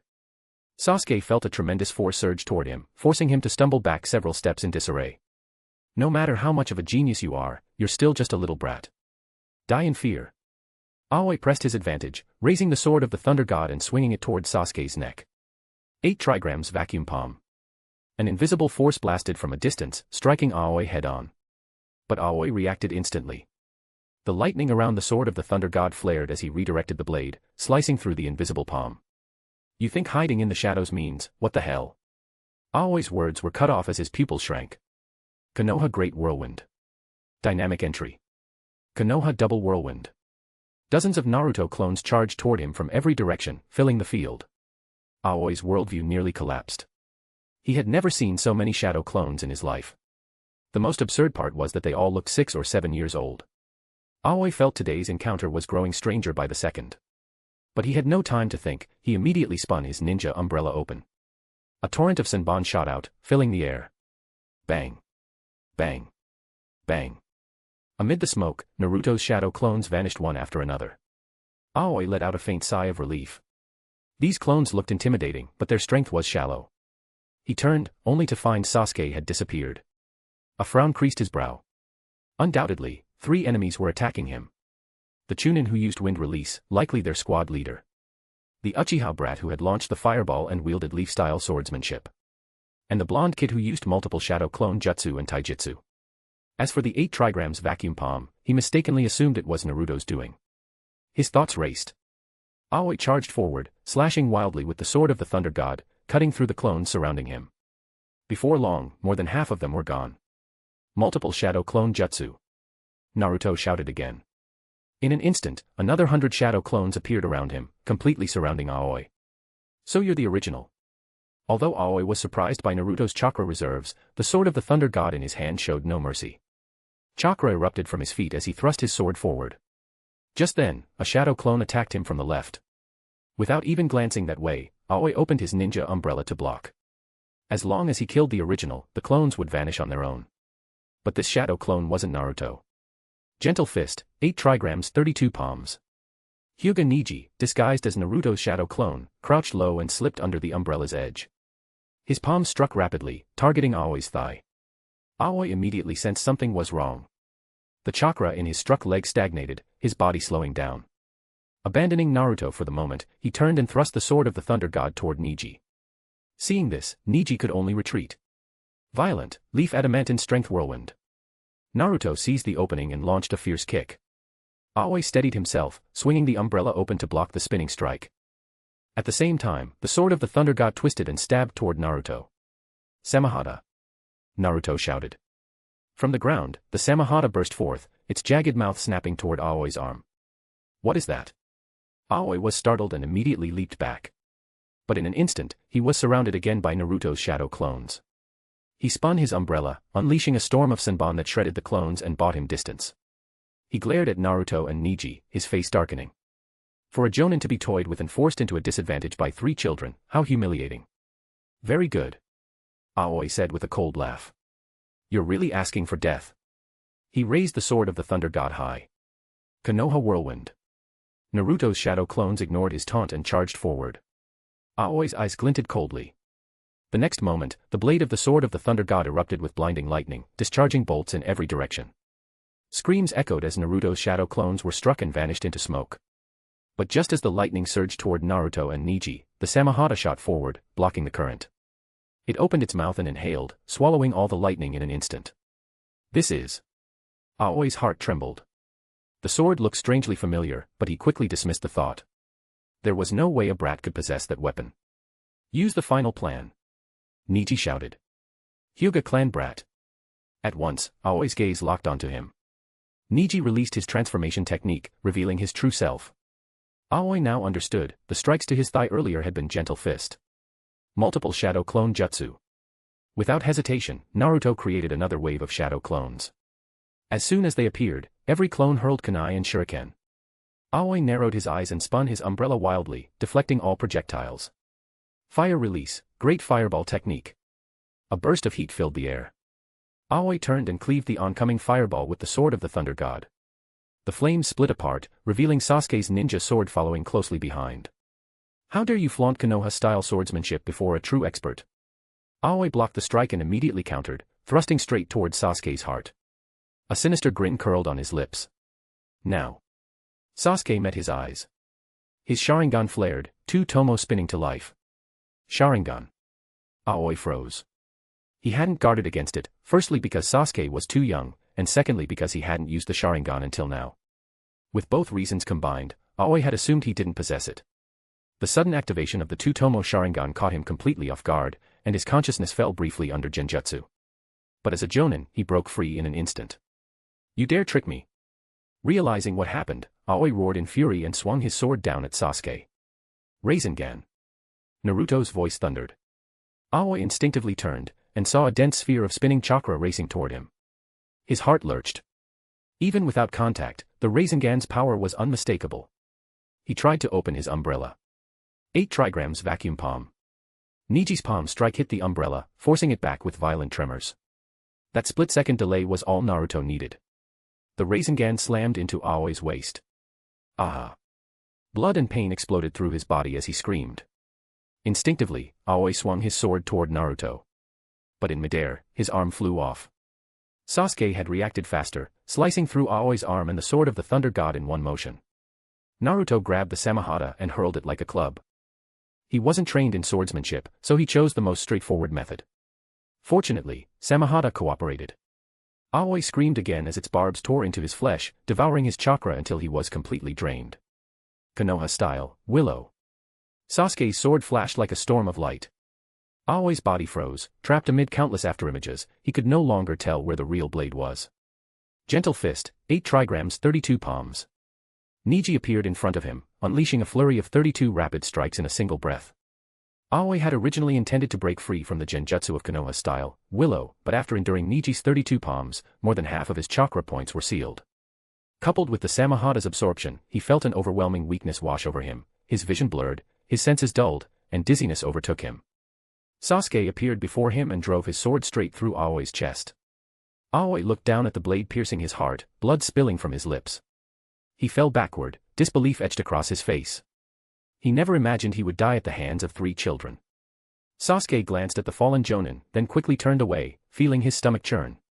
By contrast, though Niji and Naruto were pale, they handled it better. After all, they had only assisted, the one who truly struck the killing blow was Sasuke. As a ninja, killing is a necessity. Kitazawa stepped forward, calmly draping a white cloth over Aoi's body. He looked at the 3 and said with quiet approval, "You did very well." These weren't hollow words, they were genuine praise. Even he hadn't expected the 3 to execute such a flawlessly coordinated battle. The first wave of their assault had lured Aoi into the exploding tag trap. The second wave used Naruto's multiple shadow clone jutsu as a diversion, allowing Hyuga Niji, disguised as one of the clones, to launch a surprise gentle fist attack. And the third wave was Sasuke's sudden reveal of his Sharingan, casting a genjutsu to confuse Aoi, followed by Naruto's Rasengan. Finally, the 3 had combined their strength to finish him. Aoi's death, Kitazawa thought, was not unjust. Firstly, Aoi had been an average Jonin, at best, he would have been a special Jonin in Konoha. Secondly, he lacked intelligence on his opponents. Techniques like multiple shadow clone jutsu, Rasengan, Samahata, and 8 trigrams 32 palms were far beyond what one would expect from children. Even a Jonin caught off guard by them would have little chance of survival. Most importantly, Niji and the others had gathered all available intelligence on Aoi beforehand and planned their strategy and ambush meticulously. Once again, it proved the old truth, ninja battles are battles of intelligence. This fight had been far easier than the one in the original timeline, when Naruto, Sasuke, and Sakura fought Aoi. "Your students are geniuses beyond words," Kurenai said with heartfelt admiration. At their age, she hadn't even mastered the basic 3 E-rank techniques, let alone the shadow clone jutsu. Yet Sasuke and his teammates had just defeated a Jonin. The difference was staggering. "Sasuke, how are you?" Kitazawa asked, picking up the sword of the Thunder God and walking toward him. Having lost Aoi's chakra, the sword had reverted to a simple hilt. "I'm fine," Sasuke replied, shaking his head. He wasn't injured, just shaken by the sight of blood. Despite being from the Uchiha clan, he had grown up protected. In truth, his mental resilience was weaker than Naruto's or Niji's, one had endured years of loneliness and scorn, the other a lifetime of resentment toward the Hyuga main family. "Your reward." Kitazawa handed him the sword of the Thunder God. "For me?" Sasuke asked in surprise. This was once the personal weapon of the second Hokage, Senju Tobirama. "You're a lightning release user." "This sword suits you," Kitazawa said with a smile. "Don't feel burdened, it's your spoils of war." "Thank you, Teacher Kitazawa." Sasuke took the hilt reverently. He had just witnessed Aoi wield the sword in battle, and he knew how perfectly it complemented lightning release. Until now, he'd been envious of Naruto's Samahata, but with the sword of the Thunder God in hand, that feeling disappeared. We actually defeated a Jonin? Naruto asked, eyes wide with disbelief. There are differences between Jonin, Niji replied, calming himself. He's nowhere near the level of teacher Kitazawa. He remembered how powerless he'd felt during Kitazawa's training sessions. No matter how hard he tried, he couldn't even touch him. But Aoi had been different. Though strong, he lacked that oppressive power. Still, the victory filled Niji with quiet satisfaction. He just wasn't the type to show it. You've all worked hard, Kitazawa said. Rest for half an hour, then we'll return to Konoha. He stepped forward to retrieve Aoi's body. Though his most valuable possession, the sword of the Thunder God, was gone, Aoi was still a rogue ninja from Konoha, and bringing him back would complete their mission and earn a bounty reward. Sasuke sat down and began examining his new weapon. Kitazawa-sensei gave you that sword? Niji asked, his tone carrying a trace of envy but not bitterness. He had no use for such a weapon anyway. Sasuke nodded, channeling chakra into the hilt. With a soft hum, a glowing blade of light appeared. Wow! That's so cool! Naruto exclaimed, eyes sparkling as he stared at the shining sword. The Samahata, hearing his excitement, quickly rubbed against his leg, as if afraid it would be replaced. Once the genius class graduates, I'd like to take 3 students of my own, Kurenai said with a smile. You can, Kitazawa replied easily. I'll even help you pick them. In the original story, Kurenai had led Hyuga Hinata, Abirame Shino, and Inuzuka Kiba, but Kitazawa was already considering a few changes. After all, their roles were too similar. Each leaned heavily toward sensory-type ninjutsu, and the team lacked balance. Chapter 280, Sasuke finally takes first place. Kitazawa and his group returned to Konoha village on Sunday evening. The land of rivers borders the land of fire, and the round trip normally takes 2 days. They had defeated Aoi Rokusho in less than an hour, spending most of their time traveling, so they finished half a day earlier than the mission to find Haku last weekend. You all go home and get some good rest, Kitazawa said, looking at Sasuke and the others. I'll give you your mission rewards tomorrow. There are still mission rewards? Naruto asked in surprise. Completing a mission naturally comes with mission rewards. Kitazawa raised his hand and tapped him on the head. Do you think I'd pocket your money? Naruto smiled sheepishly and quickly shook his head. See you tomorrow. Kitazawa and Kurenai turned and went home. It was already late, and Tsunade had left work long ago. He planned to turn in the mission the next day. I'm leaving first. Sasuke couldn't wait to go home. Of course, his purpose wasn't just to rest, it was to tell Uchiha Fugaku and the others about the details of this mission. He had killed a Jonin, and he was sure to receive their praise. Why is Sasuke walking so fast? Naruto scratched his head. Maybe he wants to go home early to eat, Hyuga Niji guessed. Niji, do you want to go to Ichiraku Ramen with me? Naruto asked eagerly, remembering they hadn't eaten dinner yet. Sure, Niji nodded. Like Naruto, he was an orphan, and he would have eaten alone if he went home, so he might as well join him. Uchiha clan compound. Dad. Mom. Brother. As soon as Sasuke arrived home, he couldn't wait to shout, I'm back. You're back so soon. Uchiha Mikoto heard his voice, walked to the door, and asked, did you finish your mission? Yes. Perfectly completed. Sasuke quickly asked, where are dad and brother? They're in the study. Mikoto reached out and grabbed Sasuke, who was about to run off. Have you eaten? No, Sasuke turned to her eagerly. But I want to talk about my mission first. You child. Mikoto smiled helplessly. She already knew what Sasuke wanted, nothing more than to be praised by Uchiha Fugaku and Itachi for his excellent performance. I'll go call them, Mikoto said, patting his head. Thank you, Mom. Sasuke ran to the sofa and sat down, waiting. A moment later, Uchiha Fugaku and Itachi appeared. Dad. Brother. Sasuke said excitedly, I killed a Jonin on this mission. A Jonin? Mikoto was astonished. You aren't even a full-fledged ninja yet. How did your mission involve a Jonin?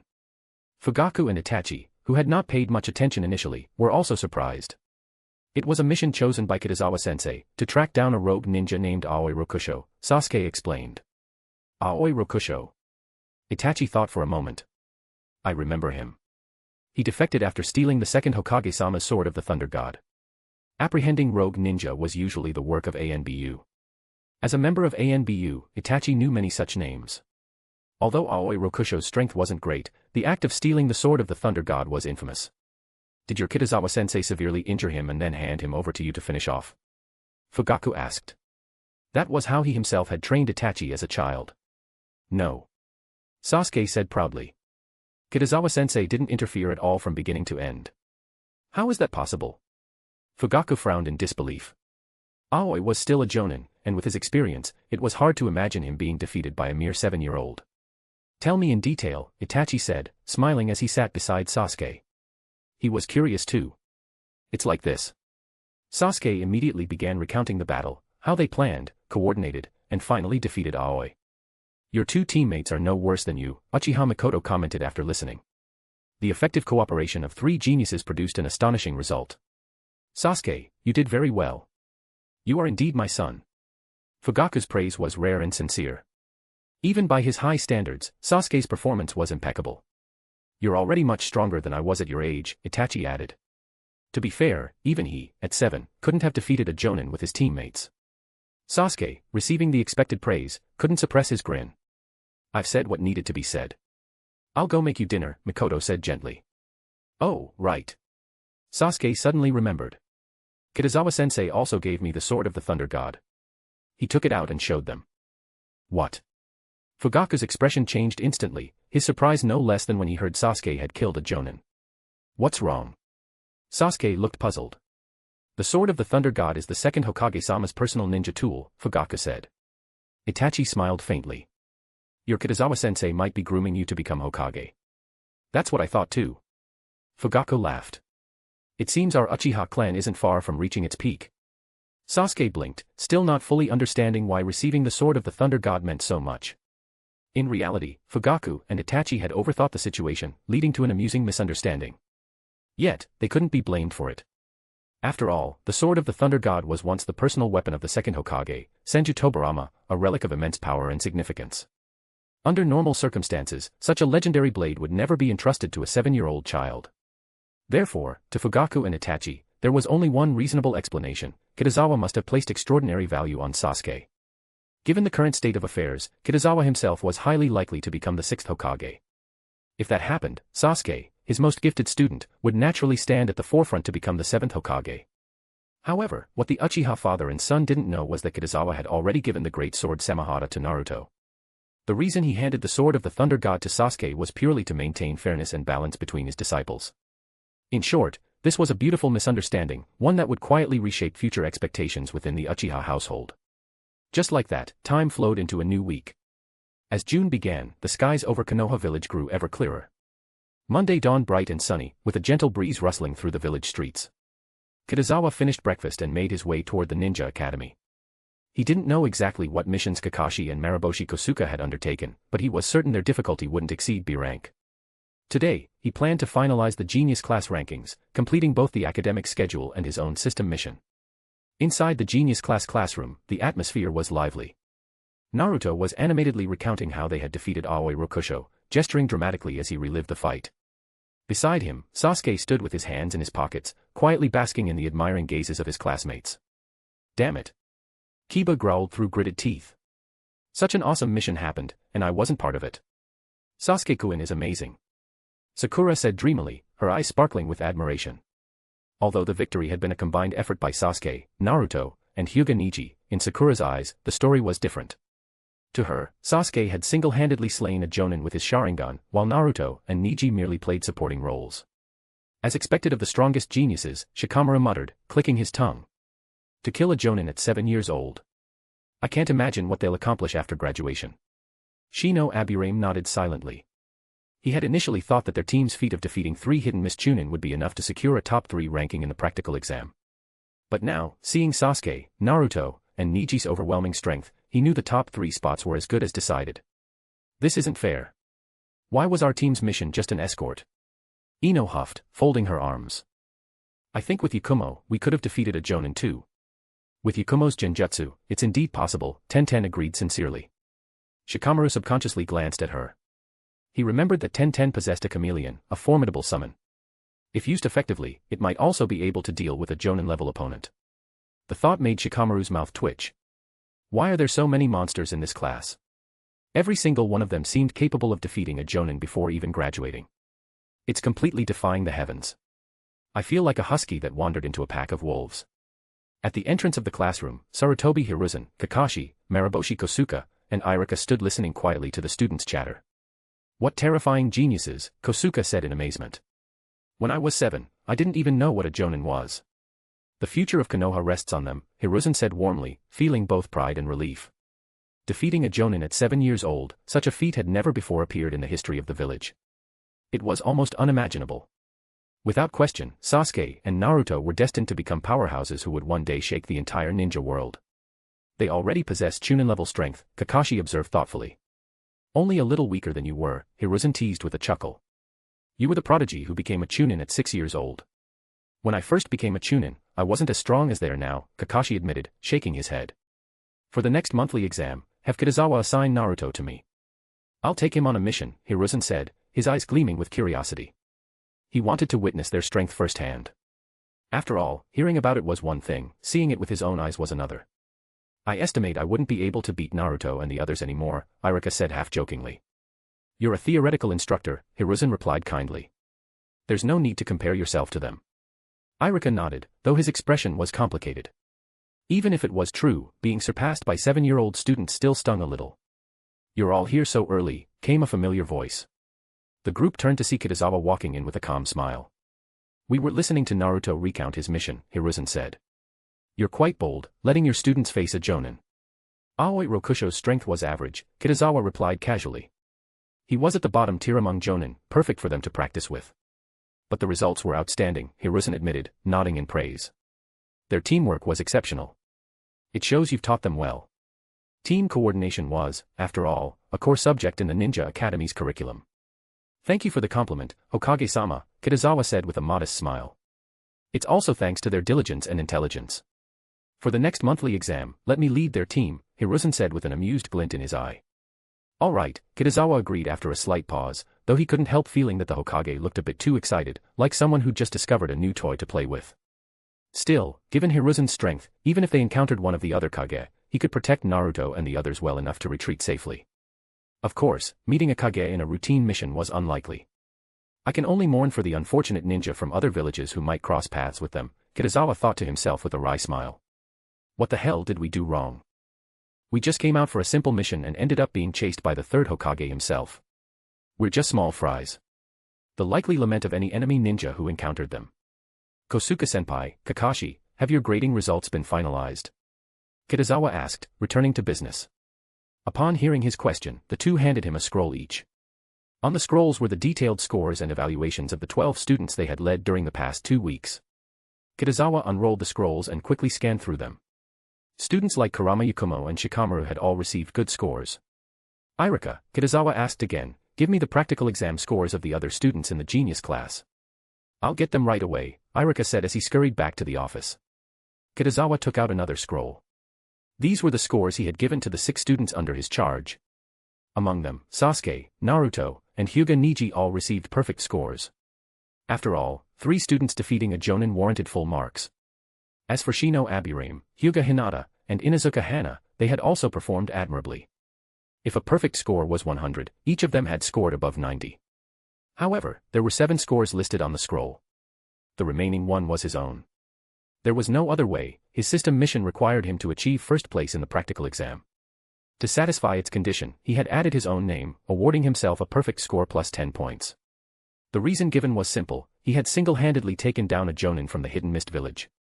Sasuke and the others had worked together as a team of 3, so they naturally couldn't compare to that feat. Kitazawa-senpai, Irika reappeared. Kitazawa nodded and began ranking the practical exam results. As expected, he secured first place with the highest score. Current mission, achieve first place in the new practical exam. Mission reward, proficient fire release chakra nature transformation. Host has completed the mission. Reward issued. After finishing the ranking, 3 lines of glowing text appeared before his eyes. From that moment on, all 7 of his chakra nature transformations had reached the proficient level. Among them, his lightning release had even advanced to the master level. For Kitazawa, the most exciting part was that he could now begin training in the 5 release great combo technique. Coincidentally, his wood release, wood locking wall was nearly mastered, so he could put that on hold for now. Kitazawa could now truly be called a 7-elemental release ninja, an all-attribute shinobi. In this regard, even Kakashi paled in comparison. He estimated that he could already compete with Sarutobi Hiruzen himself. but being merely at the proficient level was still a bit lacking. If all 7 nature transformations reached the master level, he would undoubtedly surpass the 3rd Hokage. Quiet, Kitazawa said as he regained his focus and stepped into the classroom. Naruto had already finished most of his story, and upon seeing Kitazawa, he immediately returned to his seat. I will now announce the rankings for this practical exam, Kitazawa said, standing at the podium as he looked over the class. Sasuke and the others instantly perked up, their faces filled with anticipation. In previous practical exams, Naruto and Yakuma were always too strong, making first place a foregone conclusion. But now things were different. With the introduction of the new mission-based exam format, no one could be sure who would come out on top. First place, Uzumaki Naruto, Kitazawa announced, pausing briefly before continuing, Uchiha Sasuke and Hyuga. Sasuke's face initially fell, but the moment he heard his name, his expression changed at light speed, the corners of his mouth curling upward. That's great. Naruto exclaimed happily. Our squad really is the strongest. The battle with Aoi Rokusho had made him realize the true importance of teamwork. Sasuke and Niji's performance had been remarkable, beyond words, and Naruto was more than satisfied. If he could, he'd gladly team up with them for life. The other students had no objections. After all, the 3 had defeated a Jonin. Next, I will announce the final rankings for this monthly exam, Kitazawa said once the practical results were done. Sasuke's heart leaped. First place in the practical exam was good, but the final ranking was what truly mattered. If he failed to secure that, his earlier joy would be meaningless. First place, Sasuke, Kitazawa declared with a faint smile. Sasuke's theoretical exam scores had surpassed both Naruto's and Niji's, earning him the top overall position. What a pity, Niji muttered regretfully. His theoretical ranking was only 1 spot lower than Sasuke's, and their scores were extremely close. A bit more luck, and he could have taken first place himself. He hadn't achieved that position once since joining the genius class. Meanwhile, Sasuke couldn't help but grin. Were it not for the classroom setting, he would have laughed out loud. Congratulations, Sasuke-kun. Sakura said with a bright smile. Ino and the others also offered their congratulations. This time, first place was well-deserved. Second place, Hyuga, Kitazawa continued reading. Naruto's theoretical ranking had dragged him down. Though not terrible, he had placed 14th, it was still far behind Sasuke and Niji. Naruto didn't seem to mind. He knew academics weren't his strong suit. As long as he maintained his top-tier practical ranking, that was enough for him. The rankings have been announced. Everyone, continue with the lesson. With that, Kitazawa exited the classroom, leaving Irika to take over. Since it was Monday, the genius class had theoretical lessons. After bidding farewell to Sarutobi Hiruzen and the others, Kitazawa made his way toward the Hokage's office. Chapter 281, Akatsuki Bloodline. Your students are truly one more impressive than the last. After reading the mission report, Tsunade couldn't help but exclaim in surprise. Even with all her years of experience, this was the first time she had ever seen a 7-year-old student defeat a Jonin. Even if the way Sasuke and his team defeated Aoi Rokusho could be explained logically, it was still an astonishing feat. They have talent, and they work hard. Such results are only natural, Kitazawa said with a faint smile. That may be true, Tsunade replied, setting down the report, but it still sounds incredibly unbelievable. She then asked, what about the sword of the Thunder God? I gave it to Sasuke, Kitazawa replied simply. Sasuke, huh? That works too, Tsunade nodded. With his talent, he won't let second grandfather's sword go to waste. The sword of the Thunder God, while a treasured relic, wasn't that significant. Senju Tobarama had used it only occasionally. His fame across the ninja world came primarily from his mastery of water release, the Flying Thunder God technique, and Edo Tensei. The sword, being linked to lightning release, wasn't even part of his specialty. Since Aoi Rokusho is dead, notify Ibiki, Tsunade said after a brief pause, tapping her finger thoughtfully on the desk. After all, Aoi Rokusho had once manipulated Marino Ibiki's younger brother, Marino Idate, into stealing the sword of the Thunder God. I've already had the ANBU investigate. Marino Idate is currently in the land of Tea, Kitazawa explained. You could let Ibiki go see him. Unlike Aoi Rokusho, Idate hadn't betrayed Konoha to join another hidden village, he hadn't even continued being a ninja. Allowing Ibiki to meet his brother again would help him resolve a long-standing knot in his heart. As the captain of Konoha's interrogation unit and a special Jonin, Marino Ibiki was a key asset to the village. If this matter could strengthen his resolve and loyalty toward Konoha, and to Tsunade, it was more than worth doing. Besides, it required little to no effort on their part. Having you around really does save me a lot of trouble, Tsunade said after a moment, smiling slightly. Kitazawa's earlier actions, ordering the ANBU to investigate Idate, had shown foresight and initiative, aligning perfectly with her own intentions. Kitazawa blinked, hiding a hint of awkwardness. In truth, he hadn't planned that far ahead. He simply remembered that in the original story, Uzumaki Naruto and Uchiha Sasuke had encountered Idate Marino in the land of tea. Since Tsunade had brought it up, he just went along with her assumption and acted accordingly. Still, this misunderstanding worked in his favor, and there was no need to correct it. Unless something unexpected happens, the Hidden Mist Village ninja delegation should arrive this afternoon, Tsunade said, pulling out a document and handing it to him. This is the list of shinobi who will accompany you to receive them. You may add more people if you wish. No need. These ninja are already sufficient, Kitazawa replied after glancing at the document. I've already had Shikaku arrange accommodations for the Hidden Mist delegation, Tsunade continued. You'll have dinner with them tonight, and formal negotiations will begin tomorrow. I won't be going tomorrow, Kitazawa said, placing the document back on her desk with a light smile. I'll leave it to Shikaku. I still have classes and ninjutsu training to handle. What ninjutsu are you training? Tsunade asked, raising an eyebrow. Don't tell me you still haven't given up on wood release. No, Kitazawa replied calmly, meeting her gaze. Regarding wood release, I've recently discovered a problem, or rather, I've come up with a conjecture. What kind of conjecture? Tsunade's interest was immediately piqued. Wood release is synthesized from earth and water release chakra natures, Kitazawa began. But don't you think the power of the first Hokage-sama's wood release far surpasses that of an ordinary bloodline limit? Tsunade's thoughts drifted to Yamato's wood release. Though he possessed the same technique, his power was nowhere near that of her grandfather, Senju Hashirama. Yamato's would release aligned more closely with the expected strength of a standard bloodline limit. It's yang release, Kitazawa continued. I suspect that the first Hokage-sama added yang release into his wood release, making it not just a bloodline limit, but a bloodline selection, Kekei Tota. A bloodline limit was created by merging two chakra natures. A bloodline selection, Kekei Tota, on the other hand, was the synthesis of three. The only known bloodline selection in the ninja world was dust release, mastered by the second Tsuchikage and the third Tsuchikage Inoki of Iwagakure. Bloodline selection. Tsunade murmured, frowning slightly. That, actually sounds plausible. If this theory were true, it would explain why Sarutobi Hiruzen had failed to recreate wood release, he simply lacked the additional chakra nature needed. But if what you say is true, Tsunade sighed, then synthesizing wood release becomes even more impossible. A bloodline selection is several times harder to achieve than a bloodline limit. These are only my conjectures, Kitazawa replied casually.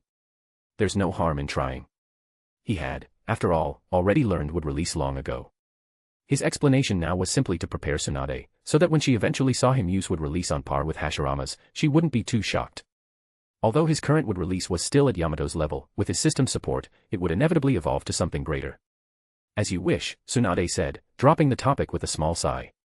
There's one more thing, Kitazawa said suddenly, his tone shifting slightly.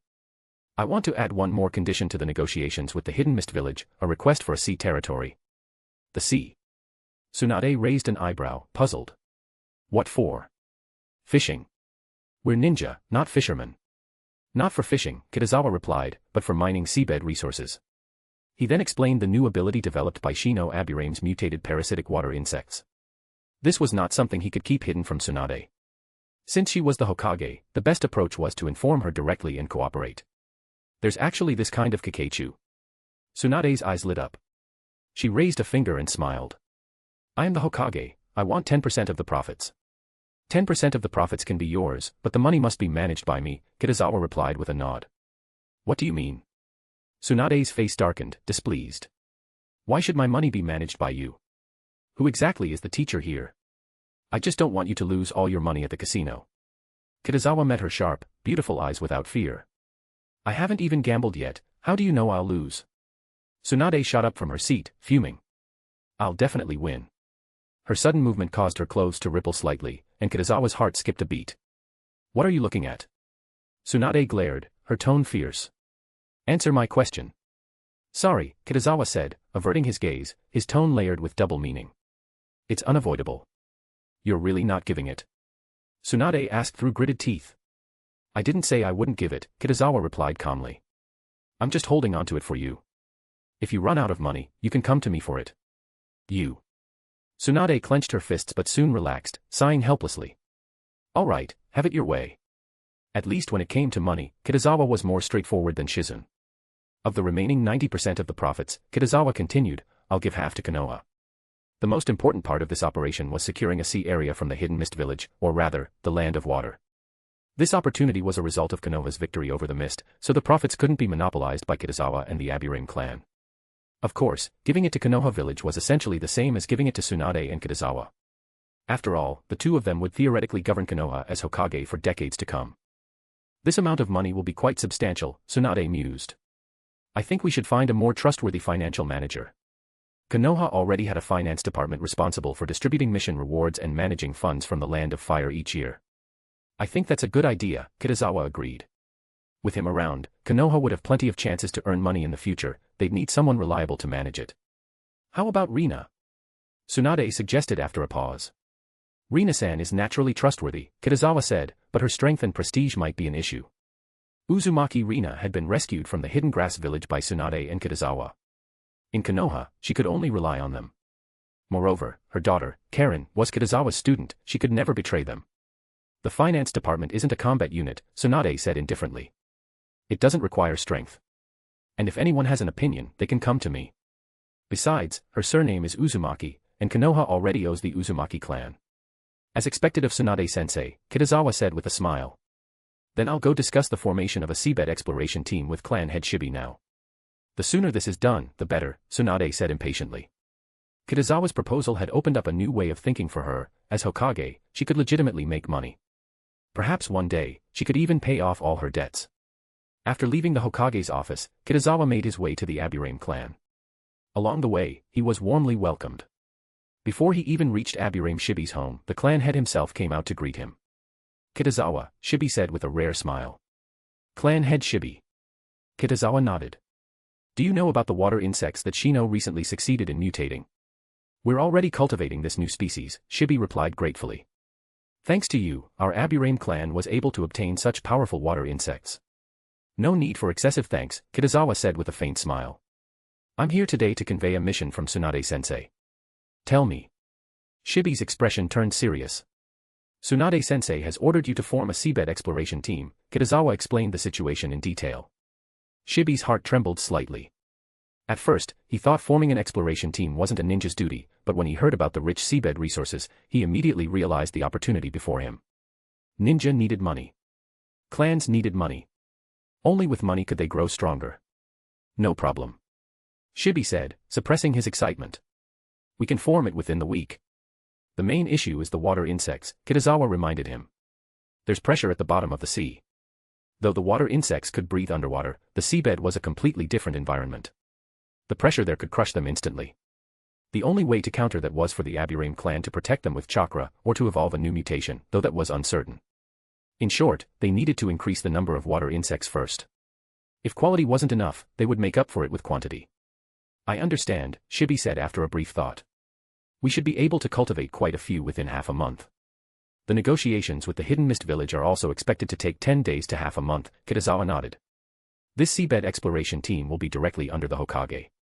Being directly under the Hokage meant no one else could interfere. This was to prevent any greedy hands from reaching into the profits. After finishing their discussion, Kitazawa didn't linger long. Once everything was settled, he returned to the ANBU base. Kitazawa, I need to return to the Akatsuki organization for a while. Conan appeared quietly before him. I'll give you 2 days off, Kitazawa said without hesitation. He already knew why she was going back, to retrieve medicine for Nagato's treatment, as well as the puppets she had promised him. Kitazawa watched her leave, then turned when a knock sounded at the door. Kitazawa-sensei, Kabuto said as he entered. These are the missions we've completed during this period. You've worked hard. Kitazawa accepted the scroll and began reading through it. The ANBU missions were clearly far more intense than standard ones. The lowest were C rank, but B rank and even A rank missions were commonplace. With Itachi leading the team, they had completed quite a number of A rank assignments. Have you and Izumi mastered the compound ninja art, Strange Mask Exploding Flame? Kitazawa asked once he'd finished reading. We can successfully perform it, Kabuto replied modestly. We've just gotten the hang of it. It seems I'll have to teach you a new ninjutsu, then. Kitazawa pondered for a moment before recalling a technique suitable for all three of them, the Rasengan. For most shinobi, the Rasengan served as a powerful trump card. It also had no need for hand seals, which gave it an enormous advantage in battle due to its speed of activation.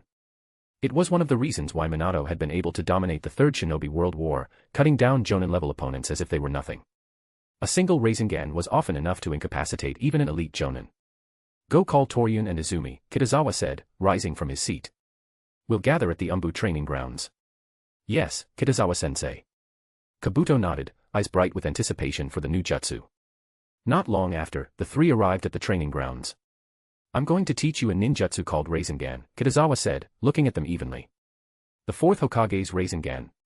Kabuto asked in surprise. That's right. Kitazawa smiled, then began explaining the first stage of Rasengan cultivation, the core principles and control techniques required. Whether one could master the Rasengan depended primarily on one's understanding of chakra shape transformation and one's level of chakra control.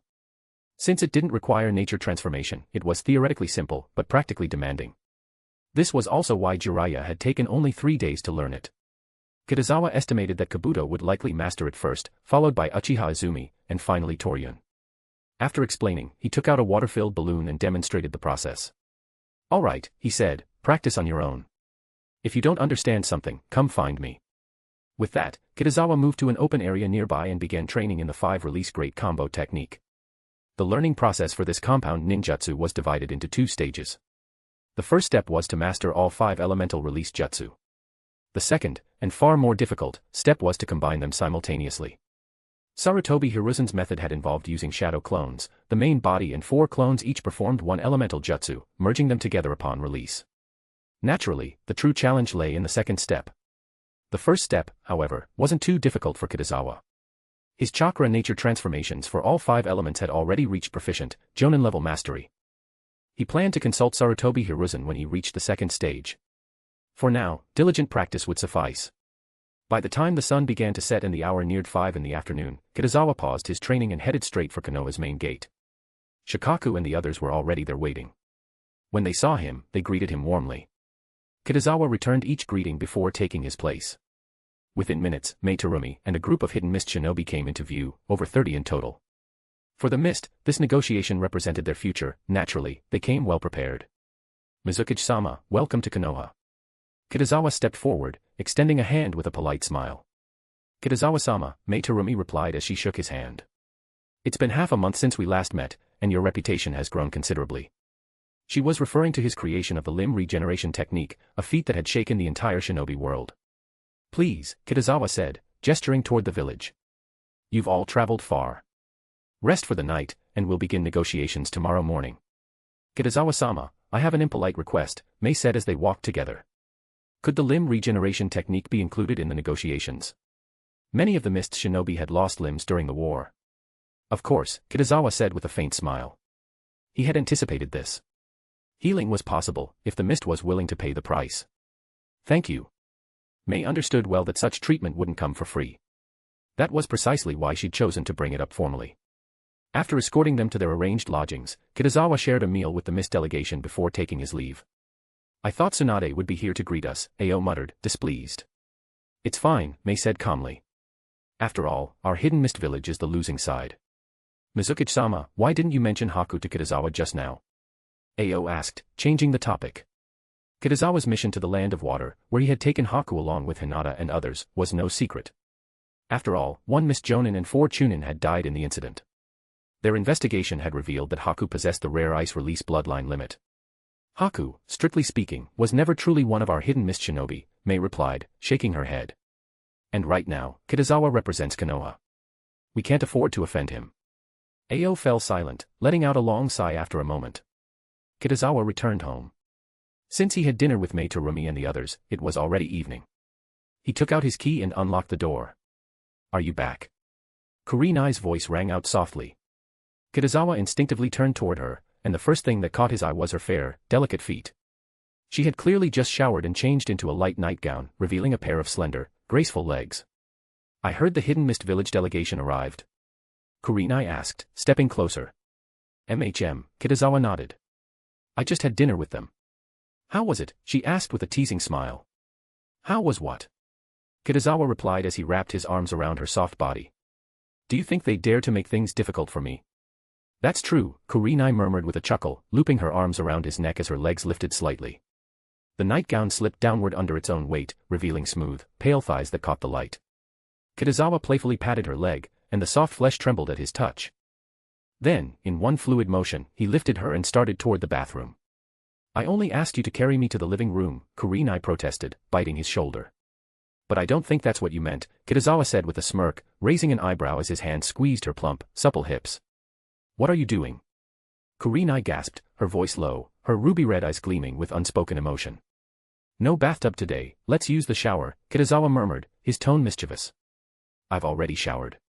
You can wash yourself, Kurenai huffed, glaring at him, but her arms didn't let go.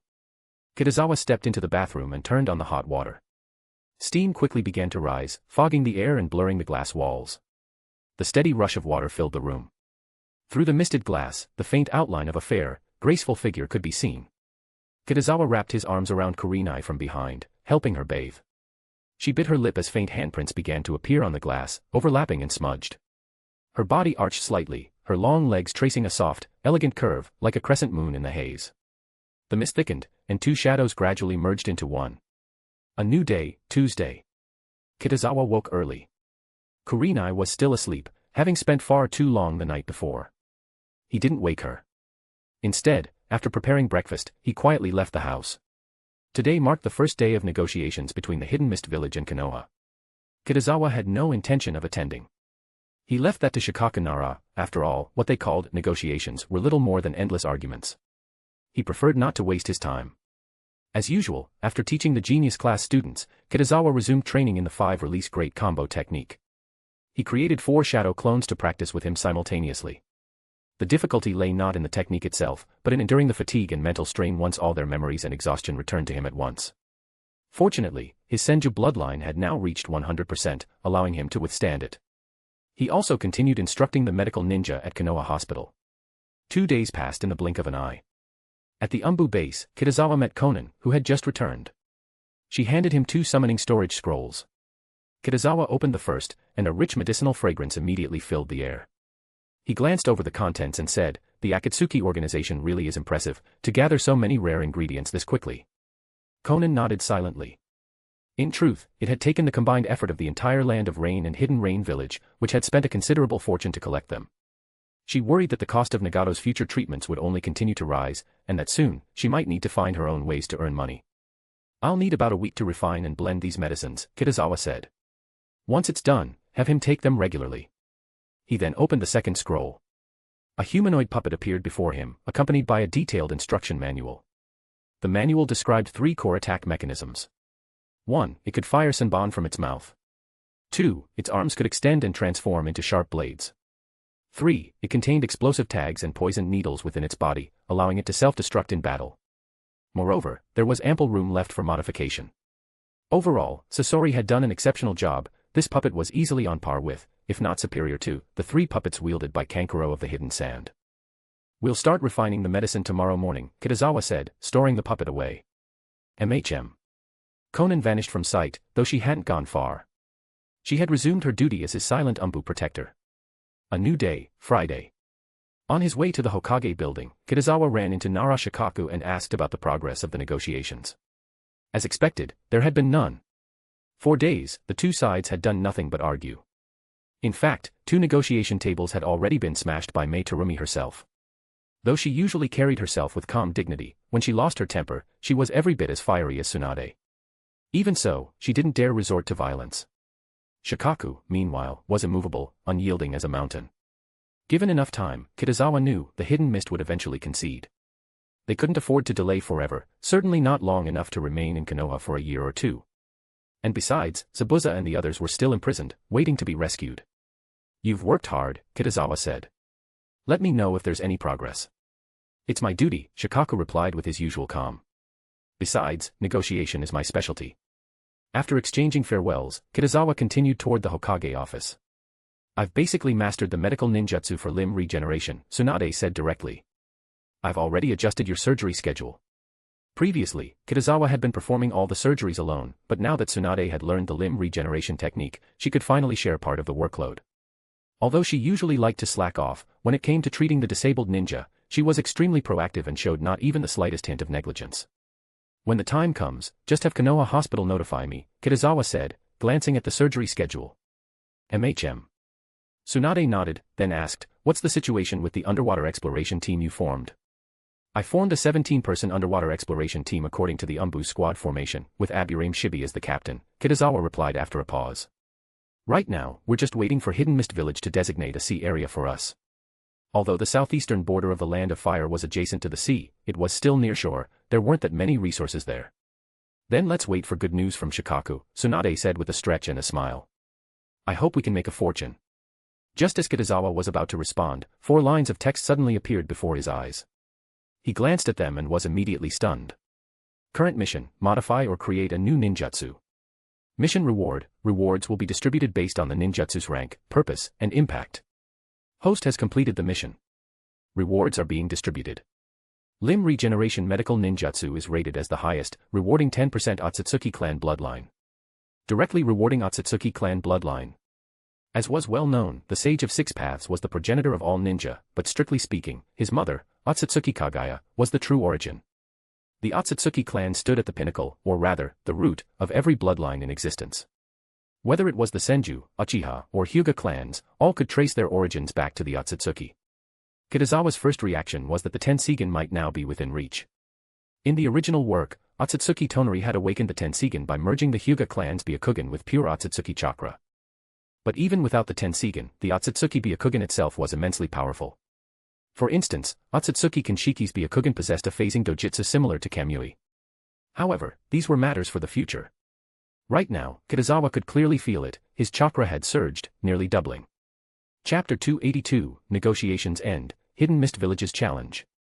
After leaving the Hokage building, Kitazawa made his way alone toward the Forest of Death.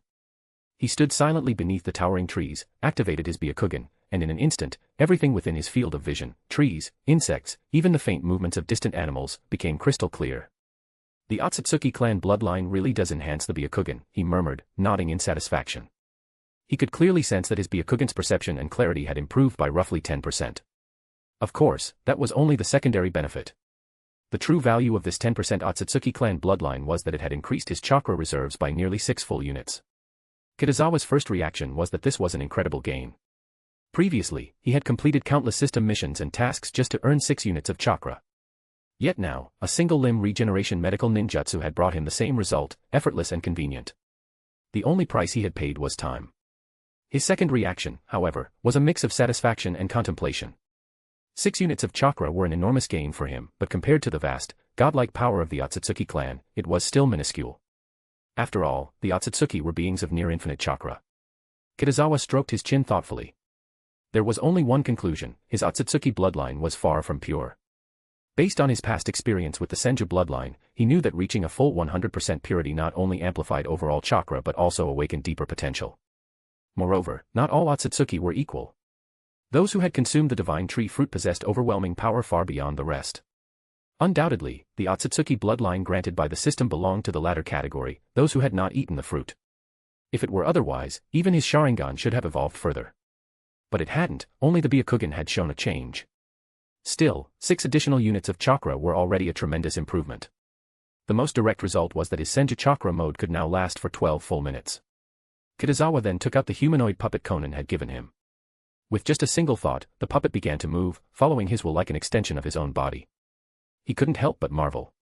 Byakugan, puppet manipulation was truly an abnormal ability. In theory, as long as his eye power was sufficient, he could control an infinite number of puppets, each capable of independent combat. Once he gave a command, the puppets could act autonomously without requiring further manipulation. Traditional puppet masters could never achieve this. They had to use chakra threads, and without constant control, the puppets would remain lifeless. Normally, controlling even 10 puppets simultaneously was considered the limit, restricted by the number of fingers and the capacity of the mind. Only Sasori, after transcending his humanity, had managed to break that limit, controlling over 100 puppets at once. In fact, throughout the entire ninja world, only Chiyo and Sasori had ever been capable of manipulating 10 puppets at the same time. And now, Kitazawa could do so effortlessly. Deactivating his Byakugan, he returned to the ANBU base, but instead of heading to his office, he entered an unoccupied room. Konan. At his call, Konan immediately appeared before him, silent and still. She didn't ask why, she already knew. Kitazawa unsealed a summoning storage scroll, and in an instant, a large pile of medical experimental equipment materialized before him. These had all been borrowed from Konoha Hospital. He then took out the medicinal herbs Konan had previously gathered and began to prepare and mix the medicines right in front of her. Conan quietly watched, saying nothing. She wasn't a medical ninja, she understood only fragments of what he was doing, but comprehension wasn't necessary. What mattered was Kitazawa's calm and steady manner, which alone reassured her. Her amber eyes reflected his figure. For a moment, her thoughts wandered. Once again, she was thinking about money. The Akatsuki's method of earning money was simple: take missions from the underground black market. With the widespread presence of white zetsu, their efficiency was unmatched. However, high-reward missions were few and far between. Jobs worth tens of millions of ryo were rare, often appearing only once in several months. Worse still, Conan had another problem. Now that she was officially an ANBU member assigned to guard Kitazawa, she could no longer take on external missions herself. While Kakuzu and the others could still earn money through bounties, all their profits were directed toward the Akatsuki organization and the Eye of the Moon plan. As an ANBU operative, Conan did receive pay for her assignments, but not much, and nearly all of her missions revolved around protecting Kitazawa. Before long, noon arrived. "All right, that's all for today," Kitazawa said, removing his gloves. "We've used up about 1/5 of the herbs.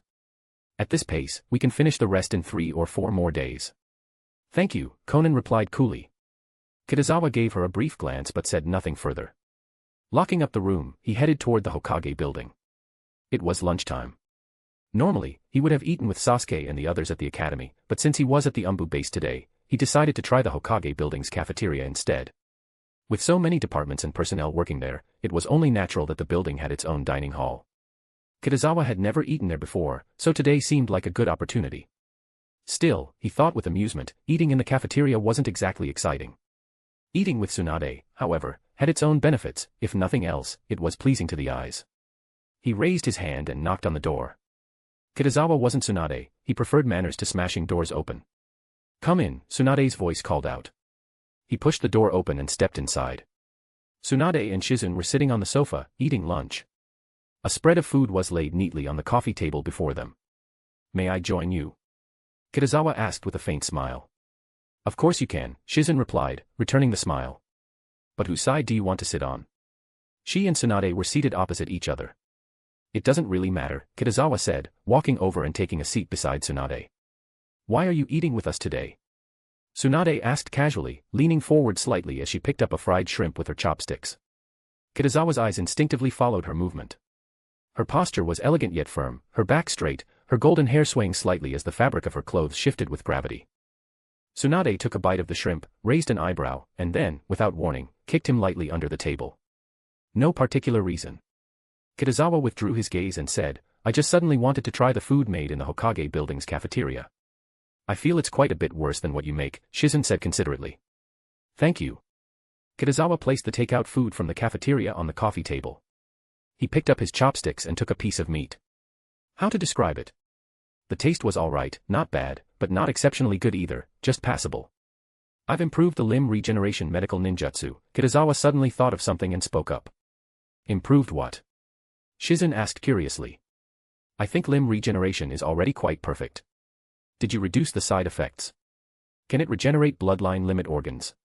Tsunade recalled Uchiha Fugaku's earlier request for Kitazawa to improve limb regeneration. "No." Kitazawa shook his head. "What I improved is to allow limb regeneration to be used on oneself." Actually, he was referring to the medical forbidden technique, body revival technique. "Huh?" Hiruzen asked, surprised. "What if an arm is severed?" "It can also regenerate," Kitazawa said with a slight smile. "Can it be used in combat?" Tsunade narrowed her eyes. "It can be used," Kitazawa replied with a nod. "Are you sure?" Tsunade's expression involuntarily tightened, her tone becoming serious. If it could truly be used in battle, it would double the value of this medical ninjutsu, especially in evenly matched fights. After finally landing a fatal injury, like severing a limb, if the opponent could instantly regenerate it, that would certainly shatter their will to fight. "Why would I lie to you?" Kitazawa took out the body revival technique scroll and handed it to her. Tsunade immediately put down her bowl and chopsticks and began to read it. Hiruzen stood up and leaned closer. As a medical ninja, she naturally understood the significance of this ninjutsu. Meanwhile, Kitazawa continued to eat unhurriedly. Given the difficulty of the medical forbidden technique, body revival, Tsunade was probably the only one in Konoha capable of mastering it. In truth, he had given it to her with a simple goal, to increase her strength. She already possessed the Ein seal, making her incredibly hard to kill. Now, with the body revival technique, she would become nearly immortal in a certain sense. Of course, strong regeneration alone wasn't enough. One couldn't simply take hits forever. Tsunade's offensive methods were relatively limited, relying primarily on her monstrous strength. Kitazawa was already modifying another of Shino's medical forbidden techniques, cellular activation. His goal was to transform it into a yang release chakra mode, similar to the lightning release chakra mode. If successful, both he and Tsunade could use it. He could also complete a system mission along the way. However, the modification was difficult and would take time. This is incredible, Hiruzen said, dazed after reading it. This was no longer a simple modification, but the creation of an entirely new medical ninjutsu. Compared to limb regeneration, the body revival technique was even more powerful. A body torn into pieces could be reassembled and restored. You are the second ninja I've seen with such extraordinary talent for creating ninjutsu, Tsunade said solemnly, closing the scroll. The first, naturally, was Senju Tobarama, who had created countless ninjutsu for Konoha, including many astonishing forbidden techniques. If limb regeneration is an S-rank medical ninjutsu, then body revival is an S-rank medical forbidden technique, Tsunade mused. Its difficulty and side effects are both higher. But the effect is also better, Hiruzen said, sitting back down on the sofa. The most important thing is that it can be used in combat. When it truly came down to life or death, side effects certainly didn't matter. That's true. Tsunade nodded, her gaze fixed on Kitazawa. Undoubtedly, his talent as a medical ninja was exceptional. Previously, she had thought Kitazawa was, at most, on par with her in medical ninjutsu. But now, she had changed her mind. These two medical ninjutsu alone were enough to leave a profound mark on the history of medical ninja. If he created one or two more, surpassing her in strength and reputation would not be impossible. Why are you staring at me blankly? Kitazawa raised his hand and waved it in front of her. I'm thinking about what reward to give you, Tsunade said, putting away the scroll. Although few people could master the body revival technique, its value was undeniable. Such an S-rank medical forbidden technique naturally deserved a corresponding reward. Keep it pending for now. Kitazawa's gaze fell briefly on her rosy lips. Tsunade immediately glared at him. She turned to look at the dishes on the coffee table, bit her lip, and felt a strange mix of emotions. Thinking about it carefully, the reason Kitazawa had brought out the body revival technique was most likely because of her, since she was probably the only one capable of learning it. Eat. Tsunade quickly regained her composure. After lunch, Kitazawa found another place to practice the Yin seal. Of course, that was what he told Tsunade. In reality, he was practicing the 5-release great combo technique. Another week passed in the blink of an eye. This week, Kitazawa had little to do. Besides training, he was refining and concocting medicine. There were no major events in Konoha village, only Narashikaku and his team's negotiations with the Hidden Mist village were still ongoing, filled with endless arguments. But after such long discussions, they were finally nearing the end. Monday. Kitazawa gave Konan a day off. She took the medicine and returned to the Akatsuki organization. Although it was a half-month supply of medicine, she wouldn't stay long. She planned to return to Konoha village as soon as she delivered it. Kitazawa arrived at the Ninja Academy. 2 weeks had passed since the last monthly exam, and it was time to prepare for the next one. Of course, he didn't concern himself with theoretical exams. His task was to reorganize the 18 students participating in the new practical exam. Because Hiruzen Sarutobi would also be a squad leader this time, Kitazawa made slight adjustments to the team assignments. He and Hiruzen Sarutobi would each lead one team, while Mariboshi Kosuka and Kakashi Hatake remained unchanged, each leading 2 teams. The reason was simple, Kitazawa was too busy now. Aside from managing the genius class and the medical ninja training class, he also had to practice the 5-release great combo technique, modify the medical forbidden technique, cellular activation, and study would release, along with other techniques. Leading 2 teams would consume both weekends, which he couldn't afford. Following Hiruzen's suggestion, Kitazawa assigned Uzumaki Naruto, Uchiha Sasuke, and Haruno Sakura to him, forming the original Team 7, a balanced and reasonable configuration. As for Kitazawa himself, he didn't pay much attention to team composition. His provisional team consisted of Yamanaka Ino, Inuzuka Kiba, and Tenten. The only selection criterion was that he hadn't led these 3 in the last monthly exam. After all, repeatedly leading the same students didn't seem appropriate. The remaining students were left for Mariboshi Kosuka and Kakashi Hatake to allocate freely. Kitazawa still hadn't decided what missions to assign. He planned to check the mission hall, perhaps it would trigger some system missions. Noon. Kitazawa returned to his office after lunch. Just as he was about to begin researching the medical forbidden technique, cellular activation, a knock came at the door. Narashikaku entered. The negotiations are over. Kitazawa raised an eyebrow. The timing seemed off for Shikaku to visit otherwise. They're mostly finished, Shikaku replied, but the fifth Mizukage brought up a new request, or rather, a suggestion. He paused briefly, then continued, she hopes to hold a genin exchange meeting between the two villages. Genin exchange meeting. Sparring among genin. Kitazawa asked thoughtfully. Her intention is to select the most outstanding genin from both villages for sparring, Shikaku nodded. It doesn't need to be large-scale, about 5 matches would suffice. What's her intention? Kitazawa asked, though he already had a few guesses. I think she wants to clearly see Konoha's future, Shikaku replied. If there's a gap in talent, Hidden Mist Village will still have hope of catching up, Kitazawa said with a faint smile. But if it's impossible, then she'll face reality and ally with Konoha with peace of mind. Overall, Mei Terumi's idea wasn't bad. The future of a ninja village doesn't lie with its jonin, but with its genin, or rather, its unrenowned prodigies. If a village lacks young talents, no matter how strong it is now, that strength is only temporary. From Konoha's perspective, though, Hidden Mist seemed unwilling to completely concede and was gambling on its future. System prompt. As the future Hokage, when faced with Hidden Mist Village's provocation, you must strike hard. Current mission, make Hidden Mist Village lose all 5 matches. Mission reward, 10% Byakugan purity. Accept. Kitazawa raised an eyebrow. The system mission came suddenly, but at the perfect time. And the reward was quite tempting, a 10% increase in Byakugan purity. Adding that to his existing 50%, he could reach 60% purity. However, the mission wouldn't be easy. Kitazawa was confident Konoha could defeat Hidden Mist, but winning all 5 matches was another matter entirely. After all, Hidden Mist also had a few promising young talents. Chojuro, for example, the future 6th Mizukage, was a renowned prodigy. Konoha Village can accept her request, Kitazawa said after a moment's thought, but I want to add one condition. Besides genin, students from the Ninja Academy can also participate. Shikaku was momentarily taken aback. Normally, Academy students couldn't match genin, but there were exceptions, especially among the genius class. He had heard his son, Shikamaru, mention Naruto and Sasuke's remarkable performances many times. Since it's sparring, there should be a reward, Kitazawa added. The winner of each match can choose one B-rank ninjutsu from the opposing village. He wanted to wager for A-rank or even S-rank ninjutsu, but he knew the Hidden Mist would never agree. B-rank ninjutsu was still worthwhile, and it was essentially a free reward. Also, have them sign the treaty tomorrow morning. After it's signed, we'll hold the exchange meeting, Kitazawa concluded. Understood, Shikaku nodded, then reminded him, if a treaty is to be signed, Hokage-sama needs to be present. Kitazawa nodded. I'll tell him. Then I'll go find the 5th Mizukage now. Shikaku left the office and made his way toward the Hidden Mist's temporary residence. Before long, he met Mei Terumi and A.O. Mizukage-sama, Shikaku began, relaying Kitazawa's message. Ninja Academy students. Mei Terumi raised a brow, surprised. Her first reaction was that Kitazawa was being overly arrogant. What business did students, who hadn't even graduated, have joining such a competition? But she quickly recalled Kitazawa's profile. He was a Ninja Academy teacher, and it seemed there were many prodigies in Konoha's academy. That's good.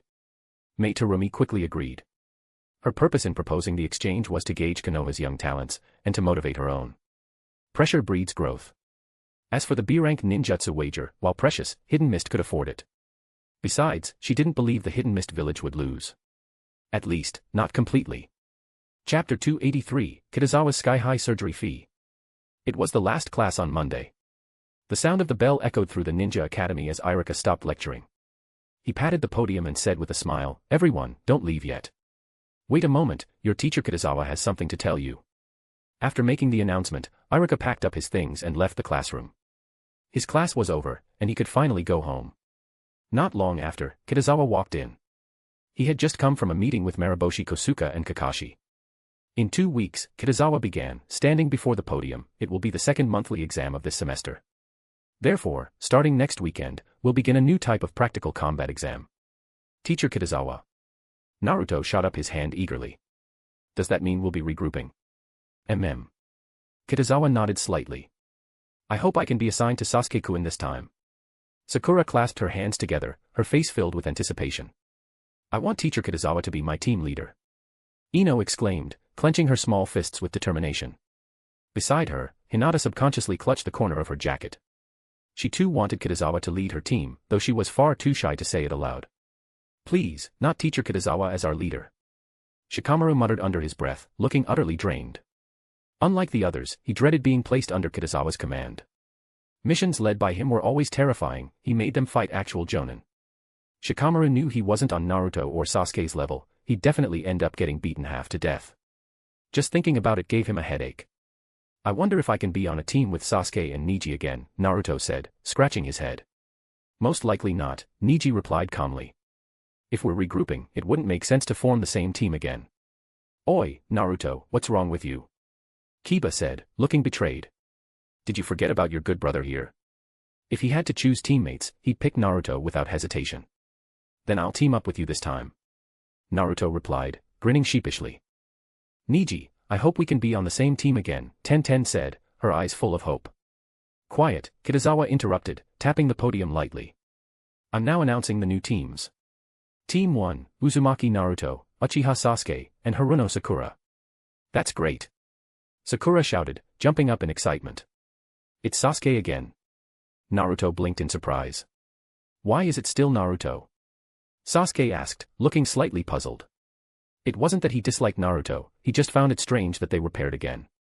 This team only swapped Neji out, Ino murmured, tilting her head. It doesn't seem much weaker. Are they going to fight Jonin again? Sakura is a medical ninja, after all, Shikamaru analyzed thoughtfully. So they probably won't encounter Jonin this time. That depends on who their team leader is, Shino said, adjusting his glasses.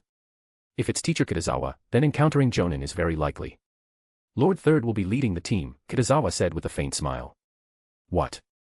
Naruto's eyes widened. Grandpa Third's leading our team. Sasuke and Sakura also looked astonished. Even though Sarutobi Hiruzen had retired, a retired Hokage was still a Hokage, and one of the strongest at that. Doesn't that mean we're getting the same treatment as the Sannin? Sakura's eyes sparkled with excitement. Their team composition even mirrored the legendary trio's balance. Why don't I ever get lucky like that? Kiba groaned, his face full of envy. I also want Lord Third Hokage to witness my youth. Rock Lee declared passionately, striking a pose. I still want Teacher Kitazawa to be my team leader, Ino said firmly, brushing a golden strand of hair from her face. To her, looks mattered most. And no matter how great the third Hokage was, he couldn't compare to Kitazawa's charm. Lord Third leading the team, huh? Shikamaru muttered, his mouth twitching. I take back what I said earlier. That team is definitely going to face Jonin. Shino nodded in agreement. With Sarutobi Hiruzen in charge, anything less than Jonin opponents would feel like bullying. Team 2, Yamanaka Ino, Inuzuka Kiba, and Tenten, Kitazawa continued. I'll be leading the team. Yay. Ino cheered, practically glowing with happiness. Her wish had come true. Hinata, however, couldn't hide her disappointment. She had already guessed that her team wouldn't be led by Kitazawa this time. Neji, it's a pity we're not on the same team, Tenten said softly. She was happy Kitazawa was her leader, but sad that Neji wasn't with her. There's always next time, Neji replied calmly. It looks like our team will have to rely on me, the great Kiba. Kiba puffed out his chest confidently. Tenten and Ino's strength couldn't compare to Sasuke's, they were roughly on par with him, so he believed that if he performed well, he could stand out. Humph. Don't get too full of yourself, Ino shot back, unwilling to be outdone. In front of Kitazawa, she was determined to perform at her best and leave a good impression. These will be the teams for the next monthly exam, Kitazawa concluded after announcing the remaining 4 groups. That's all for today. Everyone, go home. Goodbye, Teacher Kitazawa. The students of the genius class stood and bowed respectfully before leaving the classroom. Kitazawa didn't leave immediately.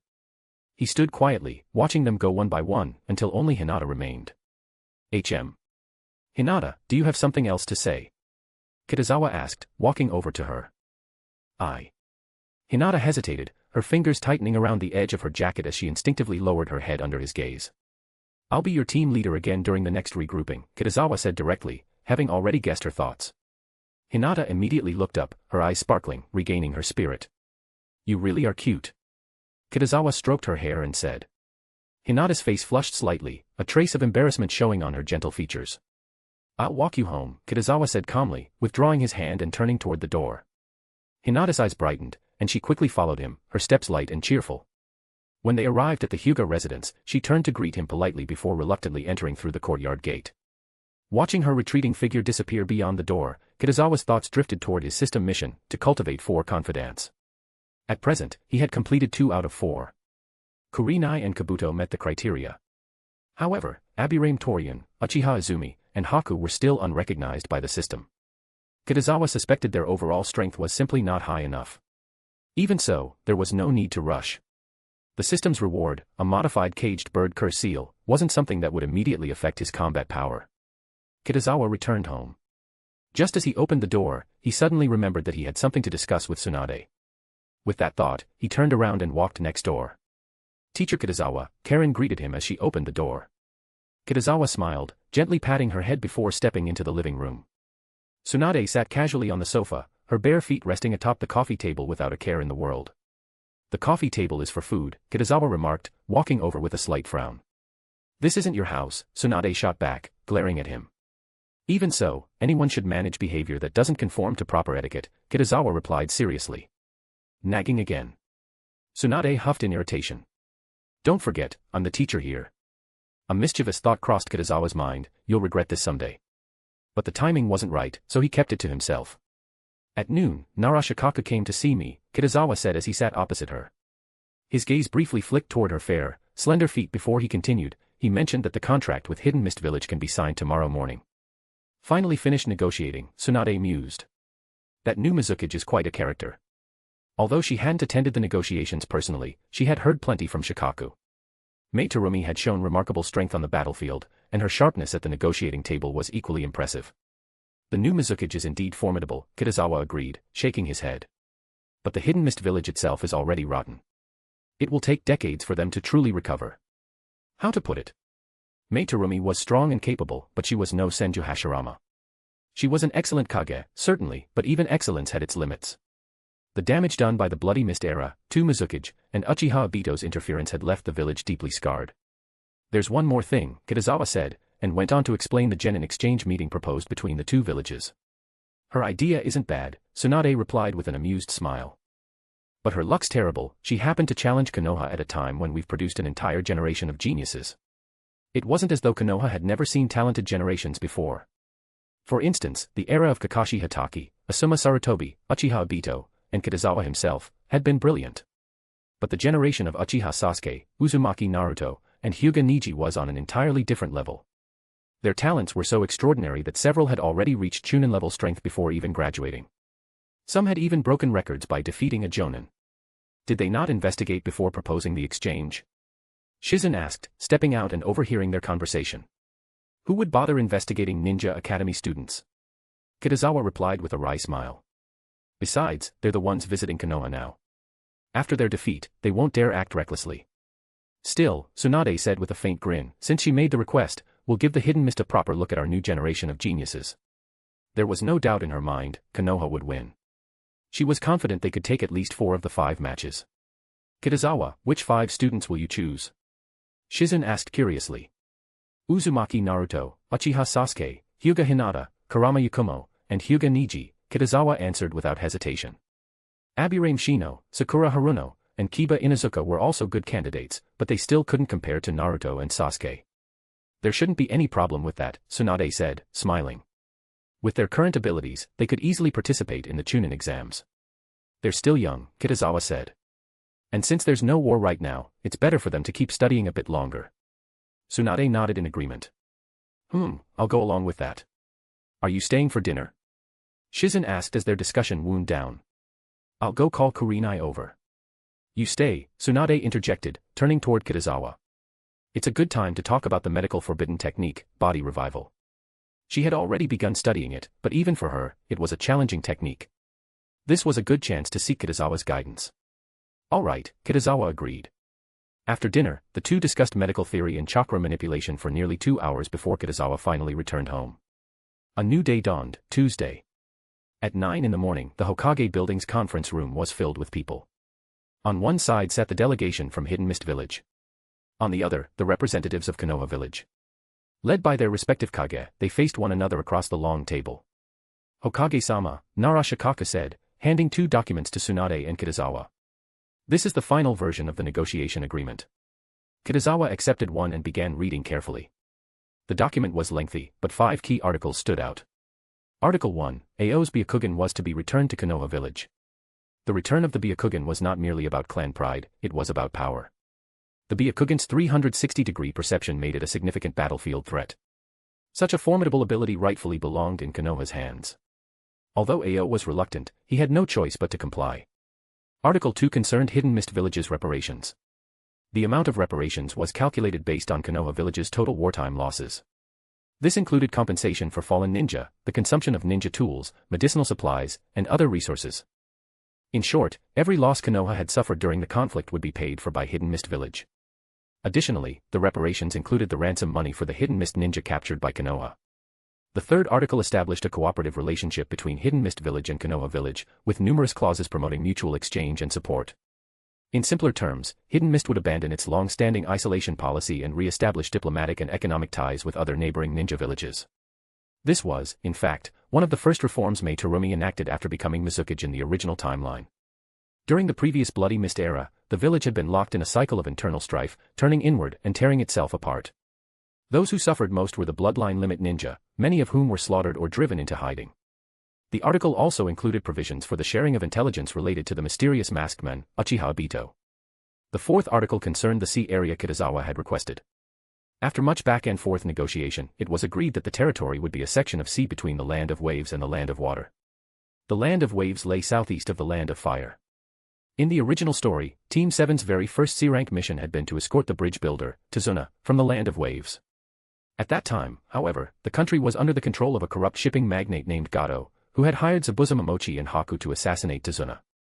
That mission marked Team 7's first encounter with Zabuza, one of the 7 ninja swordsmen of the mist. As Kitazawa read this section, his heart stirred.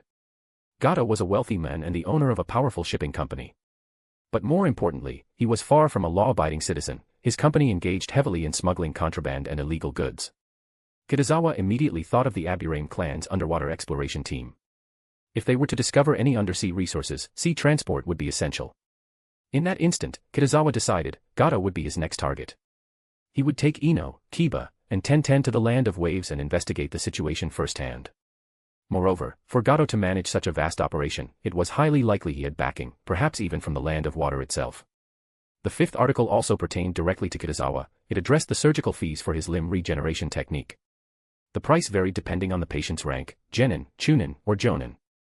Among them, the fee for Jonin was the highest, ranging from 5 to 10 million ryo depending on the severity of the case. For example, if both hands were severed, the cost would reach 10 million ryo. After all, losing both hands meant the inability to form hand signs, and thus, the end of one's career as a ninja. 10 million ryo was an enormous sum.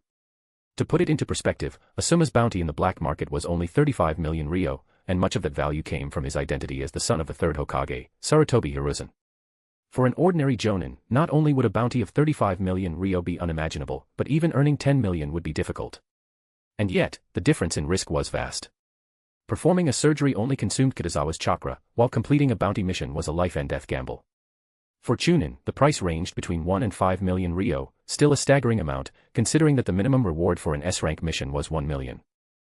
In other words, healing a single Chunin was equivalent to completing an S-rank mission. As for genin, the fee was below 1 million ryo, adjusted according to their condition. It was no exaggeration to say that with the limb regeneration technique, Kitazawa had instantly become the most expensive medical ninja in the entire world. Once, he had worried about lacking funds. Now, wealth flowed to him effortlessly. After finishing the document, Kitazawa handed it back to Shikaku Nara without objection. The contract was, without question, a tremendous victory for Konoha Village. That settles it, Tsunade said, rising to her feet. We can sign now. There are 4 copies, each side will keep 2, Shikaku explained, passing the contracts to Tsunade. After she signed, she handed them to Mai Terumi. Without hesitation, the Mizukage added her signature. Pleasure working with you, Tsunade said with a faint smile, extending her hand. Pleasure working with you, Mai Terumi replied calmly, shaking it. Although Hidden Mist Village had suffered heavy losses in this agreement, they had finally secured a foundation for stability. With the end of the Bloody Mist era, Mai Terumi truly believed she could lead her village back to prosperity. As for the genin exchange meeting, she said, I propose it be held the day after tomorrow afternoon. The participating Hidden Mist genin are still on their way here. No problem, Tsunade replied casually. I'll be looking forward to seeing the brilliance of Hidden Mist's young talents. You will, Mai Terumi said confidently. With the documents signed, the negotiations were officially concluded, but in truth, this was only the beginning. Both Hidden Mist Village and Konoha Village began implementing the terms of the new alliance agreement. Kitazawa, too, got to work. That afternoon, he visited the Hidden Mist delegation's temporary residence to perform surgeries for their injured ninja, earning, in just one day, the equivalent of a summa Sarutobi's bounty. After operating on 4 Jonin from Hidden Mist Village, he had made a total of 35 million ryo. He didn't return home until late evening. It had taken only an afternoon, but such profit was more than worth the effort, and there were still plenty more surgeries lined up. Time moved forward to the next morning. Tomorrow would mark the genin exchange meeting. After breakfast, Kitazawa headed to the genius classroom and called Sasuke and the others to his office. Show your support with Power Stones, guys. If we make it into the top 20 rankings at the week's end, I'll drop 1 bonus chapters as a thank you. Chapter 284, Misleading Information. Tomorrow, Hidden Mist Village and Konoha Village will hold a genin exchange meet. Kitazawa sat at his desk with a faint smile and said, I recommended all of you to Hokage-sama. Sasuke and the others exchanged puzzled glances, clearly caught off guard by the sudden news. Kitazawa-sensei, Naruto raised his hand, asking curiously, what are we supposed to do at this exchange meet? Chat with the genin from Hidden Mist Village. We are ninja, Kitazawa explained calmly. We communicate with our fists, not our mouths. At the genin exchange meet, both sides will engage in 5 sparring matches. I'm in. As soon as Naruto heard the word sparring, he immediately agreed, looking visibly excited. Kitazawa couldn't help but chuckle. This child had truly become a battle maniac after following Might Guy. Still, there was no harm in it, his talent was high, and the more he fought, the faster he'd grow. Sasuke's eyes lit up. Sparring with the genin from Hidden Mist Village. If they wanted to win, the Mist would surely send their most outstanding genin. If he could defeat them, it would bring great honor to the Uchiha clan, something that would surely please both his father and brother. He remembered Itachi once saying that Uchiha Shursui had made his name during a war with the Hidden Mist Village. This exchange meet was, for Sasuke, a perfect opportunity. Thinking that, a surge of anticipation rose in his chest. Are all 5 of us participating? Niji looked around, a little incredulous.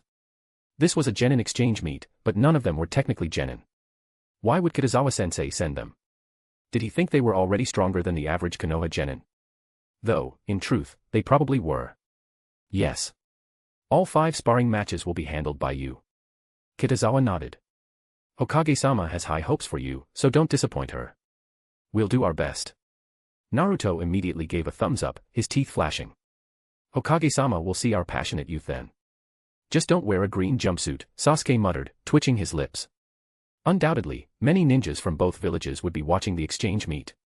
If Naruto showed up in a green jumpsuit and stood next to him, Sasuke might flee Konoha overnight out of embarrassment. Huh? Why? Naruto scratched his head in confusion. I've already prepared your clothes, Kitazawa said, clearing his throat. Since you're representing Konoha, you'll wear Konoha's official ninja vests. Naruto's eyes immediately lit up in excitement. While he liked his green jumpsuit, the ninja vest symbolized something greater. It meant he could experience being a real ninja ahead of time. There's still 1 day until the matches, Kitazawa continued seriously. Your teachers have already taught you everything they can. Rest well and stay in top condition. I believe in you. Thank you, Kitazawa-sensei. Naruto promised enthusiastically. We definitely won't let you down. Kurama Yakumo, Hyuga Hinata, and the others also nodded firmly. The genius class's teaching lineup was already the strongest in the ninja world: Sarutobi Hiruzen, Mariboshi Kosuka, Kakashi, and Kitazawa himself.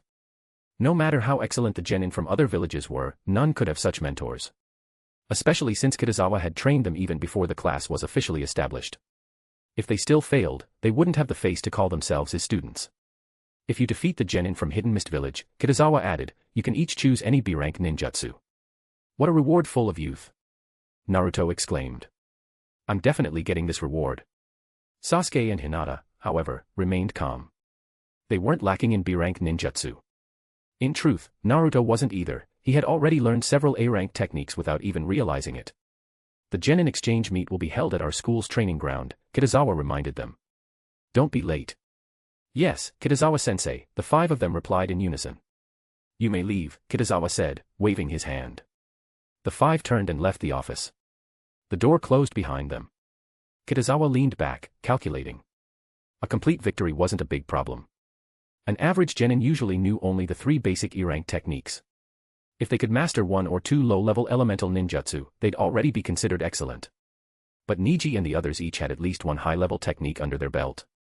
Yakumo, Sasuke, and Naruto were even more exceptional. Given good luck, they could probably defeat a Jonin. Hopefully, Mei Terumi can handle it, Kitazawa thought. At this rate, the 5 matches might leave the hidden Mist genin questioning their entire existence. The only variable was the random matching system. Hidden Mist Village would definitely send Chojuro. There was also Hozuki Suigetsu, though Kitazawa wasn't sure if Orochimaru had already taken him in. In the original timeline, Suigetsu first appeared in Orochimaru's base. But with how much the timeline had shifted, that could have changed. He would find out tomorrow. Glancing at the clock, Kitazawa stood and walked toward Konoha's main gate. Moments later, he saw Aburame Shibi and his team gathered there, the underwater exploration squad he had assembled. Now that they had secured a sea area from Hidden Mist Village, they planned to depart today and establish a stronghold. Kitazawa, Shibi greeted as he approached. Lord Kitazawa, the other Aburame clan member said respectfully. In the ninja world, strength was everything, and Kitazawa's strength and status far surpassed theirs. More importantly, he had provided great help to their clan. Whether it was the exploding insects or the mutation of the Kikeichu, both were his contributions. To them, he was a benefactor. Clan head Shibi, Kitazawa said after a moment's thought, I'll send an ANBU squad with you. If anything urgent comes up, have them handle it. In truth, the ANBU squad's real mission was to investigate Gato's operations in the Land of Waves. However, since the Konoha village underwater exploration team planned to establish their stronghold on an uninhabited island not far from the Land of Waves, Kitazawa had cleverly arranged for both objectives to overlap. To outsiders, the ANBU's presence was merely to assist the exploration unit, but in reality, they were there to uncover the truth behind Gato's suspicious trading network and illegal sea routes. That was why Kitazawa told Aburame Shibi that he could rely on the ANBU for any urgent matters. They would indeed lend aid, but their true task lay beneath the surface. I won't delay you any longer. I wish you all a smooth journey, Kitazawa said with a gentle tone, not waiting for Shibi Aburame's reply. The underwater exploration team had, in fact, been waiting specifically for Kitazawa before setting off. Then we'll be going now. See you next time, Kitazawa, Aburame Shibi said courteously, leading his clan members forward. As the head of the Aburame clan, he naturally wouldn't remain permanently on the distant island, but since the base had yet to be established, it was his duty to oversee the early stages personally. After all, this operation held great significance, not only for Konoha's future sea expansion but also for the Aburame clan's advancement. Time soon advanced to Thursday. The genin exchange meet between Konoha Village and Hidden Mist Village was scheduled for that afternoon. To accommodate the event, Kitazawa had arranged for a temporary viewing stand to be constructed on the Ninja Academy's training ground. Although the scale of this exchange wasn't particularly large, its significance was enormous. Aside from the 5 genin from Hidden Mist Village who would be participating, there were fewer than 40 official spectators. Since the two villages had just signed a new alliance agreement, Konoha didn't want to draw unnecessary attention. Out of courtesy and diplomacy, they also invited around 40 Konoha representatives to maintain balance. Because of the limited seating, many ninja, even Jonin, had privately approached Tsunade and Kitazawa, asking to attend. Though it was only a genin sparring event, once it involved another hidden village, the prestige of the entire nation was on the line. Naturally, both Tsunade and Kitazawa declined most requests. Still, they weren't overly strict, so long as no one interfered with the matches or appeared openly, a few hidden observers were acceptable. The Ninja Academy's grounds were vast, hiding several ninjas was no challenge at all. Regardless of how many watched, the results of this exchange meet would inevitably spread throughout both Konoha and Hidden Mist Village. At exactly 12 noon, Kitazawa once again visited the Hokage's office, under the pretext of a casual meeting, but in truth, to freeload a meal. How are your students doing? Tsunade asked, shifting slightly to make room for him beside her. They're all in excellent condition, Kitazawa replied, settling down comfortably. The Hidden Mist Village genin have arrived too, Tsunade continued. I've reviewed their profiles, Chojuro and Hozuki Suigetsu are the ones to keep an eye on. Still, it's a best-of-5 format, so even if we lose 1 or 2 matches, it's not a big deal. Kitazawa raised an eyebrow, a flicker of surprise crossing his eyes. So Orochimaru hasn't captured Hozuki Suigetsu yet. In the original timeline, Orochimaru had taken an interest in Suigetsu because of his water transformation technique, capturing him for experimentation. Suigetsu would remain imprisoned until Sasuke defected to Otogekure and later rescued him to form Team Hibi alongside Karin and Yugo. However, the story never stated the exact timing of Suigetsu's capture. Could it be because Orochimaru hasn't left the Akatsuki yet? Kitazawa mused. It was highly possible. Due to Kitazawa's influence, Uchiha Itachi never defected, meaning the scene in which Orochimaru ambushed him and was instantly defeated had never occurred. Without that humiliation, Orochimaru wouldn't have developed an obsession with the Mangekyo Sharingan, wouldn't have abandoned the Akatsuki, and wouldn't have initiated the Konoha Crush plan. At this stage, Orochimaru's primary focus was likely still Nagato's Rinnegan. That explained why he remained within the Akatsuki and hadn't yet returned to rebuild the hidden sound village. Still, Kitazawa wasn't concerned. Suigetsu was far too young now, barely 7 years old, the same as Sasuke. His ninjutsu proficiency would be limited. On the other hand, Chojuro, who was 2 years older, had already gained a reputation in Hidden Mist Village as a prodigy swordsman. Do you want to make a bet? Kitazawa suddenly asked, glancing at Tsunade's profile. A bet? Tsunade turned toward him, raising an eyebrow. Why so suddenly? And what kind of bet? A bet on whether we'll win all 5 matches, Kitazawa said lightly. Didn't you say we might lose 1 or 2? I'll bet that we won't lose a single one. Tsunade thought for a moment, then smirked. Fine. I'll take that bet. It was, in essence, a win-win situation. If she won, she'd get to tease him later. If she lost, and Konoha achieved 5 straight victories, that would still be cause for celebration. Good, Kitazawa replied with a faint grin. In that case, there shouldn't be any more surprises. Tsunade narrowed her eyes. What's that supposed to mean? You think I'm destined to lose? Then do you want to win? Kitazawa countered smoothly. Tsunade froze for a second, realizing too late that she'd walked straight into his trap. Her lips twitched in irritation, but she couldn't find a proper retort. Eat, she finally snapped, gritting her teeth as she changed the subject. Getting angry doesn't suit you, Kitazawa said teasingly, picking up a piece of fried shrimp with his chopsticks and holding it to her lips. Come on, open your mouth. I'm not a child, Tsunade muttered, but still leaned forward and took a bite. A second later, she froze, suddenly realizing those were his chopsticks. She cast a quick glance at him, trying not to show her fluster. What's wrong? Want me to feed you another? Kitazawa asked innocently, blinking. No, Tsunade said after a brief pause, turning away and continuing to eat. Kitazawa couldn't help but smile faintly. After finishing lunch, the two headed together toward the Ninja Academy. I just thought of something, Tsunade said suddenly, her brow furrowing. Do you think Mei Terumi might have given the ninja swords of the 7 ninja swordsmen of the mist to Chojuro and Hozuki Suigetsu in advance? The 7 ninja swordsmen of the mist possessed 7 mystical blades. Kiba, lightning blades, currently wielded by Kitazawa and Kakashi Hatake. Samahata, which had already chosen Naruto as its master. Executioner's blade, still in the hands of Biwa Juzo, the sole survivor of the first generation of 7 ninja swordsmen. The remaining 4 swords, however, remained in the Hidden Mist Village. Originally, the swords were under the possession of Suigetsu Hozuki's elder brother, Hozuki Mangetsu. He held a summoning scroll capable of calling forth all 7 ninja swords and was once renowned as a prodigy of the Hidden Mist Village. In the original storyline, he inherited Hiramakerii, twin swords, yet his brilliance was short-lived, for he died young. In other words, the current 4 swords remaining in Hidden Mist Village were all ownerless. In the original work, Chojuro and Suigetsu Hozuki became the 3rd generation of the 7 ninja swordsmen of the mist, though only 2 of them held the title. Hidden Mist could no longer gather 7 true members. Chojuro inherited Hiramakerii, twin swords, while Suigetsu Hozuki obtained the Executioner's blade. But now that the Executioner's blade was in the hands of Biwa Juzo, even if Suigetsu were to inherit one, he would have to take up a different sword instead. Even if they've been given the swords in advance, it doesn't matter, Kitazawa said casually.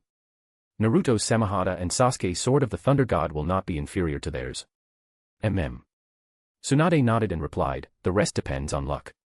As long as Chojuro and Suigetsu Hozuki faced opponents like Naruto, Sasuke, or Kurama Yakumo, they were bound to lose. However, if they happened to draw Hyuga Hinata or Niji, then with the ninja swords in hand, they might still stand a chance at victory. My luck has always been good, Kitazawa said with a faint glance toward Tsunade, though he wisely refrained from adding, at least better than yours. After all, the last thing he wanted was for the Mizukage and the Hidden Mist delegation to witness Konoha's Hokage chasing and beating an ANBU captain in front of everyone. The genin exchange meet was scheduled for 1 p.m. Although the appointed time hadn't yet arrived, a crowd had already gathered at the Ninja Academy training grounds. The ninjas from Hidden Mist Village had arrived early. Mizukage-sama, Ao approached Mei Terumi. His Byakugan had been replaced by his original eye, but the injury hadn't fully healed, his right eye remained hidden beneath a black eye patch. Are Chojuro and Suigetsu familiar with their ninja swords? Mei Terumi asked. Just as Tsunade had suspected, the 7 ninja swords of the mist had indeed been entrusted to Chojuro and Suigetsu Hozuki in advance. They are both top-tier prodigies of our village, Ao said with pride. They've already mastered their weapons techniques. When they grow up, they will surely become true members of the 7 ninja swordsmen of the mist. That's good. Mei Terumi nodded in satisfaction. With them, our odds of victory in this exchange are very high. We will definitely win, Ao said confidently.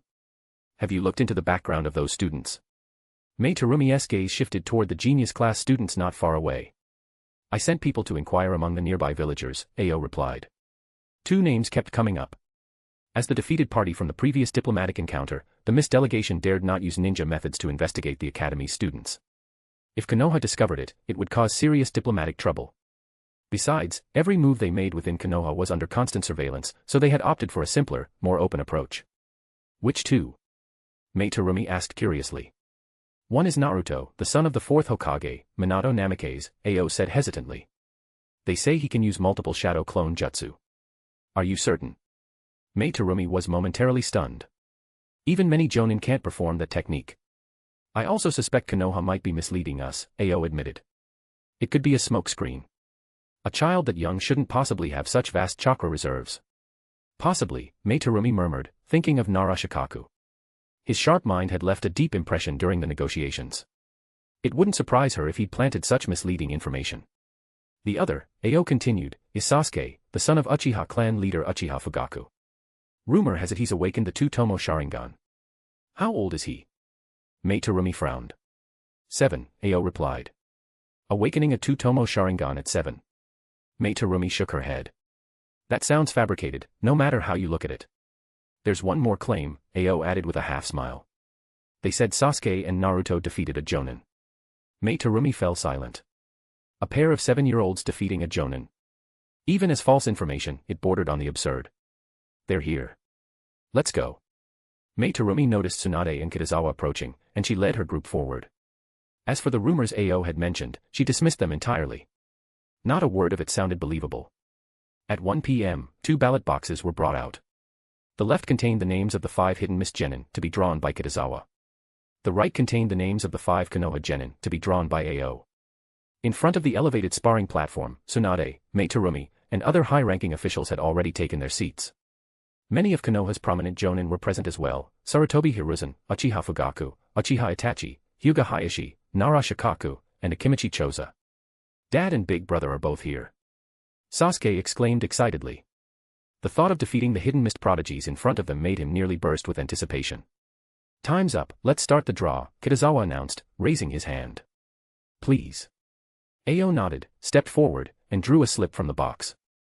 He glanced at it and said, Uzumaki Naruto. Kitazawa casually drew one from the other box. Chojuro, he read.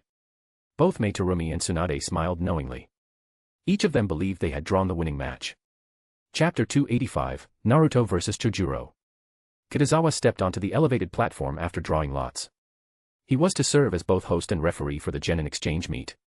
Genin Exchange Meet, first match, Uzumaki Naruto vs. Chojuro. Kitazawa's clear voice rang across the training grounds. Chojuro, the future 6th Mizukage of the Hidden Mist Village. Naruto, the future 7th Hokage of Konoha Village. Kitazawa couldn't help but feel that this matchup would be interesting, though the result seemed all but decided from the start.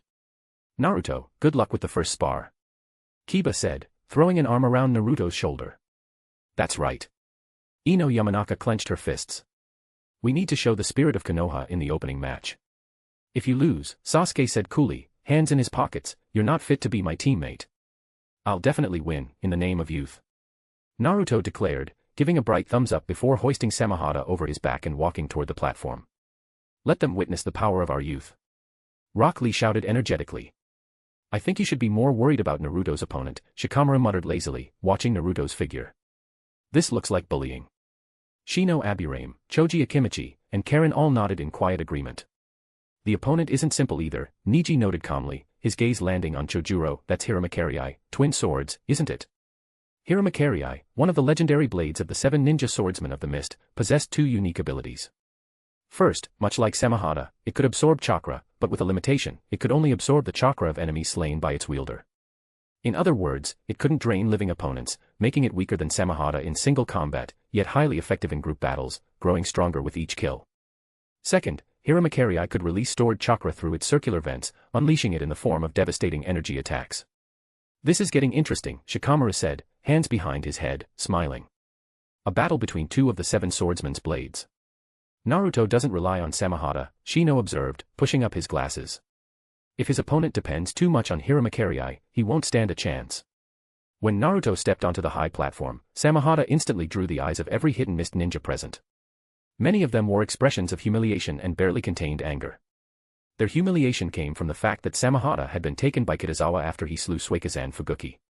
Their anger was simpler: such a priceless sword, a treasure of the mist, had been handed to a mere child. Even among their Jonin, few had ever earned the right to wield it. Still, they had given Hiramakari to Chojuro, so in the end, both villages had made the same decision, to arm their prodigies. Chojuro. You better teach that guy a lesson, shouted a young boy with white hair and purple eyes, Hozuki Suigetsu. The Hozuki clan had safeguarded the summoning scrolls and swords of the 7 ninja swordsmen for generations. To him, seeing Samahata in Naruto's hands was unbearable, like having his beloved wife stolen. I'll do my best, Chojuro said shyly before walking to his position opposite Naruto. Samahata, huh? Mei Terumi frowned slightly. She had given Hiramakari to Chojuro precisely to give him an edge in weaponry, but with Naruto wielding Samahata, that advantage vanished. Still, Chojuro's water release and swordsmanship were exceptional. Mei retained her confidence in him. The battle begins. Kitazawa announced, stepping back to give them space. Chojuro took a deep breath. Then, without hesitation, he charged forward, swinging Hiramakari in a flurry of twin strikes. But to everyone's surprise, Naruto suddenly threw Samahata. What the? Chojuro blinked, momentarily stunned. He quickly crossed his blades, deflecting Samahata before it could strike him. What's that idiot doing? Suigetsu barked in disbelief. Does he even know how to use Samahata? He braced himself and lifted Hiramakari to block. The impact rattled his arms and forced him back several steps across the platform. Before he could recover, Naruto's shadow clones swarmed again. Konoha whirlwind. The flurry of coordinated kicks and strikes left Chojuro trapped in a desperate, defensive struggle. Dust and chakra gusts swirled as he parried blow after blow, his movements growing increasingly frantic. This kind of pain, finally, someone else can feel it too, Kiba said with a grin of schadenfreude. Sasuke's lips twitched slightly, his expression stiff. Kiba's words stirred up bitter memories of his own past sparring matches with Naruto and his endless shadow clones. It's exactly as expected, Shikamaru sighed, shaking his head. Over the past 2 years, nearly everyone in their generation had fought Naruto, and all had suffered under his merciless group beatings. I feel like this hidden misgenius isn't that impressive after all, Sakura snorted. To her, Sasuke, Hinata, and Yakumo had never been beaten this badly, even when facing Naruto's full swarm of shadow clones. This only proves he's an ordinary genius, just like us, Tenten said with a teasing smile. Naruto and his lot are basically monsters, Kiba complained. That's true, Sakura agreed with a huff. While the Konoha side joked and chatted, the hidden mist ninja stood silent. Chojuro was one of their brightest prodigies, someone many believed would one day become the next Mizukage, or at least a pillar of the village. But now, facing Konoha's Naruto, he looked utterly powerless. Mei Terumi rubbed her temples with a sigh. No wonder Naruto had so casually tossed Samahata aside earlier. For the first time, she wondered if the intelligence reports they'd received had actually been true. If Naruto truly knew the multiple shadow clone jutsu, then did that mean Sasuke could really use the Two-Tomo Sharingan as well? A bad premonition settled in her heart. Rasengan. Naruto's shout pulled her attention back. After forcing Chojuro into a corner, Naruto seized an opening. 2 shadow clones flanked him, forming a spinning sphere of chakra in his palm before he lunged forward to strike. Sensing danger, Chojuro's face hardened. He clenched his teeth and decided to release Hiramakari's power. The twin blades merged into one. The holes along its surface glowed, spewing streams of chakra that converged into a concentrated beam of light. With a thunderous boom, Rasengan and chakra cannon collided, creating a shockwave that rippled across the entire platform. Rasengan. Mei Terumi's eyes widened in disbelief. A 7-year-old who could use both multiple shadow clone jutsu and Rasengan. This wasn't a genin exchange meet, it was a Jonin-level duel. In truth, Naruto wasn't even 7 yet, he was still 3 months shy of it. This child just has too much chakra, Tsunade said with a faint, amused smile. Mei Terumi wanted to respond but found no words. Everyone, scatter. Seeing that his Rasengan had failed to break through, Naruto instantly shifted strategies. What is he planning now?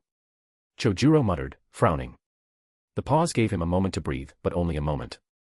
The shadow clones split into 2 organized rows before his eyes. In unison, they began forming hand signs. Wind release, gale palm. The first row clapped their hands forward, unleashing a raging wind. The second row followed up, hurling shuriken into the gale. Dozens turned to hundreds, each blade riding the storm like an arrow fired from a divine bow. Chojuro's expression twisted in disbelief. He crossed Hiramakari in front of him, but the violent winds battered him relentlessly. A moment later, he was blown off his feet. Naruto, stop! Kitazawa shouted from the side. Ao moved instantly, leaping onto the platform to catch the falling Chojuro. He raised a wall of water to shield against the oncoming barrage of shuriken and wind. Chojuro, are you all right? Ao asked, lowering him to the ground. Lord Ao. Chojuro's face was pale with shame. I lost. I've disgraced Hidden Mist Village. Ao fell silent. Could Chojuro really be blamed? No. Even many Chunin wouldn't have survived that storm of attacks, unless they were a Jonin, and using one in a genin event would be utterly shameless. As he recalled the intel he'd gathered earlier, Ao's heart grew heavy. Could it really be true that Naruto and Sasuke had once defeated a Jonin? You go rest, Ao said gravely. Kitazawa stepped forward, raising his hand. Victor, Uzumaki Naruto, he declared loudly. The ninja of Konoha village smiled and applauded warmly. Naruto was the son of the fourth Hokage, Minato Namikaze. Many of those present had once fought alongside Minato, and seeing his son's victory now filled them with both joy and nostalgia. In contrast, the ninja of Hidden Mist Village were completely silent. Hozuki Suigetsu, who had been full of confidence moments ago, said nothing. Chojuro's defeat was not undeserved, he would have lost in the same manner had he been in that position. There was no shame in it. Now, their only hope was that Konoha's strength ended with Naruto. After all, the genin exchange meet consisted of 5 matches, they only needed to win 3 to claim victory. I won. Everyone. Naruto shouted excitedly as he ran down from the high platform. You did great.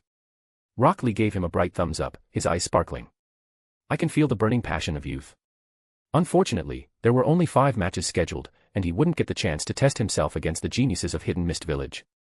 All right, we all saw it, Kiba groaned through gritted teeth, clearly irritated by Naruto's smugness.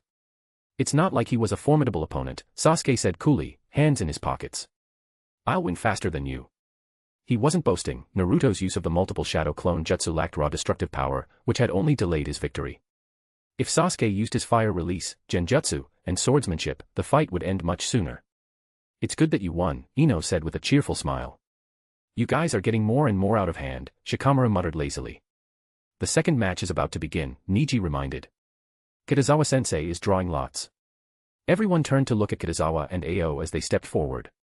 Kurama Yakumo, Ao read from the slip of paper, his tone relaxing slightly. Among the intelligence he had gathered, Kurama Yakumo's name hadn't appeared once. That meant she probably wasn't an exceptional genius, at least, that's what he believed. In truth, Yakumo had always been low-key. Her frail health had caused her to miss most of the academy training, and the villagers rarely discussed her. The focus was always on the great clans, the Uchiha, Hyuga, and, of course, Naruto, son of the fourth Hokage. Satsuki, Kitazawa announced, after reading his own slip of paper. The name stirred no memories in his mind. Putting the paper away, he stepped onto the platform and declared, second match, Kurama Yakumo vs. Satsuki. The two girls faced each other. Kurama Yakumo's calm demeanor contrasted sharply with Satsuki's nervousness. Chojuro's crushing defeat still lingered in her mind, and if she lost too, Hidden Mist would fall behind 2 matches to none, a nearly impossible position to recover from. Battle starts. Kitazawa called out, stepping aside. Water release, water fang bullet. Satsuki immediately formed hand signs. Water surged into existence, spiraling rapidly in her palms. But just as the technique reached completion and before it could transform into water bullets, her eyes went blank. The chakra lost control, the water collapsing to the ground in a splash. What's going on? Hozuki Suigetsu asked in confusion. Why did she cancel her own jutsu? She fell under genjutsu. Chojuro said uncertainly. How is that possible? Suigetsu protested, stunned. Kurama Yakumo didn't even form hand signs, how could Satsuki be caught in genjutsu? Chojuro could only remain silent. He had no answer either. Bloodline limit. Mei Terumi exclaimed suddenly. That's right, Tsunade said with a faint smile. It's the genjutsu bloodline limit. Truth be told, among all the prodigies of Konoha's genius class, Kurama Yakumo was the one Tsunade worried about the least. Her genjutsu bloodline limit was simply too overwhelming, unless her opponent possessed a Mangekyo Sharingan, there was almost no way to resist it. Ao's expression stiffened. A genjutsu bloodline limit. He recalled that long ago, the Kurama clan and Uchiha clan were both renowned for their illusionary arts. But over time, the Kurama had fallen into obscurity, so he had never paid much attention to them. Now, seeing Kurama Yakumo's performance, he realized how wrong he had been. Her bloodline limit was terrifying, she could ensnare opponents in genjutsu without any hand signs at all. While Uchiha illusions required the Sharingan, making them recognizable and thus easier to guard against, Kurama Yakumo's genjutsu came without warning, utterly unavoidable. Ao felt a chill crawl down his spine. If he had faced her without prior knowledge, he would likely have fallen for it instantly. Mei Terumi pressed her fingers against her temples, another pang of frustration tightening in her chest. Hidden Mist Village had once possessed the most bloodline limits of any village. But through two Mizuki's cruel purges, most had been wiped out. Of course, even she had to admit, this genjutsu bloodline limit was monstrously unfair. Satsuki had no chance from the start. Mei Terumi didn't regret organizing this genin exchange meet, but after just 2 matches, an uneasy dread began to form deep within her. The future of Konoha village was simply too terrifying. Victor, Kurama Yakumo. Kitazawa declared. Once Satsuki fell into the illusion, the match was over. Unless she were a Jinchuriki, there was no escaping it. Kitazawa returned to the lottery box, ready to draw again. Ao followed, his expression heavy.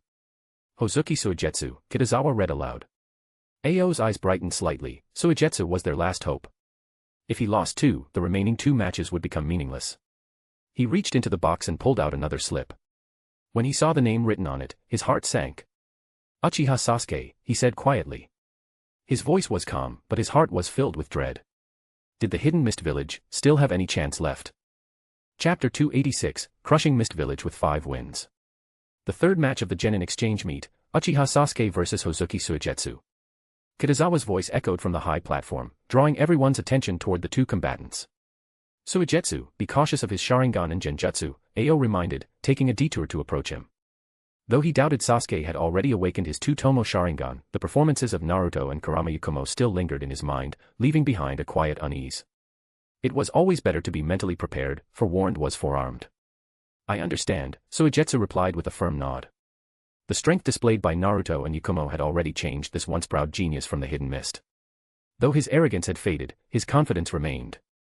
The Uchiha clan's expertise lay in fire release and genjutsu, but his water release naturally countered fire release. The only real threat to him was illusion, genjutsu. Can he win? One hidden mist Jonin asked, his voice heavy with worry. The earlier matches had shaken even the veterans' faith in their village's young talents. That's Mangetsu's younger brother, Zabuza said in his usual deep tone. We should trust him. Having been captured by Itachi and later redeemed by Mei Terumi, Zabuza had mellowed somewhat. Still, since his injuries weren't severe, he had stayed behind instead of returning early to the mist. While he didn't know Suigetsu well, he was very familiar with Hozuki Mangetsu, hailed as a prodigy among the 7 ninja swordsmen of the mist and a genius beloved by blades. He will win, another Mist Jonin said with certainty. He wields the Kabutawari, blunt sword or the helmet splitter. Indeed, Zabuza nodded.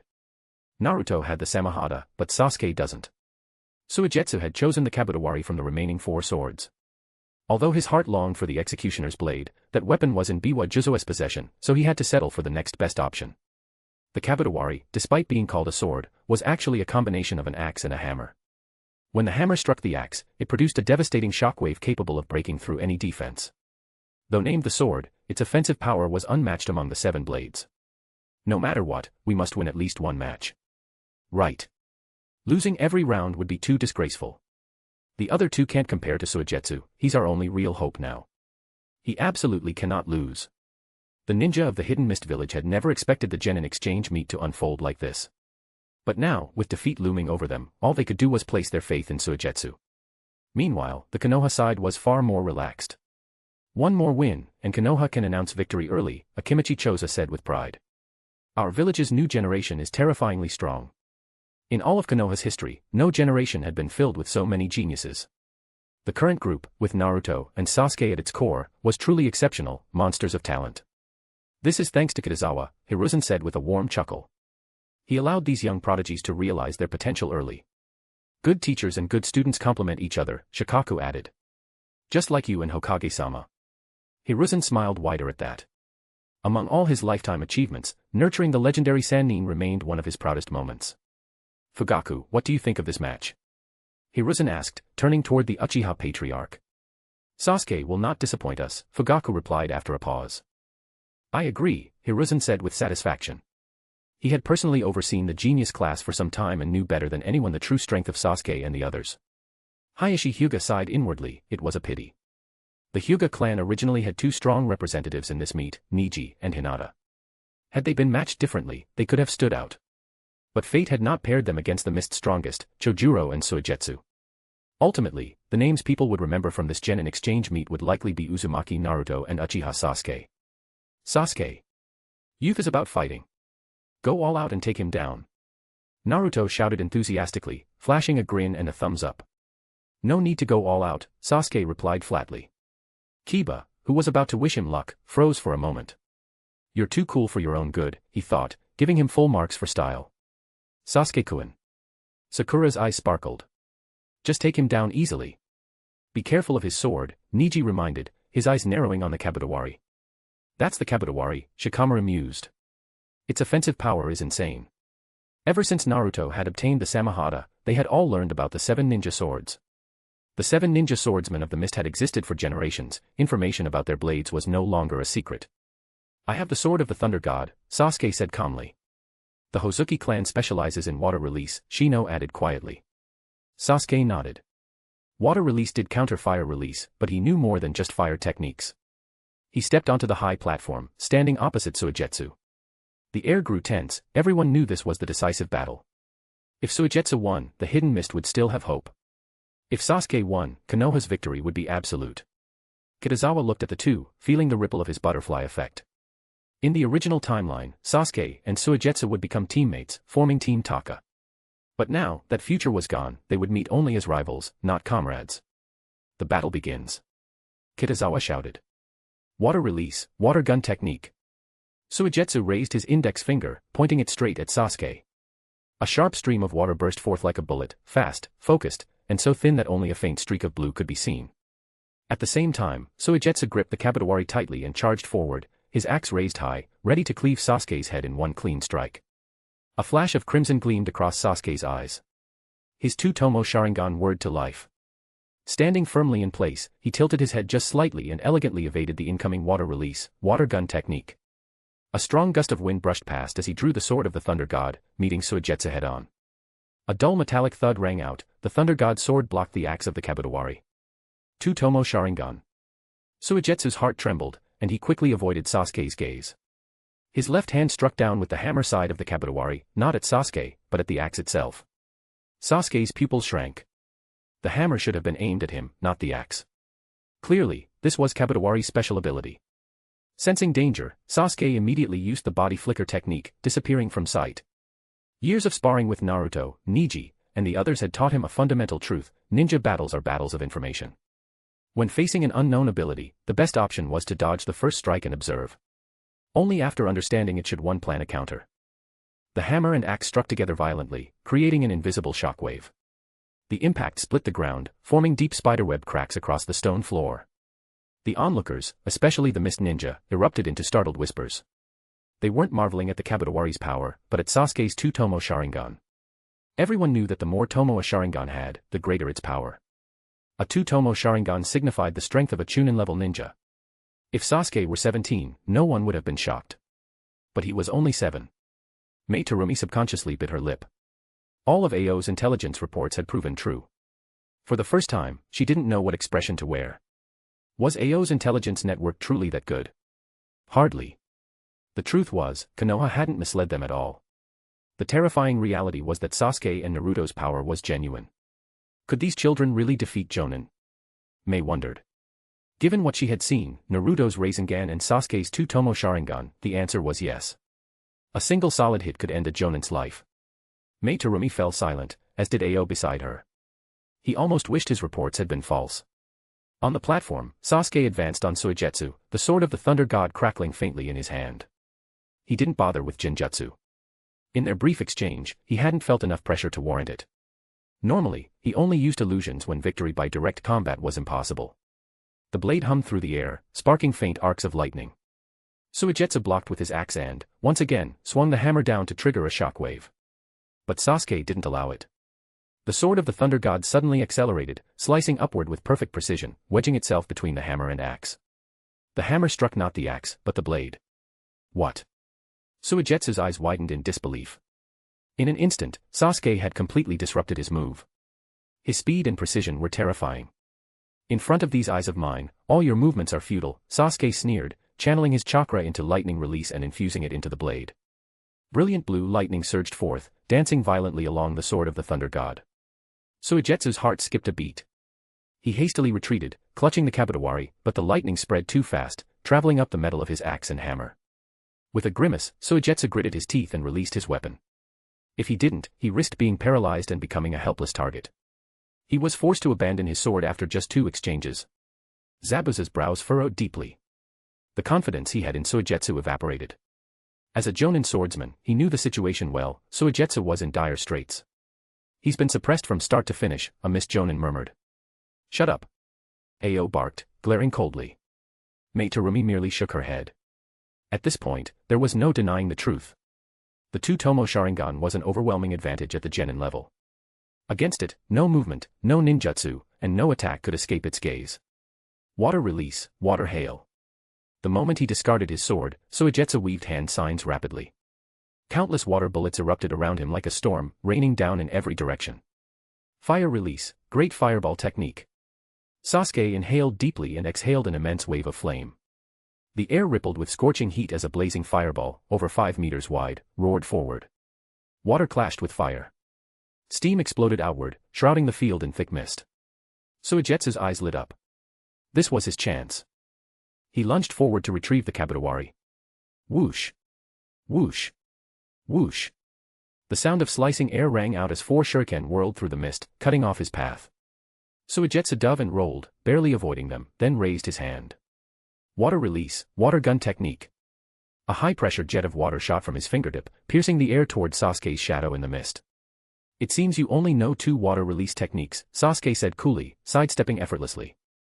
That remark hit Suigetsu harder than a punch. His body trembled with anger. Did this brat have any idea what it meant to master 2 water release techniques at the age of 7? In the hidden mist, that level of talent was unmatched. But then, remembering Sasuke was also 7, he could only grit his teeth in silence. This boring battle, Sasuke's eyes gleamed coldly. It's time for it to end. He suddenly burst forward and charged straight at Suigetsu. Konoha style, Willow. His sword of the Thunder God began to move. Suigetsu was about to get up and dodge, but he was horrified to find his body unable to move. Sasuke appeared blurry in his eyes, like a leaf that could vanish at any moment. And the sword of the Thunder God seemed to be everywhere. I fell into a genjutsu. When? Suigetsu finally reacted, but it was already too late. Within the sword shadows, the real sword of the Thunder God suddenly thrust out, directly reaching his eyes. Suigetsu felt in that instant that he would die. But this was, after all, a sparring match. You lose. Sasuke stopped the sword of the Thunder God and said. Suigetsu breathed a sigh of relief. He sighed inwardly and nodded, completely convinced. This sparring match had no embellishments, Sasuke won fairly and squarely, and Suigetsu had nothing to say about his loss. If he had been defeated by the Sharingan right from the start, he might have found an excuse. But he had used all his water release and swordsmanship, and it still had little effect. Sasuke put away the sword of the Thunder God and looked at the audience seats below the high platform. More precisely, he looked at Uchiha Fugaku and Uchiha Itachi. But due to Tsunade and the others being present, they didn't show much reaction, only Uchiha Itachi gave him a slight smile. Victor, Uchiha Sasuke, Kitazawa announced with a smile. Chojuro and Suigetsu had both been defeated, so Konoha Village winning 5 consecutive matches was a foregone conclusion. He hadn't even heard of the remaining 2 genin from Hidden Mist Village. Even if they had strength, it was limited. The ninja of Hidden Mist Village fell silent. Although there were still 2 sparring matches, according to the best of 5 rule, they had already lost this genin exchange meet. Actually, losing wasn't a problem. After all, Konoha Village was stronger than them. But what they wanted was an evenly matched loss, not such a crushing defeat. A crushing defeat meant the gap between the 2 sides was too large. This was not the outcome Hidden Mist Village wanted. Just like Naruto, it was too easy, Shikamaru said, looking at Sasuke as he returned. The two-tomo Sharingan is inherently powerful, it's just Naruto and Yakumo who made us have a misconception, Ino said, shaking her head. Compared to them, I'm still quite strong, aren't I? Kiba said proudly, laughing. In the genius class, he had been beaten to the point of doubting his existence by Sasuke and Hyuga Neji. But now, looking at it, the 2 most outstanding geniuses from Hidden Mist Village didn't perform much better than him. If they didn't have those 2 ninja swords, they would actually be about the same. Sasuke, worthy of being my lifelong rival. Naruto praised with a smile. Your youth fills me with fighting spirit. Sasuke's strength had increased significantly after obtaining the Sword of the Thunder God. If it weren't for the inappropriate setting, he would definitely have issued a challenge. I'm faster than you. Sasuke glanced at him, suppressing the corner of his mouth, and said calmly. Faster than me at what? Naruto didn't react for a moment. Of course, the time it takes to defeat an opponent is faster than you. Sasuke-kun, you're so cool. You defeated him in just a few moves. Sakura said excitedly. Sasuke nodded, hands in his pockets. Below the high platform, Kitazawa stood by the lottery box, raised his hand, and said, please go first. Although Hidden Mist Village had already lost, the remaining 2 sparring matches still had to continue. Otherwise, Hidden Mist Village would appear to lack grace. Ao nodded silently. He walked forward, took out a small piece of paper, and said, Hyuga Hinata. Kitazawa followed closely, reading, Miyamoto Kai. Hearing her name, Hinata greeted Ino and the others, then walked onto the high platform. After glancing at Miyamoto Kai, she looked towards Kitazawa, not far away. Good luck, don't be nervous. Kitazawa gave her a smile. Hinata nodded, her small face tense, and immediately activated her Byakugan. She directly used the Konoha-style body flicker technique, disappearing from her spot like a leaf. Miyamoto Kai lost his target and immediately looked around. Gentle fist, 8 trigrams 32 palms. Hinata appeared behind him, unleashing a flurry of palms. Miyamoto Kai's heart jolted, and his arms were struck twice. He endured the discomfort of his chakra being disrupted and kicked towards Hinata. Hinata twisted her body, easily dodging, and struck his leg twice. At the same time, she stepped forward and struck his body twice more. Miyamoto Kai immediately lost the power to resist, and the remaining 26 palms all hit their mark. He fell to the ground, his chakra ceasing to flow. Victor, Hyuga Hinata. Seeing this, Kitazawa immediately announced. Hinata's lips curved slightly. It was a pity the occasion wasn't right, otherwise, she would have received Kitazawa's head-patting reward. Another defeat. The ninja of Hidden Mist Village fell into a familiar silence. But it was clearly not the end. In the final sparring match, Hyuga Niji took the stage. Like Hinata, he won the match cleanly and decisively. The Two-Tomo Sharingan was overwhelming against ordinary genin and chunin, and the Byakugan was similarly effective. This was the terrifying power of bloodline limit ninja. Of course, the most critical thing was that Konoha Village's 5 geniuses left them with no hope for the future. The genin exchange meet concluded. Mei Terumi said nothing more, and after bidding farewell to Tsunade, she led the ninja of Hidden Mist Village away from the Ninja Academy, filled with worry. Chapter 287, Tsunade's Hug. After Mei Terumi and the others left, the ninja of Konoha Village immediately became lively. Although they had all heard more or less about the genius names of Naruto and Sasuke, the shock of seeing them in person was entirely different. Anyone who could become a Jonin was once a genius, wasn't he? But this genin exchange meet still gave them a huge impact, especially when compared to the geniuses from Hidden Mist Village, like Chojuro and Suigetsu. Naruto and Sasuke could truly be called geniuses among geniuses. You all did very well.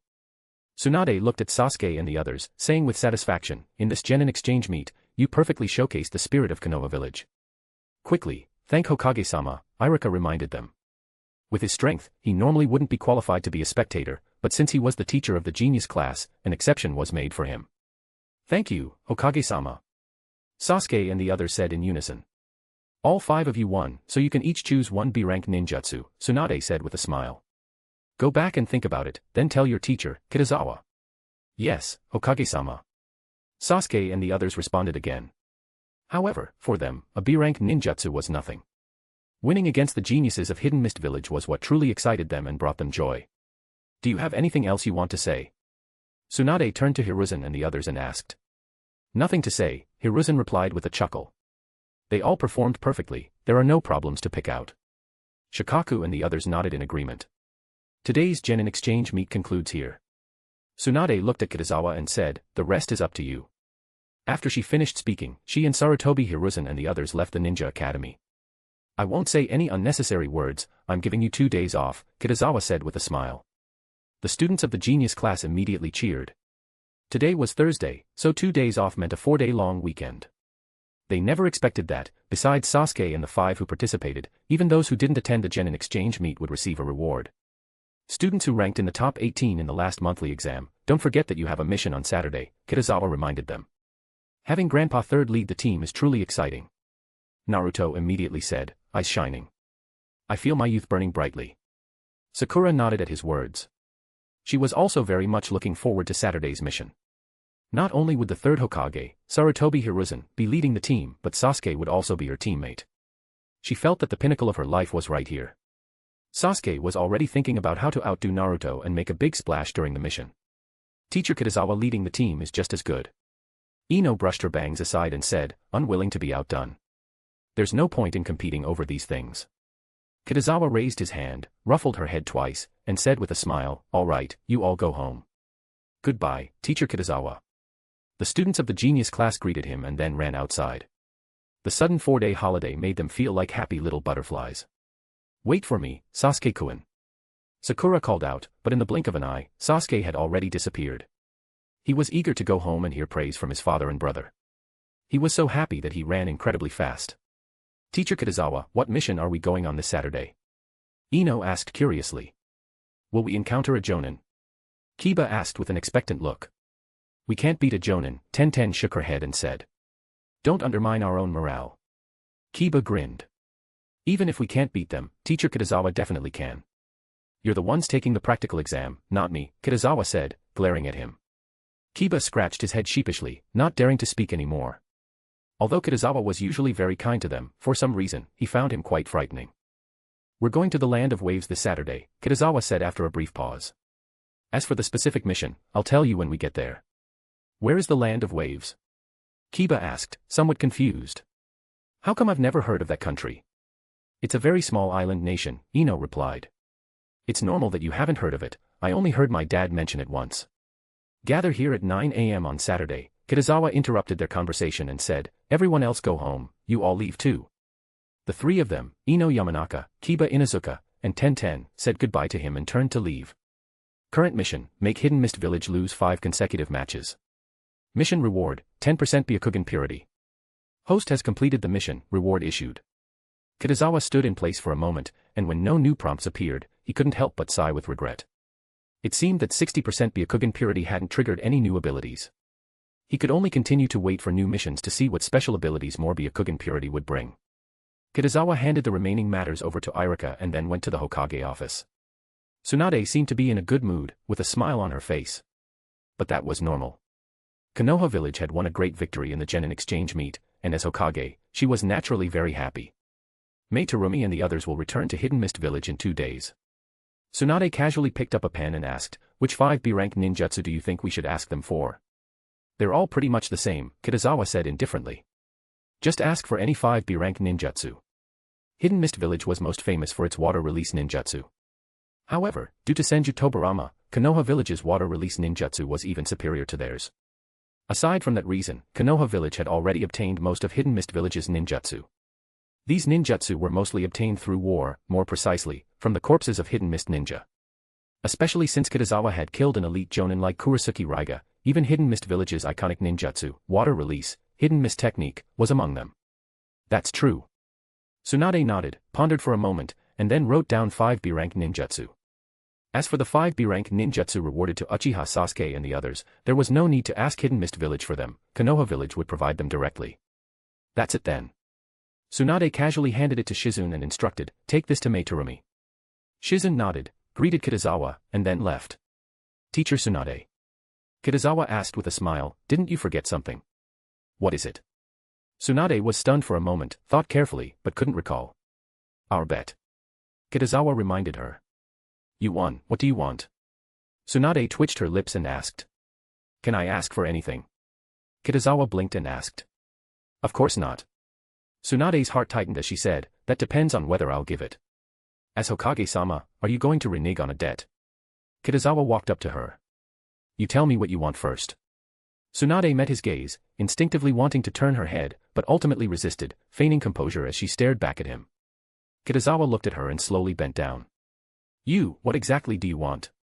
Tsunade felt an inexplicable panic as she watched Kitazawa gradually approach. A gift for you. Kitazawa's gaze drifted to the fair skin at her collar, it was curving slightly with her breathing. A gift. Tsunade was a little confused. Wasn't he asking what I wanted? Why is he suddenly giving me a gift? Kitazawa reached out his hand and placed it in front of her. His 5 fingers spread open, revealing a necklace. Tsunade had originally worn the first Hokage's necklace, but she hadn't worn it since giving it to him. Kitazawa had visited a jewelry store a while ago. Of course, his purpose wasn't to buy Tsunade a necklace, but to survey the jewelry and precious metals market. If all went as expected, the undersea exploration team would discover many ores on the seabed. If gold, silver, and various gemstones were found, they could certainly be made into jewelry. I'll put it on for you. Kitazawa held both ends of the necklace, threaded it through her golden hair, and fastened it behind her neck. Tsunade looked at the face so close to hers, and her heart, for the first time in a long while, accelerated its beating.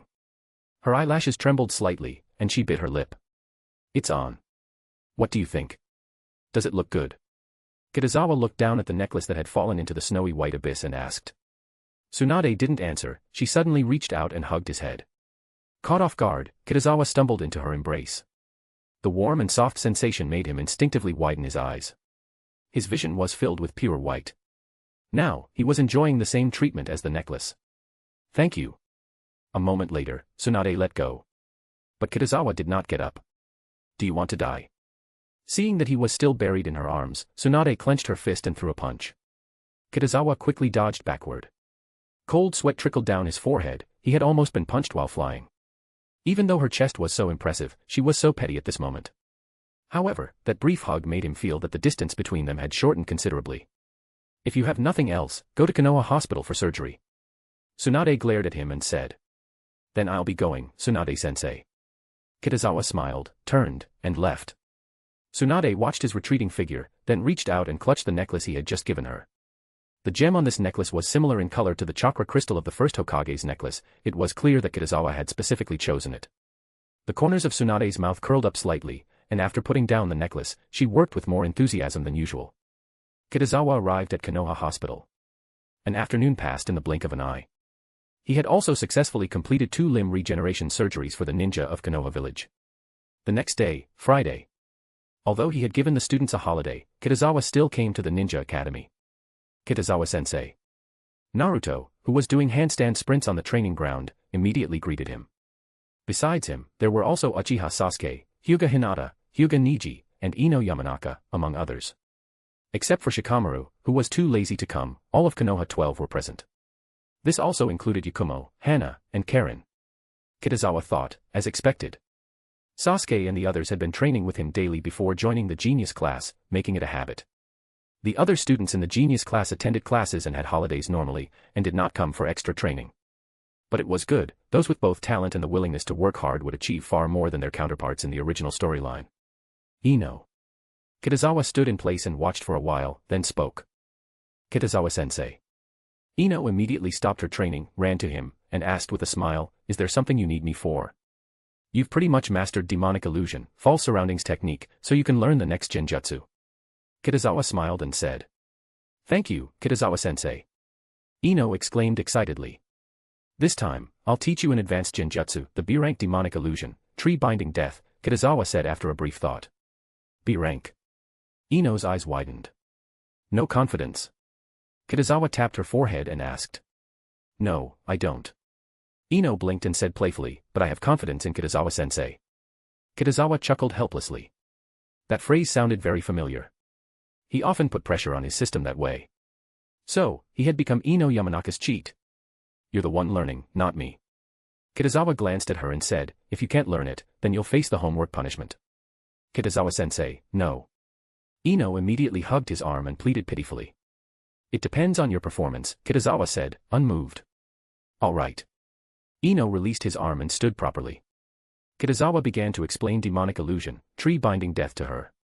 Perhaps not wanting to do extra homework, Ino listened very carefully and learned faster than before.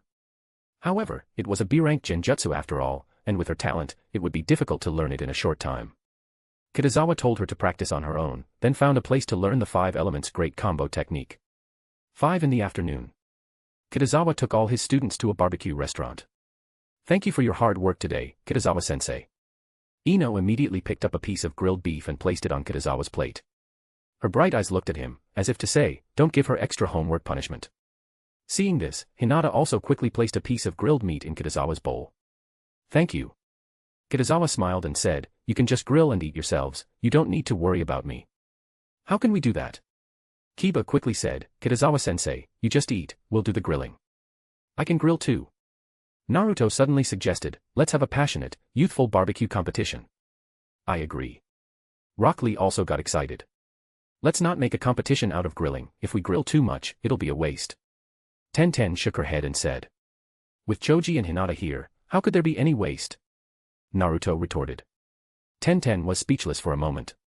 No problem, leave it all to me. Akimichi Choji grinned. Eating barbecue and having someone grill for him for free, this was truly too blissful. Then let's do it. Sasuke said calmly, even if it's a barbecue, I'll still come in first. Sasuke-kun, I support you. Sakura said without hesitation. A barbecue competition thus began. Hinata, why are you still using your Byakugan? Ino quickly noticed the problem.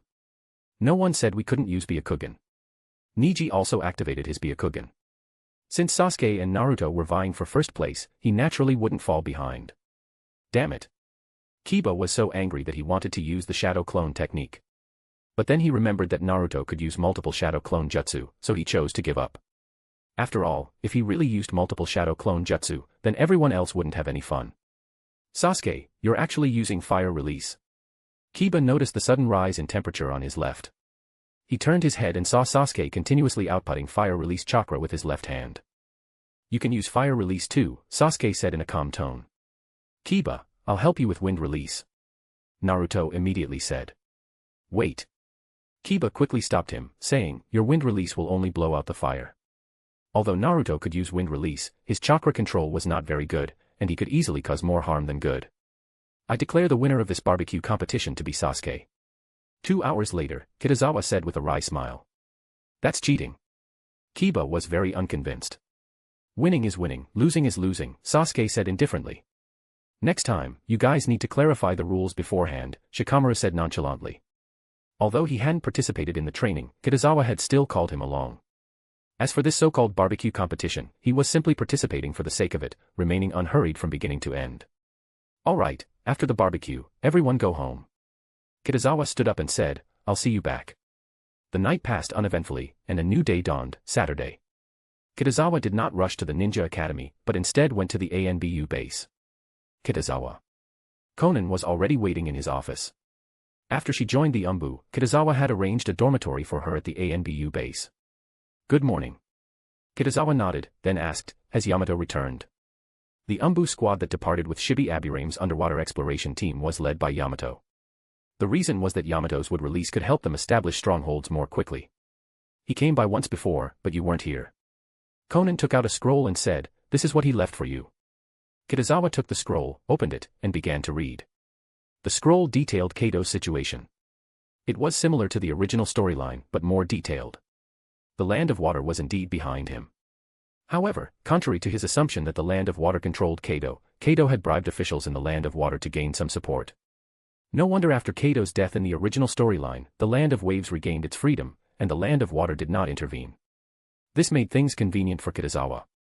However, even if the Land of Water had controlled Kato, no one would dare to trouble him, given the Hidden Mist Village's disastrous defeat.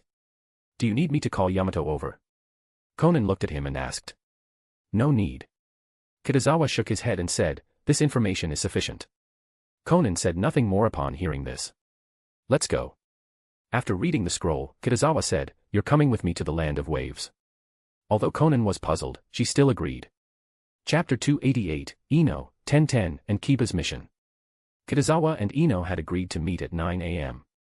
After finishing his ANBU duties, it wasn't even 8:30 a.m. He left the office and walked towards his home. Just like the last time he went out on a mission, Kurenai also accompanied them. After all, leaving her alone at home would be quite boring. Before Kitazawa even entered the house, he saw the door next door suddenly open. He instinctively stopped and met Tsunade's gaze. Aren't you going to the Land of Waves? Tsunade leaned against the door, arms crossed, and asked. Departing at 9 a.m. Kitazawa explained, I just went to ANBU. Tsunade immediately understood. He must have returned home for Kurenai. Be careful on your way.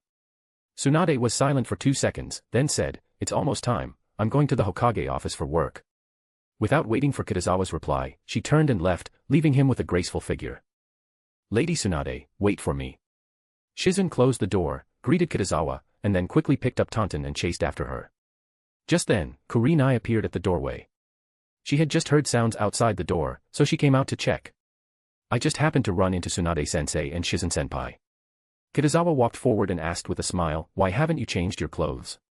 Kurenai was still wearing last night's yukata. It was pure white with pink flowers, dignified yet a bit cute. A yukata is a simple form of kimono. It can be worn for bathing or as casual summer attire. I haven't left yet, no need to rush. Kurenai shook her head and said. At home, she preferred loose nightgowns or yukatas. Shall I help you get dressed? Kitazawa looked her up and down and asked. What are you thinking? Kurenai glared at him and said, we need to go to the Ninja Academy at 9 o'clock, and now there's only half an hour left. She understood Kitazawa's strength. Half an hour seemed too rushed. I wasn't thinking, you were. Kitazawa patted her buttocks and asked, am I the kind of person who doesn't consider the time? Kurenai's body trembled, her gluteal muscles tensing. She pouted and said, who told you to ask such an easily misleading question? Come on, come inside with me. Kitazawa grabbed her hand and said, don't waste time, let's go after you've changed. The two entered the room. Are you sure you want to help me get dressed? Kurenai asked with a smile. Why ask that? It's just changing clothes, what's the big deal? Kitazawa reached out and took off her yukata. The yukata fell to the floor, and her snow-white body came into view. Kitazawa's mouth twitched. Kurenai was only wearing a yukata. Fortunately, he was no longer the Kitazawa he once was, this temptation was nothing. Don't move around. Kitazawa picked up the red-sleeved white top she usually wore. First, tie the bandages. Kurenai sat on the edge of the bed and lifted her fair, slender legs. Seeing this, Kitazawa put down the clothes and picked up her bandages. He reached out, and the bandages wrapped around her shapely thighs. Kitazawa focused intently on her thighs, careful not to let his peripheral vision catch too dark a scene. Thank you. Kurenai stood up and extended her arms. Kitazawa picked up the clothes and helped her put them on. After she changed, he secretly breathed a sigh of relief. Next time, he couldn't help her get dressed, it was too much of a test of his self-control. Taking clothes off was simpler, he didn't have to think too much. Kurenai looked at him with a half-smile. Let's go, what are you still smiling about? Kitazawa slapped her thigh, and the flesh on her leg jiggled, looking elastic. I'm laughing at how reserved you were just now. Kurenai nudged him and said. I advise you to say less. Kitazawa said with a slight smile, lest you suffer tonight. Kurenai's expression stiffened, and soon 2 blushes appeared on her face. Although she wanted to retort, the facts were undeniable. If she kept talking, however arrogant she was now, she would be just as pathetic later. Kurenai obediently followed behind him. The two soon arrived at the Ninja Academy. Kitazawa-sensei. Ino quickly ran over. Besides her, there were also Kiba and Tenten. Kitazawa nodded, then looked at Sarutobi Hiruzen and the others. They were also gathered on the training ground. Let's go. Kitazawa didn't go up to disturb them and turned to walk out. I hope this time I can meet a ninja who is evenly matched, so I can have a good fight. Kiba grinned and said. He wanted to try the Fang over Fang that Kitazawa taught him. He had practiced it for so long but hadn't used it yet. As for Jonin or anything, it was best not to encounter them, after all, they weren't Sasuke and Naruto. If they couldn't win, it would affect their practical exam scores. Not all countries have ninja. Tenten shook her head, shattering his fantasy. The land of waves has no ninja. Kiba's eyes widened, and he asked, then what are we going there for? Kitazawa-sensei's chosen mission naturally has its reasons. Ino mimicked Kitazawa's tone, shaking her head, see, you're just too impatient. This student of yours is so cute. Kurenai couldn't help but laugh. Teacher Kurenai, I think you're very right. Ino heard this and poked her head out from behind Kitazawa. Don't talk so much during the mission, go register. Kitazawa raised his hand, tapped her head, and said. Yes, Kitazawa-sensei. Ino stuck out her tongue and ran towards the 2 Konoha gatekeepers. After registering, they left Konoha village. The land of waves is in the sea on the southeastern border of the land of fire. After leaving the forest of death, they sped up. By dusk, they arrived at the seaside. Just like the last time they went to the land of water, Kitazawa took out the small boat he had prepared in advance.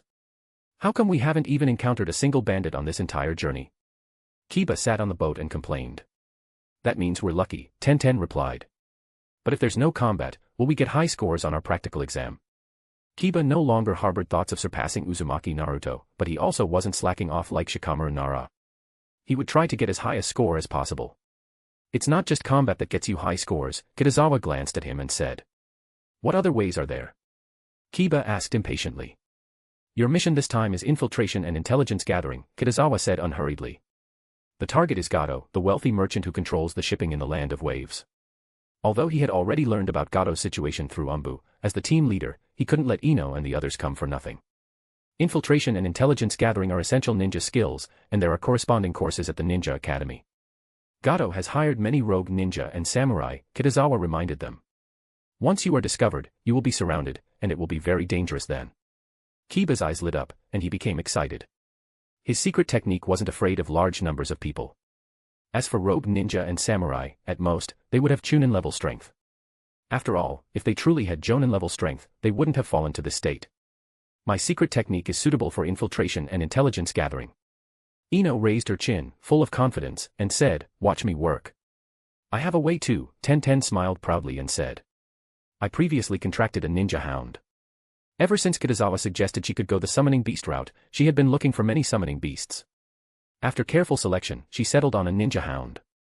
Although it couldn't compare to the Shiromori, chameleon, in strength, it could be useful in areas like perception, reconnaissance, and tracking.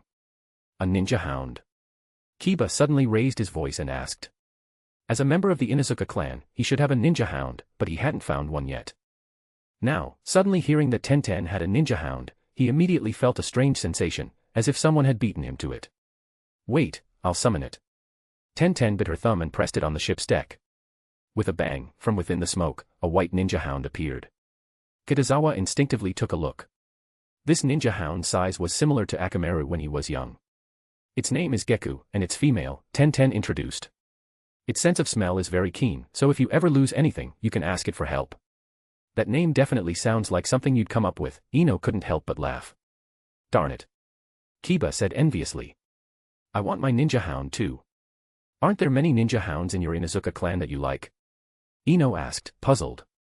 You don't understand, Kiba sighed inwardly and said. The Inuzuka clan's ninja hounds are not ordinary ninja hounds, they must achieve the state of man and dog becoming one. But I don't think you need a ninja hound right now, Tenten blinked and said. I see you can perform secret techniques by yourself. That's true, Kiba chuckled and said. I have Kitazawa-sensei to thank for that. Time passed in their casual conversation. Is that the Land of Waves? Kiba stood up, pointing to an island not far away. The island was very large, stretching as far as the eye could see, and many buildings were faintly visible on it. Kitazawa nodded, then asked, how was your rest? I've rested well. I can take on 3 people by myself now. Kiba held up 3 fingers and said. Then let's start the mission, Kitazawa reminded them. You need to first find Gato's location, then infiltrate his home and search for valuable intelligence. Do we not need to look for specific intelligence? Ino pondered for a moment before asking. Whoever can find Gato Shipping Company's employee data first will receive extra points, Kitazawa thought for a moment and said. That'll definitely be me. Kiba waved his arm and declared. Let's go. Wait for us. Ino and Tenten quickly caught up to him. Kurenai, follow them secretly, Kitazawa watched them and said. I'll go to the neighboring island to find the Aburame clan's underwater exploration team. In the original storyline, Gato hired Zabuza and Haku to assassinate Tazuna. Since the story hasn't reached that point yet, it's unlikely there will be any Jonin. After all, hiring a Jonin as a long-term bodyguard is very expensive. Moreover, according to ninja rules, ninja are not allowed to attack non-ninja, especially daimyo, nobles, and wealthy merchants. In the original storyline, Zabuza, even as a rogue ninja, endured Gato's provocations repeatedly. It wasn't until his dying breath that he dragged Gato down with him. Of course, not all ninjas adhere to the ninja code. In the original storyline, there were instances of ninja attacking daimyo. However, these were mostly in smaller nations. The daimyo of the 5 great nations are protected by the 5 great villages, and ordinary ninja would not dare to attack them. In short, this ninja world has its own unique rules, although, from Kitazawa's perspective, it was quite strange. All right. Kurenai vanished from the spot. Kitazawa waved his hand casually. Propelled by chakra, the small boat beneath his feet headed east. 10 minutes later, an island appeared before him. This island was much smaller than the Land of Waves, deserted, with only a few wooden huts built by the underwater exploration team. Before Kitazawa even reached the shore, 2 Aburame clan ninja wearing white robes appeared.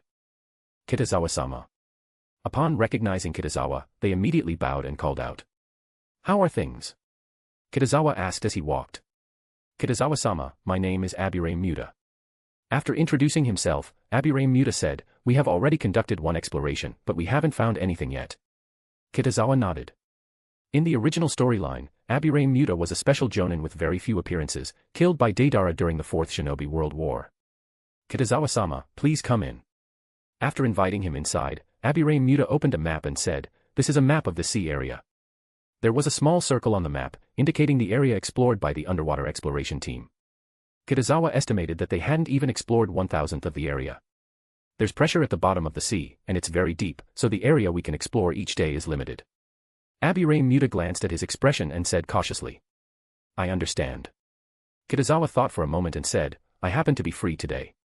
Gather the others, and I'll give you a hand. Yes, Kitazawa-sama. Although Abure Muta was puzzled, he still complied.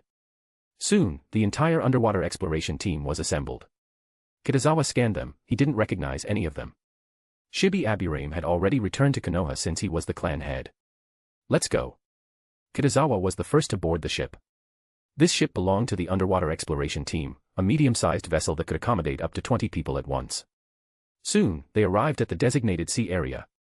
Abure Muta looked at Kitazawa. He still hadn't figured out how he intended to help them explore the seabed. After all, Kitazawa wasn't an Aburame clan ninja and didn't possess parasitic water insects. Kitazawa stood on the boat, forming hand signs. Under the pull of the chakra, the seawater spread to both sides. This is. Abure Muta's eyes widened. He had already guessed what Kitazawa intended to do. Not just him, but the other Aburame clan members also reacted, showing expressions of shock. They hadn't failed to think of this method, they simply lacked the ability to do it. It should be said that very few people in the entire ninja world could achieve it. Konan, hidden in the shadows, also had a flash of surprise in her eyes. Forcibly parting the sea not only required extremely high water release mastery but also an immense amount of chakra. Konan remembered that Kitazawa was a commoner ninja, without any special bloodline. How could he have so much chakra? However, compared to Kitazawa, she was more curious about the underwater exploration team. What was Konoha village building an underwater exploration team for? She didn't immediately think of making money. This was the mindset of traditional ninja, and she was no exception. Use all the insects. Abure Muta shouted. Now that the seawater was parted, the other Kakeichu could also be used. In an instant, an overwhelming swarm of Kakeichu surged toward the seabed. Kitazawa watched them, wondering if he would be lucky enough to discover some special resources today. Meanwhile, in the land of waves. A very luxurious compound. Ino and Tenten hid in a corner, waiting. At their feet was the ninja hound named Geku. A moment later, it spoke, Kiba-sama is approaching. As it finished speaking, an excited Kiba appeared before them. How was it? Ino asked impatiently. With me, the Great One, in charge, there's definitely no problem. Kiba pulled out a teacup and said, this is the teacup Gato drank from. Geku walked forward and sniffed it. After memorizing the scent, it immediately used the chakra. In an instant, all places in the courtyard with the same scent became known to it. Gato's information must be in those hidden places. Tenten reminded, Geku, discriminate carefully. Geku nodded and said, follow me. Led by it, the three went through several twists and turns, finally finding Gato's data room. As expected of Kitazawa's students, truly clever. Kurenai, observing from the shadows, praised them. Although the real credit for this infiltration and intelligence gathering belonged to the ninja hound. Just then, Kurenai's eyebrow twitched. A crisp ringing of bells sounded. Not good. Kiba's face changed dramatically, and he exclaimed, I fell for a warning trap. He had intended to retrieve the documents from the bookshelf but hadn't realized there was a transparent warning wire in front of it. When he touched it, the bells rang. He had been careless, too happy, and forgotten to check. Go. Ino said without hesitation. We've been discovered. Geku quickly said, the outside is full of people now. There's only one way now, to break out. Kiba took a deep breath and said, I'll go out first. It was his mistake that they were discovered, so he wanted to make up for it as much as possible. It's fine, at worst I'll summon the Shiromori, chameleon. Tenten dispelled her summoning jutsu, making Geku disappear. It was a support-type ninja hound, not skilled in combat. Ino and Kiba felt relieved upon hearing about the Shiromori, chameleon. They had almost forgotten that Tenten also had this incredibly fierce summoning beast. Hellhound. Kiba's massive body crashed through the door. What? Gato's guards were stunned when they saw the Hellhound. Fong over Fong. The Hellhound's three heads rose, and it opened its massive mouths. Chakra gathered in its throat, transforming into 3 gigantic chakra blasts. "Quickly, get out of the way," someone shouted. But just then, Ten leaped up, unrolling a scroll on the rooftop. A dense shower of ninja tools rained down. Ninja art, myriad flowers jutsu. Ino burst out from the left side of the Hellhound. Countless petals flew toward Gato's guards, exploding tags were mixed among them. Screams erupted. In one encounter, Gato's guards lost more than half of their personnel. Kurenai, who had intended to intervene, stopped again. Because she realized that Ino, Ten, and Kiba could handle it. Kurenai secretly thought that Kitazawa shouldn't have given them an infiltration mission, directly charging in and going all out would have saved more time. She looked around and quickly found Gato. Chapter 289, Controlling Gato Company. Kitazawa-sama. Aburame Muta excitedly ran up to Kitazawa. In his hand was a glittering golden ore. Kitazawa subconsciously glanced at it. Clearly, it wasn't pure gold, there were many impurities. "It's an ore deposit." Aburame Muta said with a wide smile, "There's gold and silver, and many other ores I don't recognize." "You all did well." Kitazawa nodded in satisfaction, then added, "Once you've noted the location, retrieve the Kikeichu." Since the ore deposit had been found, he didn't need to waste any more chakra. "All right." Aburame Muta turned and went to the bow of the ship, relaying Kitazawa's command. "There's actually so much ore at the bottom of the sea." Konan couldn't help but widen her eyes. In the ninja world, due to various limitations, the development of the ocean was restricted to fishing. After all, ordinary people didn't have the equipment to dive into the deep sea. As ninja, while they had chakra to help them dive, not many ninja could reach the seabed. More importantly, ninja didn't know there were abundant mineral resources at the bottom of the sea. Even if there were, they wouldn't bother to mine them. Ninja only needed to carry out missions. Konan fell into silence. She didn't know much about ore, but she clearly understood the value of gold and silver. If there was enough, a considerable sum of money could be made. Konan was tempted for a moment. But, the land of rain had no sea. Konan suddenly thought of that mysterious masked man, Uchiha Madara. He hadn't done anything productive in the Hidden Mist Village for so many years and hadn't earned any money either. Compared to Kitazawa, this so-called Uchiha Madara was truly incompetent, having wasted the opportunity in the Hidden Mist Village. However, she couldn't blame him. Konan herself hadn't even thought of mining at the bottom of the sea.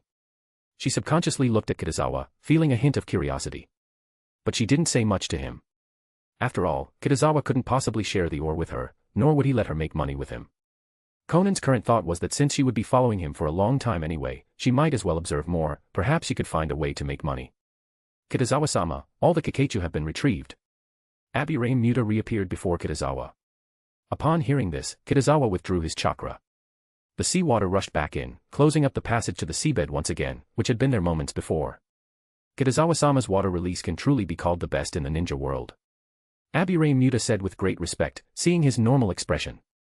An ordinary person using water release to part the seawater would find it difficult to maintain for even 5 minutes, let alone half an hour. Yet Kitazawa had maintained it for so long and looked as if nothing had happened. This amount of chakra was truly terrifying. "In a couple of days, I will send an earth release squad over, they will establish an earth release tunnel to the seabed." Kitazawa smiled and said.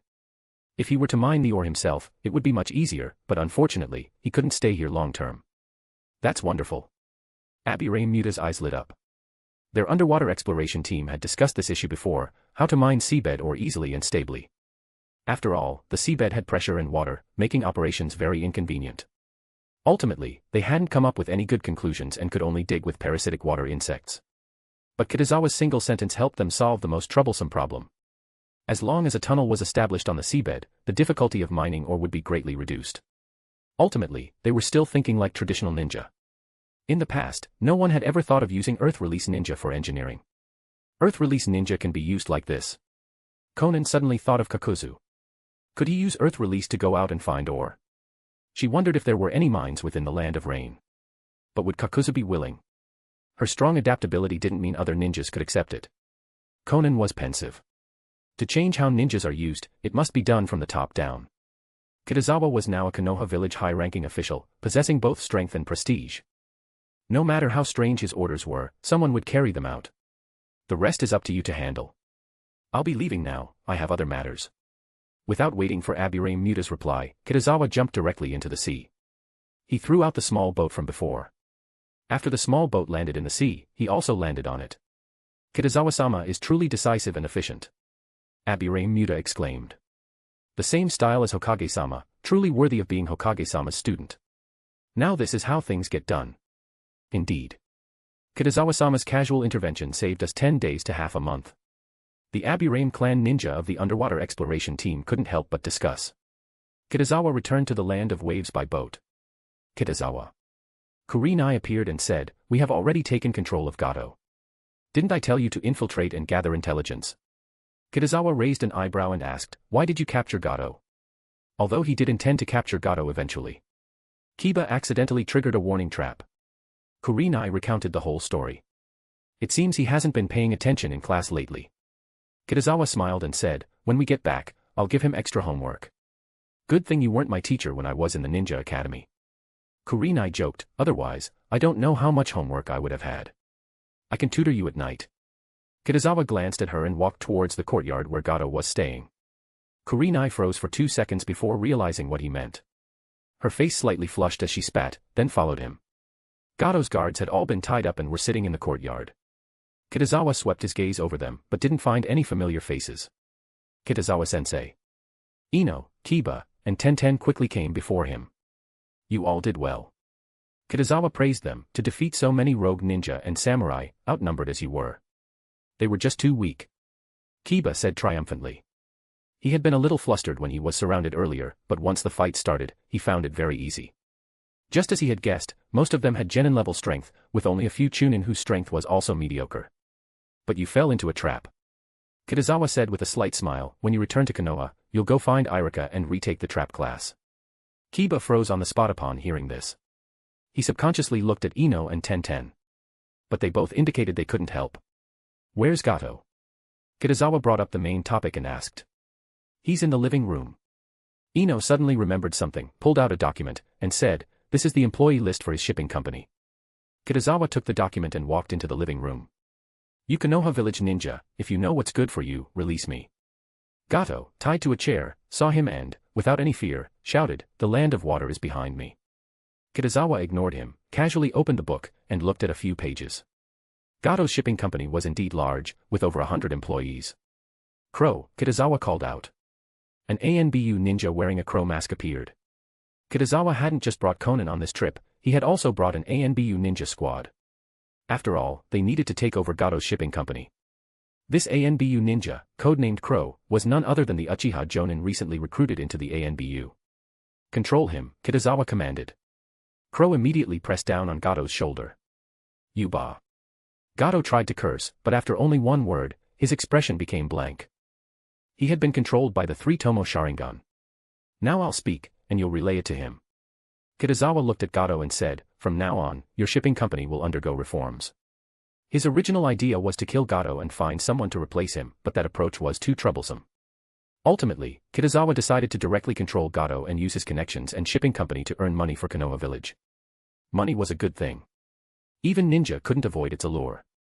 Although money would temporarily become useless once the Akatsuki organization initiated the Eye of the Moon plan, Kitazawa was considering the future of Konoha village.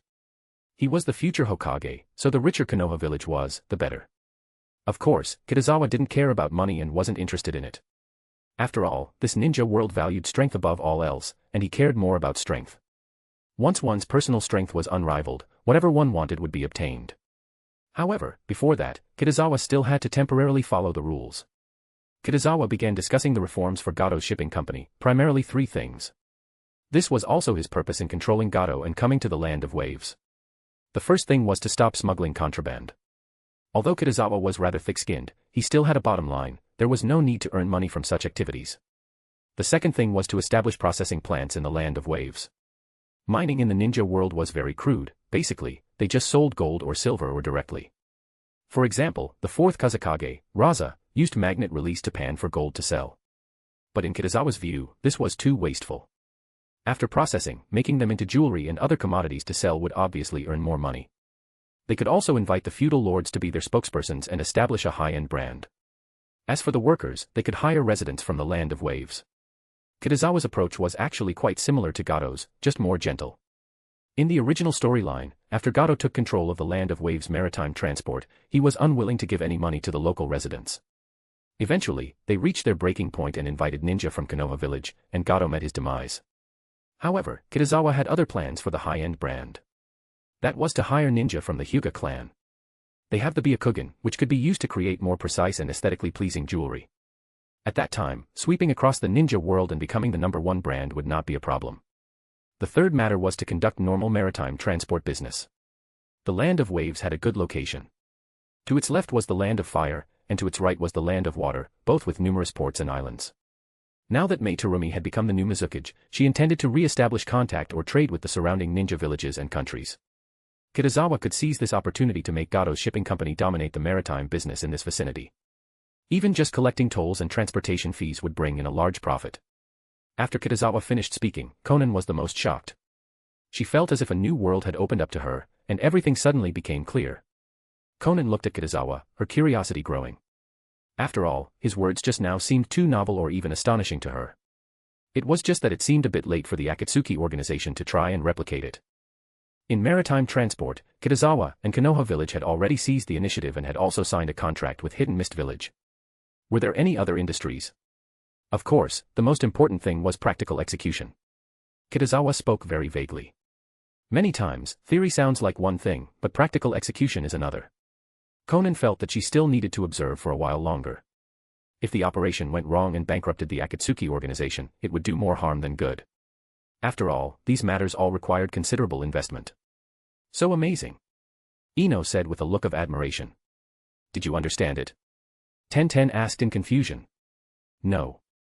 Ino shook her head and said, but it sounds really impressive. Kiba, because he had to go back and relearn topology, was completely dejected, like a frostbitten eggplant, and didn't hear what Kitazawa was saying at all. Kitazawa, where did you learn all this? Kurenai understood quite a bit, but still had some partial understanding. She didn't remember the Ninja Academy teaching such content. I just figured it out myself, Kitazawa said casually. I feel that ninja shouldn't be confined to missions. Your view is really unconventional, Kurenai paused for a moment and said. The environment and education she had been exposed to since childhood were all related to ninja, teaching that missions come first and adhering to ninja principles.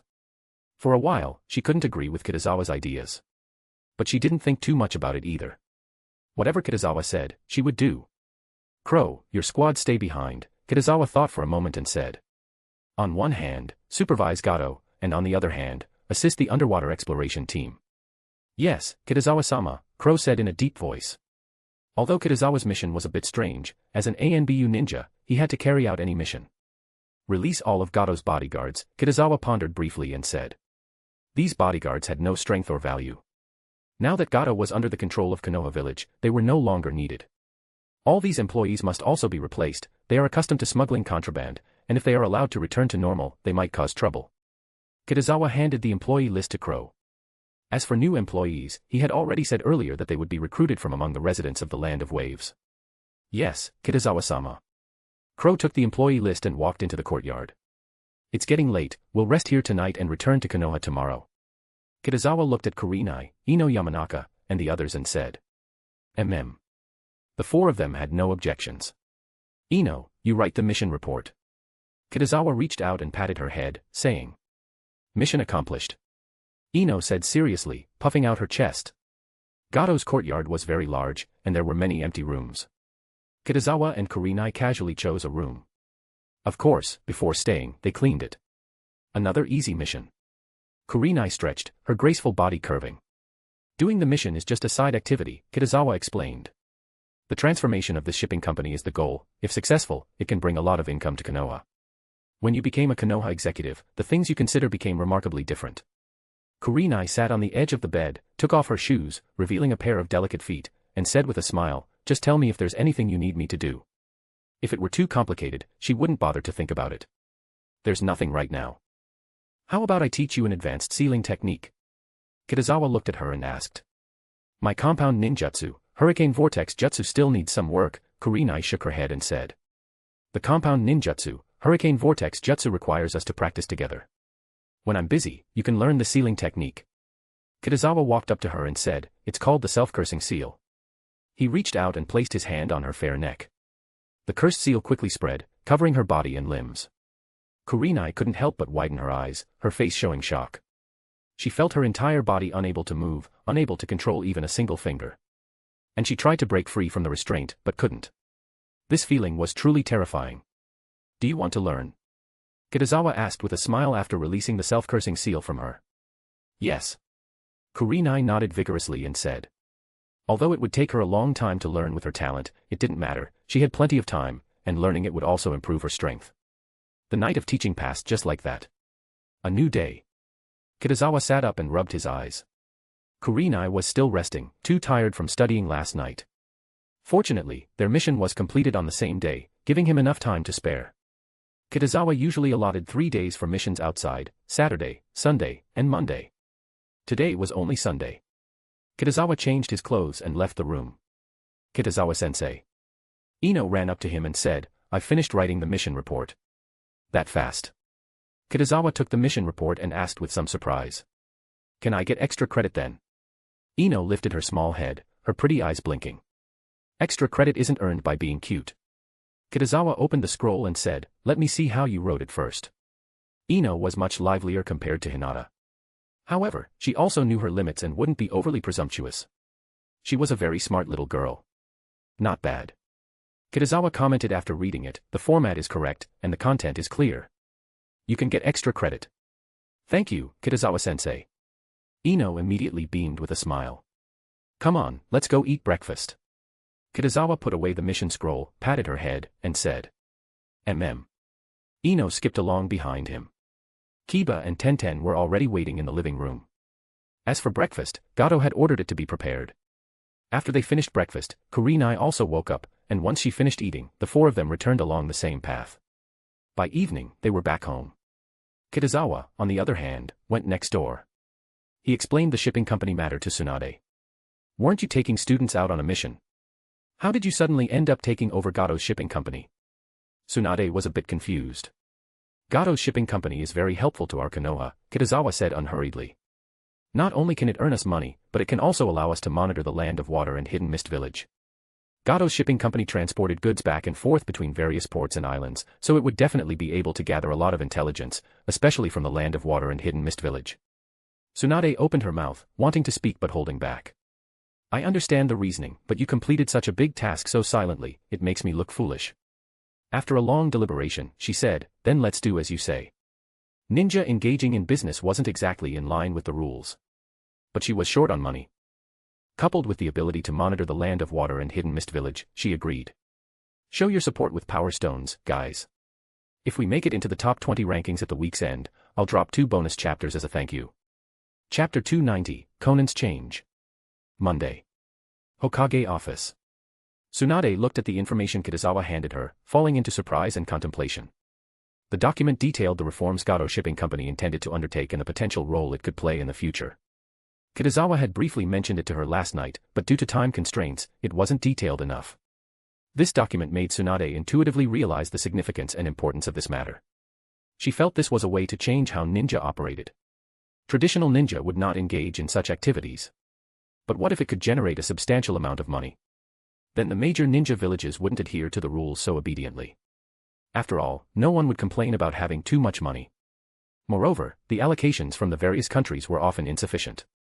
For instance, the Land of Wind was very stingy, leading to the Hidden Sand Village having no money, and 4th Kazakage Raza even became a gold miner. Currently, the Land of Fire was relatively generous.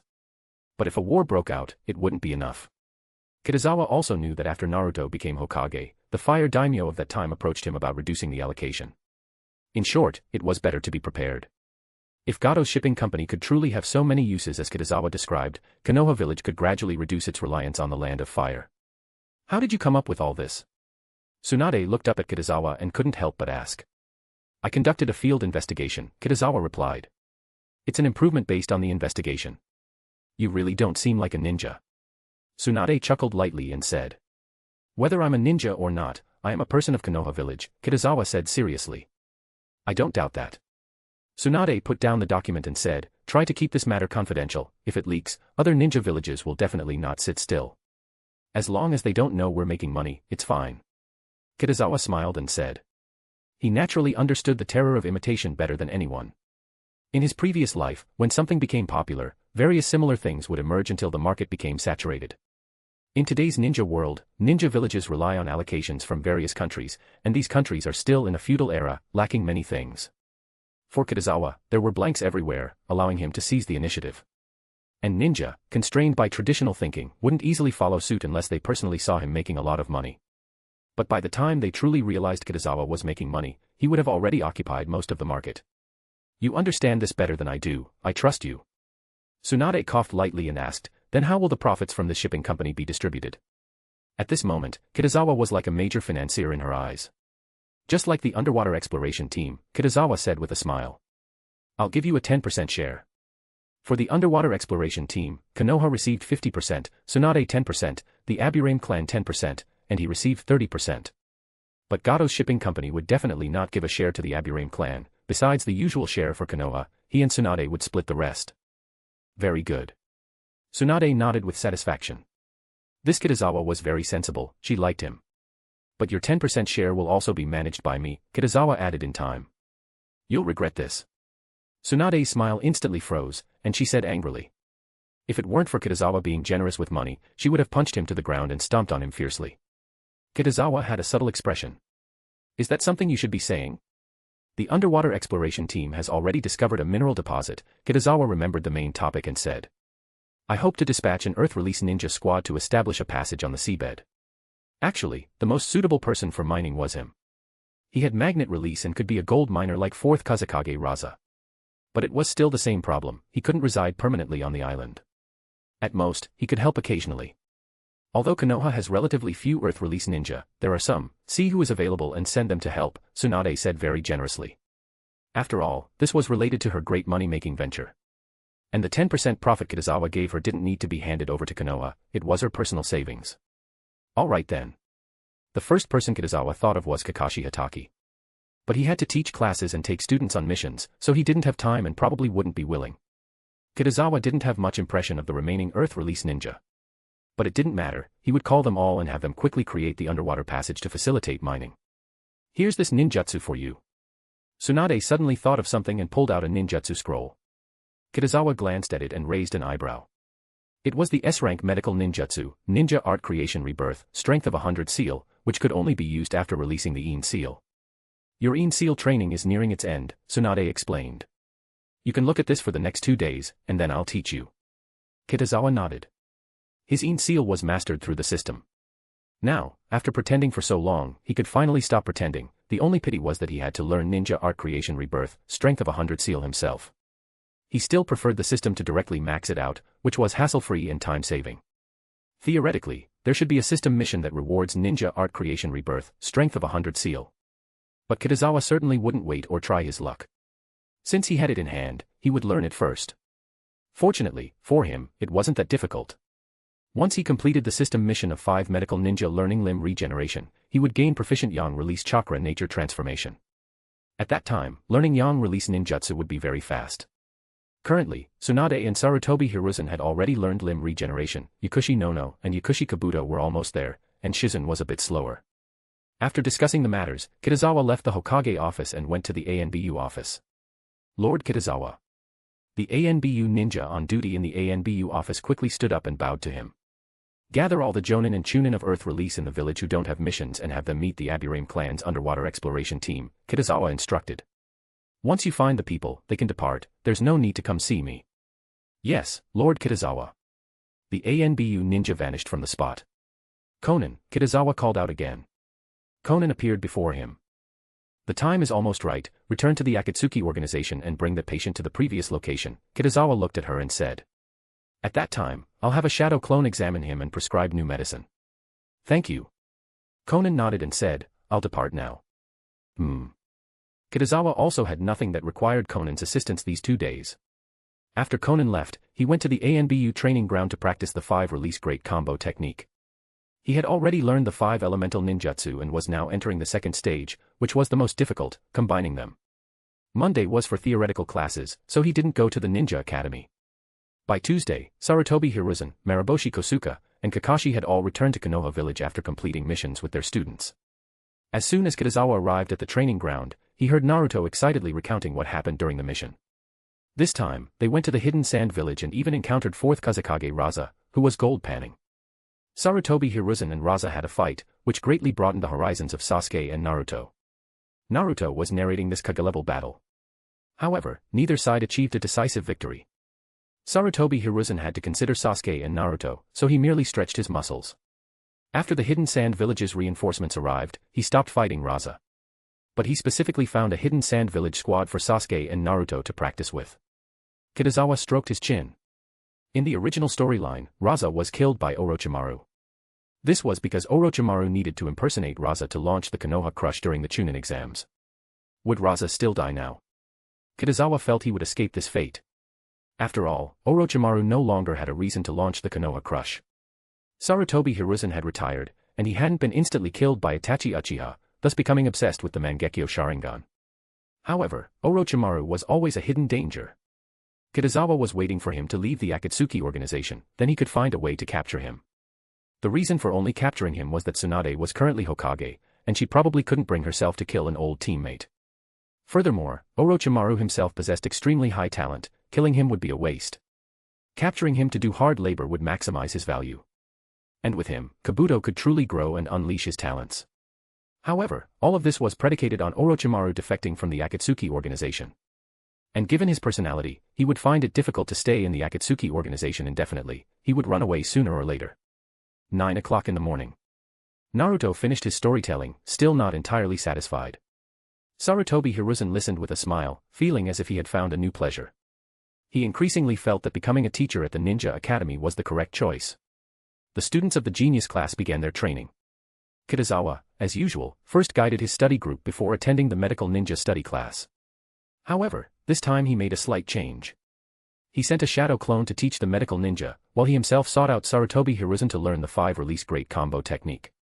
Your progress is actually this fast. Sarutobi Hiruzen was surprised after hearing his question. He had originally thought it would take Kitazawa a long time to start learning the 5-release great combo technique, but he had already entered the second stage. This meant that Kitazawa's mastery of the 5-release was at least at the Jonin level. As a Jonin, one typically needed to master 2 elemental ninjutsu. This difficulty was already considerable, and many Jonin only ever mastered 2 in their lifetime. Jonin who could master more than 2 elemental ninjutsu were considered elite. As for 5 elements Jonin, there wouldn't be more than 10 in the entire ninja world. I'm just doing my best, I certainly can't compare to Lord Third, Kitazawa said humbly. Your personality is completely different from Tsunade's. Sarutobi Hiruzen couldn't help but smile at the remark. If Orochimaru had possessed Kitazawa's personality back then, he would have undoubtedly given him the position of 4th Hokage. But alas, the darkness in Orochimaru's heart ran too deep. I will now explain the key points of the 5-release great combo technique to you, Sarutobi Hiruzen said with a serious expression. It was rare for someone to inherit his 5-release great combo technique, so he had to demonstrate his full ability. In fact, Sarutobi Hiruzen even considered passing on his legacy to Kitazawa at that moment. After all, Kitazawa was simply too suitable. He still had Enma, whom Orochimaru had called the strongest summoning beast, yet there was no one to inherit him.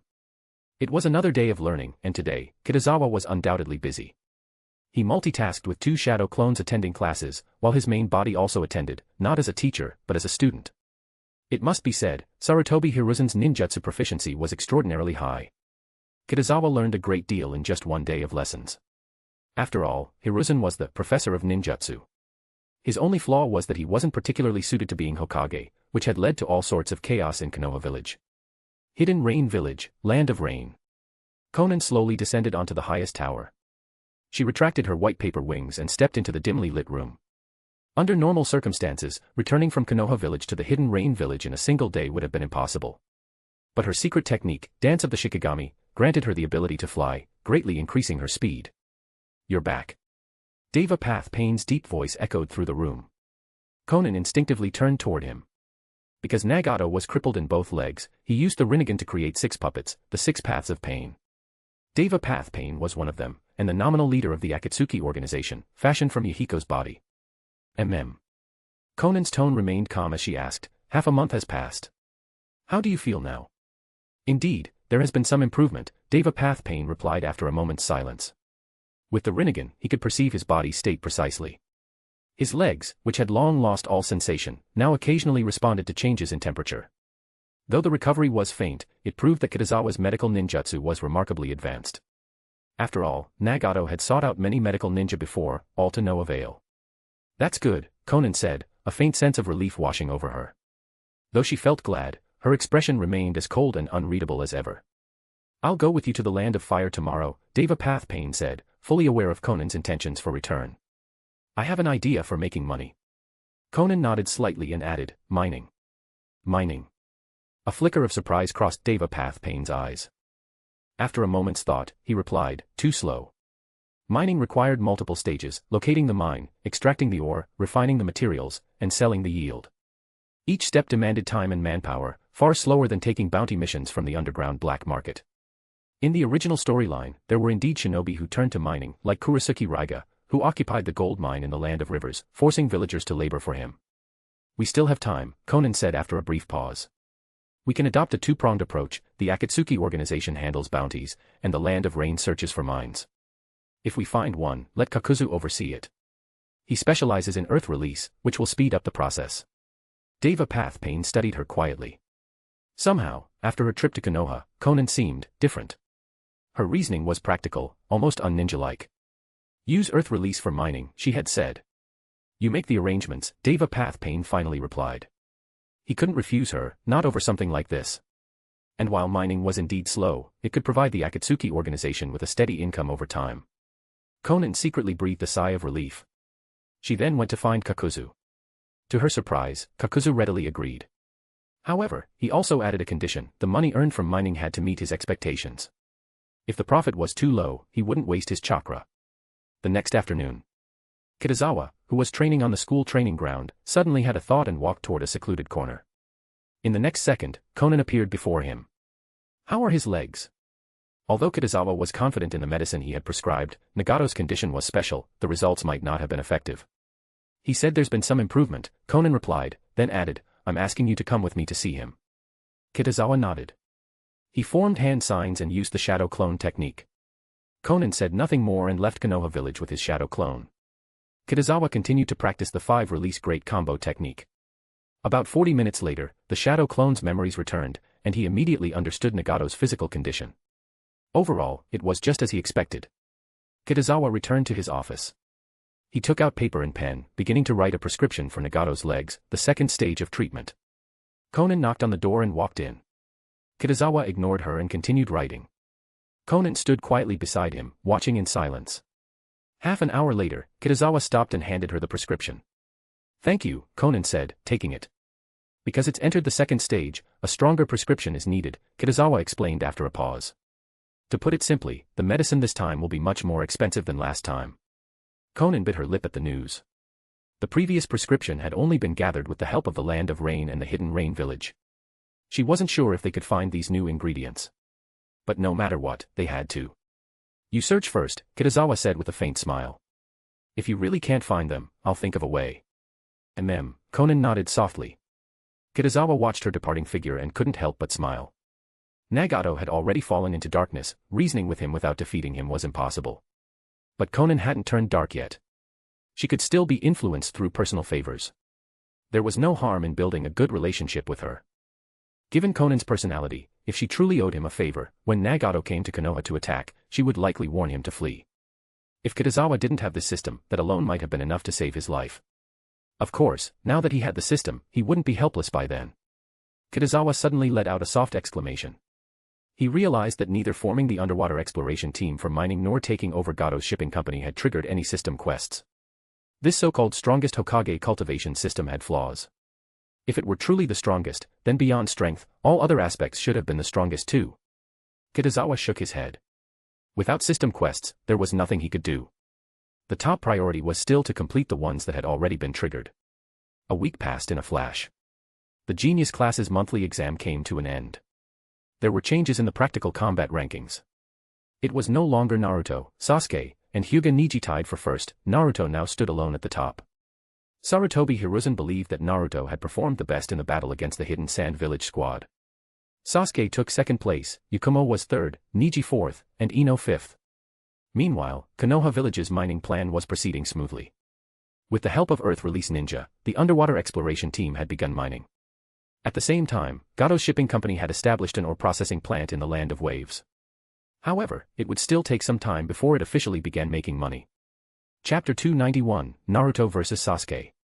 After entering July, the temperature in Konoha village rose considerably. Kitazawa stood on the training ground, watching the genius class students train. Under the scorching sun, their faces were covered in sweat. However, their training continued without pause despite the heat. Karen. Kitazawa-sensei. Karen immediately jogged over to him. You've pretty much mastered the ceiling barrier jutsu. I'll teach you a new sealing technique, Kitazawa said directly. It's called four limbs waiting seal. Thank you, Kitazawa-sensei, Karen said, wiping the sweat from her forehead.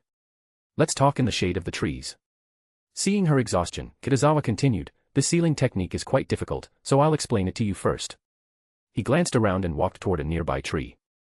Karen's heart warmed. She quickly followed him into the shade. Kitazawa-sensei is truly too kind. Kitazawa raised his hand, tapped her on the head, and said, I won't relax my standards just because of your praise, you know. Current mission, help Uchiha Sasuke learn Chidori. Mission reward, lightning release, false darkness. Host has completed the mission. Reward issued. The sudden appearance of the 3 lines of text made Kitazawa pause. Has Sasuke finally learned Chidori? He had almost forgotten about that system mission. After all, Sasuke was currently being taught by Kakashi, and he hadn't been directly involved. Still, the reward wasn't bad. Lightning release, false darkness was a lightning release ninjutsu from Kakuzu, powerful and deadly. Kakuzu was a rare 5-element release ninja, though his mastery came from his secret technique, Earth Grudge Fear, which allowed him to plunder others' hearts and gain their chakra natures. He had 5 hearts, corresponding to earth, wind, fire, lightning, and water. Kitazawa stroked his chin. He had now learned Kakuzu's fire release, intelligent hard work, wind release, pressure damage, and lightning release, false darkness. In the original storyline, these 3 ninjutsu could combine into a composite attack, Earth Grudge Fear, Final Shot. Kitazawa wondered if he could replicate it. After all, a composite technique of 3 elements would definitely surpass one of 2. But he only thought about it, he didn't plan to research it. He was already too busy, he still had to learn ninja art creation rebirth, strength of 100 seal, 5 release great combo technique, and would release. After lecturing Karen for half an hour, Kitazawa let her train freely and began his own cultivation. But before long, he noticed Sasuke and Kakashi approaching. What's wrong? Do you need me for something? Kitazawa asked, stopping his training. Kakashi didn't answer, instead, he looked at Sasuke, the meaning clear. Kitazawa-sensei, Sasuke said confidently, I want to challenge Naruto. Kitazawa subconsciously glanced up at the sky. It was a rare, perfectly clear day. Sasuke suddenly showing up to challenge Naruto didn't surprise him at all. He's learned lightning release, Chidori, Kakashi added. I see. Kitazawa nodded thoughtfully. Perfect. You two haven't sparred in a while. Let me see how much you've both improved. The reason they hadn't sparred lately was due to the new monthly exam format in the genius class. Their competition method had shifted to completing missions instead of direct duels. Follow me, Kitazawa said, leading them toward the rest of the students. Sasuke. Naruto noticed him first and waved excitedly. Why is Sasuke here? Ino asked curiously. I don't know, Shikamaru muttered, looking like he might collapse. I just want to know when we can rest. Everyone, take a 15-minute break, Kitazawa announced after a moment's thought. The commotion from Sasuke and Naruto's fight would definitely be intense. It would distract the others from training, so it was better to let them rest and enjoy the spar. Shikamaru's eyes widened. He immediately dropped to the ground, panting in relief. An early break. Aburaim Shino adjusted his glasses. It seems Kitazawa-sensei has something to announce. Could it be the groupings for the final exam? Tenten's eyes lit up. I hope to be on Niji's team this time. I don't think so. Niji shook his head. Kitazawa-sensei always announces the groupings 2 weeks in advance, and it's not time yet. Naruto. Sasuke walked up to him. I want to challenge you. All right. I accept. Naruto was momentarily stunned, then grinned brightly. It's been a long time since I've seen your youth. Everyone, come over here and make some space for them, Kitazawa instructed. Naruto's multiple shadow clone jutsu, combined with wind release, could easily cause accidental injuries. For safety, it was best for the genius class students to stand near him so he could intervene if necessary. Hinata quickly moved to Kitazawa's left, while Ino stood to his right. The other students also gathered on both sides. It's a pity Sakura isn't here, Ino said suddenly. Sakura was currently at the artificial lake, learning water release under Mariboshi Kosuka. Perhaps it's better that she's not here, Shikamaru yawned. You think Sasuke will lose? Ino teased with a smile. Sasuke wouldn't challenge Naruto unless his strength had improved, Shikamaru said, shaking his head. But if Sakura were here, she'd definitely root for Sasuke. Ino laughed. That was to prevent Sakura's jinx. Yakumo, Kiba, Choji, and Tenten also smiled knowingly. I remember Sasuke has been learning lightning release, Niji said seriously, not joining the laughter. His expression turned solemn. Clearly, Sasuke had made a breakthrough, and defeating him now would be difficult. But just how much his strength had improved could only be revealed through this spar. Swordsmanship, genjutsu, fire release, and lightning release. Kiba couldn't help but exclaim, Sasuke is getting more and more monstrous now. You are human, don't compare yourself to non-human beings, Shikamaru said earnestly, patting him on the shoulder. It's not just Sasuke who's non-human, Shino said calmly. He felt that the mutation speed of his Kakashi couldn't keep up with the progress speed of Naruto and Sasuke. Spar, commence. Kitazawa saw Sasuke and Naruto form the seal of confrontation, then shouted loudly. Ino and the others immediately stopped chatting and looked toward the field. Sasuke took out the sword of the Thunder God. With a hum, the blade appeared, and he charged toward Naruto like a cheetah. The sword of the Thunder God in his hand traced complex trajectories, and for a moment, waves of sword shadows filled the air. This was Konoha-style swordsmanship. Naruto was dazzled, completely unaware of where the true killing blow was hidden. But his response was simple, he raised the Samahata and blocked in front of him. The barbs on Samahata's body fully extended. The sword of the Thunder God struck its scales, making a crisp clashing sound. Then, the Samahata turned its head and bit toward the sword. Sasuke immediately retreated, chakra gathering in his throat before he spat out a huge fireball. The Samahata unceremoniously swallowed the fireball whole. Just as it was about to continue its attack, Naruto threw it to the ground. Multiple shadow clone jutsu. Naruto formed hand signs, creating hundreds of shadow clones at once. The Samahata couldn't distinguish who was who, so it stood still, waiting to be used again. Konoha Great Whirlwind. As soon as two shadow clones appeared, they kicked towards Sasuke simultaneously. Two Tomo Sharingan. Sasuke immediately saw through their movements. Instead of retreating, he advanced, actively entering the encirclement of Naruto's shadow clones. Sword of the Thunder God. Sasuke infused lightning release chakra into it. In an instant, the blade glowed with dazzling lightning, spreading outward at incredible speed. Naruto's shadow clones couldn't dodge in time and were all enveloped by the lightning. Samahata. At the critical moment, Naruto shouted. The Samahata immediately scurried over at his call, opened its mouth wide, and swallowed all the lightning that was about to strike Naruto. Dynamic entry. The lightning vanished, and Naruto leaped up, stepping on the hilt of the Samahata. He landed a flying kick directly at Sasuke. With a bang, Sasuke vanished in a puff of smoke. Shadow clone. Naruto landed on the ground and instantly understood. The lightning had been too bright, blinding him for a moment. Combined with the fact that most of his clones had been destroyed by the dense lightning, he hadn't even noticed Sasuke using the shadow clone technique. A piercing sound rang out. Naruto heard a thunderous roar behind him, like 1,000 birds chirping simultaneously. He instinctively turned around and saw Sasuke rushing toward him like a flash of lightning. In his right hand, a ball of lightning condensed, emitting a terrifying aura. Wind release, Gale Palm. Naruto didn't dare to be slow and shouted loudly. But it wasn't him who used it, it was his surviving shadow clones. He no longer had time to use any ninjutsu himself, only instinctively retreating at full speed. Just then, the Samahata, loyal to its master, leaped up and smashed toward Sasuke. But Sasuke reacted swiftly. He threw his left hand, launching a shuriken at Samahata, slowing its attack. Sasuke's right hand unhesitatingly thrust toward Naruto. Wind release, Gale Palm. Naruto's shadow clones finally arrived. The strong gust swept in, causing Sasuke's body to deflect. Hurry and go. The shadow clone closest to Naruto crashed into Sasuke's right hand. Without any obstruction, Chidori pierced through the clone's body. With a bang, the shadow clone screamed and vanished. But his sacrifice bought Naruto time to escape. He immediately widened the distance, though the power of Chidori left him with a long-forgotten sense of dread. As expected of my lifelong rival. Naruto shouted excitedly. What a battle full of youth. Sasuke regretted speaking to him at all but kept his face calm, maintaining his cool demeanor. Meanwhile, everyone in the genius class was dumbfounded by his lightning release, Chidori. What kind of lightning release ninjutsu is that? Kiba's eyes widened. How does it look even more ferocious than Rasengan? What terrifying power. In terms of lethality, it's indeed more powerful than Rasengan. Tenten said in awe. Rasengan caused wounds that tore flesh, while Chidori caused piercing wounds. Chidori looked more terrifying, but in reality, the two were similar, or perhaps Rasengan even had greater power. Still, if one took a direct hit from either Rasengan or Chidori without defense, the result would be the same, severe injury, if not death. That's Kakashi-sensei's signature lightning release, Shikamaru recalled. It's called Chidori, an A-rank ninjutsu. Another A-rank ninjutsu?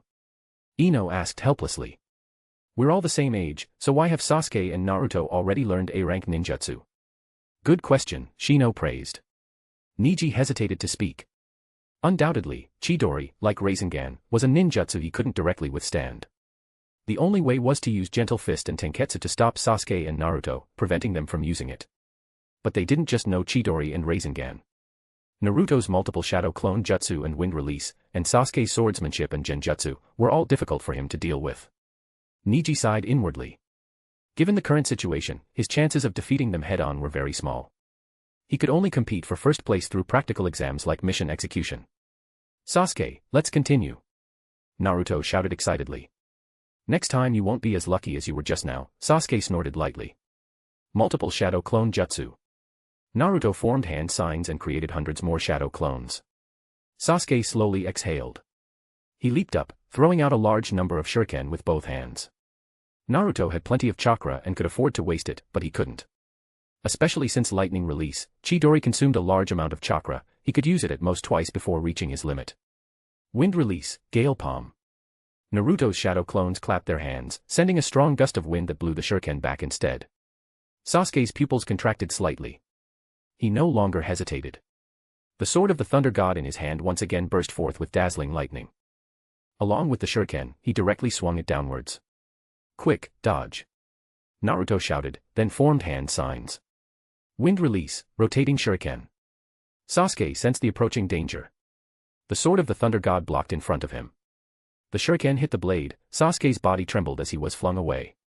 Looking down, he saw a wound on the back of his hand caused by the wind release on the shuriken. Sasuke flipped and forcibly landed on the ground, but before he could steady himself, Naruto grabbed the Samahata and hurled it like a hammer.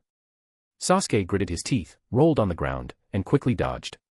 He knew the Samahata could absorb chakra, so he didn't dare to use ninjutsu. Rasengan. Naruto seized the opportunity and charged straight ahead. Sasuke unhesitatingly threw the sword of the Thunder God and simultaneously formed hand signs. The sharp sound of thunder rang out again. After Naruto dodged the sword of the Thunder God, only the blinding lightning remained in his eyes. Rasengan and Chidori collided. Kitazawa immediately appeared in front of them, grabbing their right hands. Both of their bodies shook simultaneously. Naruto felt a jolt of numbness in his right hand. Sasuke, however, had his sleeve torn away, and a spiral-shaped bloodstain appeared on his arm. Kitazawa released his hands and retreated, having offset some of the damage to prevent severe injury. Sasuke endured the pain, took out a kunai with his left hand, and thrust it forward. Konoha Whirlwind. Naruto, being less injured, reacted faster and directly kicked Sasuke away. Sasuke landed hard, pain shooting through his abdomen, and his right arm was unresponsive. Before he could rise, Naruto's shadow clones surrounded him. Naruto, stop, Kitazawa said. The victor has been decided, there's no need to continue fighting. After speaking, he walked to Sasuke and began healing his arm. Compared to Naruto's, Sasuke's injuries were more severe, but his deepest wound was to his pride. He had learned Chidori, full of confidence to challenge Naruto, yet still lost miserably. Even with all that, he still couldn't win. Sasuke's heart grew heavy. Do you think Chidori's power is inferior to Rasengan's? Kitazawa asked, glancing at him. Sasuke nodded silently. Lightning release, Chidori's purpose is for surprise attacks, Kitazawa explained. Rasengan's purpose is great power, it's the ultimate form of ninjutsu without hand signs. Rasengan imitates the tailed beast ball, and Minato Namikaze created it as a highly destructive ninjutsu. As for surprise attacks, he entrusted that to the Flying Thunder God technique. Don't be discouraged. I'll teach you a variant of Chidori that can help you defend against Rasengan, Kitazawa said with a smile. I call it Chidori Current. Really? Sasuke's expression changed instantly. Variant ninjutsu. Kakashi, who had just approached, narrowed his eyes. He remembered Kitazawa once saying he wanted to modify lightning release, Chidori, because it wasn't suitable for a ninja without Sharingan to use. Has it already been modified? No wonder so many ninja said Kitazawa was the next Senju Tobirama, his creativity was astonishing. Kakashi, do you want to learn? Kitazawa asked with a grin. Teaching 1 is teaching 2 is still teaching. Current mission, teach Kakashi and Sasuke lightning release, Chidori Current. Mission reward, lightning release, Kirin. Accept. Kitazawa thought, as expected. The mission reward was beyond his expectations, but not bad at all. Although Kakashi had once given him the ninjutsu scroll for lightning release, Kirin, he had never learned it. Firstly, S-rank ninjutsu was extremely difficult to master. Secondly, he had been busy learning other techniques. Now, with this system mission, he could save a great deal of time. Upon closer thought, the reward was quite reasonable. Kakashi and Sasuke had already learned Chidori, so learning lightning release, Chidori current would actually be very simple. Chapter 292, Konan, help me find Orochimaru. After the break, the students of the genius class continued their training.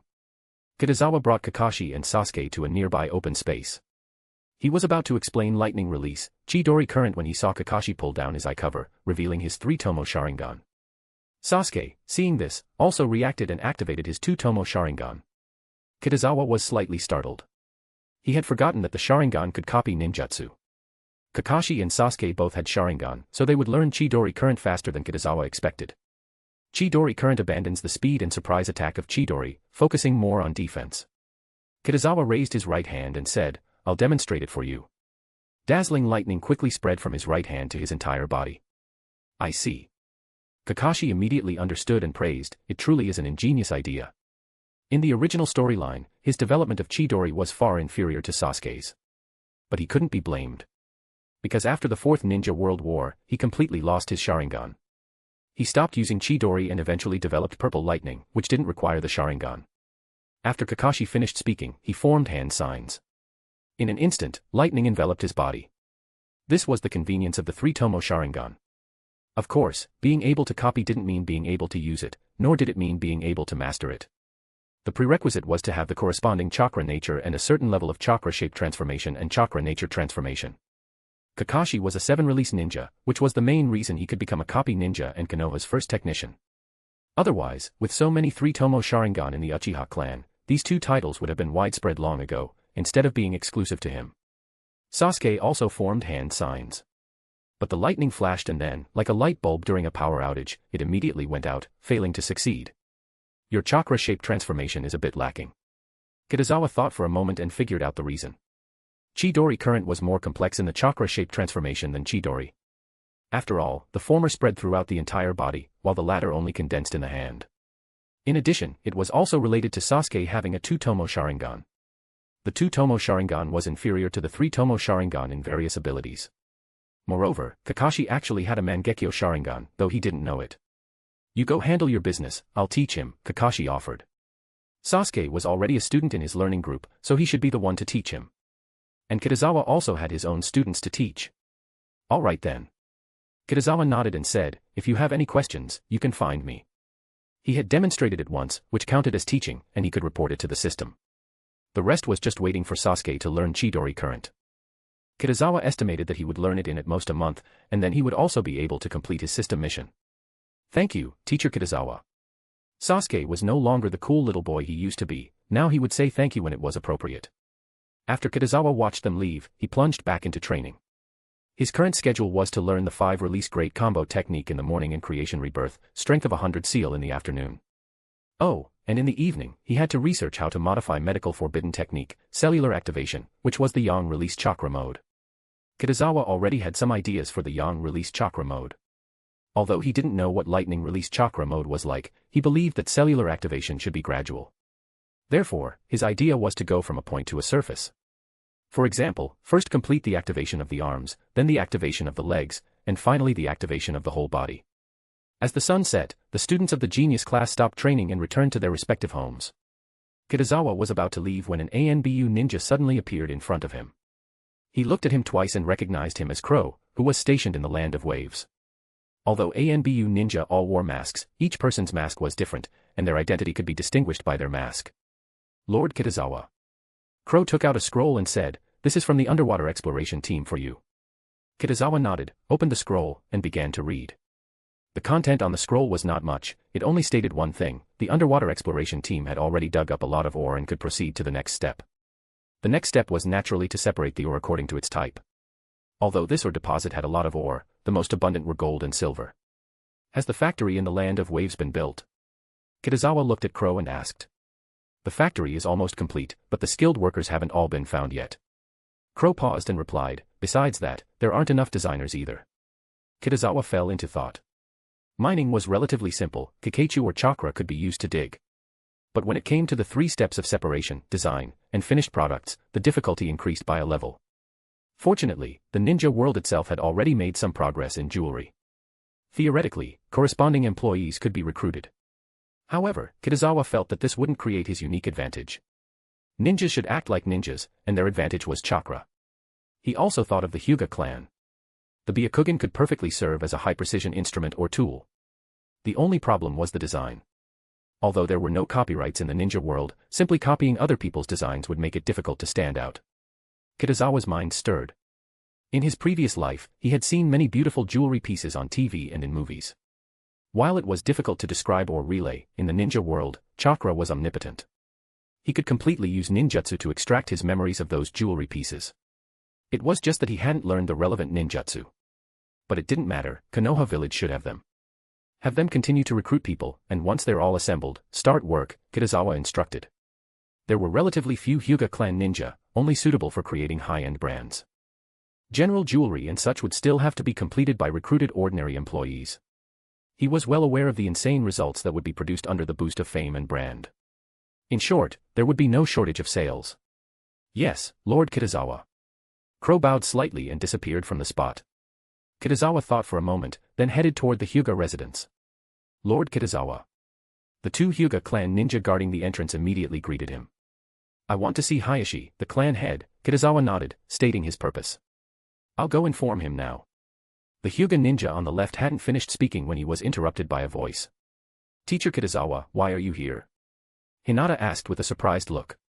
She had just returned home and was about to go to her room when she heard voices at the door, and turning around, she saw Kitazawa. I'm looking for your father, Kitazawa replied with a smile. I'll take you, Hinata quickly said. He should be in his study at this time. All right then. Kitazawa stepped forward and patted her head. Hinata's lips curved upwards, and she happily led the way. Upon reaching the study, she stopped and looked at Kitazawa. Thank you. Kitazawa thought for a moment and said, I'll talk to your father about business first, and then I'll come find you after we're done. After he finished speaking, he raised his hand and knocked on the door. Come in. Hyuga Hayashi's voice rang out. Kitazawa pushed the door open and walked in. Kitazawa. Hayashi saw him, quickly stood up, and said, Please forgive my lack of a proper welcome. Clan head Hayashi, I'm here to discuss a business deal with you, Kitazawa stated directly. Business. Hayashi was slightly startled. At this moment, he thought that Kitazawa wanted the Hyuga clan to support him in becoming Hokage. After all, in traditional ninja thinking, business was synonymous with transaction, rather than actual commerce. The jewelry business, Kitazawa explained. Konoha has discovered a mine underwater. Hayashi was completely stunned. Is this right? He had lived this long, and this was the first time someone had approached him to talk about a jewelry business. I don't understand, Hayashi shook his head and said. If you want to do business, you should go to those merchants. This is a profitable business. If I go to those merchants, I won't get as much money, Kitazawa stated his purpose. I hope the Hyuga clan can use the Byakugan to process and create jewelry. Question marks once again appeared on Hyuga Hayashi's face. His first reaction was to refuse. Because, in his opinion, the Byakugan was for perception and combat, not for making jewelry. But the one who came to him was Kitazawa, 5th Hokage Tsunade's student, a man with a high probability of becoming the next Hokage. If he refused and it affected the relationship between the Hyuga clan and him, the loss would outweigh the gain. How many people do you need? Hayashi pondered for a moment and asked. Not too many, Kitazawa thought for a moment and said. Let's tentatively say 8. Rarity makes value. It was normal for high-end brands to have low production.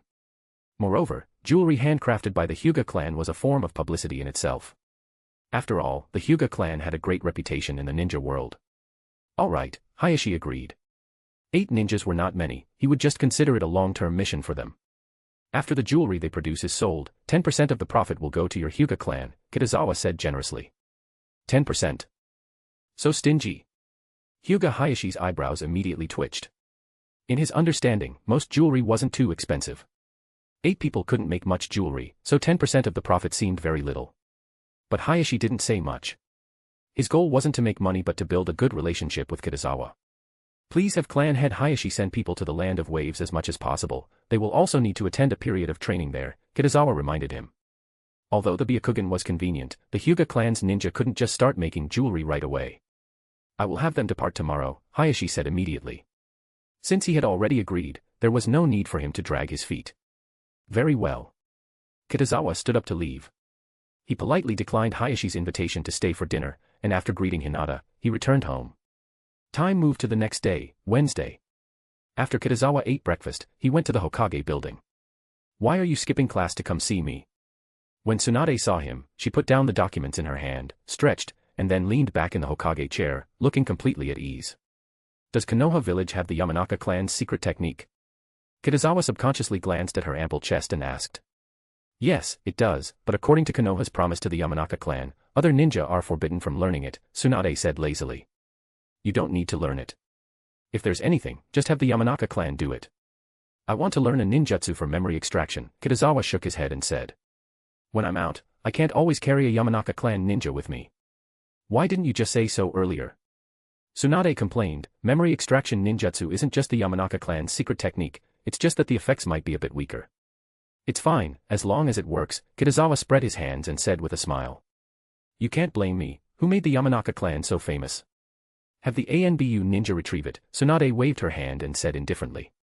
Only the Hokage has the authority to issue such a command, Kitazawa reminded her. Ninjutsu was the most important asset of a ninja village. Aside from learning ninjutsu from a teacher, other techniques generally required the Hokage's permission or were granted as rewards. How come I never see you follow the rules like this normally?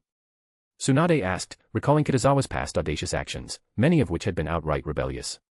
Don't slander me, Kitazawa coughed lightly and said. I still follow necessary rules. Tisk. Tsunade rolled her eyes, her attitude self-evident. Teacher Tsunade is so beautiful, I'm sure she won't mind my rule-breaking behavior, Kitazawa said with a smile. Humph, that's hard to say. Tsunade sat up, her gaze falling on him. Never mind, I won't bother with you today. I'll go get it. She stood and walked out, the rhythmic tapping of her high heels echoing down the corridor. Not long after, she reappeared and handed Kitazawa a ninjutsu scroll. Kitazawa opened it and took a look. The scroll recorded a technique called Psycho Mind Transmission, ranked B in difficulty. Its effect was to read and extract the target's memories. The only drawback was its exceptionally high chakra consumption, far exceeding the Yamanaka clan's secret techniques, and its limited range. In the original storyline, Inoichi Yamanaka could share information with all members of the allied shinobi forces, though it came at a significant cost. However, the chakra consumption of Psycho Mind Transmission was not an issue for Kitazawa. He now possessed 12 cards of chakra and could use them freely. Anything else? Tsunade asked, sitting in the Hokage's chair with her hands clasped. No, I'll take my leave now. Kitazawa had intended to mention the Hyuga clan's matter, but on second thought, it wasn't necessary. He would bring it up once the jewelry and related projects were in production, then he could show Tsunade the finished products. Returning to his office at the Ninja Academy, Kitazawa planned to learn Psycho Mind Transmission first. It was a B-rank ninjutsu, not particularly difficult.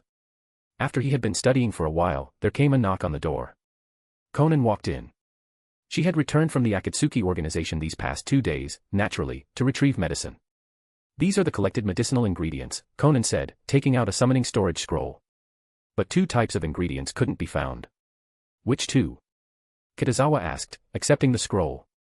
Rock blue powder and blood-boosting grass, Konan replied.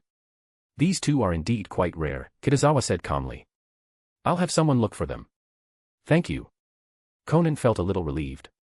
Konoha village had far more manpower and resources than the Hidden Rain village and the Akatsuki organization, so their chances of finding the missing ingredients were much higher. You'll pay for the ingredients, Kitazawa said with a smile. But Konoha will also waste a lot of time searching for them. Shouldn't the Akatsuki organization pay a certain reward? What kind of reward do you want? Konan asked, very self-aware. The Akatsuki organization was currently a mercenary group that emphasized fair trade. Kitazawa's request was perfectly reasonable, they should pay compensation. Help me find someone, Kitazawa said unhurriedly. He's a rogue ninja from Konoha, Orochimaru. Konan froze for a moment. Kitazawa's request to find Orochimaru was unexpected but not unreasonable. After all, tracking down rogue ninja was a normal duty. The problem was that Orochimaru was currently a member of the Akatsuki organization, and she couldn't betray him. You can take your time, Kitazawa said indifferently. After all, Orochimaru has been on the run for years. There's no rush. All right, Conan agreed. She didn't actually like Orochimaru. His entry into the Akatsuki had been suspicious from the start. He'd volunteered to join after failing to seize Nagato's Rinnegan. Nagato approved, saying it would make him easier to monitor. In Conan's opinion, someone so openly hostile toward Nagato should never have been allowed to remain in the organization. But God didn't care. Still, Conan believed that someone like Orochimaru would eventually betray the Akatsuki. That was why she agreed to Kitazawa's request. Once Orochimaru defected, she could turn on him without hesitation. In truth, Kitazawa's intentions were the same. With Conan acting as an inside source, he would be able to discover Orochimaru's whereabouts in time. Take my order to the ANBU and have them search for rock blue powder and blood-boosting grass, Kitazawa said lazily, delegating the task to her. Conan nodded, then turned and left to deliver his order to the ANBU. Meanwhile, Kitazawa continued studying psycho-mind transmission. The next day, 8 ninja from the Hyuga clan set off for the Land of Waves. Before leaving, they specifically came to notify Kitazawa. A week passed. The genius class's final exams were drawing near. The Ninja Academy operated on a 3-semester system. July was for final exams, August for summer vacation, and September marked the start of a new semester. The practical exam had 2 methods. Kitazawa had already promised Hinata he would be her team leader, so he had to bring her along. As for the other 2 teammates, he decided on Aburame Shino and Shikamaru. He had originally planned to include Yakumo, but her Genjutsu bloodline limit was too overpowering. Missions would easily turn into easy mode. Kitazawa wanted to put some pressure on Shikamaru, so he switched to Shino instead. Chapter 293, Target Iwagakure. Kiba arrived at the Ninja Academy training ground and saw Shikamaru lying on the grass with his hands behind his head. He saw this scene every morning. Shikamaru, you really won't stand if you can sit, and you won't sit if you can lie down, Kiba said, shaking his head in exasperation. I'm conserving my energy, Shikamaru replied calmly. Conserving energy? You're just being lazy, Ino exposed him without mercy. I feel like only Kitazawa-sensei can handle Shikamaru, Akimichi Choji said with a goofy chuckle. I hope Kitazawa-sensei will be your team leader for this final exam, Kiba said with mock seriousness. He still remembered the miserable time he'd had with Kitazawa last time. After falling into a trap, he'd been forced to relearn trapology from scratch. Don't say such terrifying things. Shikamaru yelped, sitting up immediately. He looked around nervously and sighed in relief after confirming that Kitazawa wasn't there. How dare you dislike Kitazawa-sensei? Ino put her hands on her hips and glared at him. I don't dislike him, Shikamaru coughed lightly, trying to defend himself. Kitazawa-sensei asked me to learn the shadow imitation shuriken technique, and I haven't mastered it yet. I'm just embarrassed to see him. I've already completely mastered Fang Bullet. When Kitazawa-sensei arrives, I'll ask him if there are any new secret techniques I can learn. Kiba said with anticipation. I envy you for having new ninjutsu to learn, Tenten sighed. I feel like the shuriken shadow clone technique will take a long time to master. That's too much. Kiba rolled his eyes. That's an A-rank ninjutsu. I should be the one envying you. Indeed, Shino Aburame said as he adjusted his glasses. That's already the same level of treatment as Sasuke and Naruto. Tenten immediately smiled shyly upon hearing that. She hadn't meant to show off. Although the shuriken shadow clone technique suited her perfectly, the difficulty was incredibly high, and her chakra reserves weren't enough yet. Everyone just needs to follow Kitazawa-sensei's arrangements for what to learn, Inuzuka Hana said with a smile. Kitazawa-sensei's arrangements are definitely correct, Hinata echoed softly. Just then, 2 green blurs came rushing toward them. I won, shouted the first one, Naruto. As expected of my lifelong rival. Rock Lee stopped abruptly, clenched his fists, and said earnestly, I lost to you again. Lee, this is youth. Naruto gave a thumbs up, his teeth gleaming. Ino and Tenten immediately covered their foreheads. They found it difficult to handle such an overly youthful scene. They're really energetic, Mariboshi Kosuka said with a smile as he and Sarutobi Hiruzen walked into the training ground together. Hiruzen's mouth twitched, already feeling a headache coming on. This wasn't just energetic, it was chaotic. If Naruto really became Hokage one day, what would Konoha village even become? He couldn't imagine it. Grandpa third. Despite just finishing his morning run with Rock Lee, Naruto was still full of energy. The others quickly greeted both Hiruzen and Mariboshi Kosuka. At 9 o'clock sharp, Kitazawa arrived at the Ninja Academy. To his surprise, someone else showed up just as late. Kitazawa-sensei, Sasuke greeted respectfully. How did you two meet up? Kitazawa asked curiously, glancing at Kakashi. I took him for morning training, Kakashi replied. And I taught him Chidori current along the way. It's rare to see you so dedicated, Kitazawa said with a small smile. The slacking, easygoing Kakashi was gradually disappearing. Now, he was beginning to resemble his original self after taking charge of Team 7. I just didn't have anything else to do, Kakashi said casually. The three of them arrived at the training ground. Sasuke, you go ahead, Kitazawa instructed. Yes, Kitazawa-sensei, Sasuke said before turning to join Naruto and the others. Lord Third, Kitazawa greeted politely. Kosuke-senpai. Good morning, Kitazawa, Mariboshi Kosuke replied with a warm smile. Ever since his left leg had recovered, his spirits had been noticeably better. He looked radiant, almost unnaturally so. Kitazawa suspected it might be the effect of white Zetsu cells, or perhaps just a genuinely good mood. After all, good news always lifted the heart. The final exam is coming up, Kitazawa said after a few pleasantries. Let's discuss how to form the teams. I'll still take Naruto, Sarutobi Hiruzen said. The other two students can be changed. I want to take Sasuke, Kakashi said after a moment's pause. I can continue teaching him lightning release during the mission. I have the same reason. I'll choose Sakura, Mariboshi Kosuke added. I understand. Then let's form the teams this way, Kitazawa said without objection. It didn't really matter who led which students, there were only 4 teachers, so everyone's turn would come eventually. Before we begin today's training, I'll announce the team assignments for the final exam, Kitazawa said, stepping in front of the genius class students. Naruto, Sakura, Ino, and the others immediately looked up with anticipation. Team 1, Uzumaki Naruto, Akimichi Choji, and Inuzuka Hana, Kitazawa said evenly. Led by Lord Third. Can't team up with Sasuke this time. What a shame, Naruto said, scratching his head. Sasuke felt a flicker of regret but quickly dismissed it. This was a perfect opportunity to surpass Naruto. The first time they'd teamed up, they both ranked first. But the second time, Sasuke ended up in second place. How to put it? During their mission to Tsunade with Sarutobi Hiruzen, Naruto had completely stolen the spotlight. He and his shadow clones had rushed ahead and surrounded the enemy squad before Sasuke could even land a blow. He hadn't managed a single assist, let alone a kill. This time, being on separate teams would give Sasuke the chance to fully display his strength and claim first place for himself. Naruto as a teammate. That's great, Akimichi Choji said cheerfully. It seems this mission will be very easy, Inuzuka Hana said with a smile. With Sarutobi Hiruzen and Naruto both on her team, she was certain their mission was already as good as won.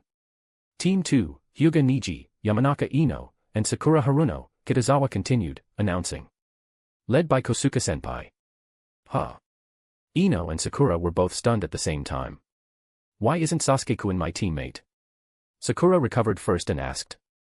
Why is Sakura my teammate? Ino asked subconsciously. What do you mean? Sakura glared at her. Are you not satisfied with me? Humph, I'm just worried you'll hold me back.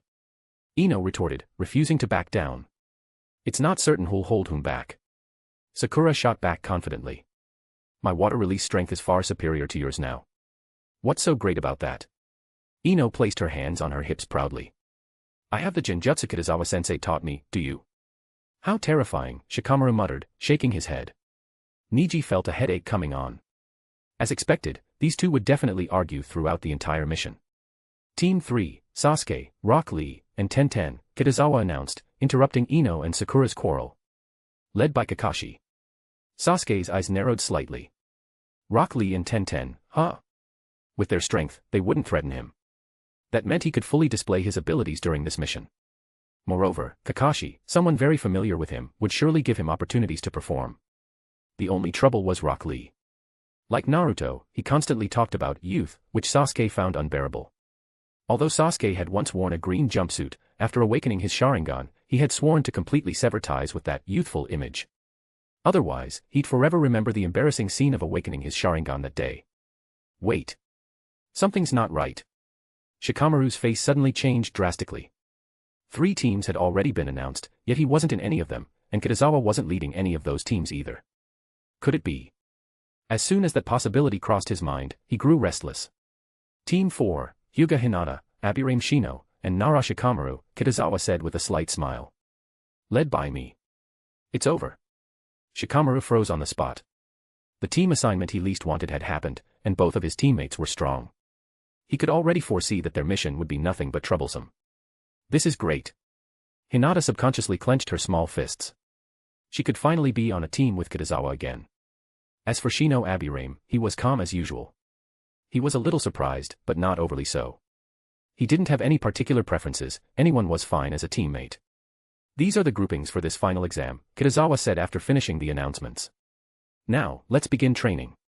Kakashi and Kosuke led their respective students away, leaving only Kitazawa's group behind. However, Kitazawa wasn't leading them alone this time, Sarutobi Hiruzen was also present. Kiba, Kitazawa called out. Teacher Kitazawa. Kiba ran over eagerly. Are you going to teach me a new secret technique? He was well aware of Kitazawa's ability to assess each student's progress precisely and assign the perfect training. Since Kitazawa had called him, it must be because his Fang bullet was nearing mastery. Yes and no, Kitazawa said with a faint smile. What do you mean? Kiba asked, puzzled. The secret technique I'm teaching you is an advanced version of Fang bullet, called Earth Fang bullet, Kitazawa explained. But you're not qualified to practice it yet. You first need to master Earth Release Chakra Nature Transformation. I see, Kiba said immediately. Then I'll learn it. He had always liked Fang bullet, with Earth Release added, Earth Fang bullet would definitely be even more powerful. What do you think are the characteristics of Earth Release Chakra? Kitazawa asked as he led Kiba away from the training ground to an open area. It's very sturdy and has strong defensive power, Kiba thought for a moment before replying. That's right, that's one of the characteristics of Earth Release, Kitazawa nodded. Besides sturdiness, there's also suppression. Suppression. Kiba repeated, confused. Earth Release ninjutsu is both offensive and defensive, Kitazawa explained patiently. Defense is protection, and offense is suppression. It involves altering the hardness, mass, or terrain of soil and rocks to subdue the enemy. Kiba's eyes brightened in understanding. Sturdiness and suppression are usually used offensively or defensively, Kitazawa continued. But for the user, Earth Release also provides an auxiliary ability, movement underground. So what characteristic does Earth Fang bullet have? Kiba asked after thinking for a moment. Many ninjutsu don't have just one characteristic, Kitazawa replied, shaking his head. Earth Fang bullet combines sturdiness and suppression, and simultaneously launches 3 giant rocks. That sounds really powerful. Kiba said excitedly. Then let's begin your Earth Release Chakra Nature Transformation training now, Kitazawa said as he crouched down and grabbed a handful of dirt. We'll start by changing the hardness of the soil. After speaking, he demonstrated. Once his Earth Release Chakra flowed into the dirt, it immediately solidified into a hard clod of earth. Kitazawa handed the clod to Kiba. So hard. Kiba squeezed it tightly, but the clod didn't change shape at all. Once you can make dirt this hard, you can begin learning Earth Fang bullet, Kitazawa said with a smile. Good luck. Yes, Teacher Kitazawa. Kiba said enthusiastically. Since it was Kiba's first day practicing Earth Release Chakra Nature Transformation, Kitazawa left a shadow clone behind to guide him while he himself went to practice the 5 Release Great Combo technique. If he ran into any problems, he could directly consult Sarutobi Hiruzen. At his current pace, Kitazawa estimated he would be able to master it within half a month. In the afternoon, he arrived at the ANBU base. On the training ground, Haku was practicing chakra control, specifically, tree climbing. His progress was very fast, he had already learned how to extract chakra and perform the 3-body technique. Kitazawa watched him, deep in thought. It seemed that ice release could now be put on the agenda. The reason Haku could learn it so early was that ice release was a bloodline inheritance. In other words, he had already mastered ice release innately, he just hadn't learned any ice release ninjutsu yet. Earlier, when his father and the villagers tried to kill him, Haku had inadvertently used ice release to kill them. If it had been a synthetic ice release, it wouldn't have been that simple. After all, one would need to be proficient in the 2 chakra natures being combined, wind release and water release. The first ice release ninjutsu Kitazawa thought of was ice release, ice rock dome of magnificent nothingness. Simply put, it involved using ice release chakra to form oval ice walls in the air, their hardness comparable to rock. Kitazawa had already mastered earth release, earth flow wall and water release, water formation wall. He could draw inspiration from these 2 defensive ninjutsu for the ice rock dome of magnificent nothingness. Thinking of this, Kitazawa returned to his office. He planned to write down his ideas on a scroll and then hand it to Haku. 4 days passed in a flash. On Friday afternoon, there was still 1 class left before school ended. Kitazawa planned to go to the Hokage building's mission hall to find a mission. Tomorrow was Saturday, so he could take Hinata, Shino Abirame, and Shikamaru along. Just then, an ANBU ninja suddenly appeared before him. Lord Kitazawa, the ANBU said respectfully. The blood-increasing grass has been purchased, but not the rock blue moss. Kitazawa frowned slightly. If even 1 medicinal ingredient was missing, the effectiveness of the prescription would be greatly reduced. Go investigate the origin of the rock blue moss, Kitazawa said after a moment's thought. Since it couldn't be bought, he would have to try his luck at its source. Yes, Lord Kitazawa. The ANBU ninja vanished. Kitazawa pondered for a moment and decided not to go to the mission hall yet. Once he knew the origin of the rock blue moss, he could then take a mission nearby, killing two birds with one stone. The ANBU's efficiency was impressive. In less than half an hour, Kitazawa learned that the rock blue powder originated from a Wagakure in the land of Earth. The so-called rock blue moss was actually ground from a special kind of rock. Its formation was somewhat similar to lightning-struck wood, a rare product of nature. The land of Earth, as its name suggested, was full of rocky mountains. Iwagakure itself was surrounded by mountains on all sides, easy to defend and hard to attack. The rock blue moss came from the high mountains near Iwagakure. The reason it couldn't be bought was because Iwagakure refused to sell it. After all, this ingredient was extremely valuable and could be used to make a secret medicine that enhanced the Earth Release Ninja. In the original storyline, the most classic secret medicine was the Akimichi clan's three colored pills, green, yellow, and red. Especially after consuming the red one, it became clear why the Akimichi were the Cho in Ino, Shika, Cho. The effect of the red secret medicine was to make an Akimichi lose a great deal of weight while increasing their strength 100-fold, their chakra forming a butterfly shape. It seems I'll have to make a trip to Iwagakure, Kitazawa muttered, stroking his chin. He debated whether to take Hinata and the others along as originally planned. After a moment, he realized he'd fallen into a misconception.